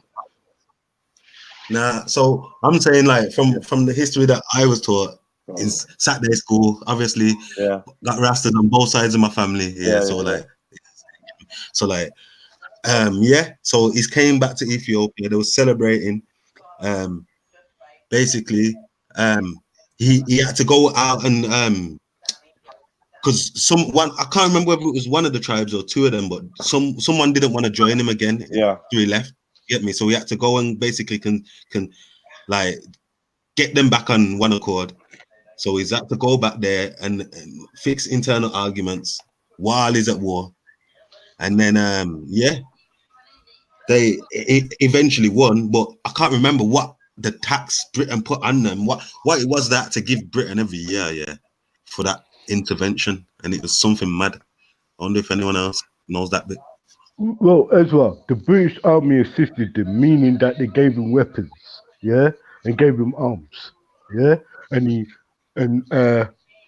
when the Italians they did get ran out like that, they withdrawn and went and fucked off back, and Haile Selassie. Then it was coming into World War II, coming to the 40s now, 45, 46. War kicked off. It turned its tensions to Germany, bro. Yeah? I do know when the attack. So what I was trying to say, family, during that period of time when he went back, Second World War started off, and the tensions was focused to Germany, bro. Yes, the British Army, and the American Army, and all of the 2-5. You just need to press it. Sir, am I cutting someone? No, carry on. I was trying to say, he came home. He came home with the British assistance that they gave him aid, bro. You sure it's not? Hello. Yeah, definitely they gave him aid. I do know when Mussolini's failed to capture Ethiopia, they tied him and his wife upside down and beat them to death with slippers. Right. I do know that. So what we did, we covered the ground now. So what I'm trying to say, we covered the ground now. We covered during that time when he left. The war started till he come back. So it went into the 40s, bro. Yeah. So 43 to 45, the Second World War started, bro. So.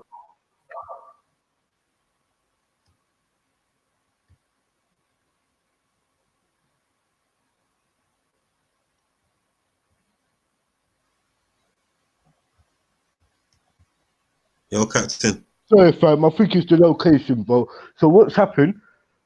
What the Second World War started, yeah. So don't forget. They wanted to know what happened to Haile Selassie when he went back after the celebration. Yeah. So I'm basically trying to say that Haile Selassie was still reigning and stuff, but the Italian army withdrawn, and he focused on his people. So it was said, yeah. So I'm saying during that time, the Second World War kicked off, sister. Yeah? Do you get where I'm coming from? They were still, Hitler came to power and came with his the Third Reich, the Nazis. And Mussolini tied up with Germany.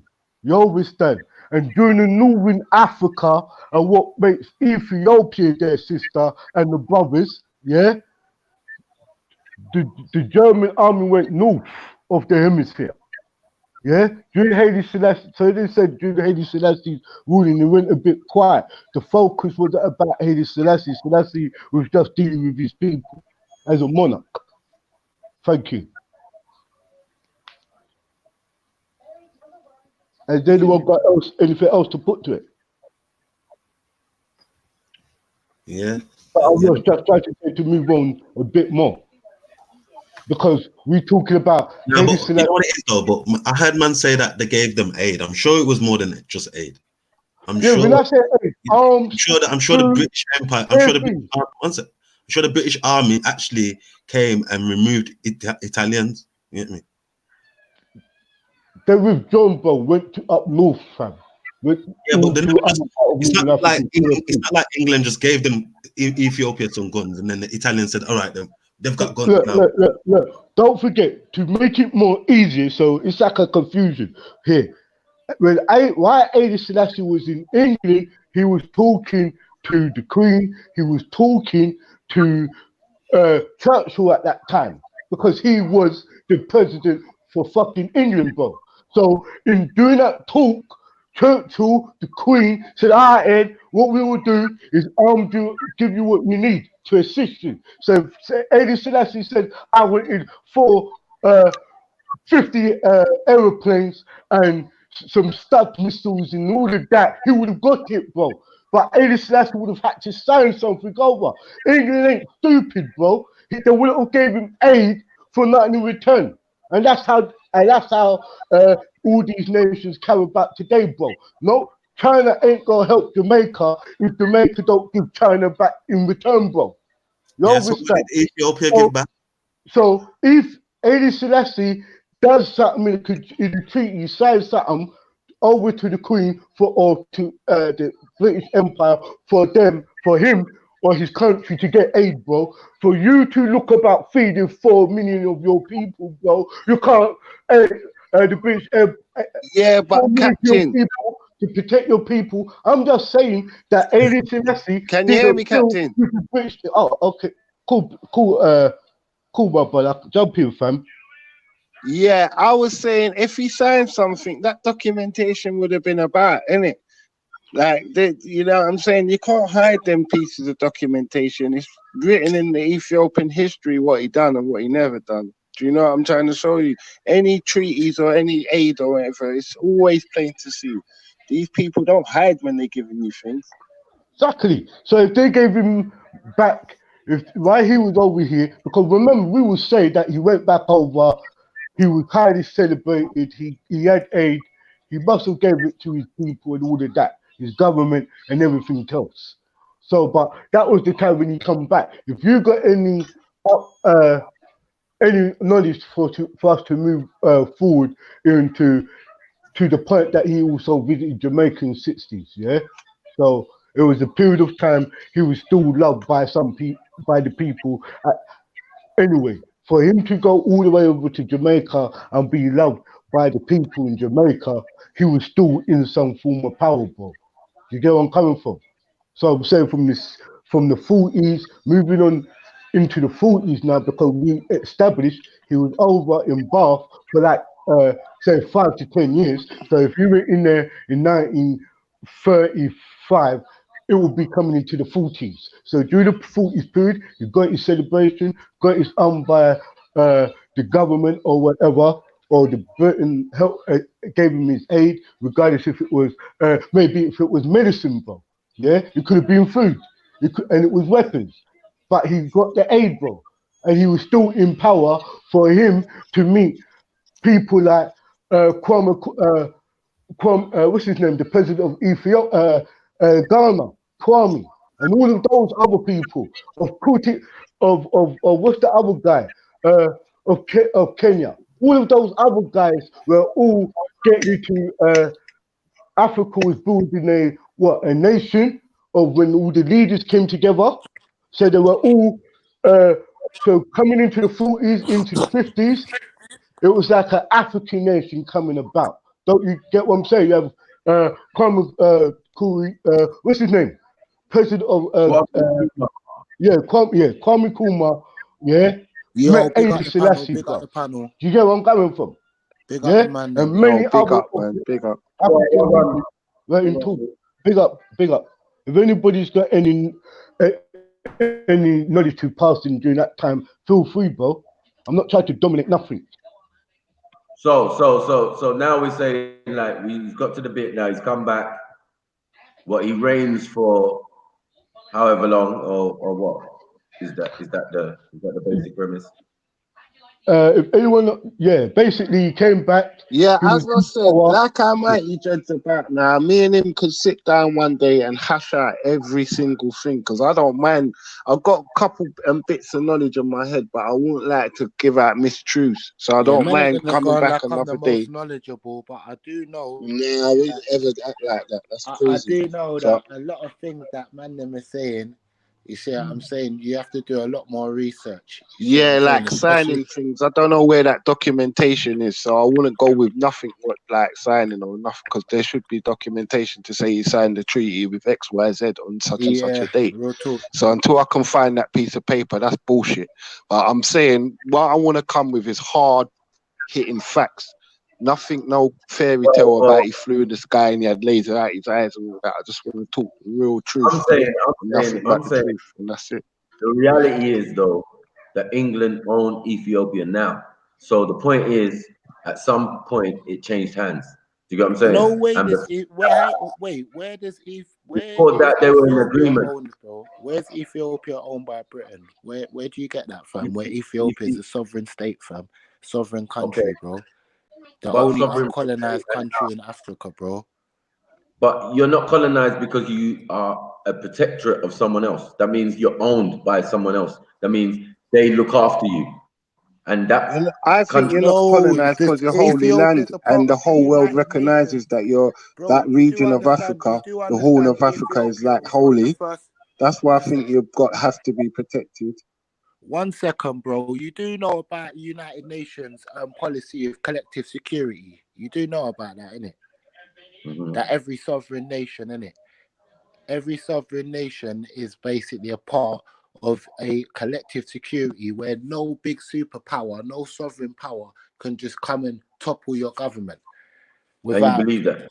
No, that's a fact, bro. That's a fact. Obviously, that's why England had to uphold that collective security policy when they came back in the World War II. So it's a European they thing had then. to uphold it. Remember, it wasn't the United Nations when the king helped set up this collective security policy. This was the League of Nations. Then this was basically countries that were emerging. Yeah, would have the backing from bigger countries, whether it's resources, whether it's military aid, whether it's whatever. But Ethiopia was a main player from the League of Nations, and it recognized as a sovereign country, and it recognized as an And those nations, uncolonized country.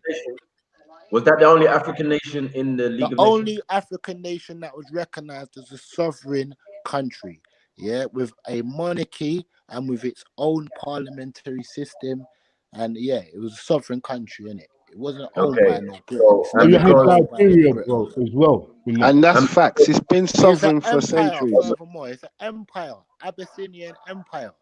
How about that? But it's not being called that, is it? It's called Ethiopia. No, them Like. times it was though the Abyssinian empire. We're just We know looking what at it was, but like that's not what it is. That's not what we're talking about. We're talking So here we are now. Here we are. Let's keep on with the history, because let's just keep on with the history. So we got to the point now where Haile Selassie has come back to Ethiopia, right? Let's speed walk this. Someone walk with me. Mighty Dread, walk one. Yes, King, walk one, Judge. What you saying to me, brother? You good? Malcolm Janner, that's what I'm saying, man. Happy Big up, big up, Ethiopian big up. Christmas. Happy Ethiopian Christmas. You get me? Yeah. Blessed love, Rasta, man. Respect. So then let's run, because I just want to blitz this last bit. Let's run. I don't think there's much more, is there? So boom, he gets back to Ethiopia. Can we do a fast back of what happens?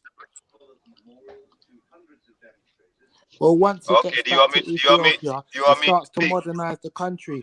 Selassie is the person that brought the Ethiopian airline into existence. Selassie is the same one that took 15-20% of the government's GDP and put it into the educational system.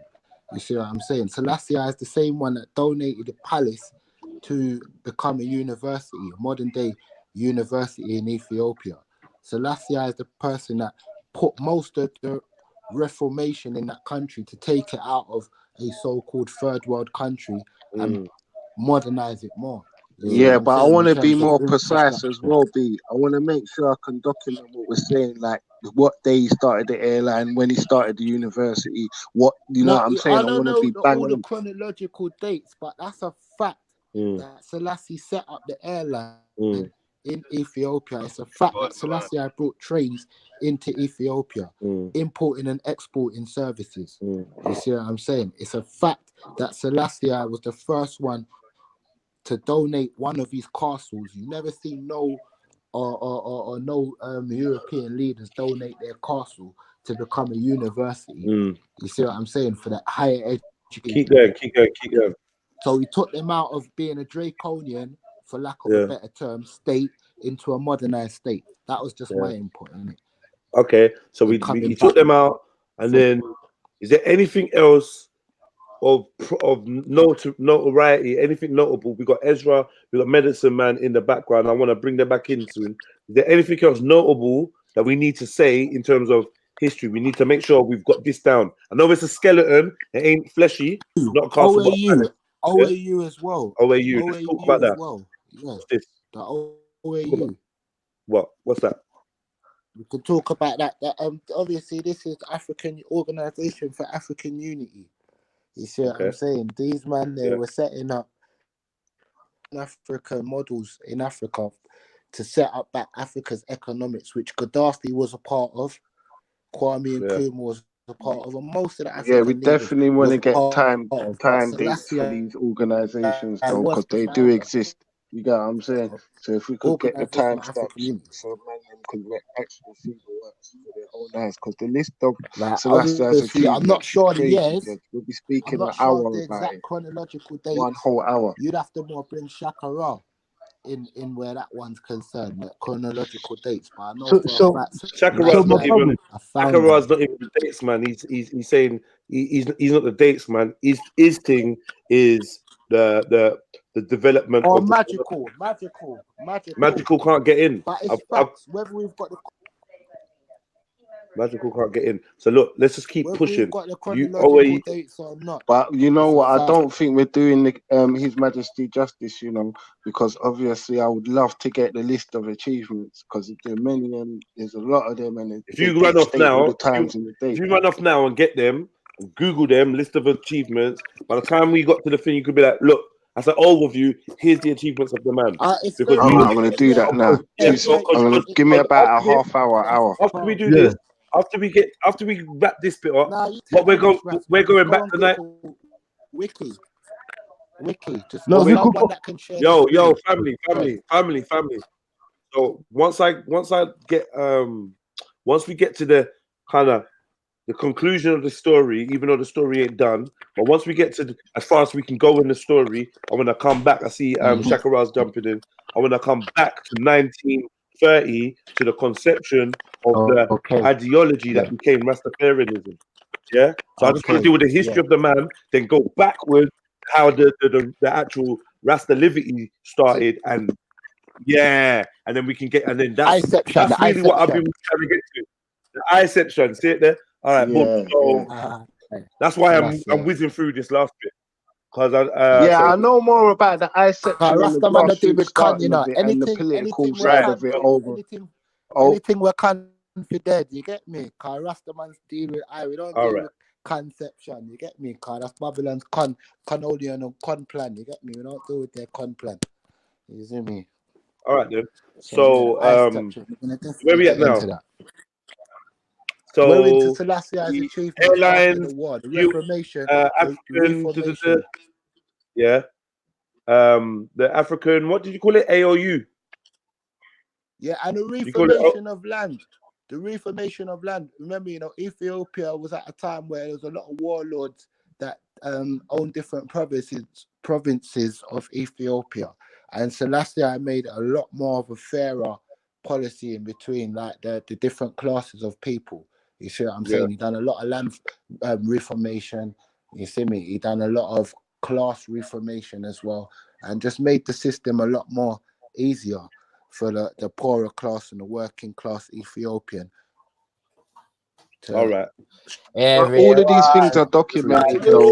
So trust me, I'm gonna come back on it tomorrow and give you the whole list of achievements for Ethiopia as a nation, spanning from this time to that time. You know what I mean? Game I sing right now. What are you singing? What are you singing? It sounds like some voodoo thing. Rastafari. He's singing the main song. Everyone,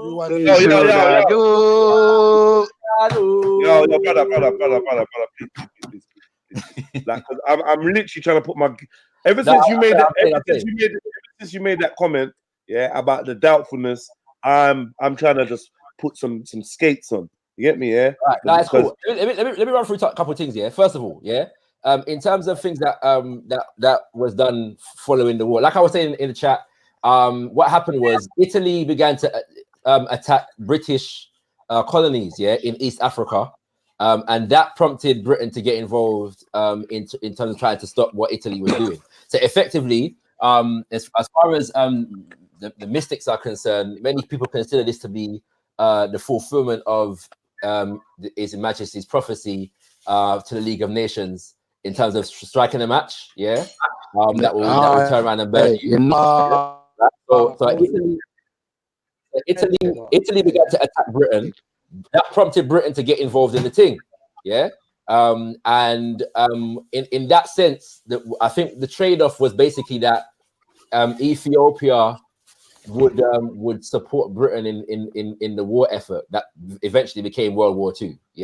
I don't know that Ethiopia was involved in Europe during World War II, except for the fact that Britain enlisted many of its so-called colonies into the war effort, and because they had co-opted a lot of the indigenous governmental systems, particularly in West Africa, during this period. Like a lot of people on the continent were enlisted into the army in that respect. So Ethiopia, in protecting its own interests, supported Britain to whatever extent they did. So that's what happened. After that, however, you've got, so I think Dreddy did mention the thing about turning his palace into a university. He was basically trying to modernize the nation for the purpose of making sure that it can protect itself. In later, if anything was to go on later on. what's it called? He also instituted a parliament. So this is a king now that's instituting a parliament in his own nation, and he made himself the minister of education. So I that told he them, yeah. presided over the education system. I think, Jenny, you mentioned the Ethiopian Airlines already. But mention the GDP, how much they was giving to the education sector. I can't remember. I can't remember the number, but basically yeah, it was something unprecedented investment. ridiculous. Yeah. No, yeah, no. Yeah, it was ridiculous. The level of investment rose. In education. Yeah, and this is never not been to seen mention before. Unprecedented. This is not to mention. Yeah, it's unprecedented. This is not to mention all the things that Empress Menen was involved in. Particularly, she invested particularly in education for girls. She was particularly interested in the healthcare sector. So a number of hospitals were built, and she also gave from her personal funds to fund a lot of these hospitals to help with them developing modern day health. Shaka, you know what I'm saying? Shaka, give thanks for that, man. Give thanks for reminding us about sister all the time, man. You know what I mean? Always. She's a vital part of the struggle. You know what I mean? Balance Sorry, Ras Because Benji. Greetings. Remember, them times there. Yo, one second. Yo, Ras, yo, 1 second, please. Please, Jedi, please. can you hear me? Yeah. Big up, Ras Benji. Thank you for coming on, brother. Can you eliminate His Majesty? Can you alleviate all background noise, please? But this thing's very sensitive. All right, big up. Welcome. Obviously, yeah, you come on as well to try and give a little input to the historical facts of the history, isn't it? I'm gonna jump off. Sorry. All right, respect, Fred. Come back, circle, come back, and I hope that I hope we're doing a good job over here, bringing some information. Yeah. So what I'm gonna say to you, all right, big up. All right, peace. Who was that, Freddie? All right, peace. What am I gonna say to you now? I'm bringing Young Lion back in. Is I just want to get to the point where there's a mystical ending, innit? Because from the mystical ending, yeah. Well, I don't know if you all agree it's a mystical ending. From the mystical ending of the factual, the historical facts, we're gonna go back to 1930 to the conception of the first people that saw what they saw in Haile Selassie and created a movement that became Rastafari. So Rastafari. If you lot can work with me to get wherever we are now, bruv, listen. If you lot can work with me to get from wherever we are now to the end point, that would be great. And then we're gonna flip it. All right. So yeah. So whoever's in charge of the chronological order, let's go from there. And because I'm sure there's not much left going. You want to know before the coronation. One sec. Let me just ding through the OAU thing. Let me get to the. I'm a bow out at the passing thing because that's not really my thing. What passing? Hey, you just don't want to get to that bit. It's not. Yeah, I know that's what you want to get to. You got fire ban on that part there. There was no. I'm not really. We're gonna get there. I'm not really passionate about the subject. We're gonna get there. Yeah. Right? So let me just do this. Easy. Yeah.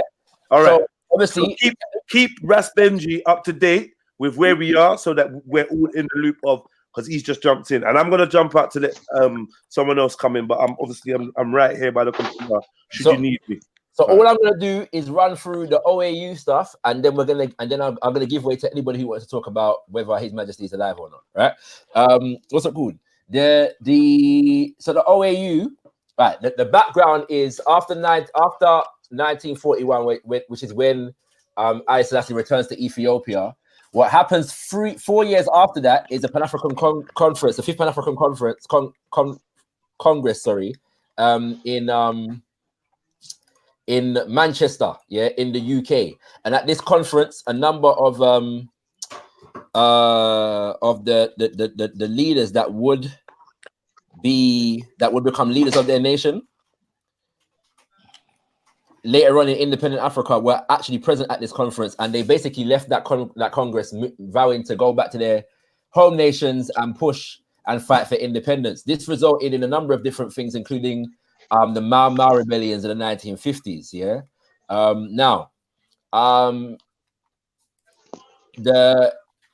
Notably, Ghana becomes independent in 1957. This kind of is a cause for celebration across the Black world. And what happens is that whilst more nations are becoming independent, like 16 or 15 African nations become independent in the year 1960, and there begins to be a split because of the fact that the forces of the colonizers are still on the ground in many of the nations. And so some people are more revolutionary, some people are not as revolutionary. Two different sides begin to cause conflict across the continent. One begins to be known as Monrovia, named after the capital of Liberia, and the other begins to be known as Casablanca, named after the capital in Morocco. The Casablanca bloc is considered to be more revolutionary than the Monrovia bloc, which is basically said to be a satellite of America and other European forces. There's conflict generating all over the African continent. Haile Selassie, Nkrumah and others are trying to push for a more revolutionary trajectory towards African independence and self-determination, and they're being fought. Those forces are being fought, and so this is going to situation that is causing enough conflict to create a breach, among the African nations, which the former colonizers could step into and basically recolonize, if certain things weren't done. So Haile Selassie steps in the middle of the breach in 1963 and invites a lot of the different nations to Addis Ababa in 1963 for a conference at which the Organization of African Unity is formed. There are varying different conflicting viewpoints on the Organization of African Unity. Most hardcore Pan-Africanists consider it to be a great compromise that kind of quelled what may have been a revolution in the making. Other Pan-Africanists who are a bit more, let's say, I don't say nuanced, but consider both sides of the equation and say that basically it was necessary to create some kind of peace between the developing warring factions in the various different nations across the continent at that moment in time. So the point is that the peace that whatever peace that was able to be struck at that moment was due to, in large part, Sajef Kwame Nkrumah and His Majesty coming to some kind of agreement and being able to influence others to sign a document to that effect. The problem was that the documents that they signed basically demanded the respect of the sovereignty of each of the individual states, which means that basically the colonial borders were enshrined into the philosophy of the OAU. That's the major critique of the OAU, at the same time as the fact that it was able to develop some kind of unity and a commitment of African nations to help the commitment of African nations that were then independent to assist in the independence movements of the other African nations who were not yet independent at the time. You know, like that.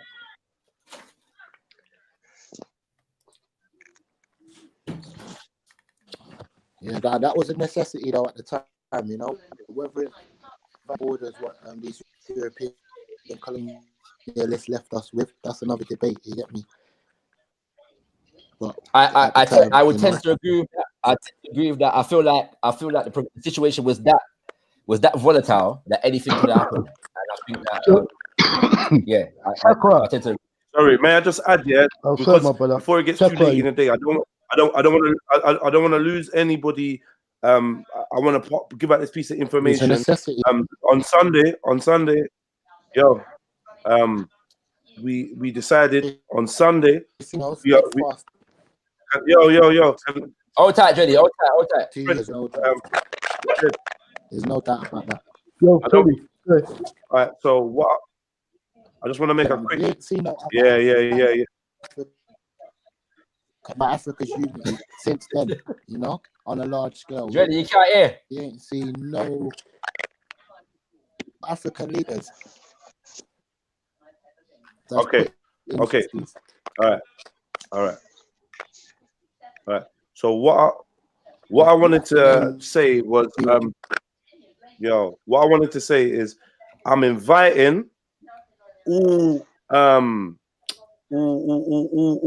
of those that class themselves as Rasta or have an interest in the belief system or have an interest in the liberty to come down. Speakers Corner on Sunday. We want to have a Rasta Corner, yeah, where we break down all things and we talk about all things related to the community, to the belief system and whatnot, and we edify people on Sunday. Speakers Corner. We use the platform. Hold on. No, Rasta's not on trial. It's a provocative title. Yeah, Rasta's not on trial. So what I wanted to do was just give an opportunity for us to go in front of COE on Sunday and basically continue the conversations, just like other people, other units have their conversations, so that it's food for thought for those people that are interested or those people that want to know, and even just for ourselves to reaffirm what we know or what we don't know, and have a meeting, yeah, in person. True, this is the week that marks the rest of Christmas. I don't like to use that term, but true, this is the week that marks that. On Sunday, we should maybe signify it with a meeting in Speaker's Corner where we come together and we talk about it, because I'm sure the wider community that I can't reach on my platform, but COE can reach on this platform, would enjoy a face-to-face conversation, and I think it's needed. Get me? So yeah. So Sunday, if you lot can be available, Sunday, if you can be available, come down and you lot all link up, and I'm gonna be there to learn as well. And yeah, let's have this conversation. It'd be nice. Still. Name, precious name. Big up. So if you lot, hold on. If you lot are up for that, Sunday we're gonna link up. I have to check and see if I can make it. If you can make it, Benji, it'd be amazing. Do you know what I mean? Yeah. Another time I'm coming down to Reason.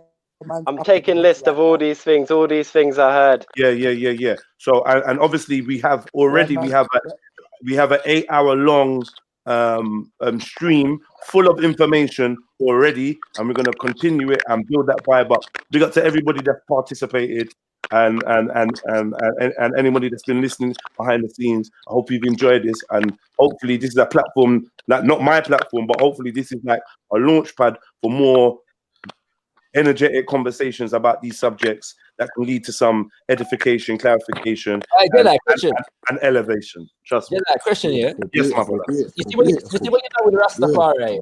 Sorry? You see what you're done with Rastafari? Yeah. Are you gonna deal with like Nwapu?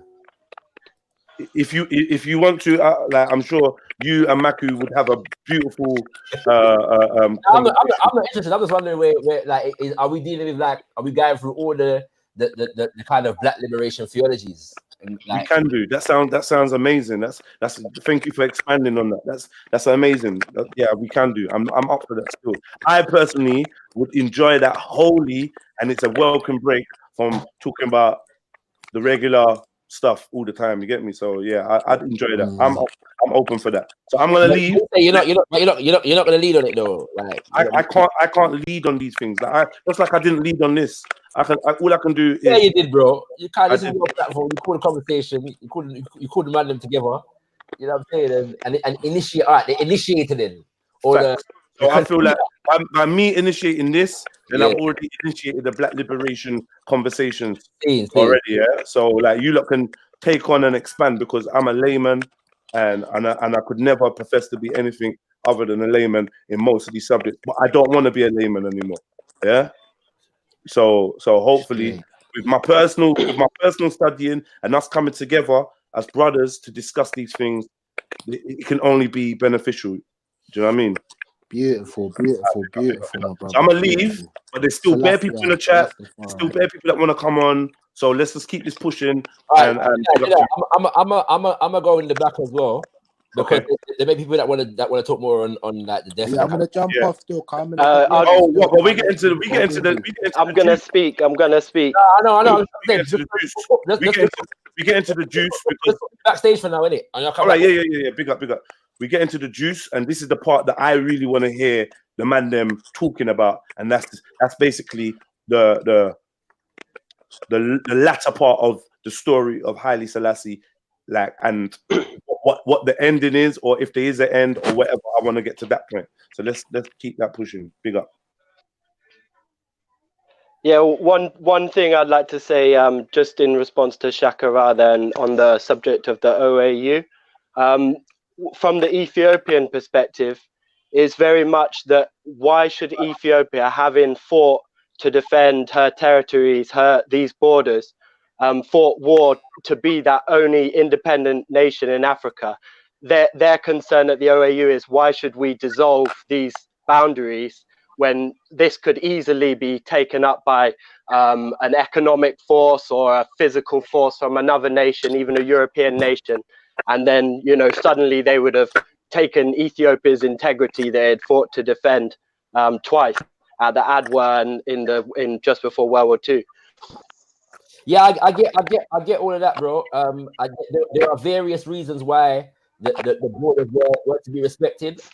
I think for the most part that we have to accept from a revolutionary Pan-African perspective that the borders themselves are colonial and designed to facilitate other people's economic superiority over our land and resources. And so basically the idea was that to be self-determining, Africa should define its own territories on a non-colonial basis. Nkrumah's group at the OAU, he wanted to have the united Africa, you know, so African sovereignty as the whole borders of Africa, that would basically represent one nation in the world. Whereas His Majesty, his idea is because not all nations were actually independent at the time of the OAU, so he wanted all nations to be independent, so they would represent a collective independent group. Because it was at this time when in the world plenty of nations were gaining their independence, so His Majesty was making sure that these nations had their independence. And I know that, like in the cases, especially in the Caribbean, it's not true independence because you're still part of this Commonwealth and the land itself is actually owned by the Queen of England. But in terms of the actual representation of the government and of the people, their independence and national identities were actually born by His Majesty at that time. You know, from that, what the message they sent to the world for Ethiopia to defend her sovereignty twice in the face of European aggression, that helped define and birth all those national identities. And it's really that Ethiopianism, stretching back centuries, right through transatlantic slavery, way before that in Ethiopia, and that idea of, you know, we're African, we don't, we're not subordinate to Europe, we represent the free man. No, I hear you. I think there are arguments on both sides of that equation. So I do understand what you're saying. I think the essential point I'm making is that because like pre-colonial times, these so-called nations didn't exist. They're actually products of colonization and then neo-colonization. And so Ethiopia, even Ethiopia itself as a kingdom was bigger than it is now prior to colonialism. And that was the whole point with Eritrea as well, because when Emperor Menelik drove the Italians out, I'm sure you know this, you know, he only drove them as far as the border of where Eritrea is, the country, the Mareb River. And so that was a big sticking point, and it was sort of almost like a national shame, like, yeah, we defeated the Italians, but they're still there on the border. They're on the border. So, you know what I'm saying? And so the emperor had to do what he had to do to get that back. And again, I'm a respecter of the fact that we're dealing with difficult times, isn't it? Right? And I'm gonna say this, yeah. You're from Ethiopia, I take it, right? No. I'm my dad's from Trinidad. Oh, right. Okay. Right. What's the? I'm gonna say this. I think that 9 out of 10 of us, like in the positions that most of our leaders were in, would be found wanting if we were put out to judgment, if that makes sense. Like these people were dealing with some vicious circumstance, context. Yeah. You know what I'm saying? Like it's like, you know, it was a lot of stuff. You know what I'm saying? And so that's why I always try to, before I come to a decision or make a judgment, I always try to understand, what were the real dynamics on the ground, innit? Like what them did I deal with, you know what I'm saying? What challenge facing and you know, you find that in almost every situation, a lot of difficult decisions had to be made, whereby very few people could find like the one right way to do something, to go about something. So you know what I mean. So I do appreciate what you're saying. Yeah, and just an isolated case of Ethiopia, and what happened is like the intricacies of the land holding system amongst the people and the system of courts. This meant it was almost impossible for the New World Order to come in and rape Ethiopia in the same manner that it had done other countries in Africa. And what the big plan for Ethiopia was that it to become the food, all the basically it was going to be the bread bowl of the Middle East. Ethiopia was going to be filling the Middle East in that idea. So when what in my opinion what happened is with the Marxist Derg that come in, that was actually a US-led very, very deep thing to cleanse Ethiopian people, Ethiopian identity of this ancient intricacies that prevented the New World Order to come in and just cleanly, you know, how it does things usually. And that's where His Majesty stand in ancient Ethiopia. They weren't playing the same. It's when we're looking at a real sovereign power that stood up against, right in the face of those things. Yes, sir. Yes, sir. His Majesty he's like the greatest chess player, you know, in the world. It doesn't matter what the situation was, he was able to get himself out of it and come out on top. And I still think the story is still being told because His Majesty is going to be on top forever. Who's this Rasta man right now that's speaking? Ras Benji. Ras Benji, big up yourself as a true, you know, knowledgeable Rasta man. Cause I can tell that, yeah, the way that I sight up the king, that I sight up the king in fullness. You see? Mm-hmm. So yeah, man. And there's one thing that I'd like to say as well about the Queen of England and about Emperor Haile Selassie. But when Haile Selassie was crowned King of Kings, the Queen of England is about 3-4 years old. So really, it's the relationship is not even there of her father, who only just became King of England. I think not long. Well, he wasn't even King of England. Her father at that time. It was her grandfather. It was her grandfather. And so the relationship between Britain and the Emperor, especially, is there. But it's way more ancient than that, because the same as Emperor Haile Selassie claims descent from King Solomon, and in the Ethiopian tradition, that's via the Queen of Sheba and his son Menelik and her son Menelik.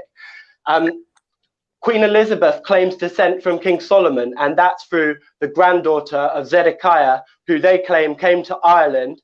And when they came to Ireland, they came with this stone of destiny, and that stone of destiny is what all the kings and queens of England are crowned on. That's it. That's the relationship. So you have two Solomonic monarchs in the world, and when you're looking at the two kingdoms there, you're just looking at, you've got one authentic Solomonic relationship and one very spurious claim to a Solomonic relationship. But you know, Britain. This is why the Italians came to it. This is why the Italians. Well, the Italians, that's the Pope. This is a different dynamic as well, because in the ancient world, the Christian in Christian theology, the great power of the world was split between the Vicar of Christ, that's the claim of the Pope, and the King of Ethiopia, the conquering Lion of Judah. So that's the next schism. You have these two representatives of Christ on earth, who that's their claim, equal to the Pope is the Lion of Judah, and that's the relationship there. Yeah, I agree with that, and I knew it was more than like when the Italians invaded. I knew it was more than just a political thing. Still, it was like it was the Catholic versus the Orthodox thing rising up again. Yeah, the Ark of the Covenant and is like Ethiopia's claim to it is central, because in all the things that people, you know, would wrap up Rastafarian conspiracy, like the Masons and such, it's all centered on the Ark of the Covenant. You know, all their traditions, all their Solomonic things. It's all older. It's all represented in Ethiopia. The oldest order of chivalry in the world is from Ethiopia. Yeah, man. Where's the name? That's called the Order of St. Anthony. It all ties back to Ethiopia. It's been said it's like the spinal cord that runs through society. The world society is Ethiopia is the spinal cord. All right, can I just ask a quick question? Let me just ask a quick question. Like real talk, this is the last time I'm playing this game, yeah. Mahad, are you going to? Yo, I'm here, man. All right, bro. Like, come on, man. What's all this back and forth thing? First things first, yeah. Why are you coming on my connection messed up? My connection messed up, man. Yo. Allow me, fam. All right, cool. But first things first. Why did you come here with the? Yo, allow me, man. Bruv, can I ask a question or not? Why did you come here with a? I would appreciate it if you let the conversation flow, man. Yeah, I would appreciate if you answer my fucking question, bruv, or just come off my. I don't want to answer your question. Goodbye. Die somewhere.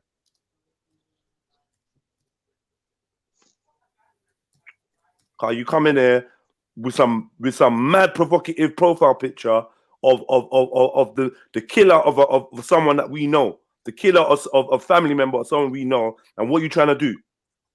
Get me? Your profile picture is a killer of someone or someone's family member, and you coming on there talking about you want to hear and that. But I ain't got no time for you, bro. Sorry about that, brothers and sisters. I'm out again. I'll continue the conversation. I do apologize.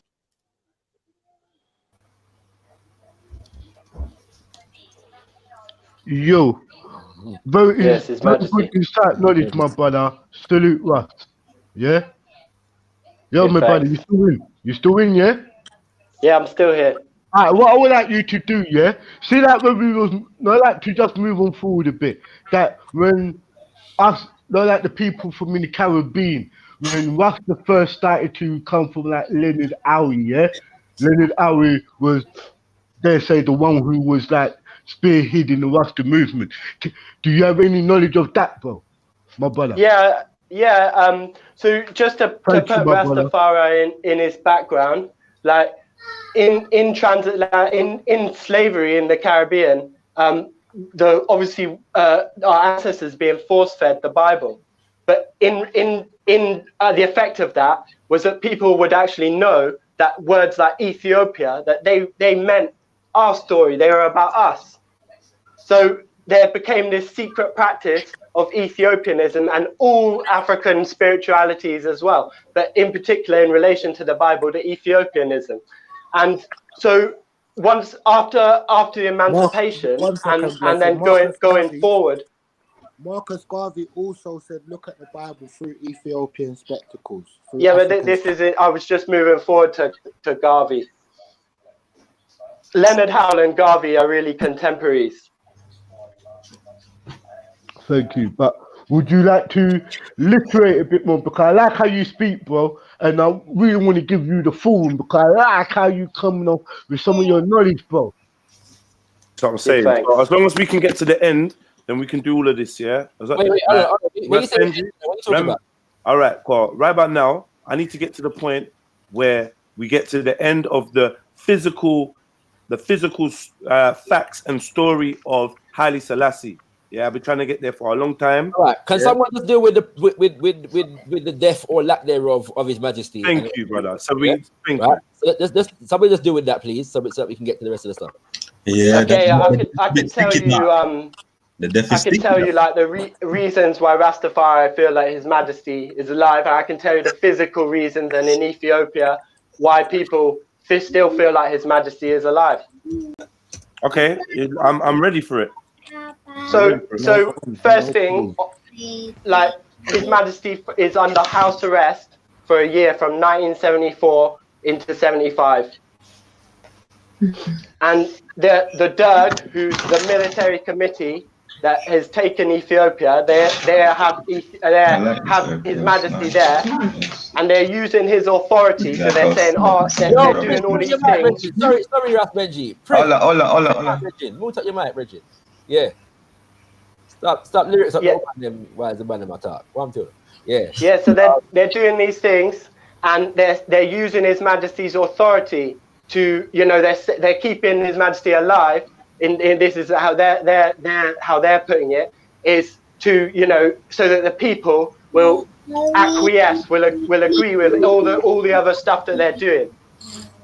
Yeah, and the story goes that His Majesty was taken one day because he was still allowed to go to church and go to certain events and functions, and he was taken to this one church, and he went in there and he never came out. And from that time, the Derg started going nuts, and they were looking for anybody that looked like His Majesty. They're arresting people that look like His Majesty, and those people were never seen of again. They were searching the streets for Haile Selassie, and if you check the rest of their actions, they had every reason to show his body. Once he passed, they had every reason to show the public his body, because His Majesty to the Ethiopians, a certain sector of society, is the Messiah, exactly the same as Rastafari. So they had every reason to show the Ethiopians his body, and they never did it. And there's different stories. The Derg, first they said, oh, he died as complication of a prostate operation. His doctor said that is not so. His Majesty made a full recovery from the prostate operation. Then they said that he died as complications, like breathing complications during his sleep. So there's different versions of events. And then throw forward for 30 years, they had 3 different burials. Well, basically they arranged the burial for His Majesty 3 times. They cancelled it twice. And there was all these, there's always been these rumors about the bones, about the femur bone being too long, that they presented to, people said that it wasn't His Majesty. But then even in another version of events, one of the princes of Ethiopia, he says that His Majesty was martyred and that his bones were broken into 1,000 pieces. So if his bones were supposedly broken into 1,000 pieces, then it could never be his bones if there was a complete femur bone and they were able to measure it anyway. So it's very mysterious. Right. Didn't they also, according to WikiLeaks and like Western propaganda, they said that he was assassinated. You even got people that said they met Selassie in the 80s. Yeah, well, there's I don't believe that Indian yogi. He has a book to sell, and he's got many inconsistencies in his story. But something happened to me that made personally that I know. Well, it's led me down a thread that I'm investigating about Haile Selassie being in London in 1975. Let me say one thing though. Like, there's another story. Well, it's not. Well, the documented history that I learned. Sorry, stop. Yeah, is that basically when the conquering tribes took power and seized power from the throne of David. Yeah, well, what they call the throne of David over there. Yeah. So when he eventually lost power, and these tribes, they put him under house arrest for a while. Yeah, so he was in house arrest in his own yard for a while. He couldn't even leave. And then, like one of the stories has it. I understand that there's different stories in it, but one of the stories has it that he was killed, like in his toilet, in the bathroom of his toilet. No, the story is that what the thing is that when they exhumed the so-called body of His Majesty, they found that under the latrine in Mengistu's office. So Mengistu, who's the leader of the Derg, had made a toilet on top of some bodies that he had buried. Okay. Oh, okay.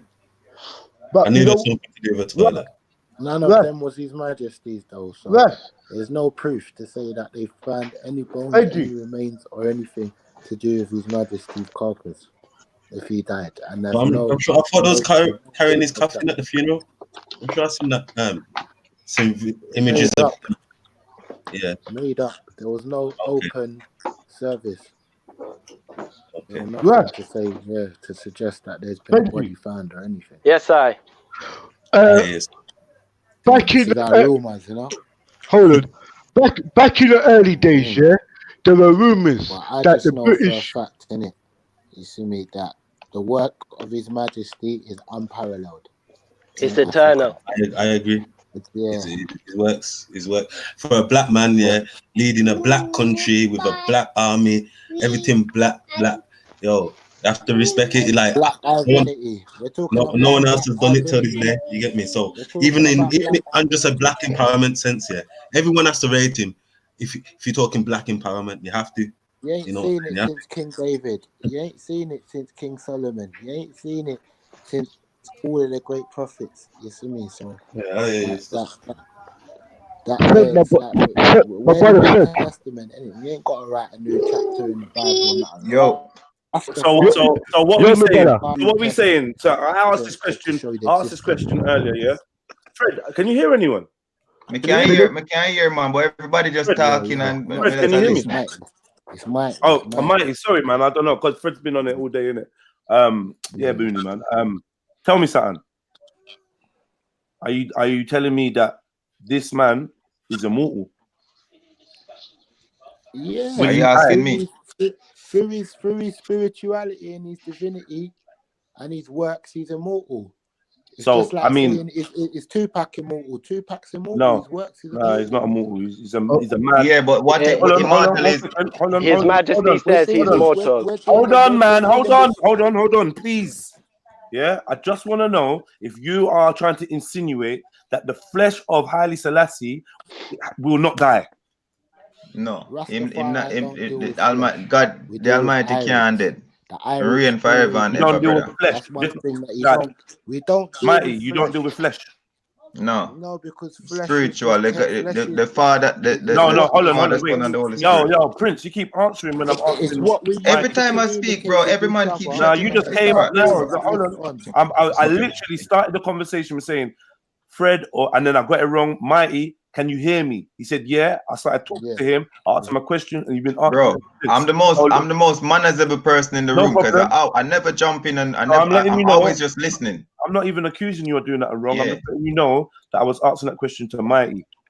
Yeah, but I'm saying now the works is eternal. The works, what the king represents. Let's go. The works is good. The spirit's good. I'm asking about him, the flesh. No, because that's spookism now. Just that's what I don't deal with spookism. So you believe that physically, yeah, like I'm here physically. You hear that, yeah? Physical, materially, you believe that he's no longer here. I believe he's in all of us materially. Him as a person, he's left his DNA in all of us. Like how my mother left her DNA, like how my mother's eternal. And my father, the oldest man is in Ethiopia. He's 160 years old. My mom left her DNA in me. Yeah, she's eternal. She left her DNA in me. However, she died. She was buried and she died. Physically, she died. So why are we doing semantics? I'm asking a straight question. Your mom, how can your mom left it? How can your mom let your dad left it? Bruv, listen, this is the problem. This is the problem. And this is what all religious people seem to do to me, yeah? This is why I really wanted to get to this point. Because everything's logic, everything's pictures, everything's facts. When I tell you that my mum died, you're telling me how can your mum die? She's no longer here physically. She may be here DNA-wise through me, through her family. That's one plane, though. That's one plane, and if you're just looking at it from a physical and a material aspect, that's where you're not really understanding where the Rasta. You're not looking at it as true. You see what I'm saying? We don't look at things on a physical. We ban that. You lot don't go to funerals then. You don't go funerals then, cause no one don't die. When you going funerals? Were you mourning? I hear Shakara was at a night with Maku the other day. Was at a funeral with Maku. Maku was at a funeral the other day. My family were, my organization was what? My organization was conducting the funeral, and we conducted funerals to enough Rastafari. All right, so if you're conducting funerals, why are you conducting funerals if Rasta don't deal with the physical and Rasta don't deal with? How about that? We don't even call it. His Majesty says that he's mortal and he will be replaced by the oncoming generation. Thank you. His Majesty says, because people talking about, let's just deal with the speeches, let's just deal with the words, let's deal with the speeches. His Majesty said, yeah, he's mortal. So what we are arguing? And he will be replaced by the oncoming generation. So what's man arguing with me about? Go on. No, I'm not. Yeah, bro, you're just dealing with something different, bro. I think with argument where one is not being created. The man them don't speak of His Majesty as dead. That's all it is, isn't it? Yeah, right. But that could still be possible physically as well, because the oldest man in Ethiopia is 160 years old. Yeah, but Benji, let's look at from the standpoint like this. The Bible that Haile Selassie read from, the Bible that Haile Selassie read from. All right, cool. Haile Selassie was a Christian. Haile Selassie prayed. Yeah. The man prayed. The man owned the Bible. The man went to church. The last place you looked for him was in a church, right? Yeah. So when the Bible says that man's life will be capped at 120 years, you lot telling me now there's a 160-year-old man, and rare, like it's like we don't want to deal with the fact that a man. No, I'm not saying his Majesty would be 127 years old. Okay, cool. If he was alive. If he was alive. Yeah, but what I'm saying is if you Google 160-year-old man in Ethiopia, and you'll see a 160-year-old man. I'm going to see an old man. I'm going to see an old man. I'm not going to see 160 years. Let's stay. He's 160 years old. Let's stay on this level of academia and logic. Let's not waver now because we're dealing with subjects that we care about. Well, in science, they say that we have the enzymes in our body to live up to 250 years. Okay, they say. Benji. Hold on. So is that going against the Bible that Can you see this? So there's people that live into the Bible into 900 years old. Can you see this? Can you see this book? Not after mankind's age of life was capped at 120. But 120, that's still around the amount that we're talking. No, you said 129. So he's gone past. Yeah, but bruv, come on, bruv. Why are we playing games, man? Can you see this book? Physically, His Majesty could still be alive. In Ethiopia, people say that he lives in a monastery. When you go to Lalibela, all the children, all the elderly say Haile Selassie never died. Yeah, because that's the story that's been promoted. Yeah, but no, that's because they're in a small place in Ethiopia, the most holy, where they know the truth. And that's what they believe because he's alive in the church, man. Don't forget, whoever can produce. All right. My brothers.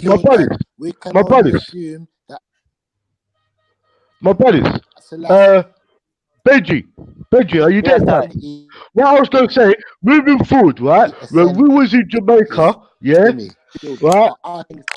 Even if we're only here for so much of the time, it's not about this carcass. Because this is the thing that's I'm gonna get to that, brother. Spoonie, I'm gonna get to that, bro.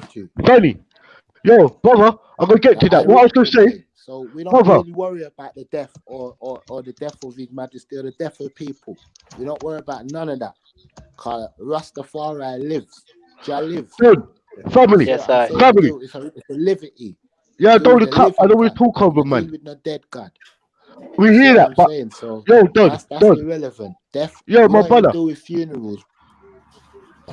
We all dressed in white and our Ethiopian attire with our colours. You know, dressing no black and deal with it on no Babylonian confusion. Because when people die in Africa, it's a celebration. No one ain't really mourning too much. That's a Babylonian thing to be mourning to people's physical body. Yes, Kings, I gotta step out soon. You hear what I'm saying? So it don't really matter to us when you're talking about this.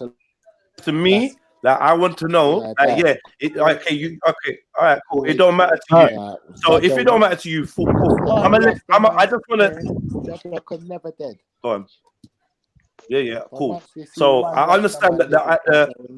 Yo, you seem like you're just ranting. You seem like you're just talking, though, Booney, man. Like you gotta work with us, though. Work with us, bro. Like I hear that you got points, but I'm not even trying to be difficult, bro. I just however you hold on. However you look at the departure of the flesh, yeah. However you describe it. Yeah, whatever colors you wear, whatever you do, the fact is you hold what other people would signify as you bury bodies. You're not burying a man that still can get up and walk off. You bury bodies. So that means that you must know that at some point, the way that you are now ceases to be, and you continue in a different form, in a different way, whatever. Yeah, that's not unique belief to Africa or to black people. So I'm with you on that. Yeah. We're not talking about life after death or none of that. Yeah, whatever. What's the word? Whatever word you want to use, I don't want to get caught up in it. I just want to know whether you believe that Haile Selassie, will come to the same fate. Physically, his body will come to the same fate that men will. Like the same fate that spoke about in the Bible that he read. Yeah, do you believe this or not? If you, because some man are telling me that he physically will never pass on or never perish. Yeah, and I need to separate the fantasy or the spiritual belief with facts in it. So let me know what you man are believing, because this is you lot's faith. We got 3 Rastas on the panel and a man that was raised as a Rasta. Yeah, so I want to know from you: do you believe or do you not believe that this man has moved on in that way? And if you don't believe he's moved on in that way, do you believe that he will stay physically here like this forever? It's simple, bro. Don't help me in it, because I'm only trying to bring clarity. So help me. I know that you don't care, Mighty Dread. If you don't care, you don't need to answer. But we got some other people here, more people in the back. I want to hear some realness, because we're about to get into the belief system, and this is the opening of the whole Rastafari belief system. Yeah? Right. Jedi. You gonna answer my question? Yeah, no. Yeah, I want to answer your question. But I'm just saying, innit? It's not really relevant whether he passed.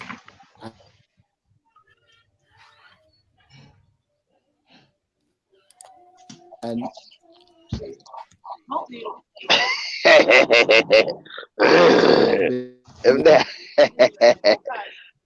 Lion bar. Yeah, that man. Yeah, man. Never living, never faithful. You know what I mean? Ever sure. But never on Babylon, but still. You know what I mean? But we still Lord anywhere we go. Yeah, man. Real, man. I'm going to tell me come on for the bus, yeah. Killed, so I have to rock with you. He's here, but I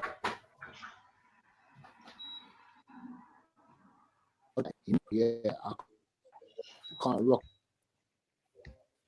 and it lives within all the community and righteous people, righteous black people more so. Rastafari, bless him.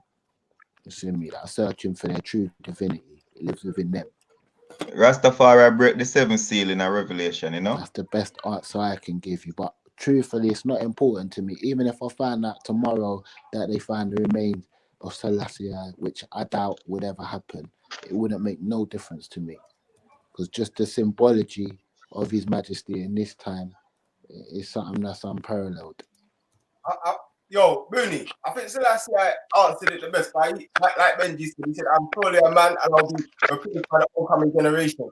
So when we're saying that the teachings and the liberty are dead, Rasta are dead, that's what we're talking about. Because Rasta is they want a physical, proof to say if he. Can I explain that to you? Can I explain that to you, Ras? All of the spookism, without his ascended, and I can't give you that proof. Yeah, Rasta. The reason why Emperor Haile Selassie said that, yeah. Last the test of time. You guys hearing me? This is why our thing is we always revere. You see what I'm saying? The spirituality. We're not dealing with carnal mind. It's not the actual people. Yeah, we don't revere the actual flesh and the material. Physical things. Spiritual. No. It's all the spiritual and the teaching from the times of the Kemet, from the times of Kush till now. You see me? And if you want to talk about Christ in his kingly character, that's Selassie. If you want to talk about what the Bible spoke of, that's Selassie in this time, innit? Rastafari. You see me? But I don't know. Selassie. To say that, you know, he's still here with us, but I can't give you no proof to say that he ain't here with us physically in the material, physical plane. But I know I'm here representing His Majesty, so he's definitely. And I'm here representing His Majesty as well. He's hearing all the brethren that are on the panel that say Selassie is the Almighty. With no apology. Rastafari. So I'm next Rasta brethren, yeah. Big artist, feeling great. Ras Charmer. Big artist. Rasta live. So Shakara. Yes, King. Sorry. group and what's up? Blessed love. Bless up yeah, all of the man. rest of them. Bless up all of the rest of The them. most high guy, man. You know what I mean? Yeah, man. so like what man say, sorry,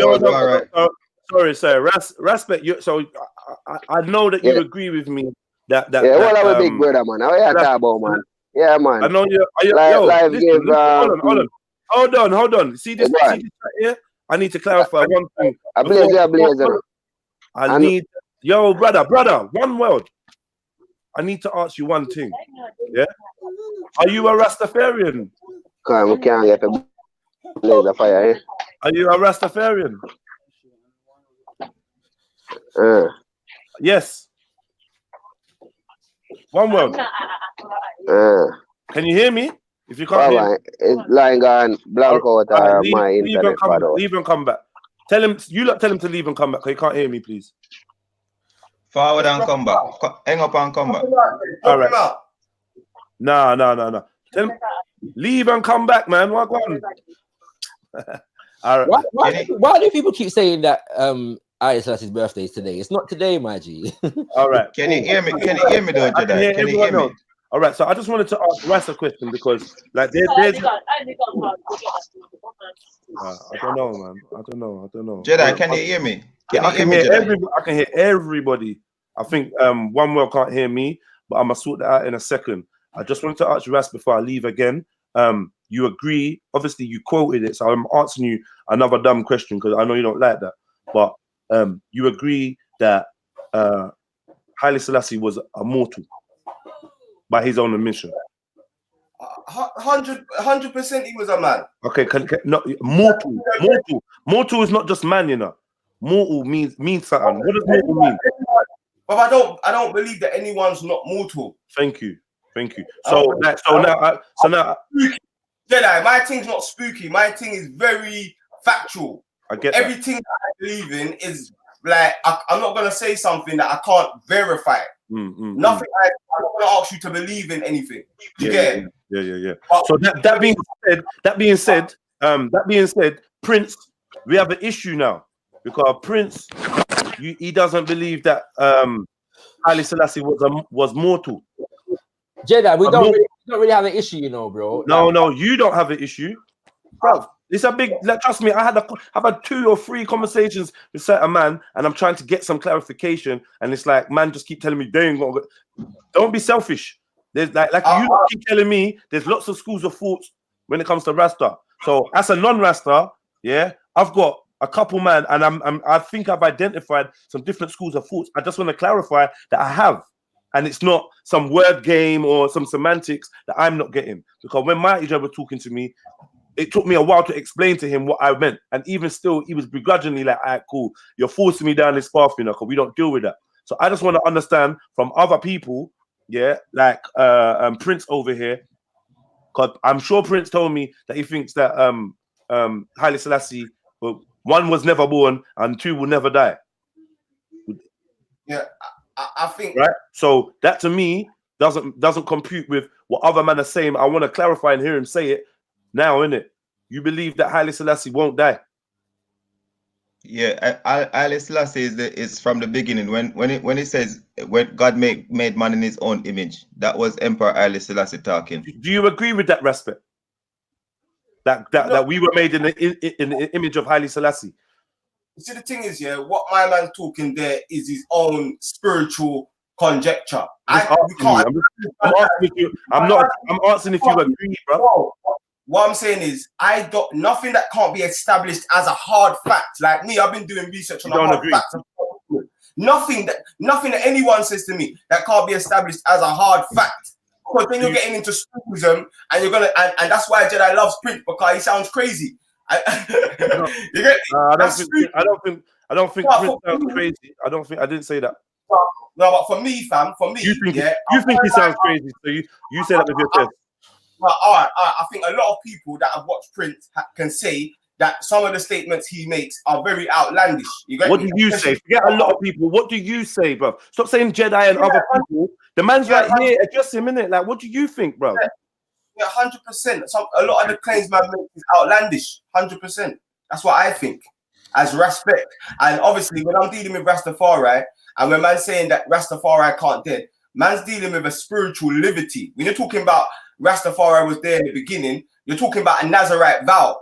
Yeah, you're talking about man not eating from no dead bodies and not going around no dead body. That's why when I held my dead brethren in my arms, you get me, I had to cut my locks.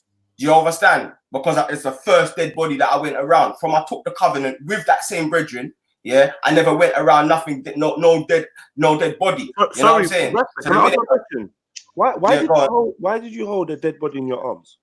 I held my brethren's body in my arms, innit, obviously. What do you mean at the funeral? You put your arms around him, kind of thing. But that's not what the Nazarite vow. Sorry. You're cutting him. That story, I'm going to tell that story differently. That's not a story I'm going to tell right now. But what I'm saying is, once I put my hands on a dead body, once I come across a dead body, that is when I'd broken the covenant, because you're not meant to go around anything dead. You understand? So even me, I never went to no funerals. Yeah, I never attended no funerals or nothing like that. You know what I'm saying? Obviously, until my brethren. You know what I'm saying? And that's my best friend. That's the person that I went and locks up my head with. You understand? Went on the journey with. R.I.P. senses. You know what I'm saying? But what I'm saying is, when a lot of the things that are being said are very spiritual. Yeah, when we're talking about the spiritual liberty of Rastafari, which we believe is righteousness, that can't die. How can the spirit of African unity die? How can the spirit of fighting revolution die, human rights die, until the color of a man's skin is no more significant than the color of his eyes everywhere is war. So when man, he was surely a man, but he will be replaced by the upcoming generation. We're saying that that's the green one. Look. That's Rastafari. Your mic, King. Prince, meet your mic. To Annalise Station. Yeah, man, for real, man. Someone needs to mute their mic. Yeah, that is Rastafari liberty. You know what I'm saying? And the question of is respect to Rasta, the Rastafari liberty will be with me from now till the last day, obviously. Yeah, of walking up in righteousness, African unity. And the reason why I speak on a lot of the things I speak on is because Selassie said that he said that those who try to make division between the Christians and Rastas in Christians and Muslims in Ethiopia, are enemies of Ethiopia. So when I'm looking at Africa and I'm looking at my continent, I'm seeing what the people are there and how we can resolve conflicts in order for us to work for a better Africa. Yeah, so that is my concern. So anything that I'm talking about has always got roots in my community, whether it's the black community in London, yeah, whether it's the black community in the UK, yeah, and we have a diverse community there. I think that mad back. Someone's all moving around. Someone's all moving houses and that. I don't know where that's coming from.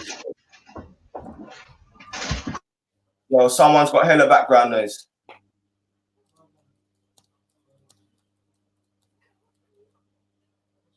Yeah. Yo, Prince, are you there? I think he's been muted. Yeah, bro. I'm here, bro. I'm listening to you. I'm listening to you. So when I look at the teachings, I'm saying that there's one thing that all Rastas agree on, innit? Yeah. And that's the teachings of His Imperial Majesty. So if he's saying he glorifies in the Bible, you understand, and the Bible's showing us clear the Creator, and Selassie I prayed to the Creator, then we don't say that there's still even a higher power, you understand, that Selassie I was recognizing. You know what I'm saying? And for me as a Rasta, I would be going against His Imperial Majesty to not recognize that. You know what I'm saying? At the same time, I recognize that the Ark of Covenant is in Ethiopia. I recognize that the title of the King of Kings is Selassie. You know what I'm saying? So let me ask you something. Do you believe in the Bible though? Yeah. So Psalms 87 said the highest himself shall establish Ethiopia, and God himself was born in Ethiopia. Yeah. When the Bible's speaking, brother, if we're gonna start using Bible verses to relay the message, what you have to realize is enough people have different interpretations of Bible verses. He said Emperor Haile Selassie. We're not talking about enough people. He said Emperor Haile Selassie, glory in the Bible. Yeah, so I'm saying for me, glory in the Bible, yeah, there's clear times when he says that he prayed. So I'm saying that when Selassie is praying, unless he's praying to himself, you understand, he's still praying to the higher.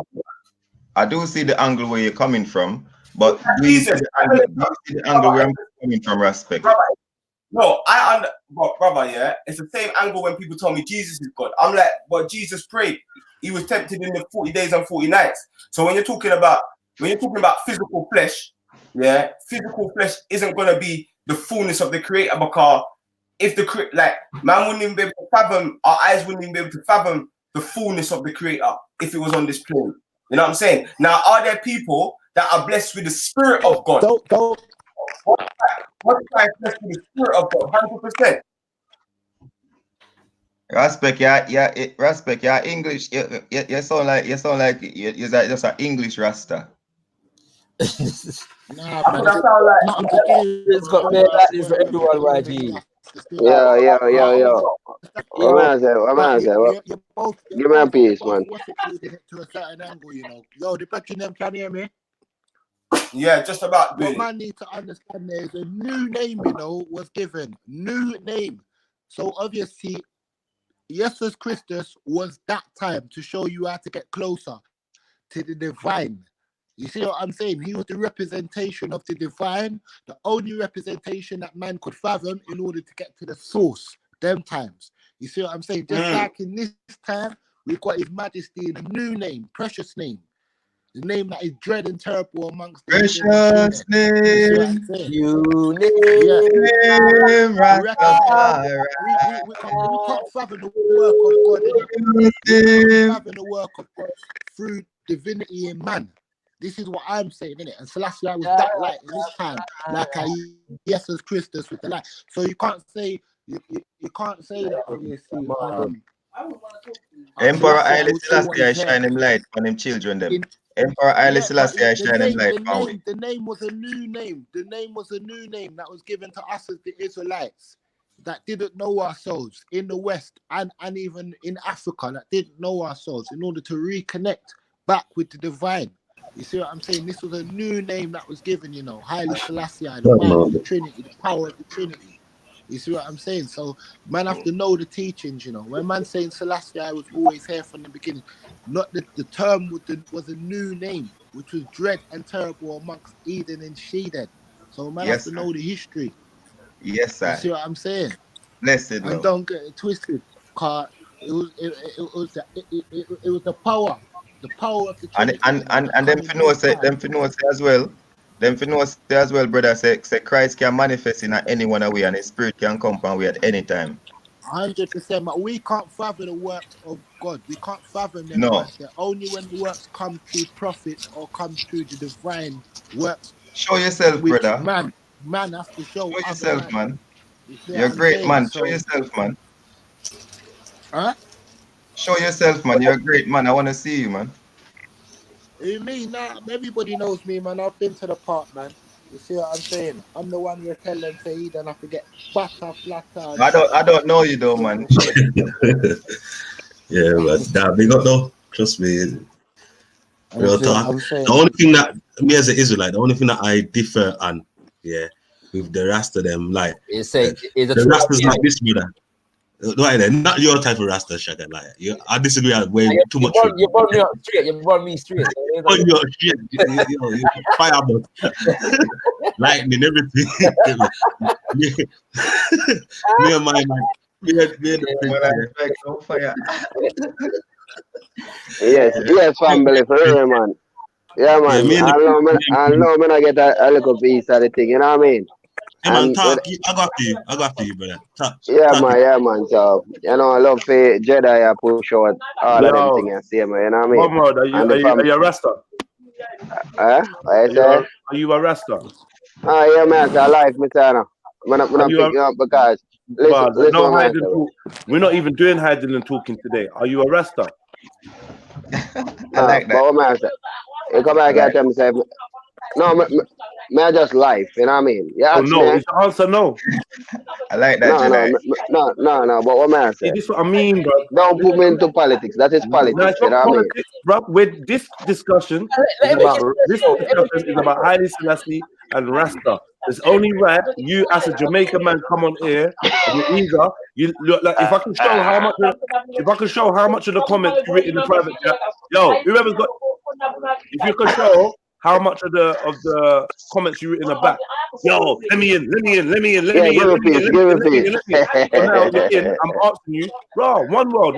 You know you're my brother. It don't matter either way. But I'm gonna ask you straight. Are you a Rasta? No, yeah, but yeah, but me not about no one knowing about a journey in the earth. You know what I mean? Because we learn from each other. What's wrong? I love you, man. I love you. We're adults.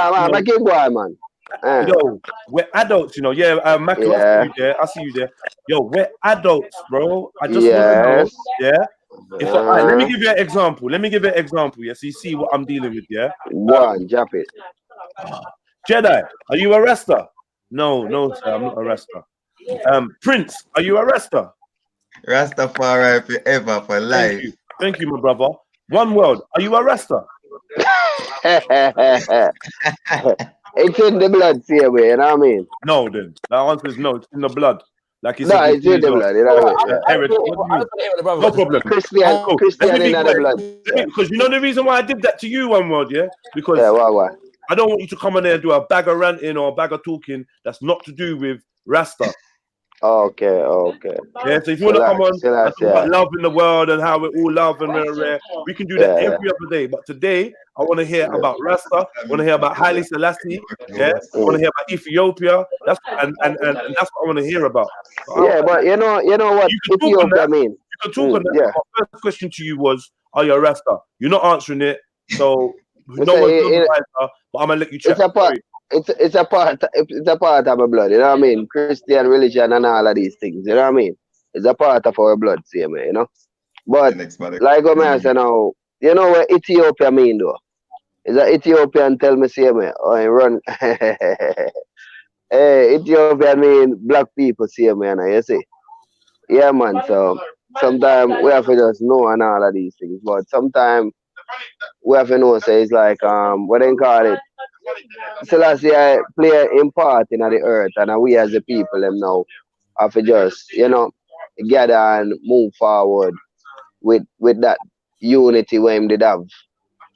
And war can't settle nothing. And like Jedi just catch me from my tongue this one, I say, yo, everybody Rastafari, you know.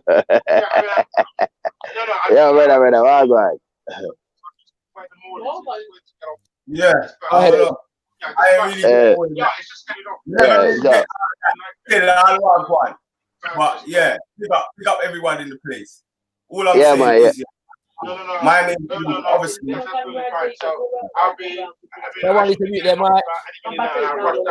Yeah, man, for real, man. We have love for each and everyone. You know what I mean?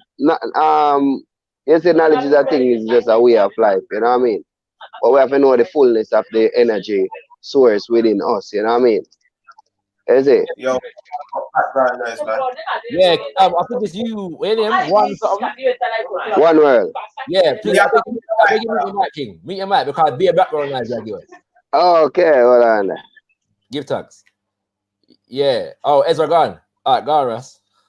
Nah, all I was gonna say is when you're dealing with Rasta liberty, obviously, like I was saying before, His Imperial Majesty pointed to a way and for me that I find that spiritually, biblically, you understand, as a liberty, Rastafari is the liberty. So that's like that's the teachings of the king. So that's African unity, that's love for humanity. That's until the color of a man's skin is no more significant than the color of his eyes. Everywhere is war, and that's the culture, retaining one's culture and all of these things. These things are things that man's gonna retain till the last days. You know what I'm saying?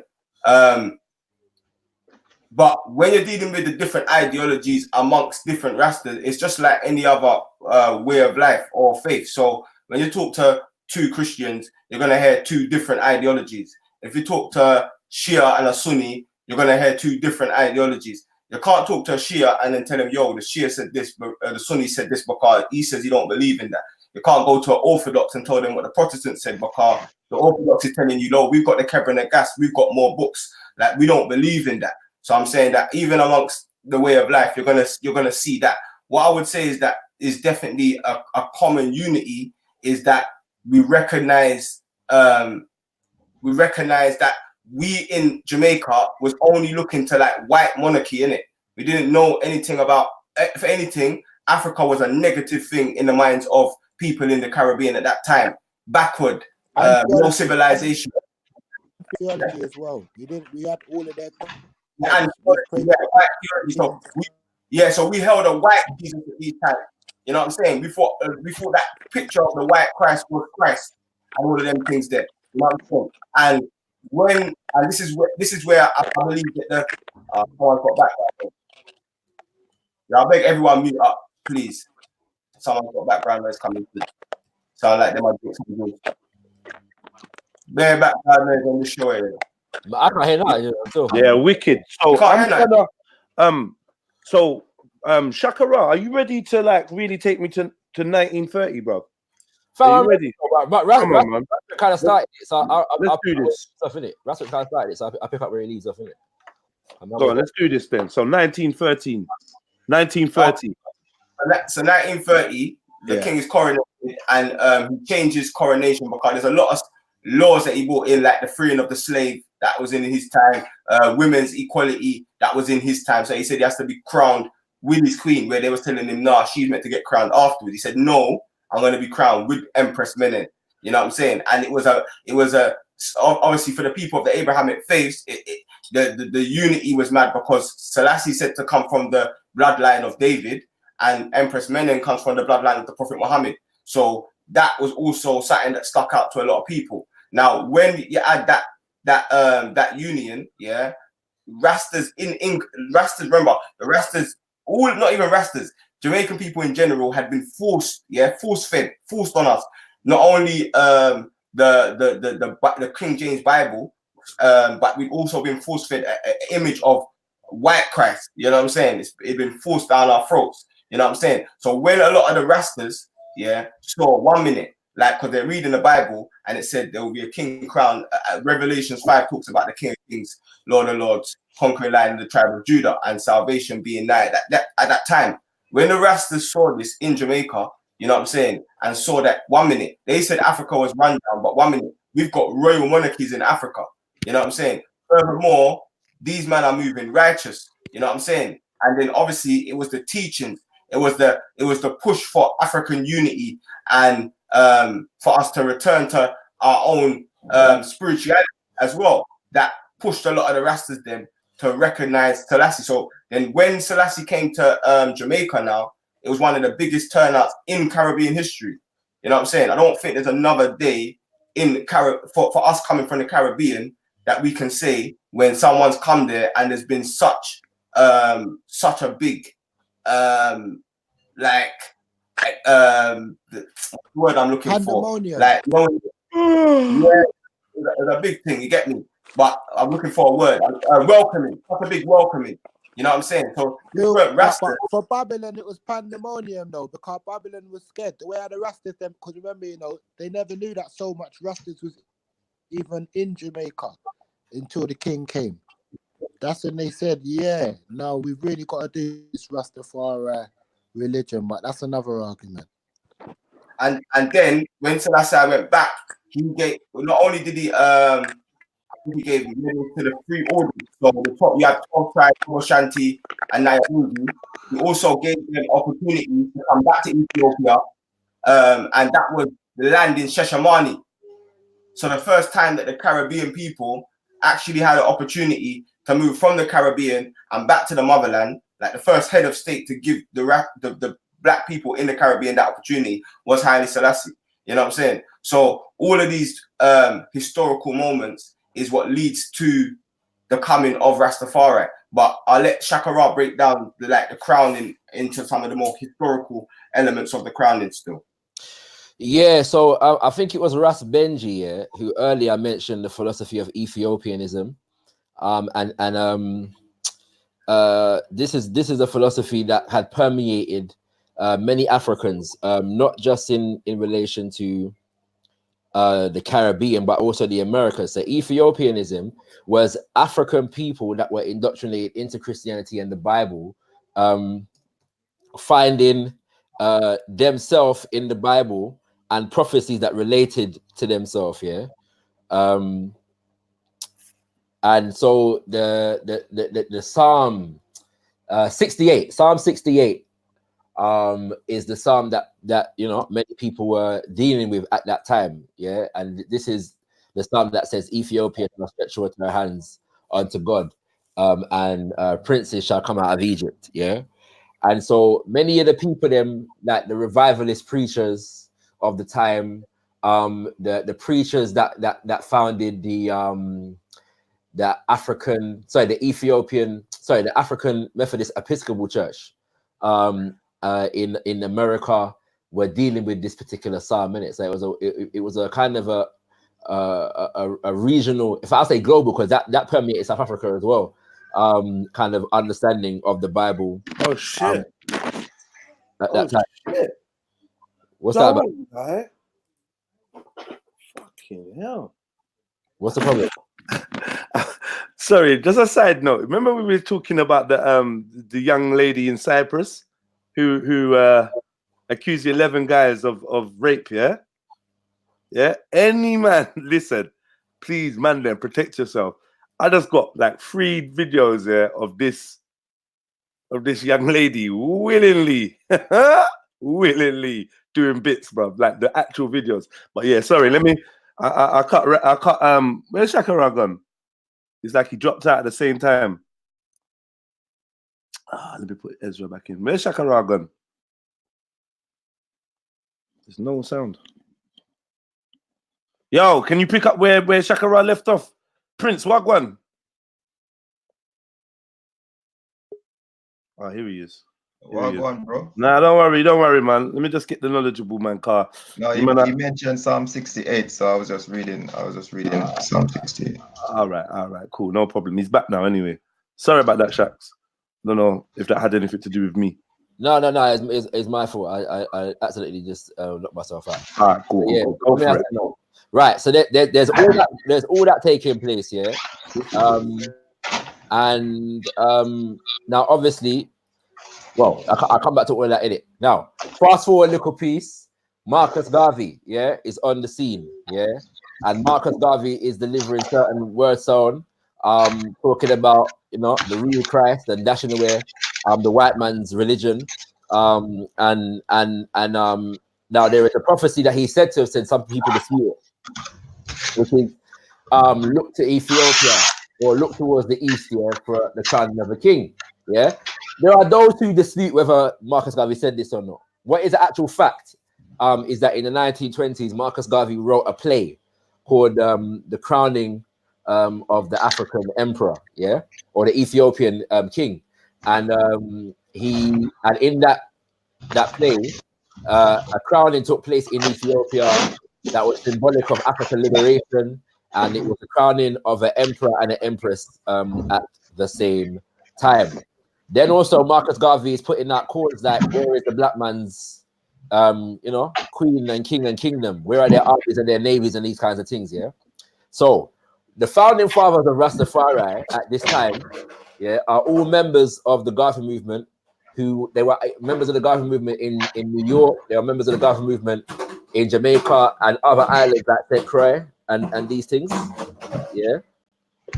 And they come forward with the answer to the questions that Garvey's asking. Where's the black man's king? Yeah. So Leonard Howell now sees and understands that the crowning of Haile Selassie is worldwide news. And so based upon this idea and Ethiopia stretching forth her hands unto God, the man then begins to proclaim, yeah, often independently of each other, that there's divinity in this crowning. Yeah. Some are saying that this is the returned Messiah. Some are saying that this is the manifestation of the Most High on earth. Some are saying neither. Some are just saying that this is, you know, like the, well, no, I shouldn't say neither. Why I say that is because some of those who are saying the return Messiah were not necessarily saying anything to do with God, yeah, and these things. So that's the inception of Rastafari. Now that relates to what Raspet was saying earlier, in the sense of the fact that man had white Jesus before this, and man had King George, yeah. And oftentimes in the family homes of African people in Jamaica at the time, these two images would be on the wall at the same time. Images of the royal family were juxtaposed with images of white divinity. And so Leonard Howell, who became the most prominent of the preachers of early Rastafari, was attacking directly those images, and the fact that Jamaica was a colonial state at the time. They were fighting against colonization.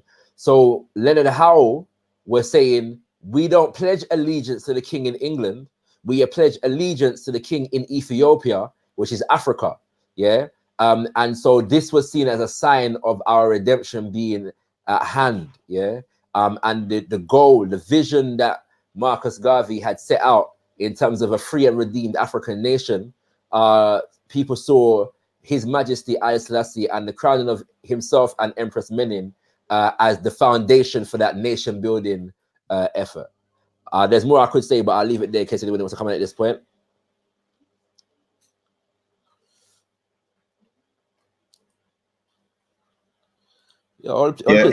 Yeah. Well said. Though I respect what you said. Though that's very good. That's like, it's hard to top that, because it shows that there's so many glorious things are spoken of His Imperial Majesty all over the world. You know, there's so much things to speak about. We're still at 1930.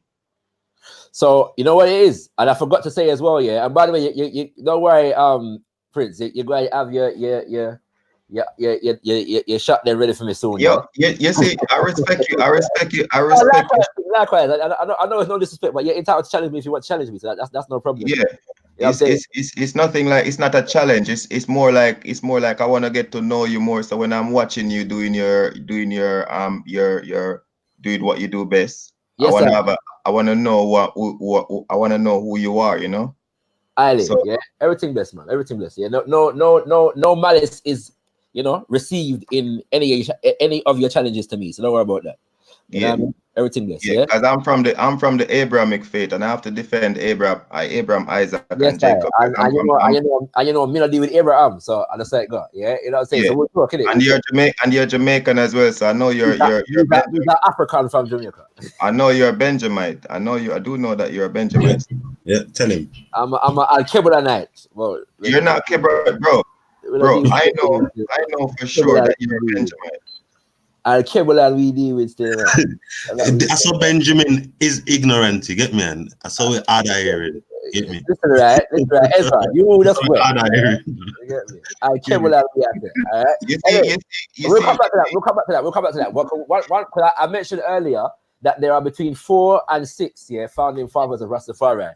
The actual the main 4 who are founding fathers that directly of Rastafari are Leonard Howell, Archibald Dunkley, Robert Hines, and Joseph Nathaniel Hibbert. Yeah, these are the major founding fathers. Why I say there's between 4 and 6 is because there's proto Rastafari before there is the call to Rastafari.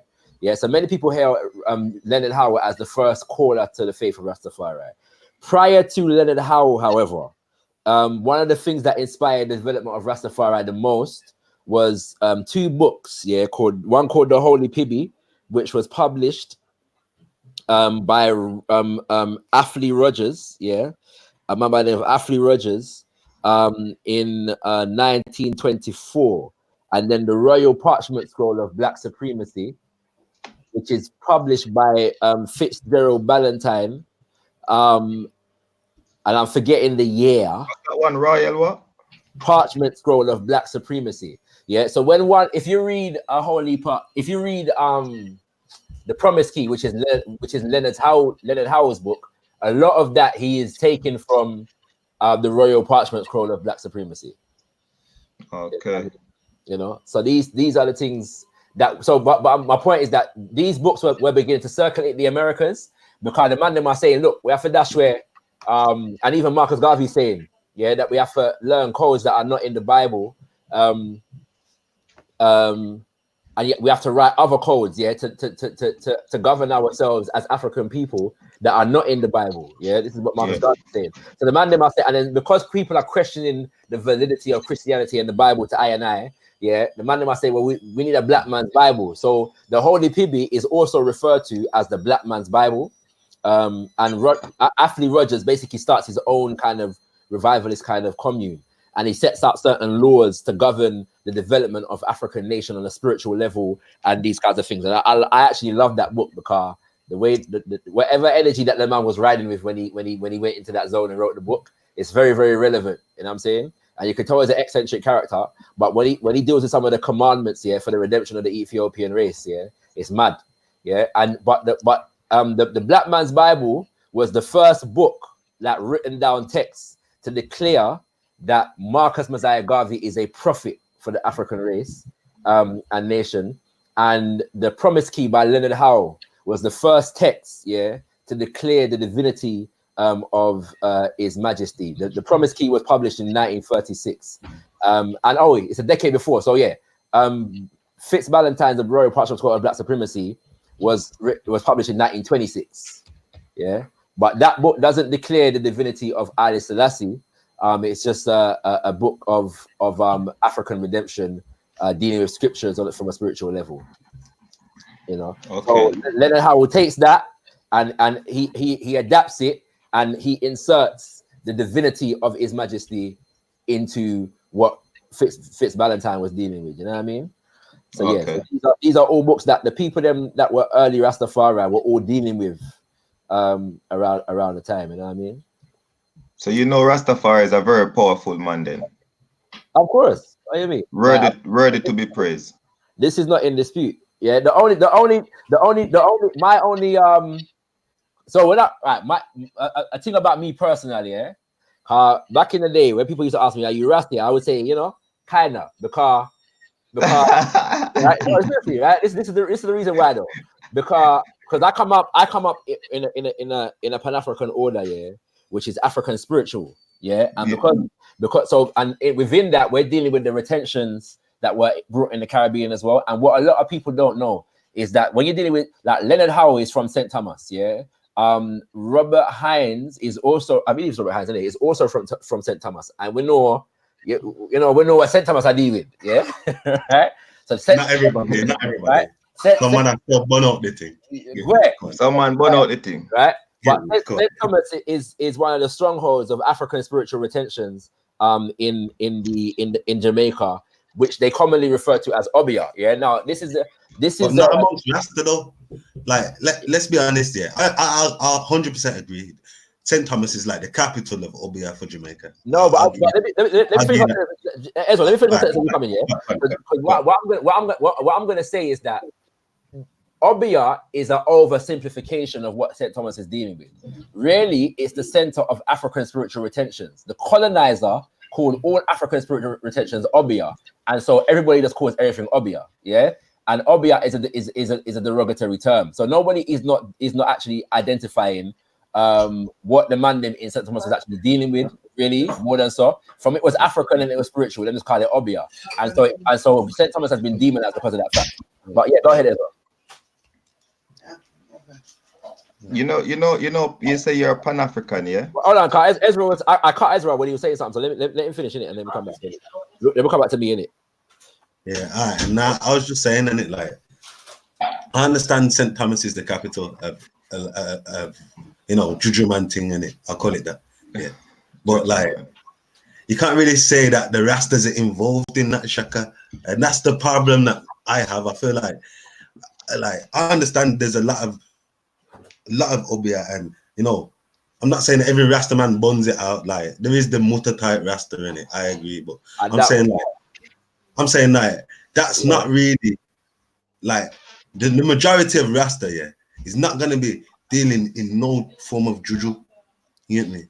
All right, let me say this, bro. Like, I'm not going to disagree. On one level, I'm going to absolutely disagree on another level. Yeah, the level that I'm not going to disagree on is the fact that it is definitely true that many people, not just in Rastafari but in Jamaican society at the time, was banning Obia. Yeah, at the same time, there is so much of that developed in terms of the culture of Rastafari that comes straight from those same traditions. Yeah, and not just Obia, like in terms of what they call Obia, but the Mayo tradition, the revivalist church traditions, the Kumina, of traditions that were in Jamaica at the time. So there's no Nyabingi drumming without Kumina.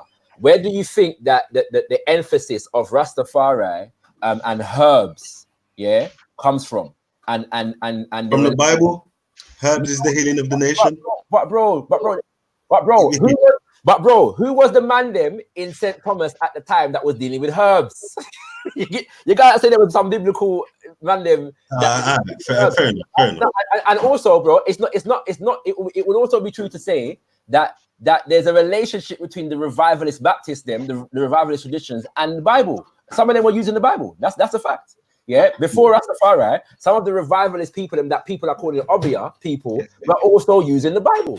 Yeah, but Chaka, tell the truth though. Like I said, I've got that in my family in Jamaica as well. You get me? They say you have some Obia powers. I go on. Not in me. You get me? But I've seen certain things. Yeah. And I'm saying even them people there. They're using the Psalms and that. I agree, but that's the point. That's the point I'm trying to make, bro. So, now you tell me, Ezra, if like anybody, what are the books in the Bible that Rastafari use the most? Everything. Psalms and the Torah, I'd say. So, when you say the Torah, you're talking about the first 5 books here, the Pentateuch. Yeah, everything. Now, I'm going to put it to you, man, that the books that Rastafari use the most are Psalms and Proverbs. Everything Rasta from Genesis to Revelation, bro. You can say that, Prince. I'm not going to disagree. I can prove that. Everything. Some Rastas born out the New Testament, though. Let's be real. Some Rastas born the New Testament. Some Rastas born the Bible. Some Rastas born the Bible altogether. Yeah, but I'm saying that those who do use which Rastas did that? What are deal with? 12 tribes. Which one of them born out? Yeah, talk to Chaka. Chaka born out the Bible straight. Yeah, that's what I'm saying. It's just you, fam. It's not just me, fam. I'm saying, no, bro. I'm not, bro. You would, bro. Early Rastas used to ban enough things. Early Rastas ban our music. Yeah. What about the no Rasta then? What about the no Rasta? Right now, we're talking about no, innit, Chaka? No, we're talking about we're talking about everything. We're talking about the philosophy of Rastafari. No, so I am not. The Bible right now. The difference is though, I am not denying, that Rastafari use the Bible, and to a significant degree is embedded in the Bible. I am just saying that there is also a tradition of Rastafari that is not embedded in the Bible. That's what I'm saying. Yeah. So both of these things do exist, right? But if I say to you, for example, that Leonard Howe, in the Promise Key, said King Arthur and Queen Amiga said they are our parents and the keeper of the tree of life. He and his wife are not any family at all to Adam and Eve and Abraham and Isaac and the Anglo-Saxon slave owners. This is Leonard Howe speaking, right? This is not. I'm not putting that another thing. This is Leonard Howe speaking, in the Promise Key, right? And Leonard Howe is the man who presided over the first Rastafari commune, and many of the things that we see in terms of Rastafari today were developed at Pinnacle, where the Rastas then were developing a self-sufficient community, to manage themselves in it, and that's where a lot of the herbalism comes from, the ital farming and eating and all these things. That's where it was instituted and socialized. Yeah. So where was Rasta before that then? What do you mean where was Rasta before that? Where was the people? Bro, if Rastafari is formally declared in 1930, Pinnacle is 1936. So the movement is just developing between those years. So it takes 6 years for them man to grow their locks? No, bro, because the Rastas at that time didn't have no locks. The locks thing developed after. Yeah, the locks thing developed after. People. So where was the shave? Who did they have a lot of barbers down there? No, Rasta at the time was known for growing their hair and growing their beards, but they didn't have locks. So all them used to do, them used to comb it out. I don't know, bro. I'm saying in the 1930s, Rastafari was not was synonymous with beard, not locks. It wasn't until the 1950s and 60s. Bro, my dad was born in my dad was born in like 1930 something, yeah. Yeah. And my dad was a Rasta. My dad had locks, and his dad had locks as well, and I have locks. So Rasta was it didn't start by Leonard Howell. I am not saying that nobody in Jamaica never had locks, you know. What I am saying, because I believe that certain of them Bible thing. That's what I'm saying. Bro, when they trim all I'm saying what I'm trying to say to you is that in the 1930s, locks was not a fashion, like it was not a thing that Rastafari was known for. It was a way of life. It was a way of life. People just don't change as soon as Leonard will come and tell you that there's a so no one had locks until Leonard P. Power come. No, yeah, you don't keep cutting Shaka Ra. Let him finish, bro. Because Leonard P. Leonard Howe did not have locks. Yeah, he was not a locks man. Tell him. Burn the Bible as well. I mean, right. Fire. right. Quickly. Leonard Howe did not have locks. Locks. There are many suggested origins. Yeah, for why Rastafari adopted locks as its most preeminent outward manifestation. The most widely accepted is that the locks from Rastafari is inspired by the Dedan Kimathi in Kenya and the Mau Mau rebellion, yeah, in the 1950s. Chaka. These people were living their life before they were even invaded. These people were living a life of ancient days. These people were living normal. Bro, we're not denying. You know, listen to what I'm saying. You know. So these men used to come out there here. These men used to afro like in the 60s. These men used to afro, yeah, and wear tight pants. Rasta, let me read the one thing, yeah. This is why, yeah, people had dreads from well before Leonard P. One second, let me just read. Shaka, come on. So what I'm saying is, yeah, I'm gonna read this, yeah, and this is why. This is Numbers chapter 6, yeah, verse 5, and this is a part of the Nazarite vow, yeah. Oh my Lord. All the days of the vow of his separation, there shall no razor come upon his head until the days be fulfilled, in the which he separate himself unto the Lord. He shall be holy, and shall set the locks of his hair, and shall let the locks of his hair grow out of his head. You get me? So yeah, all right, Ezra. Let me ask you a question here. And that was from ancient times. That was from Hebrew translated. Context of the conversation that was then. Wait, who's speaking? Is that Nay? Yeah, family. Bless. Yeah, what's it called? Right, Ezra. Let me ask you a question here. Was you here earlier when Maku was talking? I was in and out still. I don't know. Did you hear him talk about his mother? His mother was born with locks. Nah. Right. Yeah. His mother was born with locks. Yeah. And in Yoruba culture, they call that dada. Yeah, which is a lock thing. All right. Yeah. And the locks in Yoruba culture, yeah, comes with certain, like the child who's born with locks is said to have a spiritual kind of energy, a spiritual vibration about them. Yeah. And you have to treat them a certain way when they're born, these kinds of things.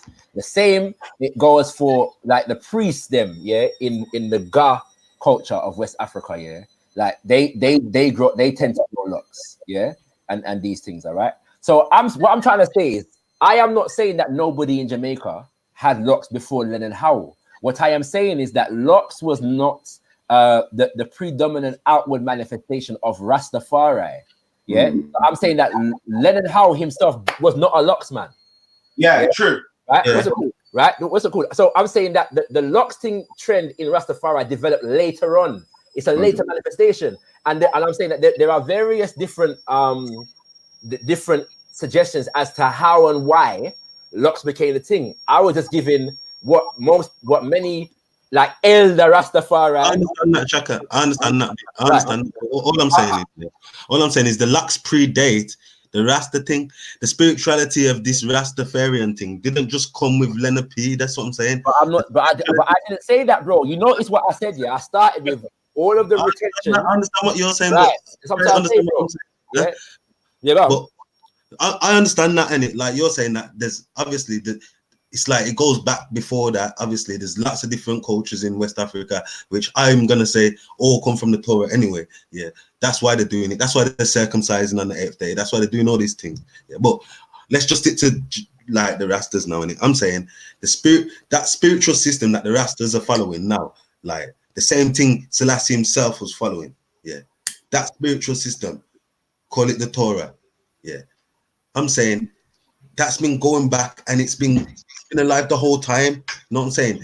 People believe that they was Israelites from before anything called Rasta. People was building tabernacles. You get me? Before anything called Rasta. You know what I'm saying? So, like, I'm saying Rasta as kind of adopted the spirituality of the people. Them. That's what I'm saying. I'm saying like these things are running synonymous now. Ezra. You know in English, yeah. You know in English, yeah. Literally speaking, lux, yeah, don't mean natty. Yeah, Rapunzel. Yeah. Huh? What's the name of Lux? Shaka, Rapunzel. Right. And Goldilocks. Right. Goldilocks. So when it says Lux in the Bible, it don't necessarily mean nutty, Yeah, but it does mean that though, because we can go into the Hebrew. That's your perception, That's your perception. Go into the Hebrew for you and show you that these things are Lux. Come on, Chaka, I've read the verse. It says you're not going to be able to cut a hair on your head. Yeah, but bro, when you're here, but what I'm trying to say to you, bro, when them say Lux, because remember, you're dealing with King James, yeah, which is English. And no, I'm dealing with Hebrew. No, I'm dealing with Hebrew. Shaka, you see you right now, Shaka. Let me ask you something. Would you say your hair on your head is the locks? I say but the hair on my head is nutty. Right? But hold on. Can it be referred to as locks though? Can it be referred to as locks? I come to you, Prince, yeah.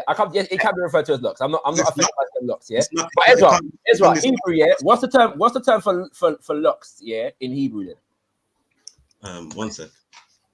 That's easy, man. What's it? Tell me on them, Prince. I'll find it quicker, man. Don't worry. Because I don't want to wait. I don't want to waste too much time. When it comes to the Google. Yeah, man. We're better than him, man. I think as a way of life, this is why man said it come from the beginning. As a way of life, obviously you can find herbs as the healing, as to why the Rastas did see the ganja as a herbal plant rather than a drug. And now you got what is para?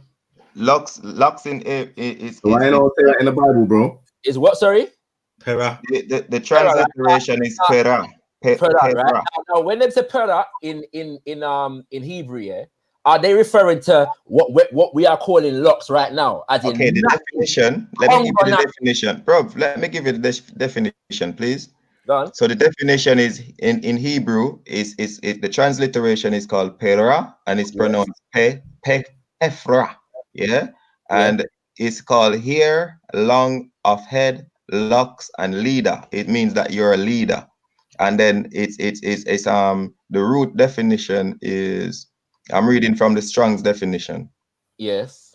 So it means to lead, act as a leader, to let go, let loose, ignore, let alone, to let go, to let loose. These are all the meanings. It's funny to me though. I'm seeing there's a word in the Medjugorje, perat, which refers to leadership and leader. I don't know if they're related. I'm just making that connection at the moment. Yeah, it's probably related because word sound is power, innit? Yeah, just like how they say Isa. My point is though, what I'm saying is because what I'm saying to you is early Rastafari used to grow their hair and used to grow their beards. That's a fact.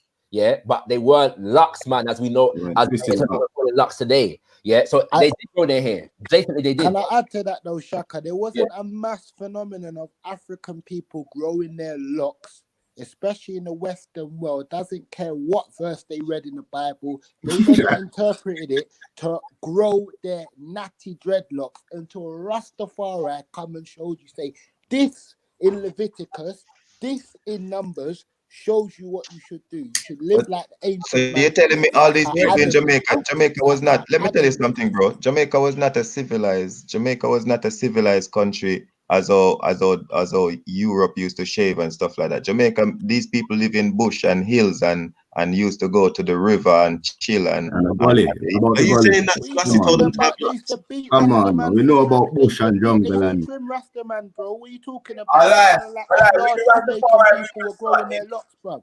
Bruv, Don't talk fallacies right now, yeah, bro, because bruv, you're once disrespecting all the Rastafari was ancient man them that grew their locks and got beaten for it, bro. So don't ever get it twisted, bro.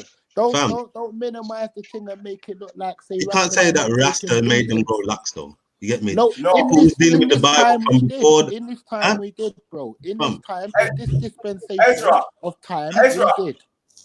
That's my fact. Ezra, is the Bible? Is it the Bible that inspired them to go Ital? To do with Ital? Yes. Bro, American Hebrew Israelites weren't teaching you to grow your locks. So how did Selassie? Wait there. Where did Selassie get his inspiration from? This is what I'm saying. You're dealing with His Majesty, and you're assuming that the early Rastafari them know what Selassie. No, because I'm saying we have came out of slavery. Bro, So one second, Ezra. 1 second, Ezra. 1 second. Yahweh Ben Yahweh, or none of them man that's coming out of America, or none of them Hebrew Israelites didn't show you to grow your locks, bro. Let's get it right. I'm not talking about them, man. No, we're not talking about them. I'm talking about Jamaica, fam. I'm talking about Jamaica, bro. 1 second, my bro, because you man have been talking for time. I just come in. None of them black Hebrew Israelites showed you to grow your natty dreadlocks from looking into Leviticus or looking into Numbers, bro. So don't try and come with your He's talking about Americans. I'm talking about Jamaicans. No. I'm talking about the same Jamaicans that are saying. I'm talking about the same Jamaicans that represent the Star of David, the Lion of Judah, that are singing "Burn Down Babylon" every day. These things. 1 second, brother. 1 second. These things come from somewhere. Star of David didn't just come out of the sky, fam. The building tabernacles didn't just. The white man. 1 second, brother. Let me say something then, innit? I'm saying, yeah, these Rastas, yeah. I'm saying they got their inspiration from somewhere. When you see man representing the Star of David, yeah, singing "Burn Down Babylon," yeah, talking about the Lion of Judah and all of these things, that didn't come from nowhere else but the Bible. You understand? Same place that from, same place. At the time stamped where it was revealed. That's the point. That come before them didn't reveal that. In the 18th century, in the 17th century, in the 60s, that knowledge was lost. The Bible in slavery. That knowledge was lost through slavery, and it was Rastafari that revived, that revealed that again through the order of Leviticus. Through looking into Numbers. You can't tell me any other.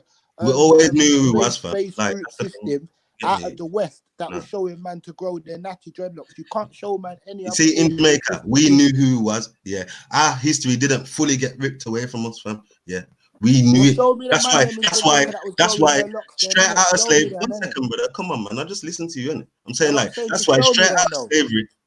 I'm saying that's why straight out of slavery. Yeah, people are building tabernacles. Yeah, people are burning holy sacraments on chalices. Yeah. These things come from somewhere, rude boy.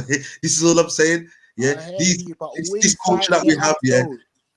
Come on. In the 19th century, in the 20th century, I mean, we cited it up in the 20th century. Before that, 500 years, 600 years prior to that, you never had no groups at large. I agree. I'm not talking about groups. And validating it, growing their natty dreadlocks. But I'm not talking about groups. Yeah, I thought you lot are talking on different points still. You lot are definitely arguing on different points. Different thing, fam. But we like to overplay the thing, you know, fam. Like we go on, like say all the things that didn't go on. Hold on, mate. The Maroons, yeah, the Maroons, yeah, we're dealing with certain thing, bro. Like it's not unheard of for the Maroons to have locks, you know, and the Maroons are not known to be biblical people. That's what I'm saying. Right, so I'm saying that nothing's go on, bro. And I just read to you, yeah, from the Promise Key, yeah, where the man is not. He said he's disassociating the people them, yeah, from Abraham and even all Adam, yeah. The man said more than Adam. And this is the funny thing. I thought you was following Rasta. I thought Rastas are supposed to follow Rasta. Bro, this is the point I'm trying to make, bro. Listen, one voice. Go on, Shakaram. Right? Bro, not every man in here. I don't deny the influence of the Bible on the development of Rastafari. It is there. There's no doubt about it. Yeah. I just don't make everything biblical because there is enough evidence to suggest that enough of these things did not come from the Bible. Yeah, and enough of these things, because look, enough of the things that the man that we're dealing with was not based upon I Selassie believe this. A lot of that stuff comes later. The understanding of His Majesty and His Majesty's teachings comes later. Yeah, I understand this. The thing, right? The sacrament never come out of Haile Selassie burning herb. You see what I'm saying? These are things that we read from the Bible. 1 minute. Like, one thing that people have to recognize is, when we spoke at the League of Nations, it's not just Rastas that recognize Selassie. Like, anti-fascists all around the world, of course, true, respected that speech there. You get me? So it's like Selassie wasn't just confined to Jamaica and Rastas. Like, all around the world, people that were anti-fascist and anti-oppression respected Selassie. Obviously, I think those political teachings, for me as well, are things that inspire a lot of people politically. Now, if we're talking about spiritually, like, we can look to the Mau Mau in Africa, and we can definitely see that the Rastas knew about warriors with locks. We can look to the way Jamaica is, and we definitely know that there was people that was living of a natural liberty, an ideal liberty. Yeah. So enough of the phenomena that we make up Rasta would have been in the Caribbean before Rasta. I think what Booney's saying is the time when it became popularized in the Caribbean. You know what I'm saying? Dreadlocks. And when it did become popularized, people have to understand that. You see, Rasta within its inception, just like a lot of other stories, there's a lot of oppression. So there was a point when if you were to see him with locks, you could have been Rasta or not Rasta. But if you were to be seen with locks in Jamaica, you would have been seen as Rasta, and you would have been. And they told you, they told the police to lock all of the Rastas in jail, and if the jails get full, throw them down a Bogue Hill.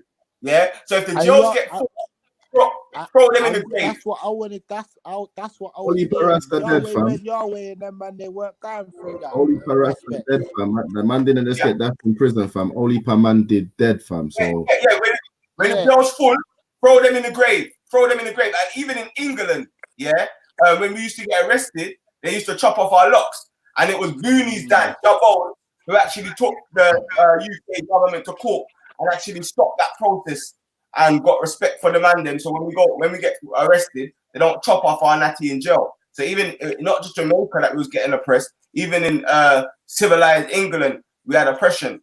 I've never seen Yahweh, Ben Yahweh, and them man get oppressed as Hebrew Israelites wearing their. He said they never get a haircut. Yeah. Yahweh, Ben Yahweh, and them. Who's Yahweh? Like, what are we talking about? I don't even know who that is from. Get me, I'm a Jamaican, blood. You know what I'm saying? I'm dealing with Jamaicans. I'm just saying, I don't know about the black Hebrew Israelites. We've never seen him go through that. But the black Hebrew Israelites are in Jamaica. Most Rastafarians. Listen, say Master Owl after running a gully. Most Rastafarians identify themselves as the Nazarites, the Nazarene, and the children of Israel. So when you're talking about, Yahweh ben Yahweh, what are you on about? I'm talking about Rastas, who most of them, like unanimously, I'm telling you now, we go to a Rasta place and ask them who's from the Rasta place, man. What do you mean? I'm saying, okay, we go front line and let me say something. You see Menelik too. Hold on, bro. Menelik too had locks, you know that. And then all the followers of Menelik, they all had locks. He dated longer than 1930. He's right. The Warriors. The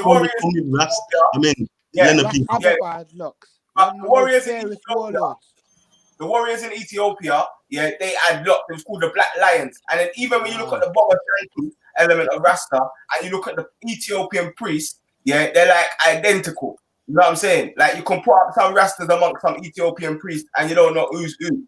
So there are actually priests that have that same. That's true. So you think it's fair, Shaka? Well, hold on, Shaka, please, 1 minute. Yeah. Do you think it's fair for Shaka to say that Leonard Howell come to Jamaica because he got a revelation and say that he's the founder of Rastafari, when people were naming Rasta. That's not what I said. I never said Leonard Howard is the founder of Rastafari. I said he's considered. You said he was one of the main founder. Yeah, he's what I said. My exact words were he is considered by many to be the first caller to the faith of Rastafari. You're changing your mouth, man. No, bro.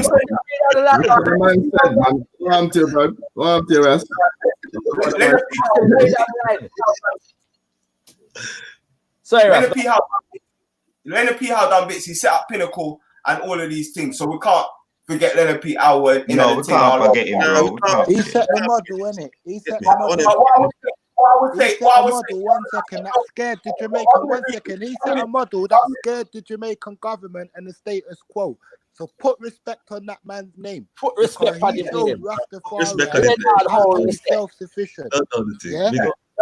One thing I would say, it doesn't matter what Rasta, whether it's Leonard P. Howe, whether it's Bob Marley that you say, like when we're going to core fundamental teachings, we've got to go to His Imperial Majesty.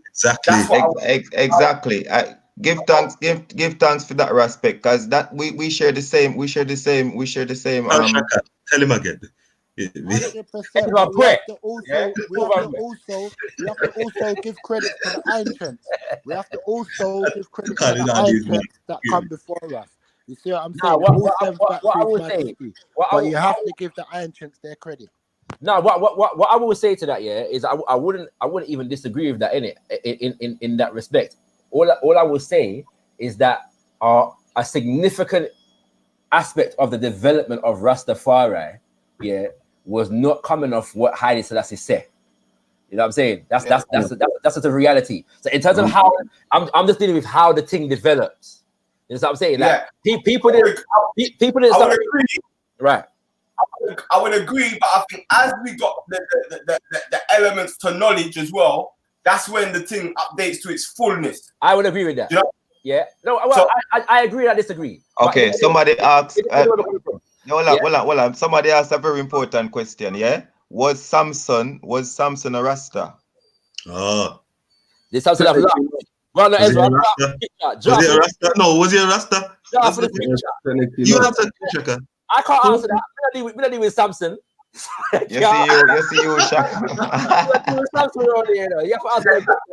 Yeah, of course he was. You said Leonard Owell. You said Leonard Owell is the man that come and make man start lock. He was a Nazarene. He's a Nazarite, bro. He's doing the Nazarite. Same thing all Rastas are supposed to do. You right. Let's just establish something though. Like, because me, I only like to deal with things that we can say is 100%. I even like to do with 99, yeah?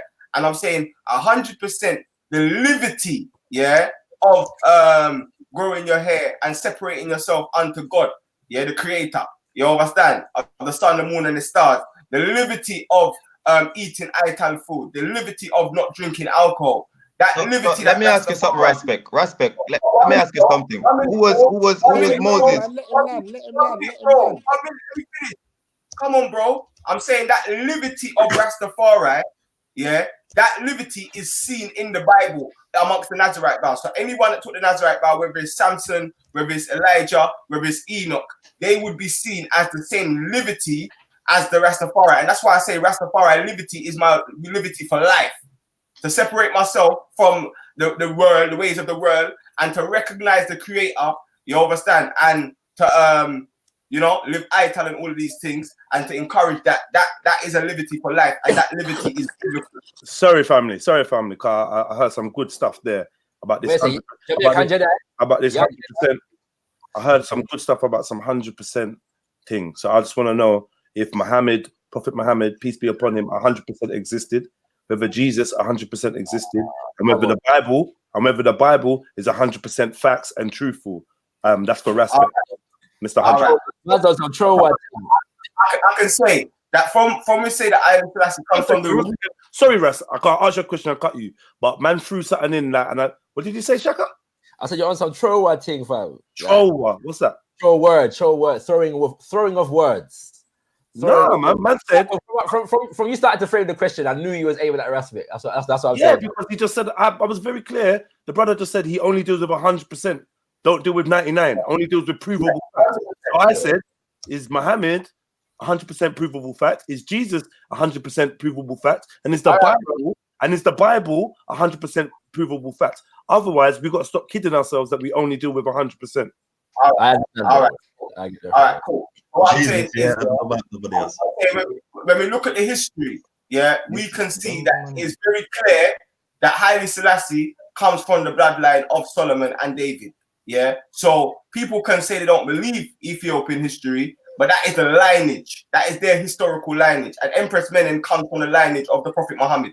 So when there's people that exist that come from a lineage of David, Solomon, and the Prophet Muhammad, I would say that I believe that these people existed based upon that. I respect that, but people saying, I respect that, but people saying that they come from a lineage and you prove it and knowing 100% of a fact are two different things. Would you agree? This brother is deep, man. Would you agree with me? All right, what I'm saying is I can't prove 100% fact that Henry VIII existed or anyone in history for that.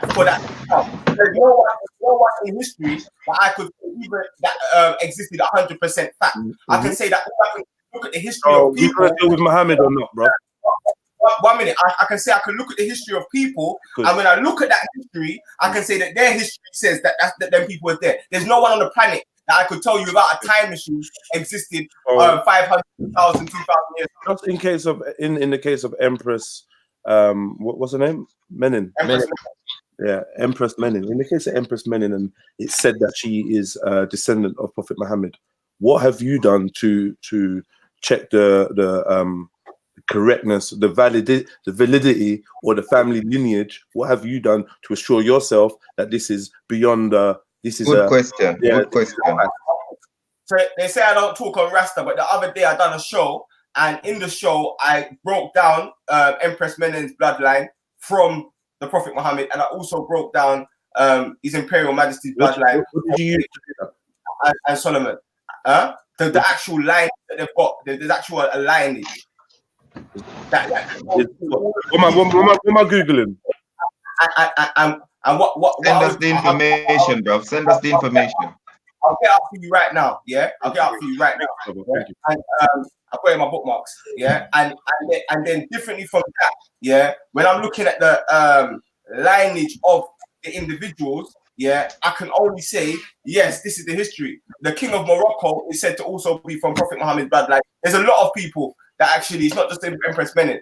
There's a lot of people that are said to come from that bloodline. I think it was, I forgot who the other person is, but King of Morocco is definitely one of the people that I know that is said to come from that bloodline. So I'm saying that all I can do is go off of them people and their history, but I'll get up the Empress Menen thing right now.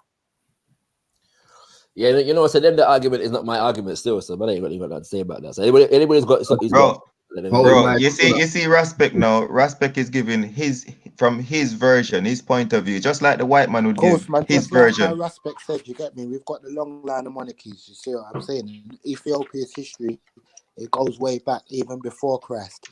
You see what I'm saying?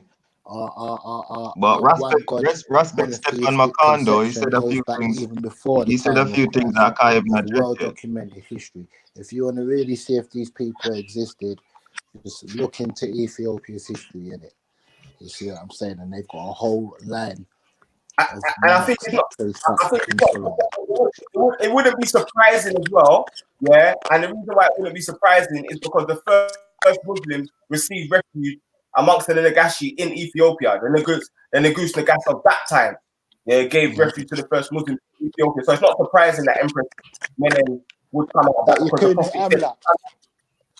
The Prophet sent his family to Ethiopia. Shakara, you know the way that I don't know. You know, Shakara, you know the way that you're quite valued in terms of history and that. There's a reason why you. I don't know. Let me ask you a straight question. Do you believe, or are you happy with the existence of a Jesus Christ as an actual human being, and Prophet Muhammad as an actual human being? No, I'm agnostic on both. So I don't deny the existence, but I don't affirm it either. I'm not deciding. Because you've tried to research it and you didn't get nowhere. Why? I've done research on these things in previous time. There was a time that I would say that I'm put it this way. I don't believe that the Jesus of the Bible was a real existing human being. I believe that there are people, that there are people who that certain aspects of the life story could relate to, and I believe there may be a person whose life has been embellished into the Jesus story, but I don't believe that individual as the that book existed. And Prophet Muhammad. I'm agnostic. I'm less research on Prophet Muhammad, but from my understanding, there is more evidence for his actual existence, not necessarily the all the stories that are told him. Yeah, but yeah, you know what I'm saying. So the person may have existed. I don't know if the narrative is valid or not. Okay, yeah, because you know, I didn't even think about that. That's like a whole different argument whether they existed and whether they really are who they. But again, though, bro, because even if Jesus existed, yeah, and all these people, because from my perspective, all right, and this is where me and Ezra fall out, and me and Prince fall out, yeah, it's because I don't like when it comes to what I said to you earlier. You asked me about Rastafari. I said Rastafari is a culture to me, right? Just I'm saying it's something that I was raised in from a Pan-Africanist African spiritualist perspective, right? So in the development of Rastafari now, yeah, when like there are many, and people don't often talk about these people, but because one of them is so prominent, his name is Muta Baruka, it shone a light on certain things, yeah.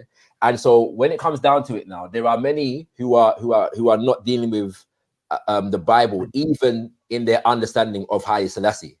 You know what I'm saying? And also there's a Rastafari elder, yeah, ancestor now, called Mortimer Plano, yeah, who was one of the most prominent in the 50s and 60s through the 70s. So Mortimer Plano is like, when you see His Majesty go visiting Jamaica in 1966, Mortimer Plano is the Rasta man standing next to Haile Selassie when he comes out the plane, yeah, when he comes off the plane. He's also one of the mentors to Bob Marley. He wrote a couple of Bob Marley tunes and that kind of things there. And sometime in the 90s, early 2000s, he began to say some words to the effect that Rastafari needs a new faculty of interpretation. Yeah. And what he's basically saying is that every time we talk about His Majesty, our culture, ourselves as African people, we end up in a Judeo-Christian framework and we don't go beyond it. And he's saying that basically it's not sufficient, yeah, to really evolve the liberty of Rastafari in terms of who we are as a people. And so people like Muta have taken that on and kind of run with it. And I'm aligned with them in terms of what they're teaching. So you have enough Rastafari now who look at Haile Selassie from ancient Kemet, yeah, and the understanding of how the Nesut, or the so-called Pharaoh, was revered and considered the representative of the Most High on earth, right? And these kinds of things, yeah. There are various different links that people make between Rastafari and ancient Kemet and these things. So that's my perspective. These issues. He said that Kemet was a daughter of Cush, innit? So I'd say that Pharaoh you was trying to remember as well earlier was Tutankhamun. Yeah, so on my screen, Abdullah bin Muhammad al-Bakr, descendant from the Prophet, onto Musa, Omar, Haji, Yahya, my name, Khalil, Muhammad, Yaqub, Isa, all the way down to Princess Sehri, who led Granata, Akbar, and then Empress Milan, who led Haile Selassie, Imperial Ethiopia. And there's more breakdowns to this. I need to find the video. There's a video breaking it down. Now, Rasmik. I'm not saying that people that don't believe David existed or don't believe the Prophet Muhammad existed have to think this. You get me? But I'm just saying that. I'm hearing that. I know you're not saying that. So I can say it's 100% fact that Selassie is said to come from the line of David. I can say it's 100% fact that Empress Menen is to come from the lineage of the Prophet Muhammad. Yeah. Like, and I hear that. And I can say that's the historical fact. Whether history changed, that's a whole new conversation. All right, now Ras, yeah, let me ask you this question. You see this statement of Haile Selassie, in saying that his dynasty goes back before Solomon. Yeah. Yes. As far as Ethiopia is concerned. Yeah. Have you ever done research into that? Like you were just saying, I believe that he's talking about the Cushitic Empire, which came before, because obviously Queen of Sheba was a big G when she went to meet Solomon. She weren't no normal kettle of fish. She had her own thing. Right. You get it? And her was great from a long time. Right. So I think that's what we're talking about. And then obviously even the people in Kemet said they came out of Kush, they came out of the Horn. Yeah. You know what I'm saying? Yeah. So there's more in Sudan than there are in Egypt. But I genuinely believe people from the Horn traveled through Ethiopia, up through Sudan, and into Egypt. But this is the thing for me though, yeah, because obviously we know that a lot of the civilizations of the Nile come from the south, and they traveled up the Nile. Yeah, they get to a certain point in Sudan, and then they get to another point in Kemet, right? So when I see these things, and I understand these things, and I see that the man is pointing to before Solomon, yeah. So people that come from my perspective now, we're looking before Solomon, because we're seeing now, because for me personally, coming from a Pan-African cultural perspective, yeah, like we're seeing that Ethiopia cannot be validated by Solomon because Ethiopia is older than Solomon, yeah. So the idea of Ethiopia being a part of the Solomonic dynasty is a problem for because we're understanding that what I'm to, you know what I'm saying? No, but I don't think it's a problem, bro. I think we can take both parts of the history, because if you're gonna say that you're gonna believe in Ethiopia on what they're talking about before the Queen of Sheba, then you have to also say you believe them when they're talking about the Queen of Sheba and Solomon's link up. Yeah, I hear you, bro. I hear you, and you can do that. I wouldn't deny that I'm not doing that yet. I'm saying I don't believe that before us linking the Abrahamic thing. I don't believe that everyone was on some unrighteous thing. I believe that we had righteousness. You know what I'm saying? I just believe that within like Ethiopia, for example, when Menelik came back, they established the kingdom. You know what I'm saying? I believe that it was established, but I believe that when you're looking at the bloodline from before, I don't think that takes down anything, because Queen of Sheba, when she met Solomon, she was already said to be righteous. She was a righteous queen already. This is before coming into contact with Solomon. You get me? So that means that those African empires which was existing before Solomon, there was righteous people. You understand? I hear you, bro. But my only thing is this, because obviously when you get, because a number of people have said this here, but oftentimes when you're dealing with Ethiopian history, you don't actually get the history of Ethiopia. You get the history, Judaic history as associated with Ethiopia. You understand what I'm saying, right? And so to me, like it suggests to me that there's a lot of cultural colonization going on. Shaka, yeah, please. Where you know Queen of Sheba, yeah? Yeah. Sheba means a village in Ethiopia. You know that? Okay, go ahead. Sheba. No, I'm just stating that. And I think it's pronounced Shibatsu or something like that. Sheba is a village. It's a village, and she was the queen of that village in Ethiopia. I'm just saying that. No, yeah, but Sheba is said to be the empress here of ancient Aksum, and that which governed. No, she's the queen of Sheba. She's the queen of, just like how you're the king of Jamaica. Yeah. She's the queen of Sheba. I'm talking about if we're actually going back to the history of the thing. Bro, I'm talking about Queen of Sheba. I know, bro, but who is the Queen of Sheba? That's what I'm saying. She's the Queen of Sheba. But who is she though? The Queen of Sheba. She's the queen. She's the Queen of Sheba. Makeda. I'm saying at that point, around a similar time, there's an actual lineage of empresses in that region. Yeah, but she's still the Queen of Sheba. That mean the king. Can we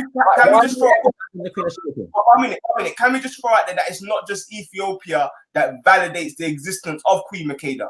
Can we push that out there as well? I'm not denying the existence of Queen Makeda. That's not what I'm doing. I'm saying, and as well, because for a while people were not actually sure who the Queen of Sheba, because the Bible doesn't say Makeda. Yeah, the Bible just says Queen of Sheba.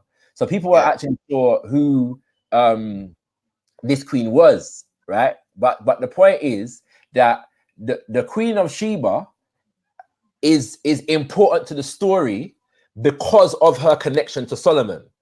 Yeah, she's important to the story because she's from Ethiopia as well.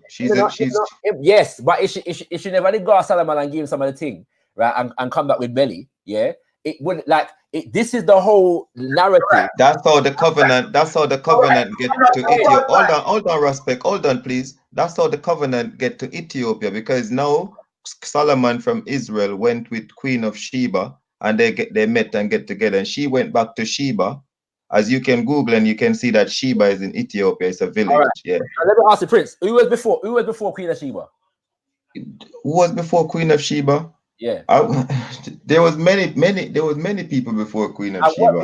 What was going on in Ethiopia before Queen of Sheba? I don't know. Queen of Sheba came into play when she needed to came into play. No one knows. Should.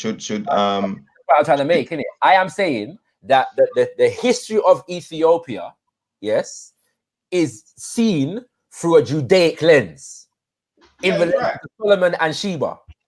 That's how it's seen.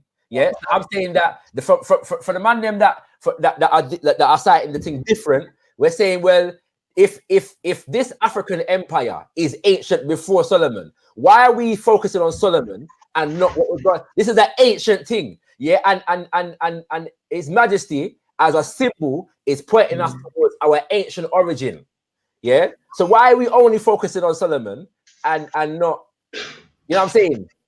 Okay. Jeremiah lived in there, like. I agree with both of you. I think one thing that will be said is that it's definite what you're saying, Prince, in the sense that we should be looking at African history even before the Queen of Sheba. Like, and we shouldn't just start at the Queen of Sheba and Menelik. Exactly, my brother. Exactly. And pretend that Ethiopia, just not even Ethiopia, East Africa. 1 minute, we shouldn't pretend that East Africa doesn't have a great history before that, because it does, and that's why.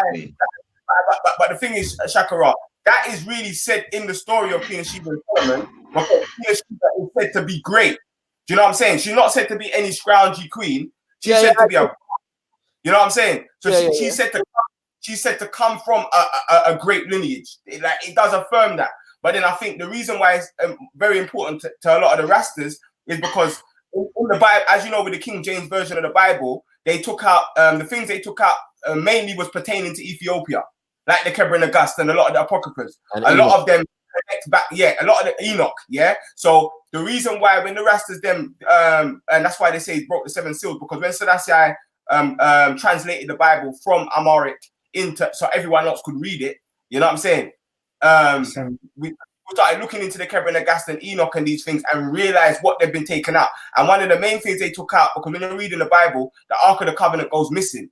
Yeah, there's nowhere in the King James version, where it actually tells you what happens with the Ark of Covenant. 1 minute it's there, the next minute it's gone. The Kebra Nagast is the only book that. The Kebra Nagast is the only book that would tell you that the Ark of the Covenant went from Solomon, to Ethiopia with Menelik. Do you know what I'm saying? And obviously, a lot of Rastas will believe that because the Ark of the Covenant was in Ethiopia, that's why they had such a long-lasting of righteous kings, and Selassie was the last one to sit on the throne. I hear that. And the Bible does say what happened to the covenant still. And then there's another thing, whereby man ain't even really concerned with the Ark of the Covenant, mind you. Man's concerned with nature and life and the earth, and natural liberty and the liberation of black people. Because and this is one of the things that why man deal with Haile, you know, because people take man. I hear a man describe Rastafari as a black power movement with a spiritual nucleus, And to me, that's a powerful definition of Rastafari. But then, if you're looking at the thing, the thing set certain way, you'll be forgiven for a lot of people not having that black power appreciation when it comes to Rastafari, because man just deal with Bible and herbs and reggae music, and these. I wouldn't say that, because remember, we got enough revolutionaries even outside of that. Remember Marcus Garvey, the Bible, Malcolm X, and the Quran. They didn't read their holy books and not be activists. If anything, I'm not denying that, bro. I'm not denying that. What I'm saying, no, but spiritual understanding if anything, because when I say the Rastas were the first ones to actually set up the concept of the Israelite concept of seeing us like the first ones to actually say, look, this is our story. You know what I'm saying? They're giving us this white Jesus. They've told us that we're black and cursed, but when we're looking in the book, that's not even the case. Yeah. So I'm saying that when you're dealing with either the biblical races or the races that ain't biblical, I think even the ones that ain't biblical, like when man's, I get it, but I'm saying when man start buying the Bible, then it's a bit conflicting because obviously Selassie is glorified in the Bible, isn't it? No, obviously, you know what I'm saying though. I'm not even saying that. 1 minute, Shakara. Yeah. Now the liberty of the Bible, I believe, and I know everyone will even agree with me here. Yeah, that liberty can be achieved without reading the Bible. You know what I'm saying? Like the liberty that we're talking about, ayatal food and living in. No, you're right. You're right. I agree with you. But knowledge is key, though. Reading and knowledge and writing is key, though. The Bible was the constructed form, of that ideology. Do you know what I'm saying? So, it became much clearer as like a uniform movement through biblical teaching. And then a lot of those things that the Rastas then realized back then, a lot of the Western world is realizing now. For example, they're talking about veganism. Rasta was talking about ayatal, how long? They're talking about medical marijuana. Rasta said herbs is the healing, how long? They was quoting verses when they said herbs is the healing. You know what I'm saying? Yeah, exactly. No, but man ain't denying anything that you just said here. In essence, here, what I'm saying though is that I'm talking about the black power element to the thing.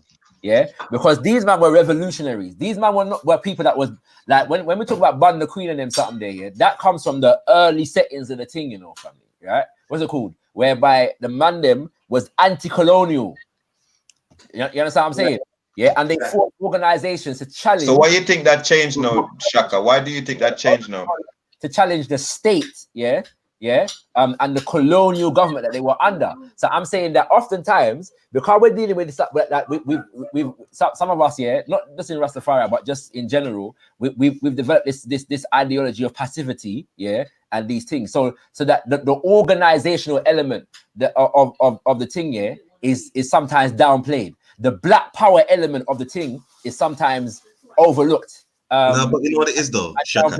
Yeah, I agree with you. Hold on. The fact that the man them bought 500 acres of land and built a community that had their own schools, what's it called? That was growing their own food, and they were feeding everybody in the commune, and then going to sell at market. Yeah, that Leonard Howell used to go out and give people money, right, and feed the poor and them kind of things there, and people used to come Pinnacle for healing because they couldn't get it in the state hospitals and them kind of things there, right? All of these things that the man they were dealing with in the context of them challenging the British government, and the colony of the British government, and the religious order of Jamaica at that time. You know what I'm saying? Yeah. And these things are lost in the narrative because man are focusing on Solomon, right? What's it called? And man are Israelite and these things. What I'm to liberation, black liberation and black power. Go on. Yeah, like I understand and I agree with a lot of that still. You get me? But what I'm saying is, like what you have to understand is, that it's a spiritual thing. Like most Rastas will tell you, it's a spiritual war that we're dealing with, innit? You get me? And like all those great people that you just mentioned and all the great works that they've done, I'm saying they was inspired by something. You get me? And what I'm saying is, like Rasta just said, that liberty, that is inside our people just naturally, fam. Like that, like when we're on good stuff, like showing that some Rastas in the hills, don't even know how to read and write, but they're following the Nazarite vow to the T. Ask Kimo, get me? Ask Becky. You even know this? Get me? I'll read the Nazarite vow now, and I bet you any money you've all met a Rasta just like that. Get me? And what I'm saying is, it's a part of us as people, and it's a part of our spirituality. And all I'm saying is that just manifests, even without the Bible. Family, can I just interject with something? Because I've seen it like about 50 times today. talking about the Hindu Asian influences. Can we get into that? Ganges, Ganja, locks, all of that. Like, a lot of people are drawing for that. And they're thinking that we're ignoring it on purpose. So I think someone it exists, yeah. I know. Break that down. To a certain degree. But give me 2 minutes here, because I need to just do something quickly and come back. All right? Yeah, I think when the rest of them when you talk about ganja and Ganges and all of these things, you're not going to His Imperial Majesty, you're going to Leonard P. Howell, who Shakara is talking about. That's why he called himself Gong. Yeah. I'm not attaining any of this to Selassie. I'm not saying that. But people did say that he was influenced by Asia as well, though. So I don't know. Let me know. Yeah. Me, I don't think. I think everyone's influenced by everyone. You know what I'm saying? I can't really say, who's influenced who where. What I can say is that even Rastas are failing within our plight, because last time was about the modernization and education and modernization of Africa. You know what I'm saying? And the liberation of the whole of Africa as well. You know what I'm saying? Until all Africans are free, we shall fight, and we are confident we will win, because we're confident in the victory of good over evil. So this is I'd say that's like probably one of the most fundamental teachings within Rasta that everyone's going to agree on. Yeah, no matter what kind of, because there's enough philosophical things that you're gonna find enough people disagreeing on, just like in loads of different walks of life. But the thing that we can all agree on is until all Africans are free, we shall fight, and we are confident we will win, because we're confident in the victory of good over evil. Yeah. When you're talking about the Ganges and Ganja, I think Leonard P. Howell, he was very studied, a bit like me, like quite vastly theologically. You know what I'm saying? So if you look at Ganja and the history of Ganja, I think the earliest it goes is amongst the in Asia. You know what I'm saying? So that's why Ganja was called Ganja, because the Ganges. I think that's one of the main places. I think there's some people called Taboos who also grow their locks and smoke weed. So yeah, there are definitely other cultures out there which might have little elements, or you can point comparisons to. But I'd say that the actual way of life that everyone would you say I'm vastly theological? Wait, don't cut him. You see, yo, I'm gonna come out this group, bro. Yeah, you feel free to do that. I don't hold no man. It's not that, bro. Every man get a chance to speak, and every time I try to speak. Hold on, what part don't you understand that Respect was actually not that he was actually talking, brother? Like I don't get it. It's not that I'm saying, don't talk, Prince. Any man, it's all right, bro. Actually, giving an explanation, and you just like, do you think I were a like that was a straight cut, that was a blatant cut. So yeah, you go next. I'm not trying to listen to no one, but his head to like listen and hear. Bro, I can see what's happening in the chat in it. There's some man that just chat and then they don't say yo come in, and they don't like, you can't disrespect a man and just jump in, because then it will seem disrespectful. But no man don't say yo come in, like I'm supporting the thing, innit? I'm not saying I don't have to say nothing. I don't have to say nothing, bro. There's a time to listen as well, innit? But me and yeah, I understand what you mean. Me and Jedi, we come up with this thing, and man, them keep bullying man out the conversation. No. Sorry, I'm brother. just gonna chill, bro. No, Prince. You know what it is? Everyone's very talkative. We got a couple very talkative characters. Bro, this is Respect could talk all night, bro. Yeah, he could talk all night, and he could just dominate the conversation because he's Respect. All right, if you just let me just finish. I said I was gonna say, yeah, Respect. I didn't want to name anyone, but Respect, Shakara, and Ezra, they are highly trained in talking on these platforms, because this is what they do. They have their respective platforms, and these men between them have been talking on these platforms for about 8 years. Yeah, so they bro, I've got a platform with 20 million. Let me finish what I'm saying. Because there's a reason. Platform with 20,000 people. King. Okay. It's not about it. I'm not saying you don't have a platform. I'm saying the reason why people are so used to the you get me and chatting, because this is what they do. Like, I'm just letting you know. So I don't think it's literally personal. You're right. Respect's a dominant speaker, but Don't let that make you feel like you can't. Sorry, don't let that make you feel like you can't interject. But there's ways to do it. And I just noticed at that moment in time, I asked a question. Respect was the one to directly start answering it, and then he hadn't finished, and you said you was gonna. Bro, all day I've been trying to have Okay, so here what we do. I'm gonna give the mic back to Ras. As soon as he's finished, if he's finished on the statement, the statement he was making, we're gonna give you the mic because I invited you here because I like you. I've got nothing to say, bro. I'm just gonna listen today. Seriously, I'm just gonna listen. Well, you know what? What I would say is like, obviously, Prince, you have been talking on Rasta for maybe 2 days on this platform straight, and today the show's coming up to 11 hours, and I've only been on here for maybe 55 minutes, bro. So like, think about it, you've been on here for more than like 24 hours, like, and you've been talking on Rasta, and I'm saying that I've only been talking for 55 minutes, but I've been talking too much. Bro, you had your views, and you put your views across as if they're facts, and it's like if I interject and say something, it's like I get talked over, and if I talk over another man, then it seems like disrespect, and it always comes to me. The only thing that's factual about Rastafari, bro, like the only thing that I can say all Rastas will agree with is the teachings of His Majesty. You understand? And obviously, in my opinion, His Majesty was an Orthodox Christian that worship and called us the creator. That's my personal opinion, and I would be doing myself a disservice if I said anything else. I've heard a number of other opinions, but they don't really come from the source itself. You know what I'm saying? So I don't want to say nothing that wasn't actually said, and I want to try to keep everything I'm saying as factual as possible. So I can't factually say Henry VIII. 1 minute. I can't factually say Henry VIII existed.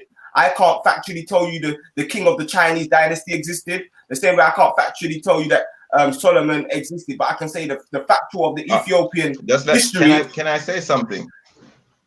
You made a comment about me about 2-3 hours ago, and not even now. You said you think I'm kind of insane or something like that for some of the remarks that I've made, yeah. And you spoke about me as a third person, and I'm still in the room. And I up till now, I haven't even get a chance to even respond to what you said. So respond then. Bro, you said to me some of the things that I've said, that you've seen. Me and you, we never even been introduced, bro. Yeah. And you've said some things about me about 2-3 hours ago, and I haven't even got a chance to say, boy, that's wrong or that's right. Every time I try to say something, it's this little lion is just roaring down like, and then if I should roar over him, then Prince, come on, Prince, I'm saying something. Well, man, don't play them games, bro. I haven't heard it myself, but content over everything did say you put out an opinion about me to him personally a while back before I even knew you existed. Do you know what I'm saying? Did you address me though? Did you even address me now that we're on the same platform? Did you say, Prince, you said this and you said that? Can we speak as a man? I wanted to catch you in real life, bro. I don't even want to do what I need to do with you on a panel. I want to catch you in real life still. So you was carrying feelings before I even know you. No, I don't carry no feelings, bro. I'm saying that some of the stuff that you say can come across as outlandish. Like I've heard some of the stuff you say, and for me personally, it's more like what? It's more spiritual, philosophical belief than like things that we can substantiate as facts. You know what I'm saying? So you said stuff to Jedi. You said 100% fact. This I can't remember exactly what it is. I'm gonna remember. But then Jedi started to question you. Like Jedi he's very sharp like that. If you say something and he knows that you can't actually establish it as a fact, he's gonna go into what you're saying. And a lot of the time, you come up short with Jedi at actually producing some of the claims you make as to be a fact. So that's why I'm saying that me personally, I'm dealing with the thing. You know what? When Christ speak in parables, isn't it? Yeah. So why is it that I can't speak in parables? Now, I do believe that you speak in parables, brother. No, it's not about belief. It's not about belief. It's just about why if I say something and it triggers something inside of you, why don't you say to me, why did you say this, so that I can point it to my understanding why I said this. Why are you gonna make assumption and want to meet me in person when you could have said hi, or you could have said Rastafari, bless up? You're carrying feelings, bro. That's childish. No, I like I said, I'm not carrying no feelings. A certain thing that you said at the time, I just disagreed with. Just like with Shaka Ra, yeah, I'm gonna disagree with like a lot of the Rastas on that side on fully throwing away the Bible. I also disagree with Rastas who kind of make the biblical narrative, like what Shaka Ra is saying, like make the Selassie, establish Selassie. Because you disbelieve, so because you disbelieve it, because you don't believe in it, my brother, does that mean make it right? No, I'm just saying that me personally, I've read speeches where Selassie is saying that he prays. So I'm saying that whoever Selassie I pray to as well. Now, like obviously, why would you pray to a man then? Why would you pray to a man? I don't pray to a man. I think you pray to the man in terms of like feelings and stuff of you. And I did say to content, give this man a Quran from me, because I think like when you buy someone something, they value it differently. So I was like giving on the chat, like I was trying to chat to you and say, oh, bro, Quran, I'll buy it for you now, fam. I'll send it to you. Yeah. Yo, with all due respect, Mohib, I don't want to take this thing at Islam right now. Yeah, Quran and all of these things. Let's do it with Rastafari. It's a Rastafari. The way we're dealing with it. I know how easy it is to go down that road and then they're going to say respect. I just want to stay on what we're talking about with Prince, and I want to edge out his things without anyone else getting involved. So go on, brother, speak. Before I spoke, I said like salam, innit? And here as well, say peace to each other, innit? Yeah, I hear you, bro. But Prince, what are you saying though? I want to say that like you are someone that I think have strong opinions, and I might not believe in it, because I've seen videos of you before I even mention anything to anyone about respect. I've seen videos of you, and I think that you is very opinionated, and I share some of your views, and I don't share some of your views. Yeah, 100%, and it's the same with me. But on Judgment Day, I'm only gonna be asked on what I done in it, so I can only tell you what is right from my. That's also vain. That's also vain, because we should just continue to do the good work amongst ourselves as brothers, and try to iron out our differences. Well, that's what I do, bro. When you see gang, like gang was initiated upon a lot of Rastafari teachings of looking out for the community. That's why when Shaka Ra even is saying that that's been missing from some of the biblical people. I'm a man that deals with the Bible, but when I'm doing works in the community, and that's why people say you don't talk about Rasta. I don't need to talk, yeah. Because when you see gang, and when you see men in the community, and when you see us trying to feed the hungry and clothe the clothesless, that is more Rastafari for me than anything that can come out of my mouth. It's a liberty, it's an action, respecting your brother, not mocking people, trying to find understanding, yeah, with people that you disagree with. All of these do you think that's what I'm doing? Yeah, man, definitely. That's the one. Yeah, I think over time we're gonna have conversations and we're going to find some common ground, bro. I've got no issue with finding common ground. My main thing is that I'm gonna be very What's the most opinionated thing I've said that you disagree with? It's not even like I said. You said you talk in parables, innit? So, and I think that there's a lot of men that talk in parables. So, in a parabolistic, you said I think I speak in parables. So, I'll ask you a question again. What is the most opinionated thing that you think I've said that you disagree with? I can't even put my finger on exactly what it is right now. I know I've been watching, and you said a couple things, and I remember seeing the chat, and like I can't remember exactly what you said. But what I'm saying is that a lot of things are lost in translation. So like Ezra was breaking down earlier, a lot of the Rastas, when they said the word God, it meant powers. It didn't mean the creator of the sun, the moon, and the stars. Yeah, it meant the powers. You know what I'm saying? When man say Almighty, man are talking about the mightiest king on the planet. That's your opinion. That's your opinion as well, isn't it? Because I don't know you from nowhere, but we meet at a middle ground where there's Emperor Haile Selassie involved, yeah. So because I've never met you before and you've never met me, we're now into each other's world, yeah. So you're in my dimension and I'm also in your dimension, right? So now we come together. We have to iron out stuff, as we have to reason amongst man. So I as I said to you, you have views that I disagree with, and you obviously saw me in some video or something with a man just catch me off guard, asking me a few questions. I'm like, yeah, blah blah blah. Like, but then also I know myself in it, respect, and you know yourself, and I respect you, and I respect everyone on the panel for me to express myself and you express yourself, and we can also have our indifferences in it. Mm-hmm. But at the end of the day, Rastafari is the center. Yeah, 100%. I think my main thing that I push forward when a lot of people come with the God thing, yeah, because I know that it's lost in translation, is that His Imperial Majesty made it clear that he was surely a man, you get me, and he will be replaced by the oncoming generations. So when I say Rastafari lives, I'm talking about that liberty that Rastafari is carrying now. That's something that in 1,000 years, 2,000 years, 3,000 years, and I believe that the origins of that liberty start in the Bible amongst the Nazarite vow. Do you know what I'm saying? So I believe that that's the liberty that we're talking about, following the law and remembering the Creator. Now, I don't believe that that's exclusive to Rastas. So I do believe that there's people that was dealing with Ital and dealing with the Creator and dealing with even the herbs being the healing before the Rasta in Jamaica. Respect. My father was a Nyabingi Rasta. Yeah, I grew up and my dad had long locks in his back. Yeah.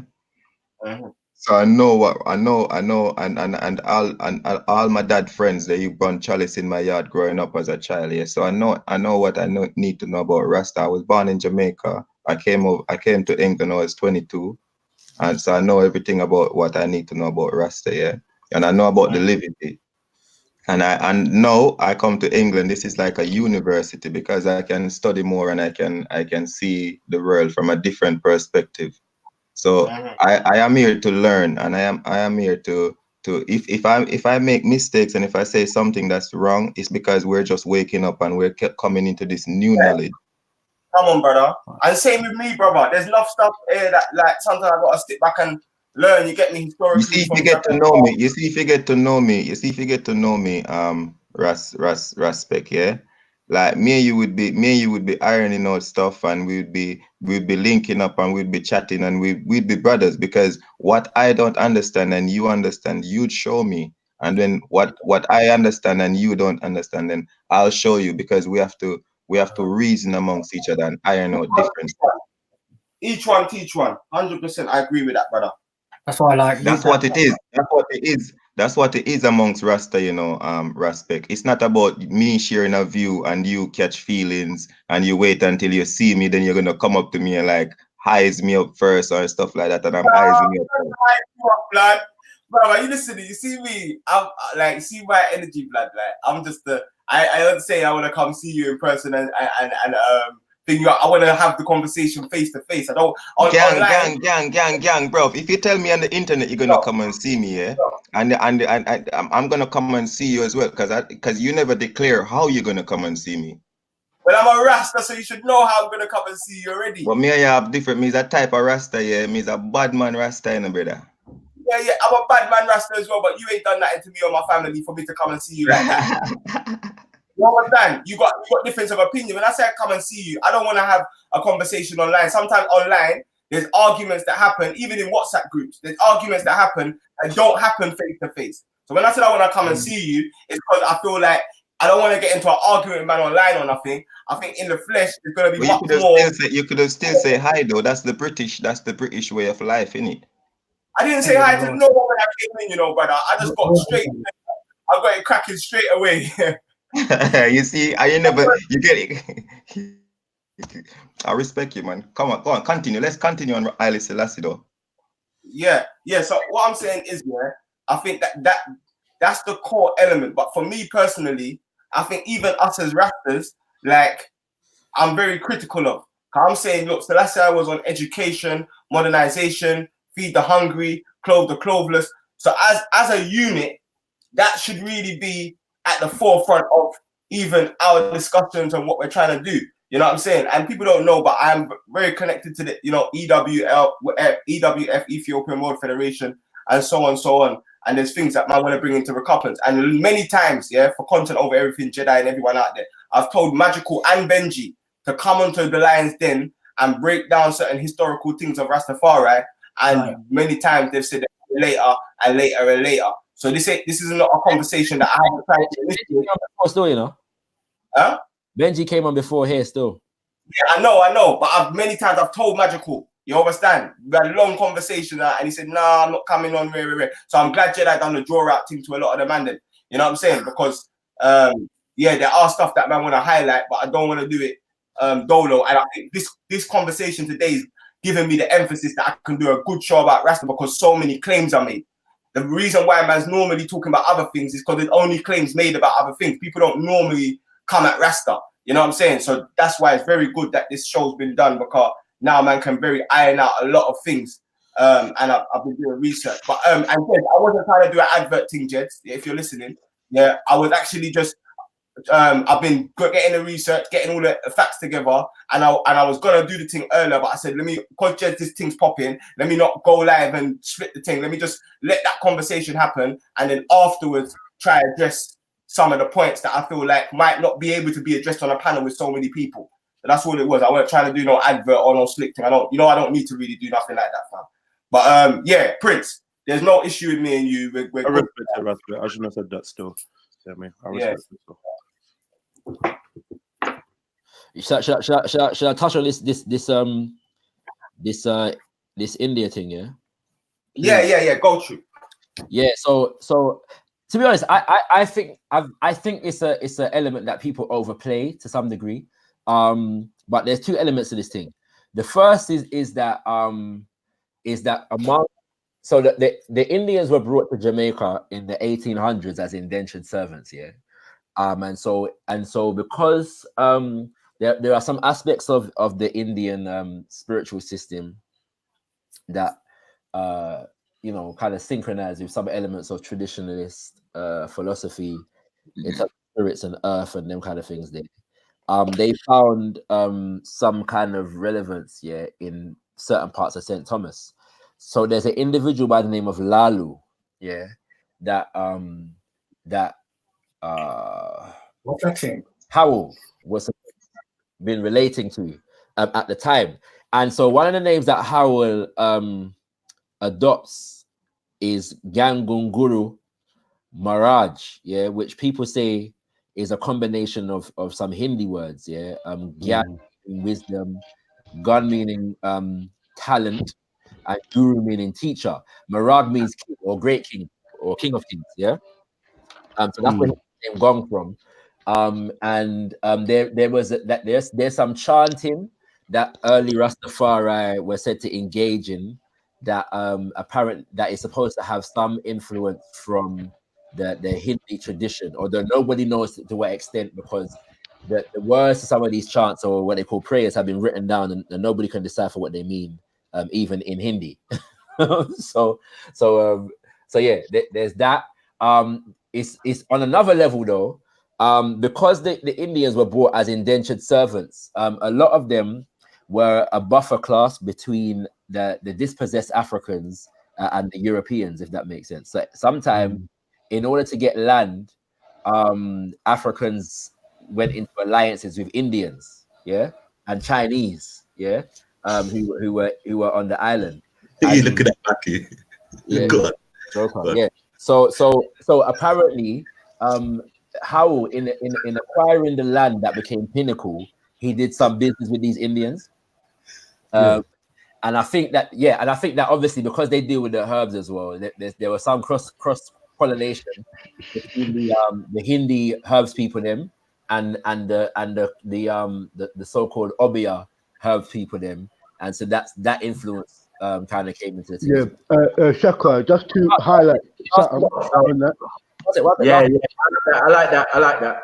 But I think a lot of people know that. I think I did explain it one time that Leonard P. Howe was influenced by, there were some Hindu elements in the theology of what he was doing. So I don't know why a lot of people don't understand that Ganges, Ganja, locks, you know what I mean? These gurus are butt naked with dreadlocks. I'm not sure. I'm not sure if Ganji is ganja. Definitely.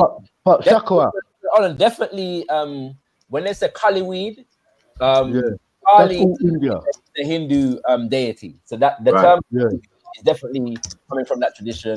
But the last thing though is that there's a documentary called The Gong, that deals with some of the history of Leonard P. Howe. It's an interesting watch.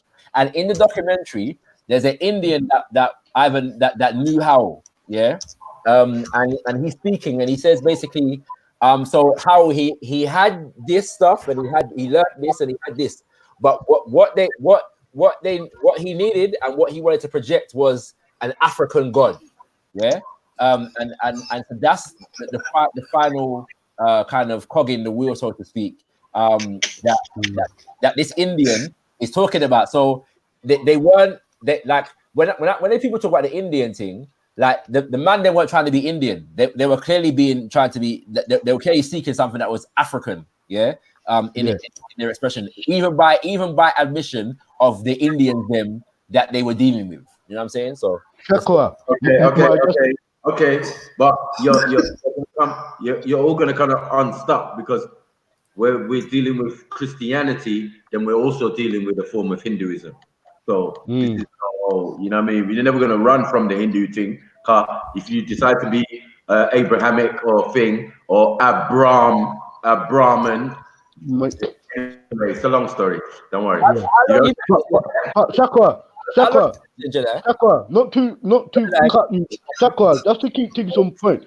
When the Indians influenced Jamaica, and not influenced, but Lenny Howard will be considered to us as a mystical man or gong bro, because when certain things was tallying, what I'm trying to say, that even in the Rasta thing, we even called Bob Marley gang.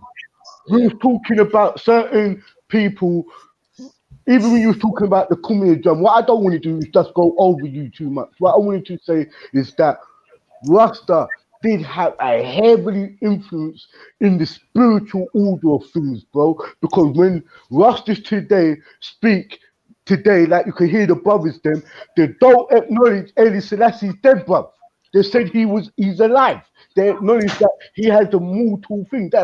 That's coming from the Christian teaching of the Hindu teachings, bro. One thing with me, I ain't go bite it up. Africa was also sharing mystical teachings with India thousands before we even got over to Jamaica, bro. We was having that connections with the mystical orders. When we got to places like Portland and stuff, we called that river the River Grande, bro. And I'm from that place, and that's a Hindu word, fam.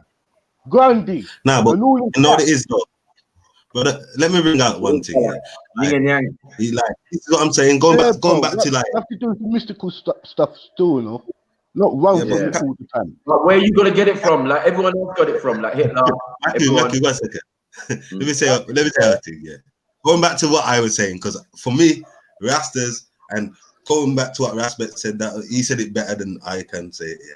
Like it's the lifestyle of the Rastas coincides with the Torah. You know what I'm saying? And what I'm saying is, when we look at it, what the Torah is one of our, cannabis, cannabasum in Hebrew, cannabasum, is our holy sacrament, fam.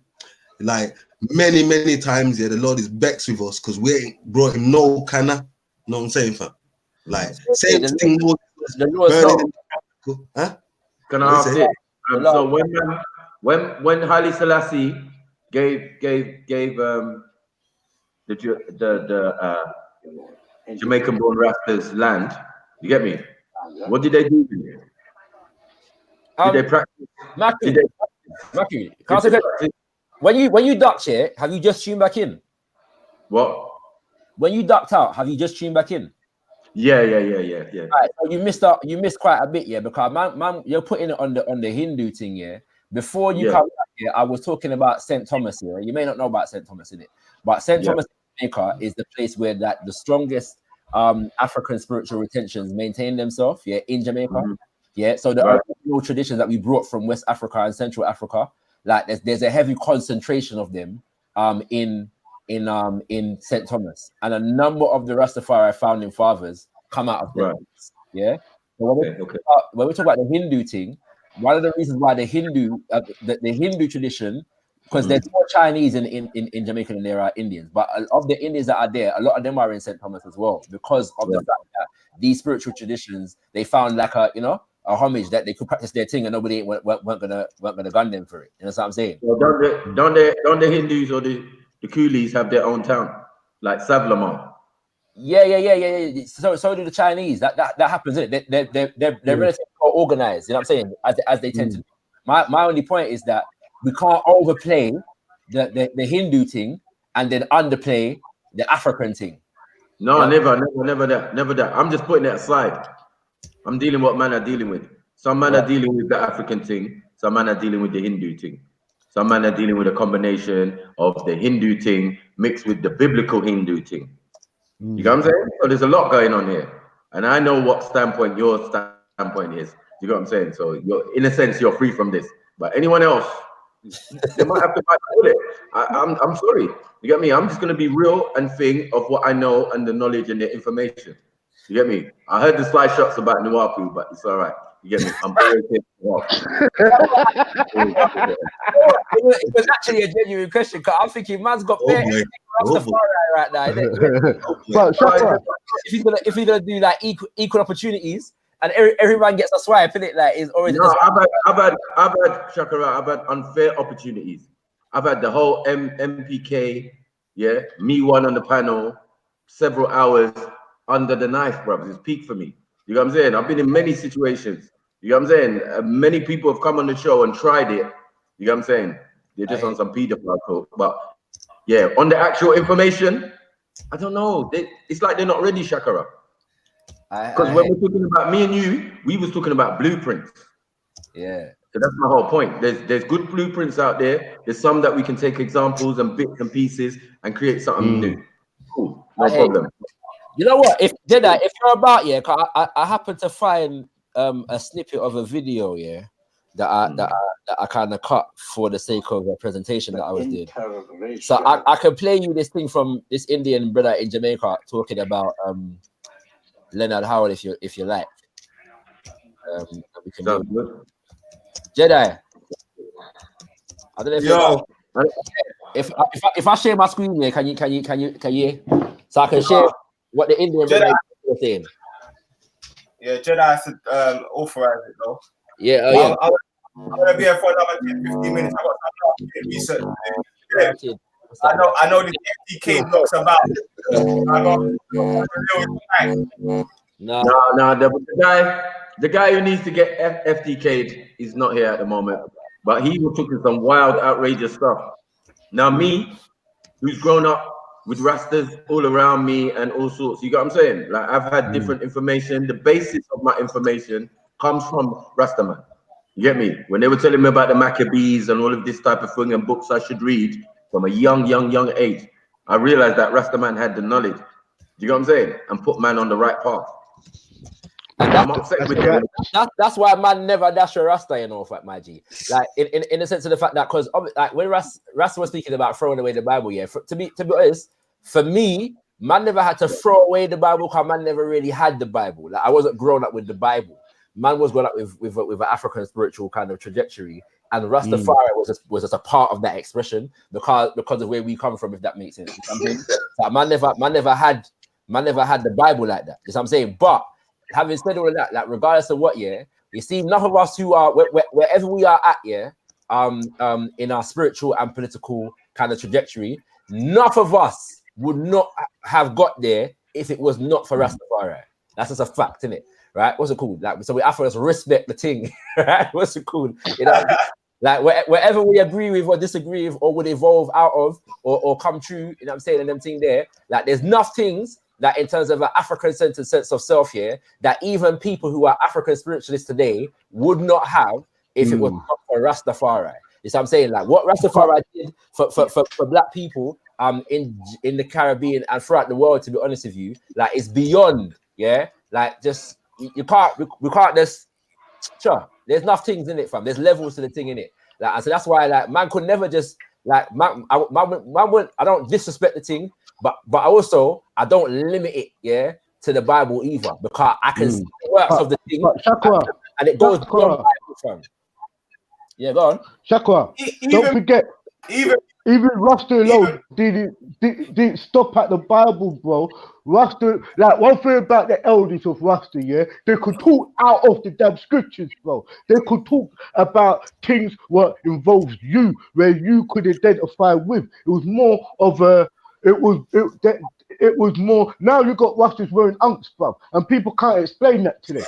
You understand? Rasta as a teaching was very fundamental in our evolution. It went through all of our music, bro. What's his name? Bob Marley was very, was using religion on its highest peak through his songs. He was not talking like a normal Christian, and he definitely wasn't talking like a normal Hebrew. When he was singing, most of his tunes was beyond the average people's state of mind at that time, bro. So Rasta did do great things, if you go say that, Shakwa, right? You know what I mean? But Rasta did not limit itself to no scriptures. If Jedi, I will play this video still.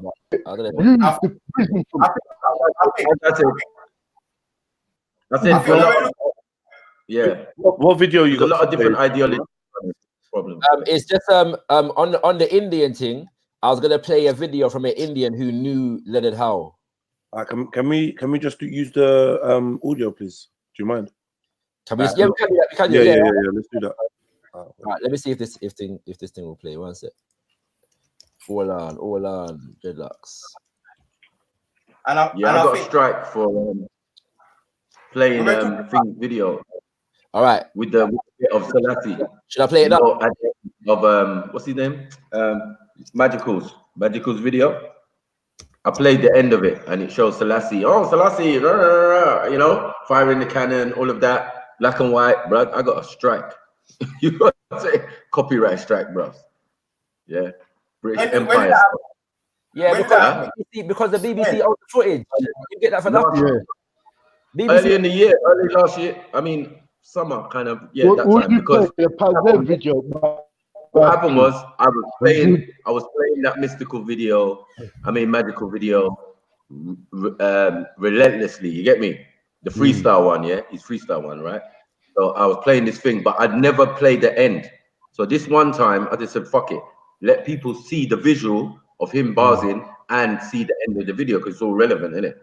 So I put the last 10 minutes, I think it's 5 minutes, sorry, and it's just the black and white video explaining certain things, and you know, he's Emperor Haile Selassie, blah blah blah, and this and that and that and that and the other, but in video, you know. I got strike. Man's ready for this video. If you're not ready. Man's ready for this video if you're not ready. Yeah, go to. I don't. Me personally as well. Like when I'm talking about Haile Selassie, I'd agree with you on the point where I say that I don't limit it Bible prophecy. I would more come at from a historical stance of, you know, what the world recognized. So Pan-African, great Pan-African, unity of Ethiopia, unity of Africa, and anti-fascist sentiments. All of that. That's how I would personally validate it, not biblically. You know what I'm saying? I'd say I'd more validate the liberty of Rasta biblically, but not. But I would not deny. But I wouldn't deny the prophet. I wouldn't deny the connections either. You know what I'm saying? Man, hear that. Because to me, I don't even think that. I think, with all due respect, I think Ezra's overstating the point. I don't think they got all of this from the Bible. Like, in terms of what is in the liberty of Rastafari, yeah, a lot of it comes from, you get me, the man them citing the thing. Right? That's what thing. You know what I'm saying? Like,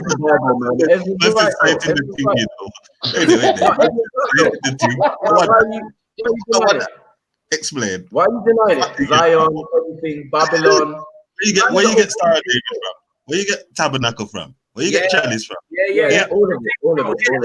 But you get all of these things. But in all of these things, the man them have to understand the evolution of the thing. You know what I'm saying? Oh, no. For example,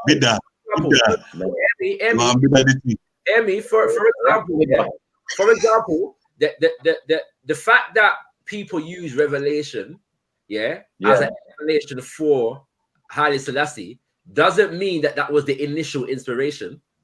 Is what I'm saying for Haile Selassie. Doesn't necessarily mean right. It means no. For some it is though. For some it is.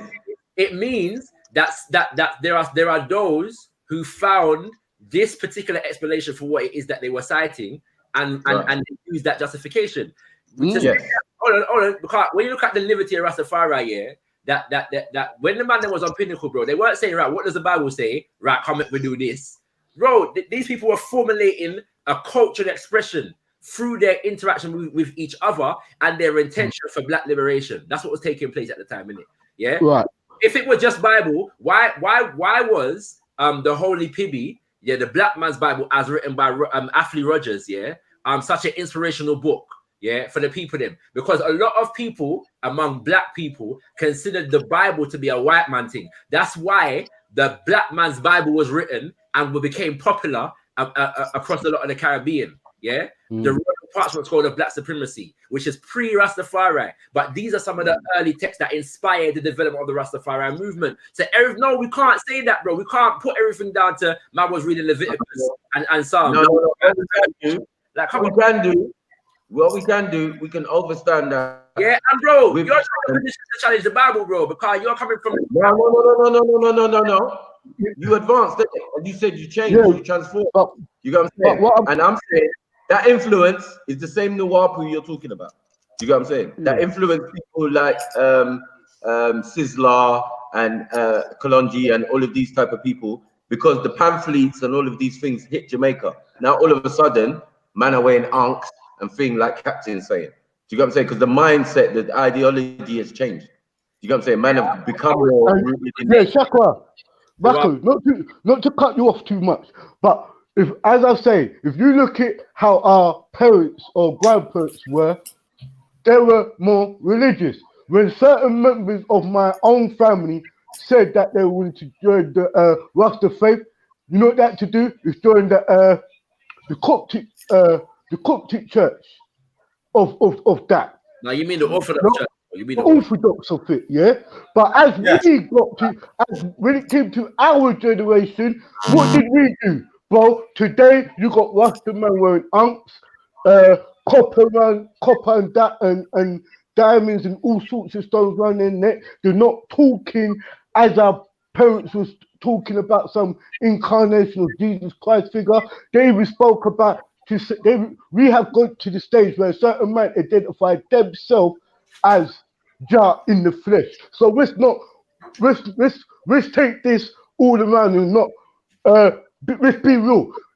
I get most of us up here are religious as well. I get that certain men don't want to leave the Bible as well or the Quran. But when it dealt with Rasta, you had Sizzler from his own mouth told man we should read the holy tablets in his interview. So when you think about that, you got to realize that even Sizzler himself told man to read other books, bro, and other stuff. I agree. Read the other books as well. And most of you don't look at Sizzler as well. You're pinnacle to us as well for this new age. None of you that can't dispute about Sizzler for his music, bro. Sizzler deals with the Bible. I understand he says yes, but he also dealt with the tablets, bro. He dealt with the Imam the Dead Sea Scroll, and other great scriptures, bro. He is a Nuwabian. By the way, there's nothing wrong with that. There's nothing wrong with you. You can be a Rasta and be a Nuwabian. It's not going to affect anything that you do or anything that you believe. You get me? You just got clarity on it. That's all. You know, you get what I'm saying? It's funny when you say the thing about the arc thing, though, yeah. Because I remember when the Nuwapians weren't wearing arcs out here, fam. In fact, the Nuwapians used to see man on the road wear arc and used to bun man out. I'll go away, man. I remember being in green one day, yeah, and because them time the man them weren't even the Nuwapian. Them time them man there was Holy Tabernacle, right? And the man they came. My dad was walking down. That's still Nuwapian. That's just a section. That's the school. Bro, yeah, you know, them time they were. This was before the name Nuwapian was about like that, my G. No, it was always about. It was always about in that time. That's the we were. One second. It's the time that when the man thing there. One second. Bring it out. Like, it was not a time where there were not Nubians. I'm just saying that what you're explaining is different schools within it. So when you say, I was a child with my pops here in Wood Green, they school shopping and that, and the brother, what's it called, stopped my pops on the road, and he's wearing the arc here, and started to ban him out. Hey, I just want to double. I don't wrong him though. I would have burned him out too, bro. I don't wrong him, man. Yeah, I just want to triple check here. Are we aware? Are we aware that we've not touched? Because Ras Benji just made a good point. We've not gone through the teachings. I don't know if any of you want to like go through some of his direct teachings. Yeah. Or not, because the reason why I say that we got about 20 minutes to do them teachings. Yeah, cool. Not because I'm gonna lock off the show, but because the recordable part that goes instantly on to YouTube goes up to like I think 11 hours and 55 minutes. After that, I will have to upload whatever is done after that separately. So it'd be nice if we could squeeze in just some of them at least as a nice polish. But I love the way you lot have been reasoning. And yeah, man, thank you so much for like, you lot educated me a lot. I've gone quiet because I'm just like taking it in, and there's been so much information. So I'm humbled. I'm humbled by the Rasta Assemble. Like I said, Rasta Assemble, and you man really came through. You get me? So yeah, big up to yourselves and that. But yeah, man. Right. Rastafari. I'm gonna play the video. Respect. Then I'm gonna duck, and then the man them could go into speeches and them thing there. All right. But yeah, I suggest that Ras Benji come on and Magical come on and them thing there. And yeah. But I'll play the video now. Yeah, from the Indian man talking. Oh, big up. God. See what Mr. Interracial integration through ganja and through the rituals of prayers for Kali developed. But they still did not have any God, an African God. They already had a niche created in their psyche and a heart, emotions about a counterpart of Lord Krishna, Lord Rama, Lord Buddha, who is an African. And when Haile Selassie was coronated, they said, he is our Lord Krishna, Lord Rama, and Lord Buddha. Is the concept of a God incarnate. Concept of a God incarnate of Africa. Leonard Howell wrote a poem, a prayer, which has more than half of the distorted Hindi words. And he changed his name from Leonard Howell to Gagan Guru Maharaj, which means the Lord of the universe, and started his own ashram or his own, what they call it, community. Yeah, I don't know if everybody heard that properly. No, it's fine. Yeah, man, I'm listening to it, man. It's interesting. Right. I love that. Yeah, I love when people bring the lil for me. You know what I'm saying? To prove my point. I've been making this point for years and whatever. How come you got Raj talking about? That's something like Raj, fam. So that sounded like Raj and them, man. Who was that? Speaking that was really how, bro. Yeah. Under the high teaching, He said he was an Asian man. He said he was an Indian man, Asian man. I don't know if he's from the West. Right, but what I want to make clear though, is that what he said was, that the people them and they had a concept, in there they were dealing with certain things like the ganja, and certain levels of meditation and them thing there, right? But what they didn't have initially was an African, right? So no, he didn't say a God, he said an African God. So he said that he understood, he learned about, you know what I'm saying, Buddha and Krishna, and them man there from the Indians them, but what they were looking for was an African concept of a God incarnate, and so when Haile was crowned, this is him. You get me? Oh yeah. Sometimes I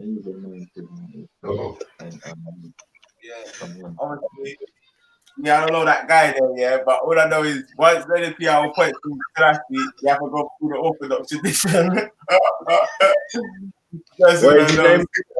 What's What did he change his name to? What did his name to? Change his name to? Convo. That's why Damien is so Junior God with it. We name Junior God.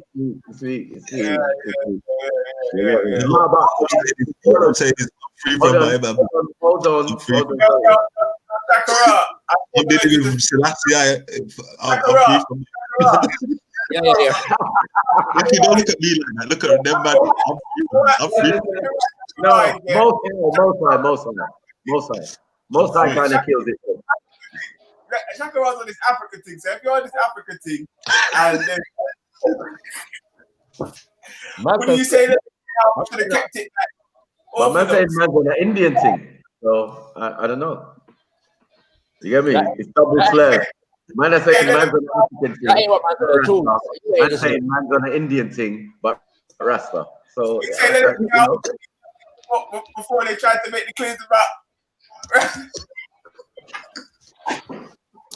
man's dying over there. You play that. I know you do. Shaka. You have to know what to play and what not to play, you know. I don't even know what you man are saying. Shaka.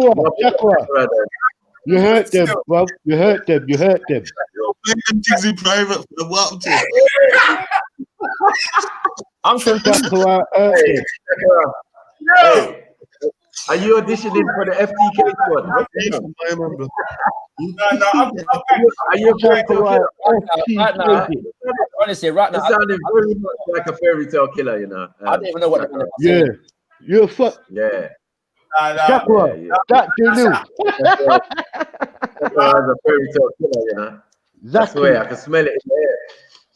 It's like a man's auditioning and that. You get me? Because this is too much. This is too much. This is real, and this is what it is. And if you accept certain parts, then it is what it is. But man know that they're not on certain aspects that it was based on.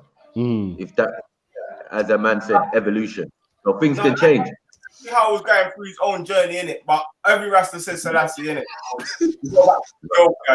Africa, we are say all want go on. We love our me. I'm a man that I got love for everyone. Whether you know what I'm saying, righteous people in Asia, Europe, no matter where you find righteous people, it's love from Rasta. You get me? I don't know, but how is that you not listen to that? You sound like Gandhi. I don't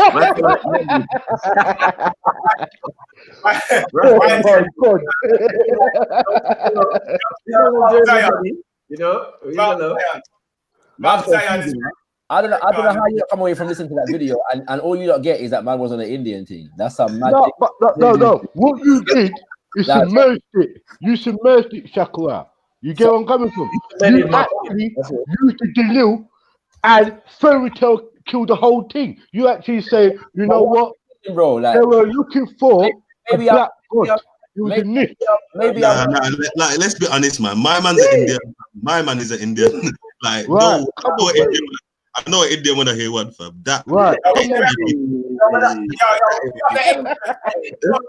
He's a full-blown Indian, bro. That is a fairy tale killing, bro. That is a Shaka, I don't know about it. Shaka, I don't know it. Yeah. You know what you've done.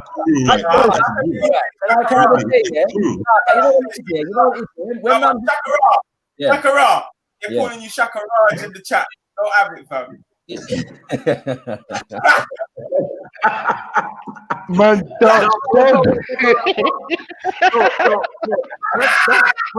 No. Yo, what's the teachings of His Majesty? Yo, burn out my bad, man. My bad, bro. No, but can I say you know what? You know what? Shakra, I'm gonna walk with you though, bro, because I could do this all night. You know what I mean? But I like you. As long as you put it up, I'm not mad. Me and Malcolm's not mad. So continue. Emmy, right? Because yo, don't ever play that again. Delete that, bro. No, man. It's part of a whole documentary, but the fact is, yeah, right? Because Ezra, if he said at the end, yeah, like they got this from they were dealing with the ganja and them thing there, but but at the end of the day, what they needed was to affirm the God of Israel. Then you'll be on this thing, fam. So stop talking. Yeah, exactly. The fact of the matter is, slide into my thing, bro. I'm free. Hold on. Slide into my thing. Hold on. What the man said, yeah. What the man said. Listen to what the man actually said, though, innit? Yeah. What the man said, yeah. They were obviously what he said he got the they were dealing with the multicultural kind of connection through the ganja and the kali weed, yeah. So that was a meditational thing, right? You know what I'm saying? They were dealing with that vibration and that, and they got, you know what I'm saying? They learned certain meditational things, yeah, from these mystical things. Dealing with, yeah. Now, bear in mind, this is all coming up against the backdrop, yeah, of St. Thomas and Kumina, you get me, and Mayo and Obia and all these things, right? Bear that in mind, yeah. Then he said the Indians them were dealing with Guru Nanak, yeah, and Buddha and Krishna, yeah, and what the people that were around Haile were looking for is an African God incarnate, yeah, not just a God incarnate, not even an Indian God incarnate. They learned about Krishna. They didn't take Krishna. They learned about Buddha. Them never take Buddha. They learned about Guru Nanak. Them never take Guru Nanak. They were looking for an African expression of divinity incarnate. And when His Majesty, yeah, was crowned, they said, "This is the thing we are looking for," yeah, and they expressed the divinity of Rastafari within that context. So it's okay. No, and does His Imperial Majesty look like an Indian man? You're a chief, Maku. Chief Maku. Chief Maku, boy. I am Chief Maku, yes. Thank you. And Maku Chief Maku. Yes, Maku means chief. I say that tongue in cheek, yeah.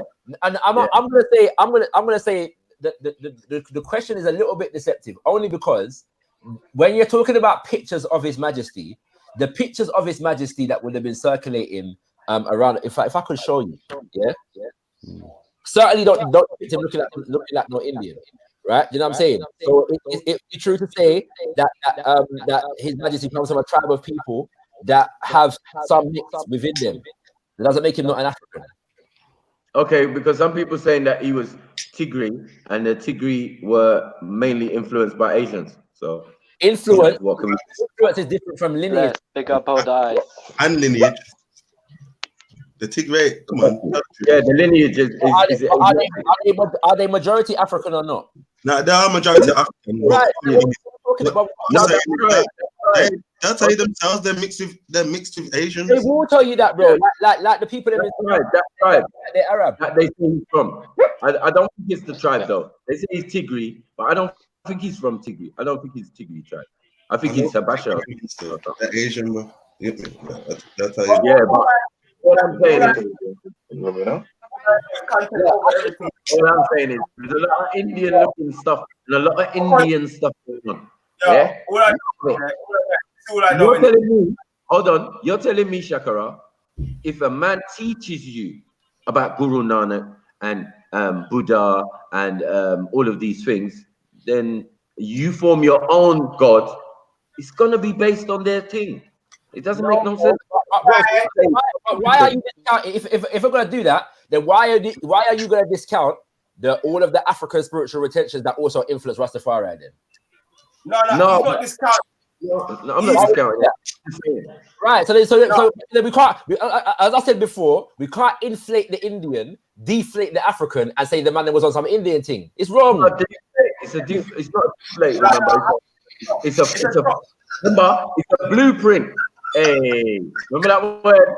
Remember that word again? A blueprint. Now, if you just simply read like different articles on it, do you get what I'm saying? And they talk about Leonard P. Howe and being influenced by these things, and then you're adding further information to it, which doesn't go against it necessarily. It's your interpretation that they didn't accept it. I didn't really hear that bit. I didn't say they did. All I'm saying is, over everything our way. Yo, can't over everything our way. I was to go back to our thing, you know, our African thing, you get me? And obviously, when NLP hours obviously got a lot of outside influences, obviously some people are going to be, especially the way that this guy, obviously I can't really account for this guy. This guy's talking about how NLP came to a conclusion. This guy might have a bias to his own thing that he's trying to also enforce on NLP How. So I'm not pushing that out. But I'm saying that there's enough, like NLP How wasn't the only one, the first. There was a lot of pioneers of the thing. But I'm saying that when we're going to the thing, yeah, me personally, the reason why I say Haile Selassie, because it leads man back to East Africa, you know what I'm saying? And it leads man back to that concept of, you know, like African right, like Africans who are righteous. Ras, hold on. Yeah, one minute. Not only that, but then that not only obviously not just for Solomon and Sheba, but as you were saying before, it also goes back to, you know, early Kush and that whole history of East Africa. So that's why me personally, I respect all of the ancients that came, but I tell man that obviously man's more looking to Ethiopia and Selassie than any other man after. You get me? Man is looking to Ethiopia and Haile Selassie is no problem in it. The point is that no matter which founding father or mother you call, all of them were looking towards Africa. Yeah, part of the significance of Ethiopia and Haile Selassie was that it was an emperor and a kingdom in Africa. Yeah, like the whole thing doesn't exist without that. Yeah, it's Africa. All of them were Africa focused and Africa liberation focused. The freedom of African people around the world. That's what the thing was about. So when I bringing this Indian thing to man, as like they weren't looking to India, bro. Man, they weren't trying to go to Bengal and then place there. It was Africa. Then they look Africa. Yeah, that was the whole energy of the thing. That's what it was looking towards. So we can't. Africa. Can I say one thing? Who told you Hinduism never started in Africa? Prince is still with us, yeah? That's a whole new debate. That's a whole new debate, man. King Ganges of Ethiopia. One second. Are you still with us? Because I'm here, bro. I'm here. What's up? No. I just want to make sure that you're still in the conversation, because if you're not, there's obviously there's other people trying to get in. But from you lot in the conversation, research to do as well. My little brother Evelyn claims that every Hindu statue ever created came out of Ethiopia, Somalia. Well, I'm gonna say, bro, there is evidence for exactly what you're saying. But if that was the case, then you wouldn't be using this as a beating stick for us and them. What do you mean a beating stick? Nobody ain't beating it. Saying the obvious. No one tried to beat Rasta.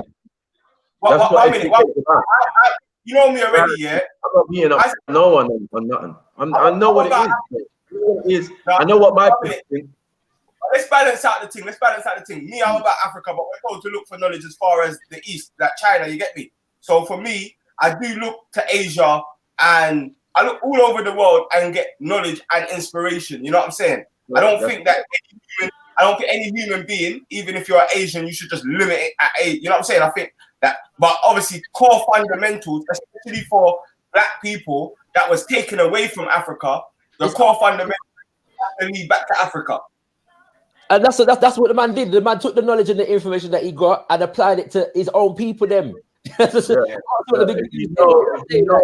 One second. If you know anything about Kemet, you know that half the theology was Hinduism. Do you get what I'm saying? And the other theology was from the Pygmies and blah blah blah. When you combine the two, one second. When you combine the knowledge of Upper and Lower Egypt, which Menes done, it's the idea of the two theologies, you get what I'm saying, combining and becoming one. Yeah, so no one's ever going to tell me that I'm using Hinduism as a beating stick. It doesn't make no sense. You get what I'm saying? This is African. Yeah, and even when they went to India, they were talking about us as the Nagas, or you know what I mean? They were talking about you can't call it Hinduism though. Yeah, Hinduism. Bro, Hinduism, what they was doing. If what you're saying is true, but Ezra, if you look at sorry, Shaka, if you look back at ancient Quebec, yeah, and you look at the Kinjaleen, and you go to Asia, and you find out about the Naga statues in Asia, and tie that back down to India, you will know in history that this brother called Krishna traveled around, yeah. And this is what this is the downfall with us. Most of the mystical men went and traveled around the damn world, bro, and gathered up information. What brings it to our nowadays religion or whatever. Yeah, I'm just trying to say to you, Shakura. Hold on. Let me just finish, man. I'm just trying to say, yeah, the mystical schools or the foundations, yes, are in Africa, but also was shared amongst the Asians as well. So you will find Rasta is a bit of Africa and Asia, and also the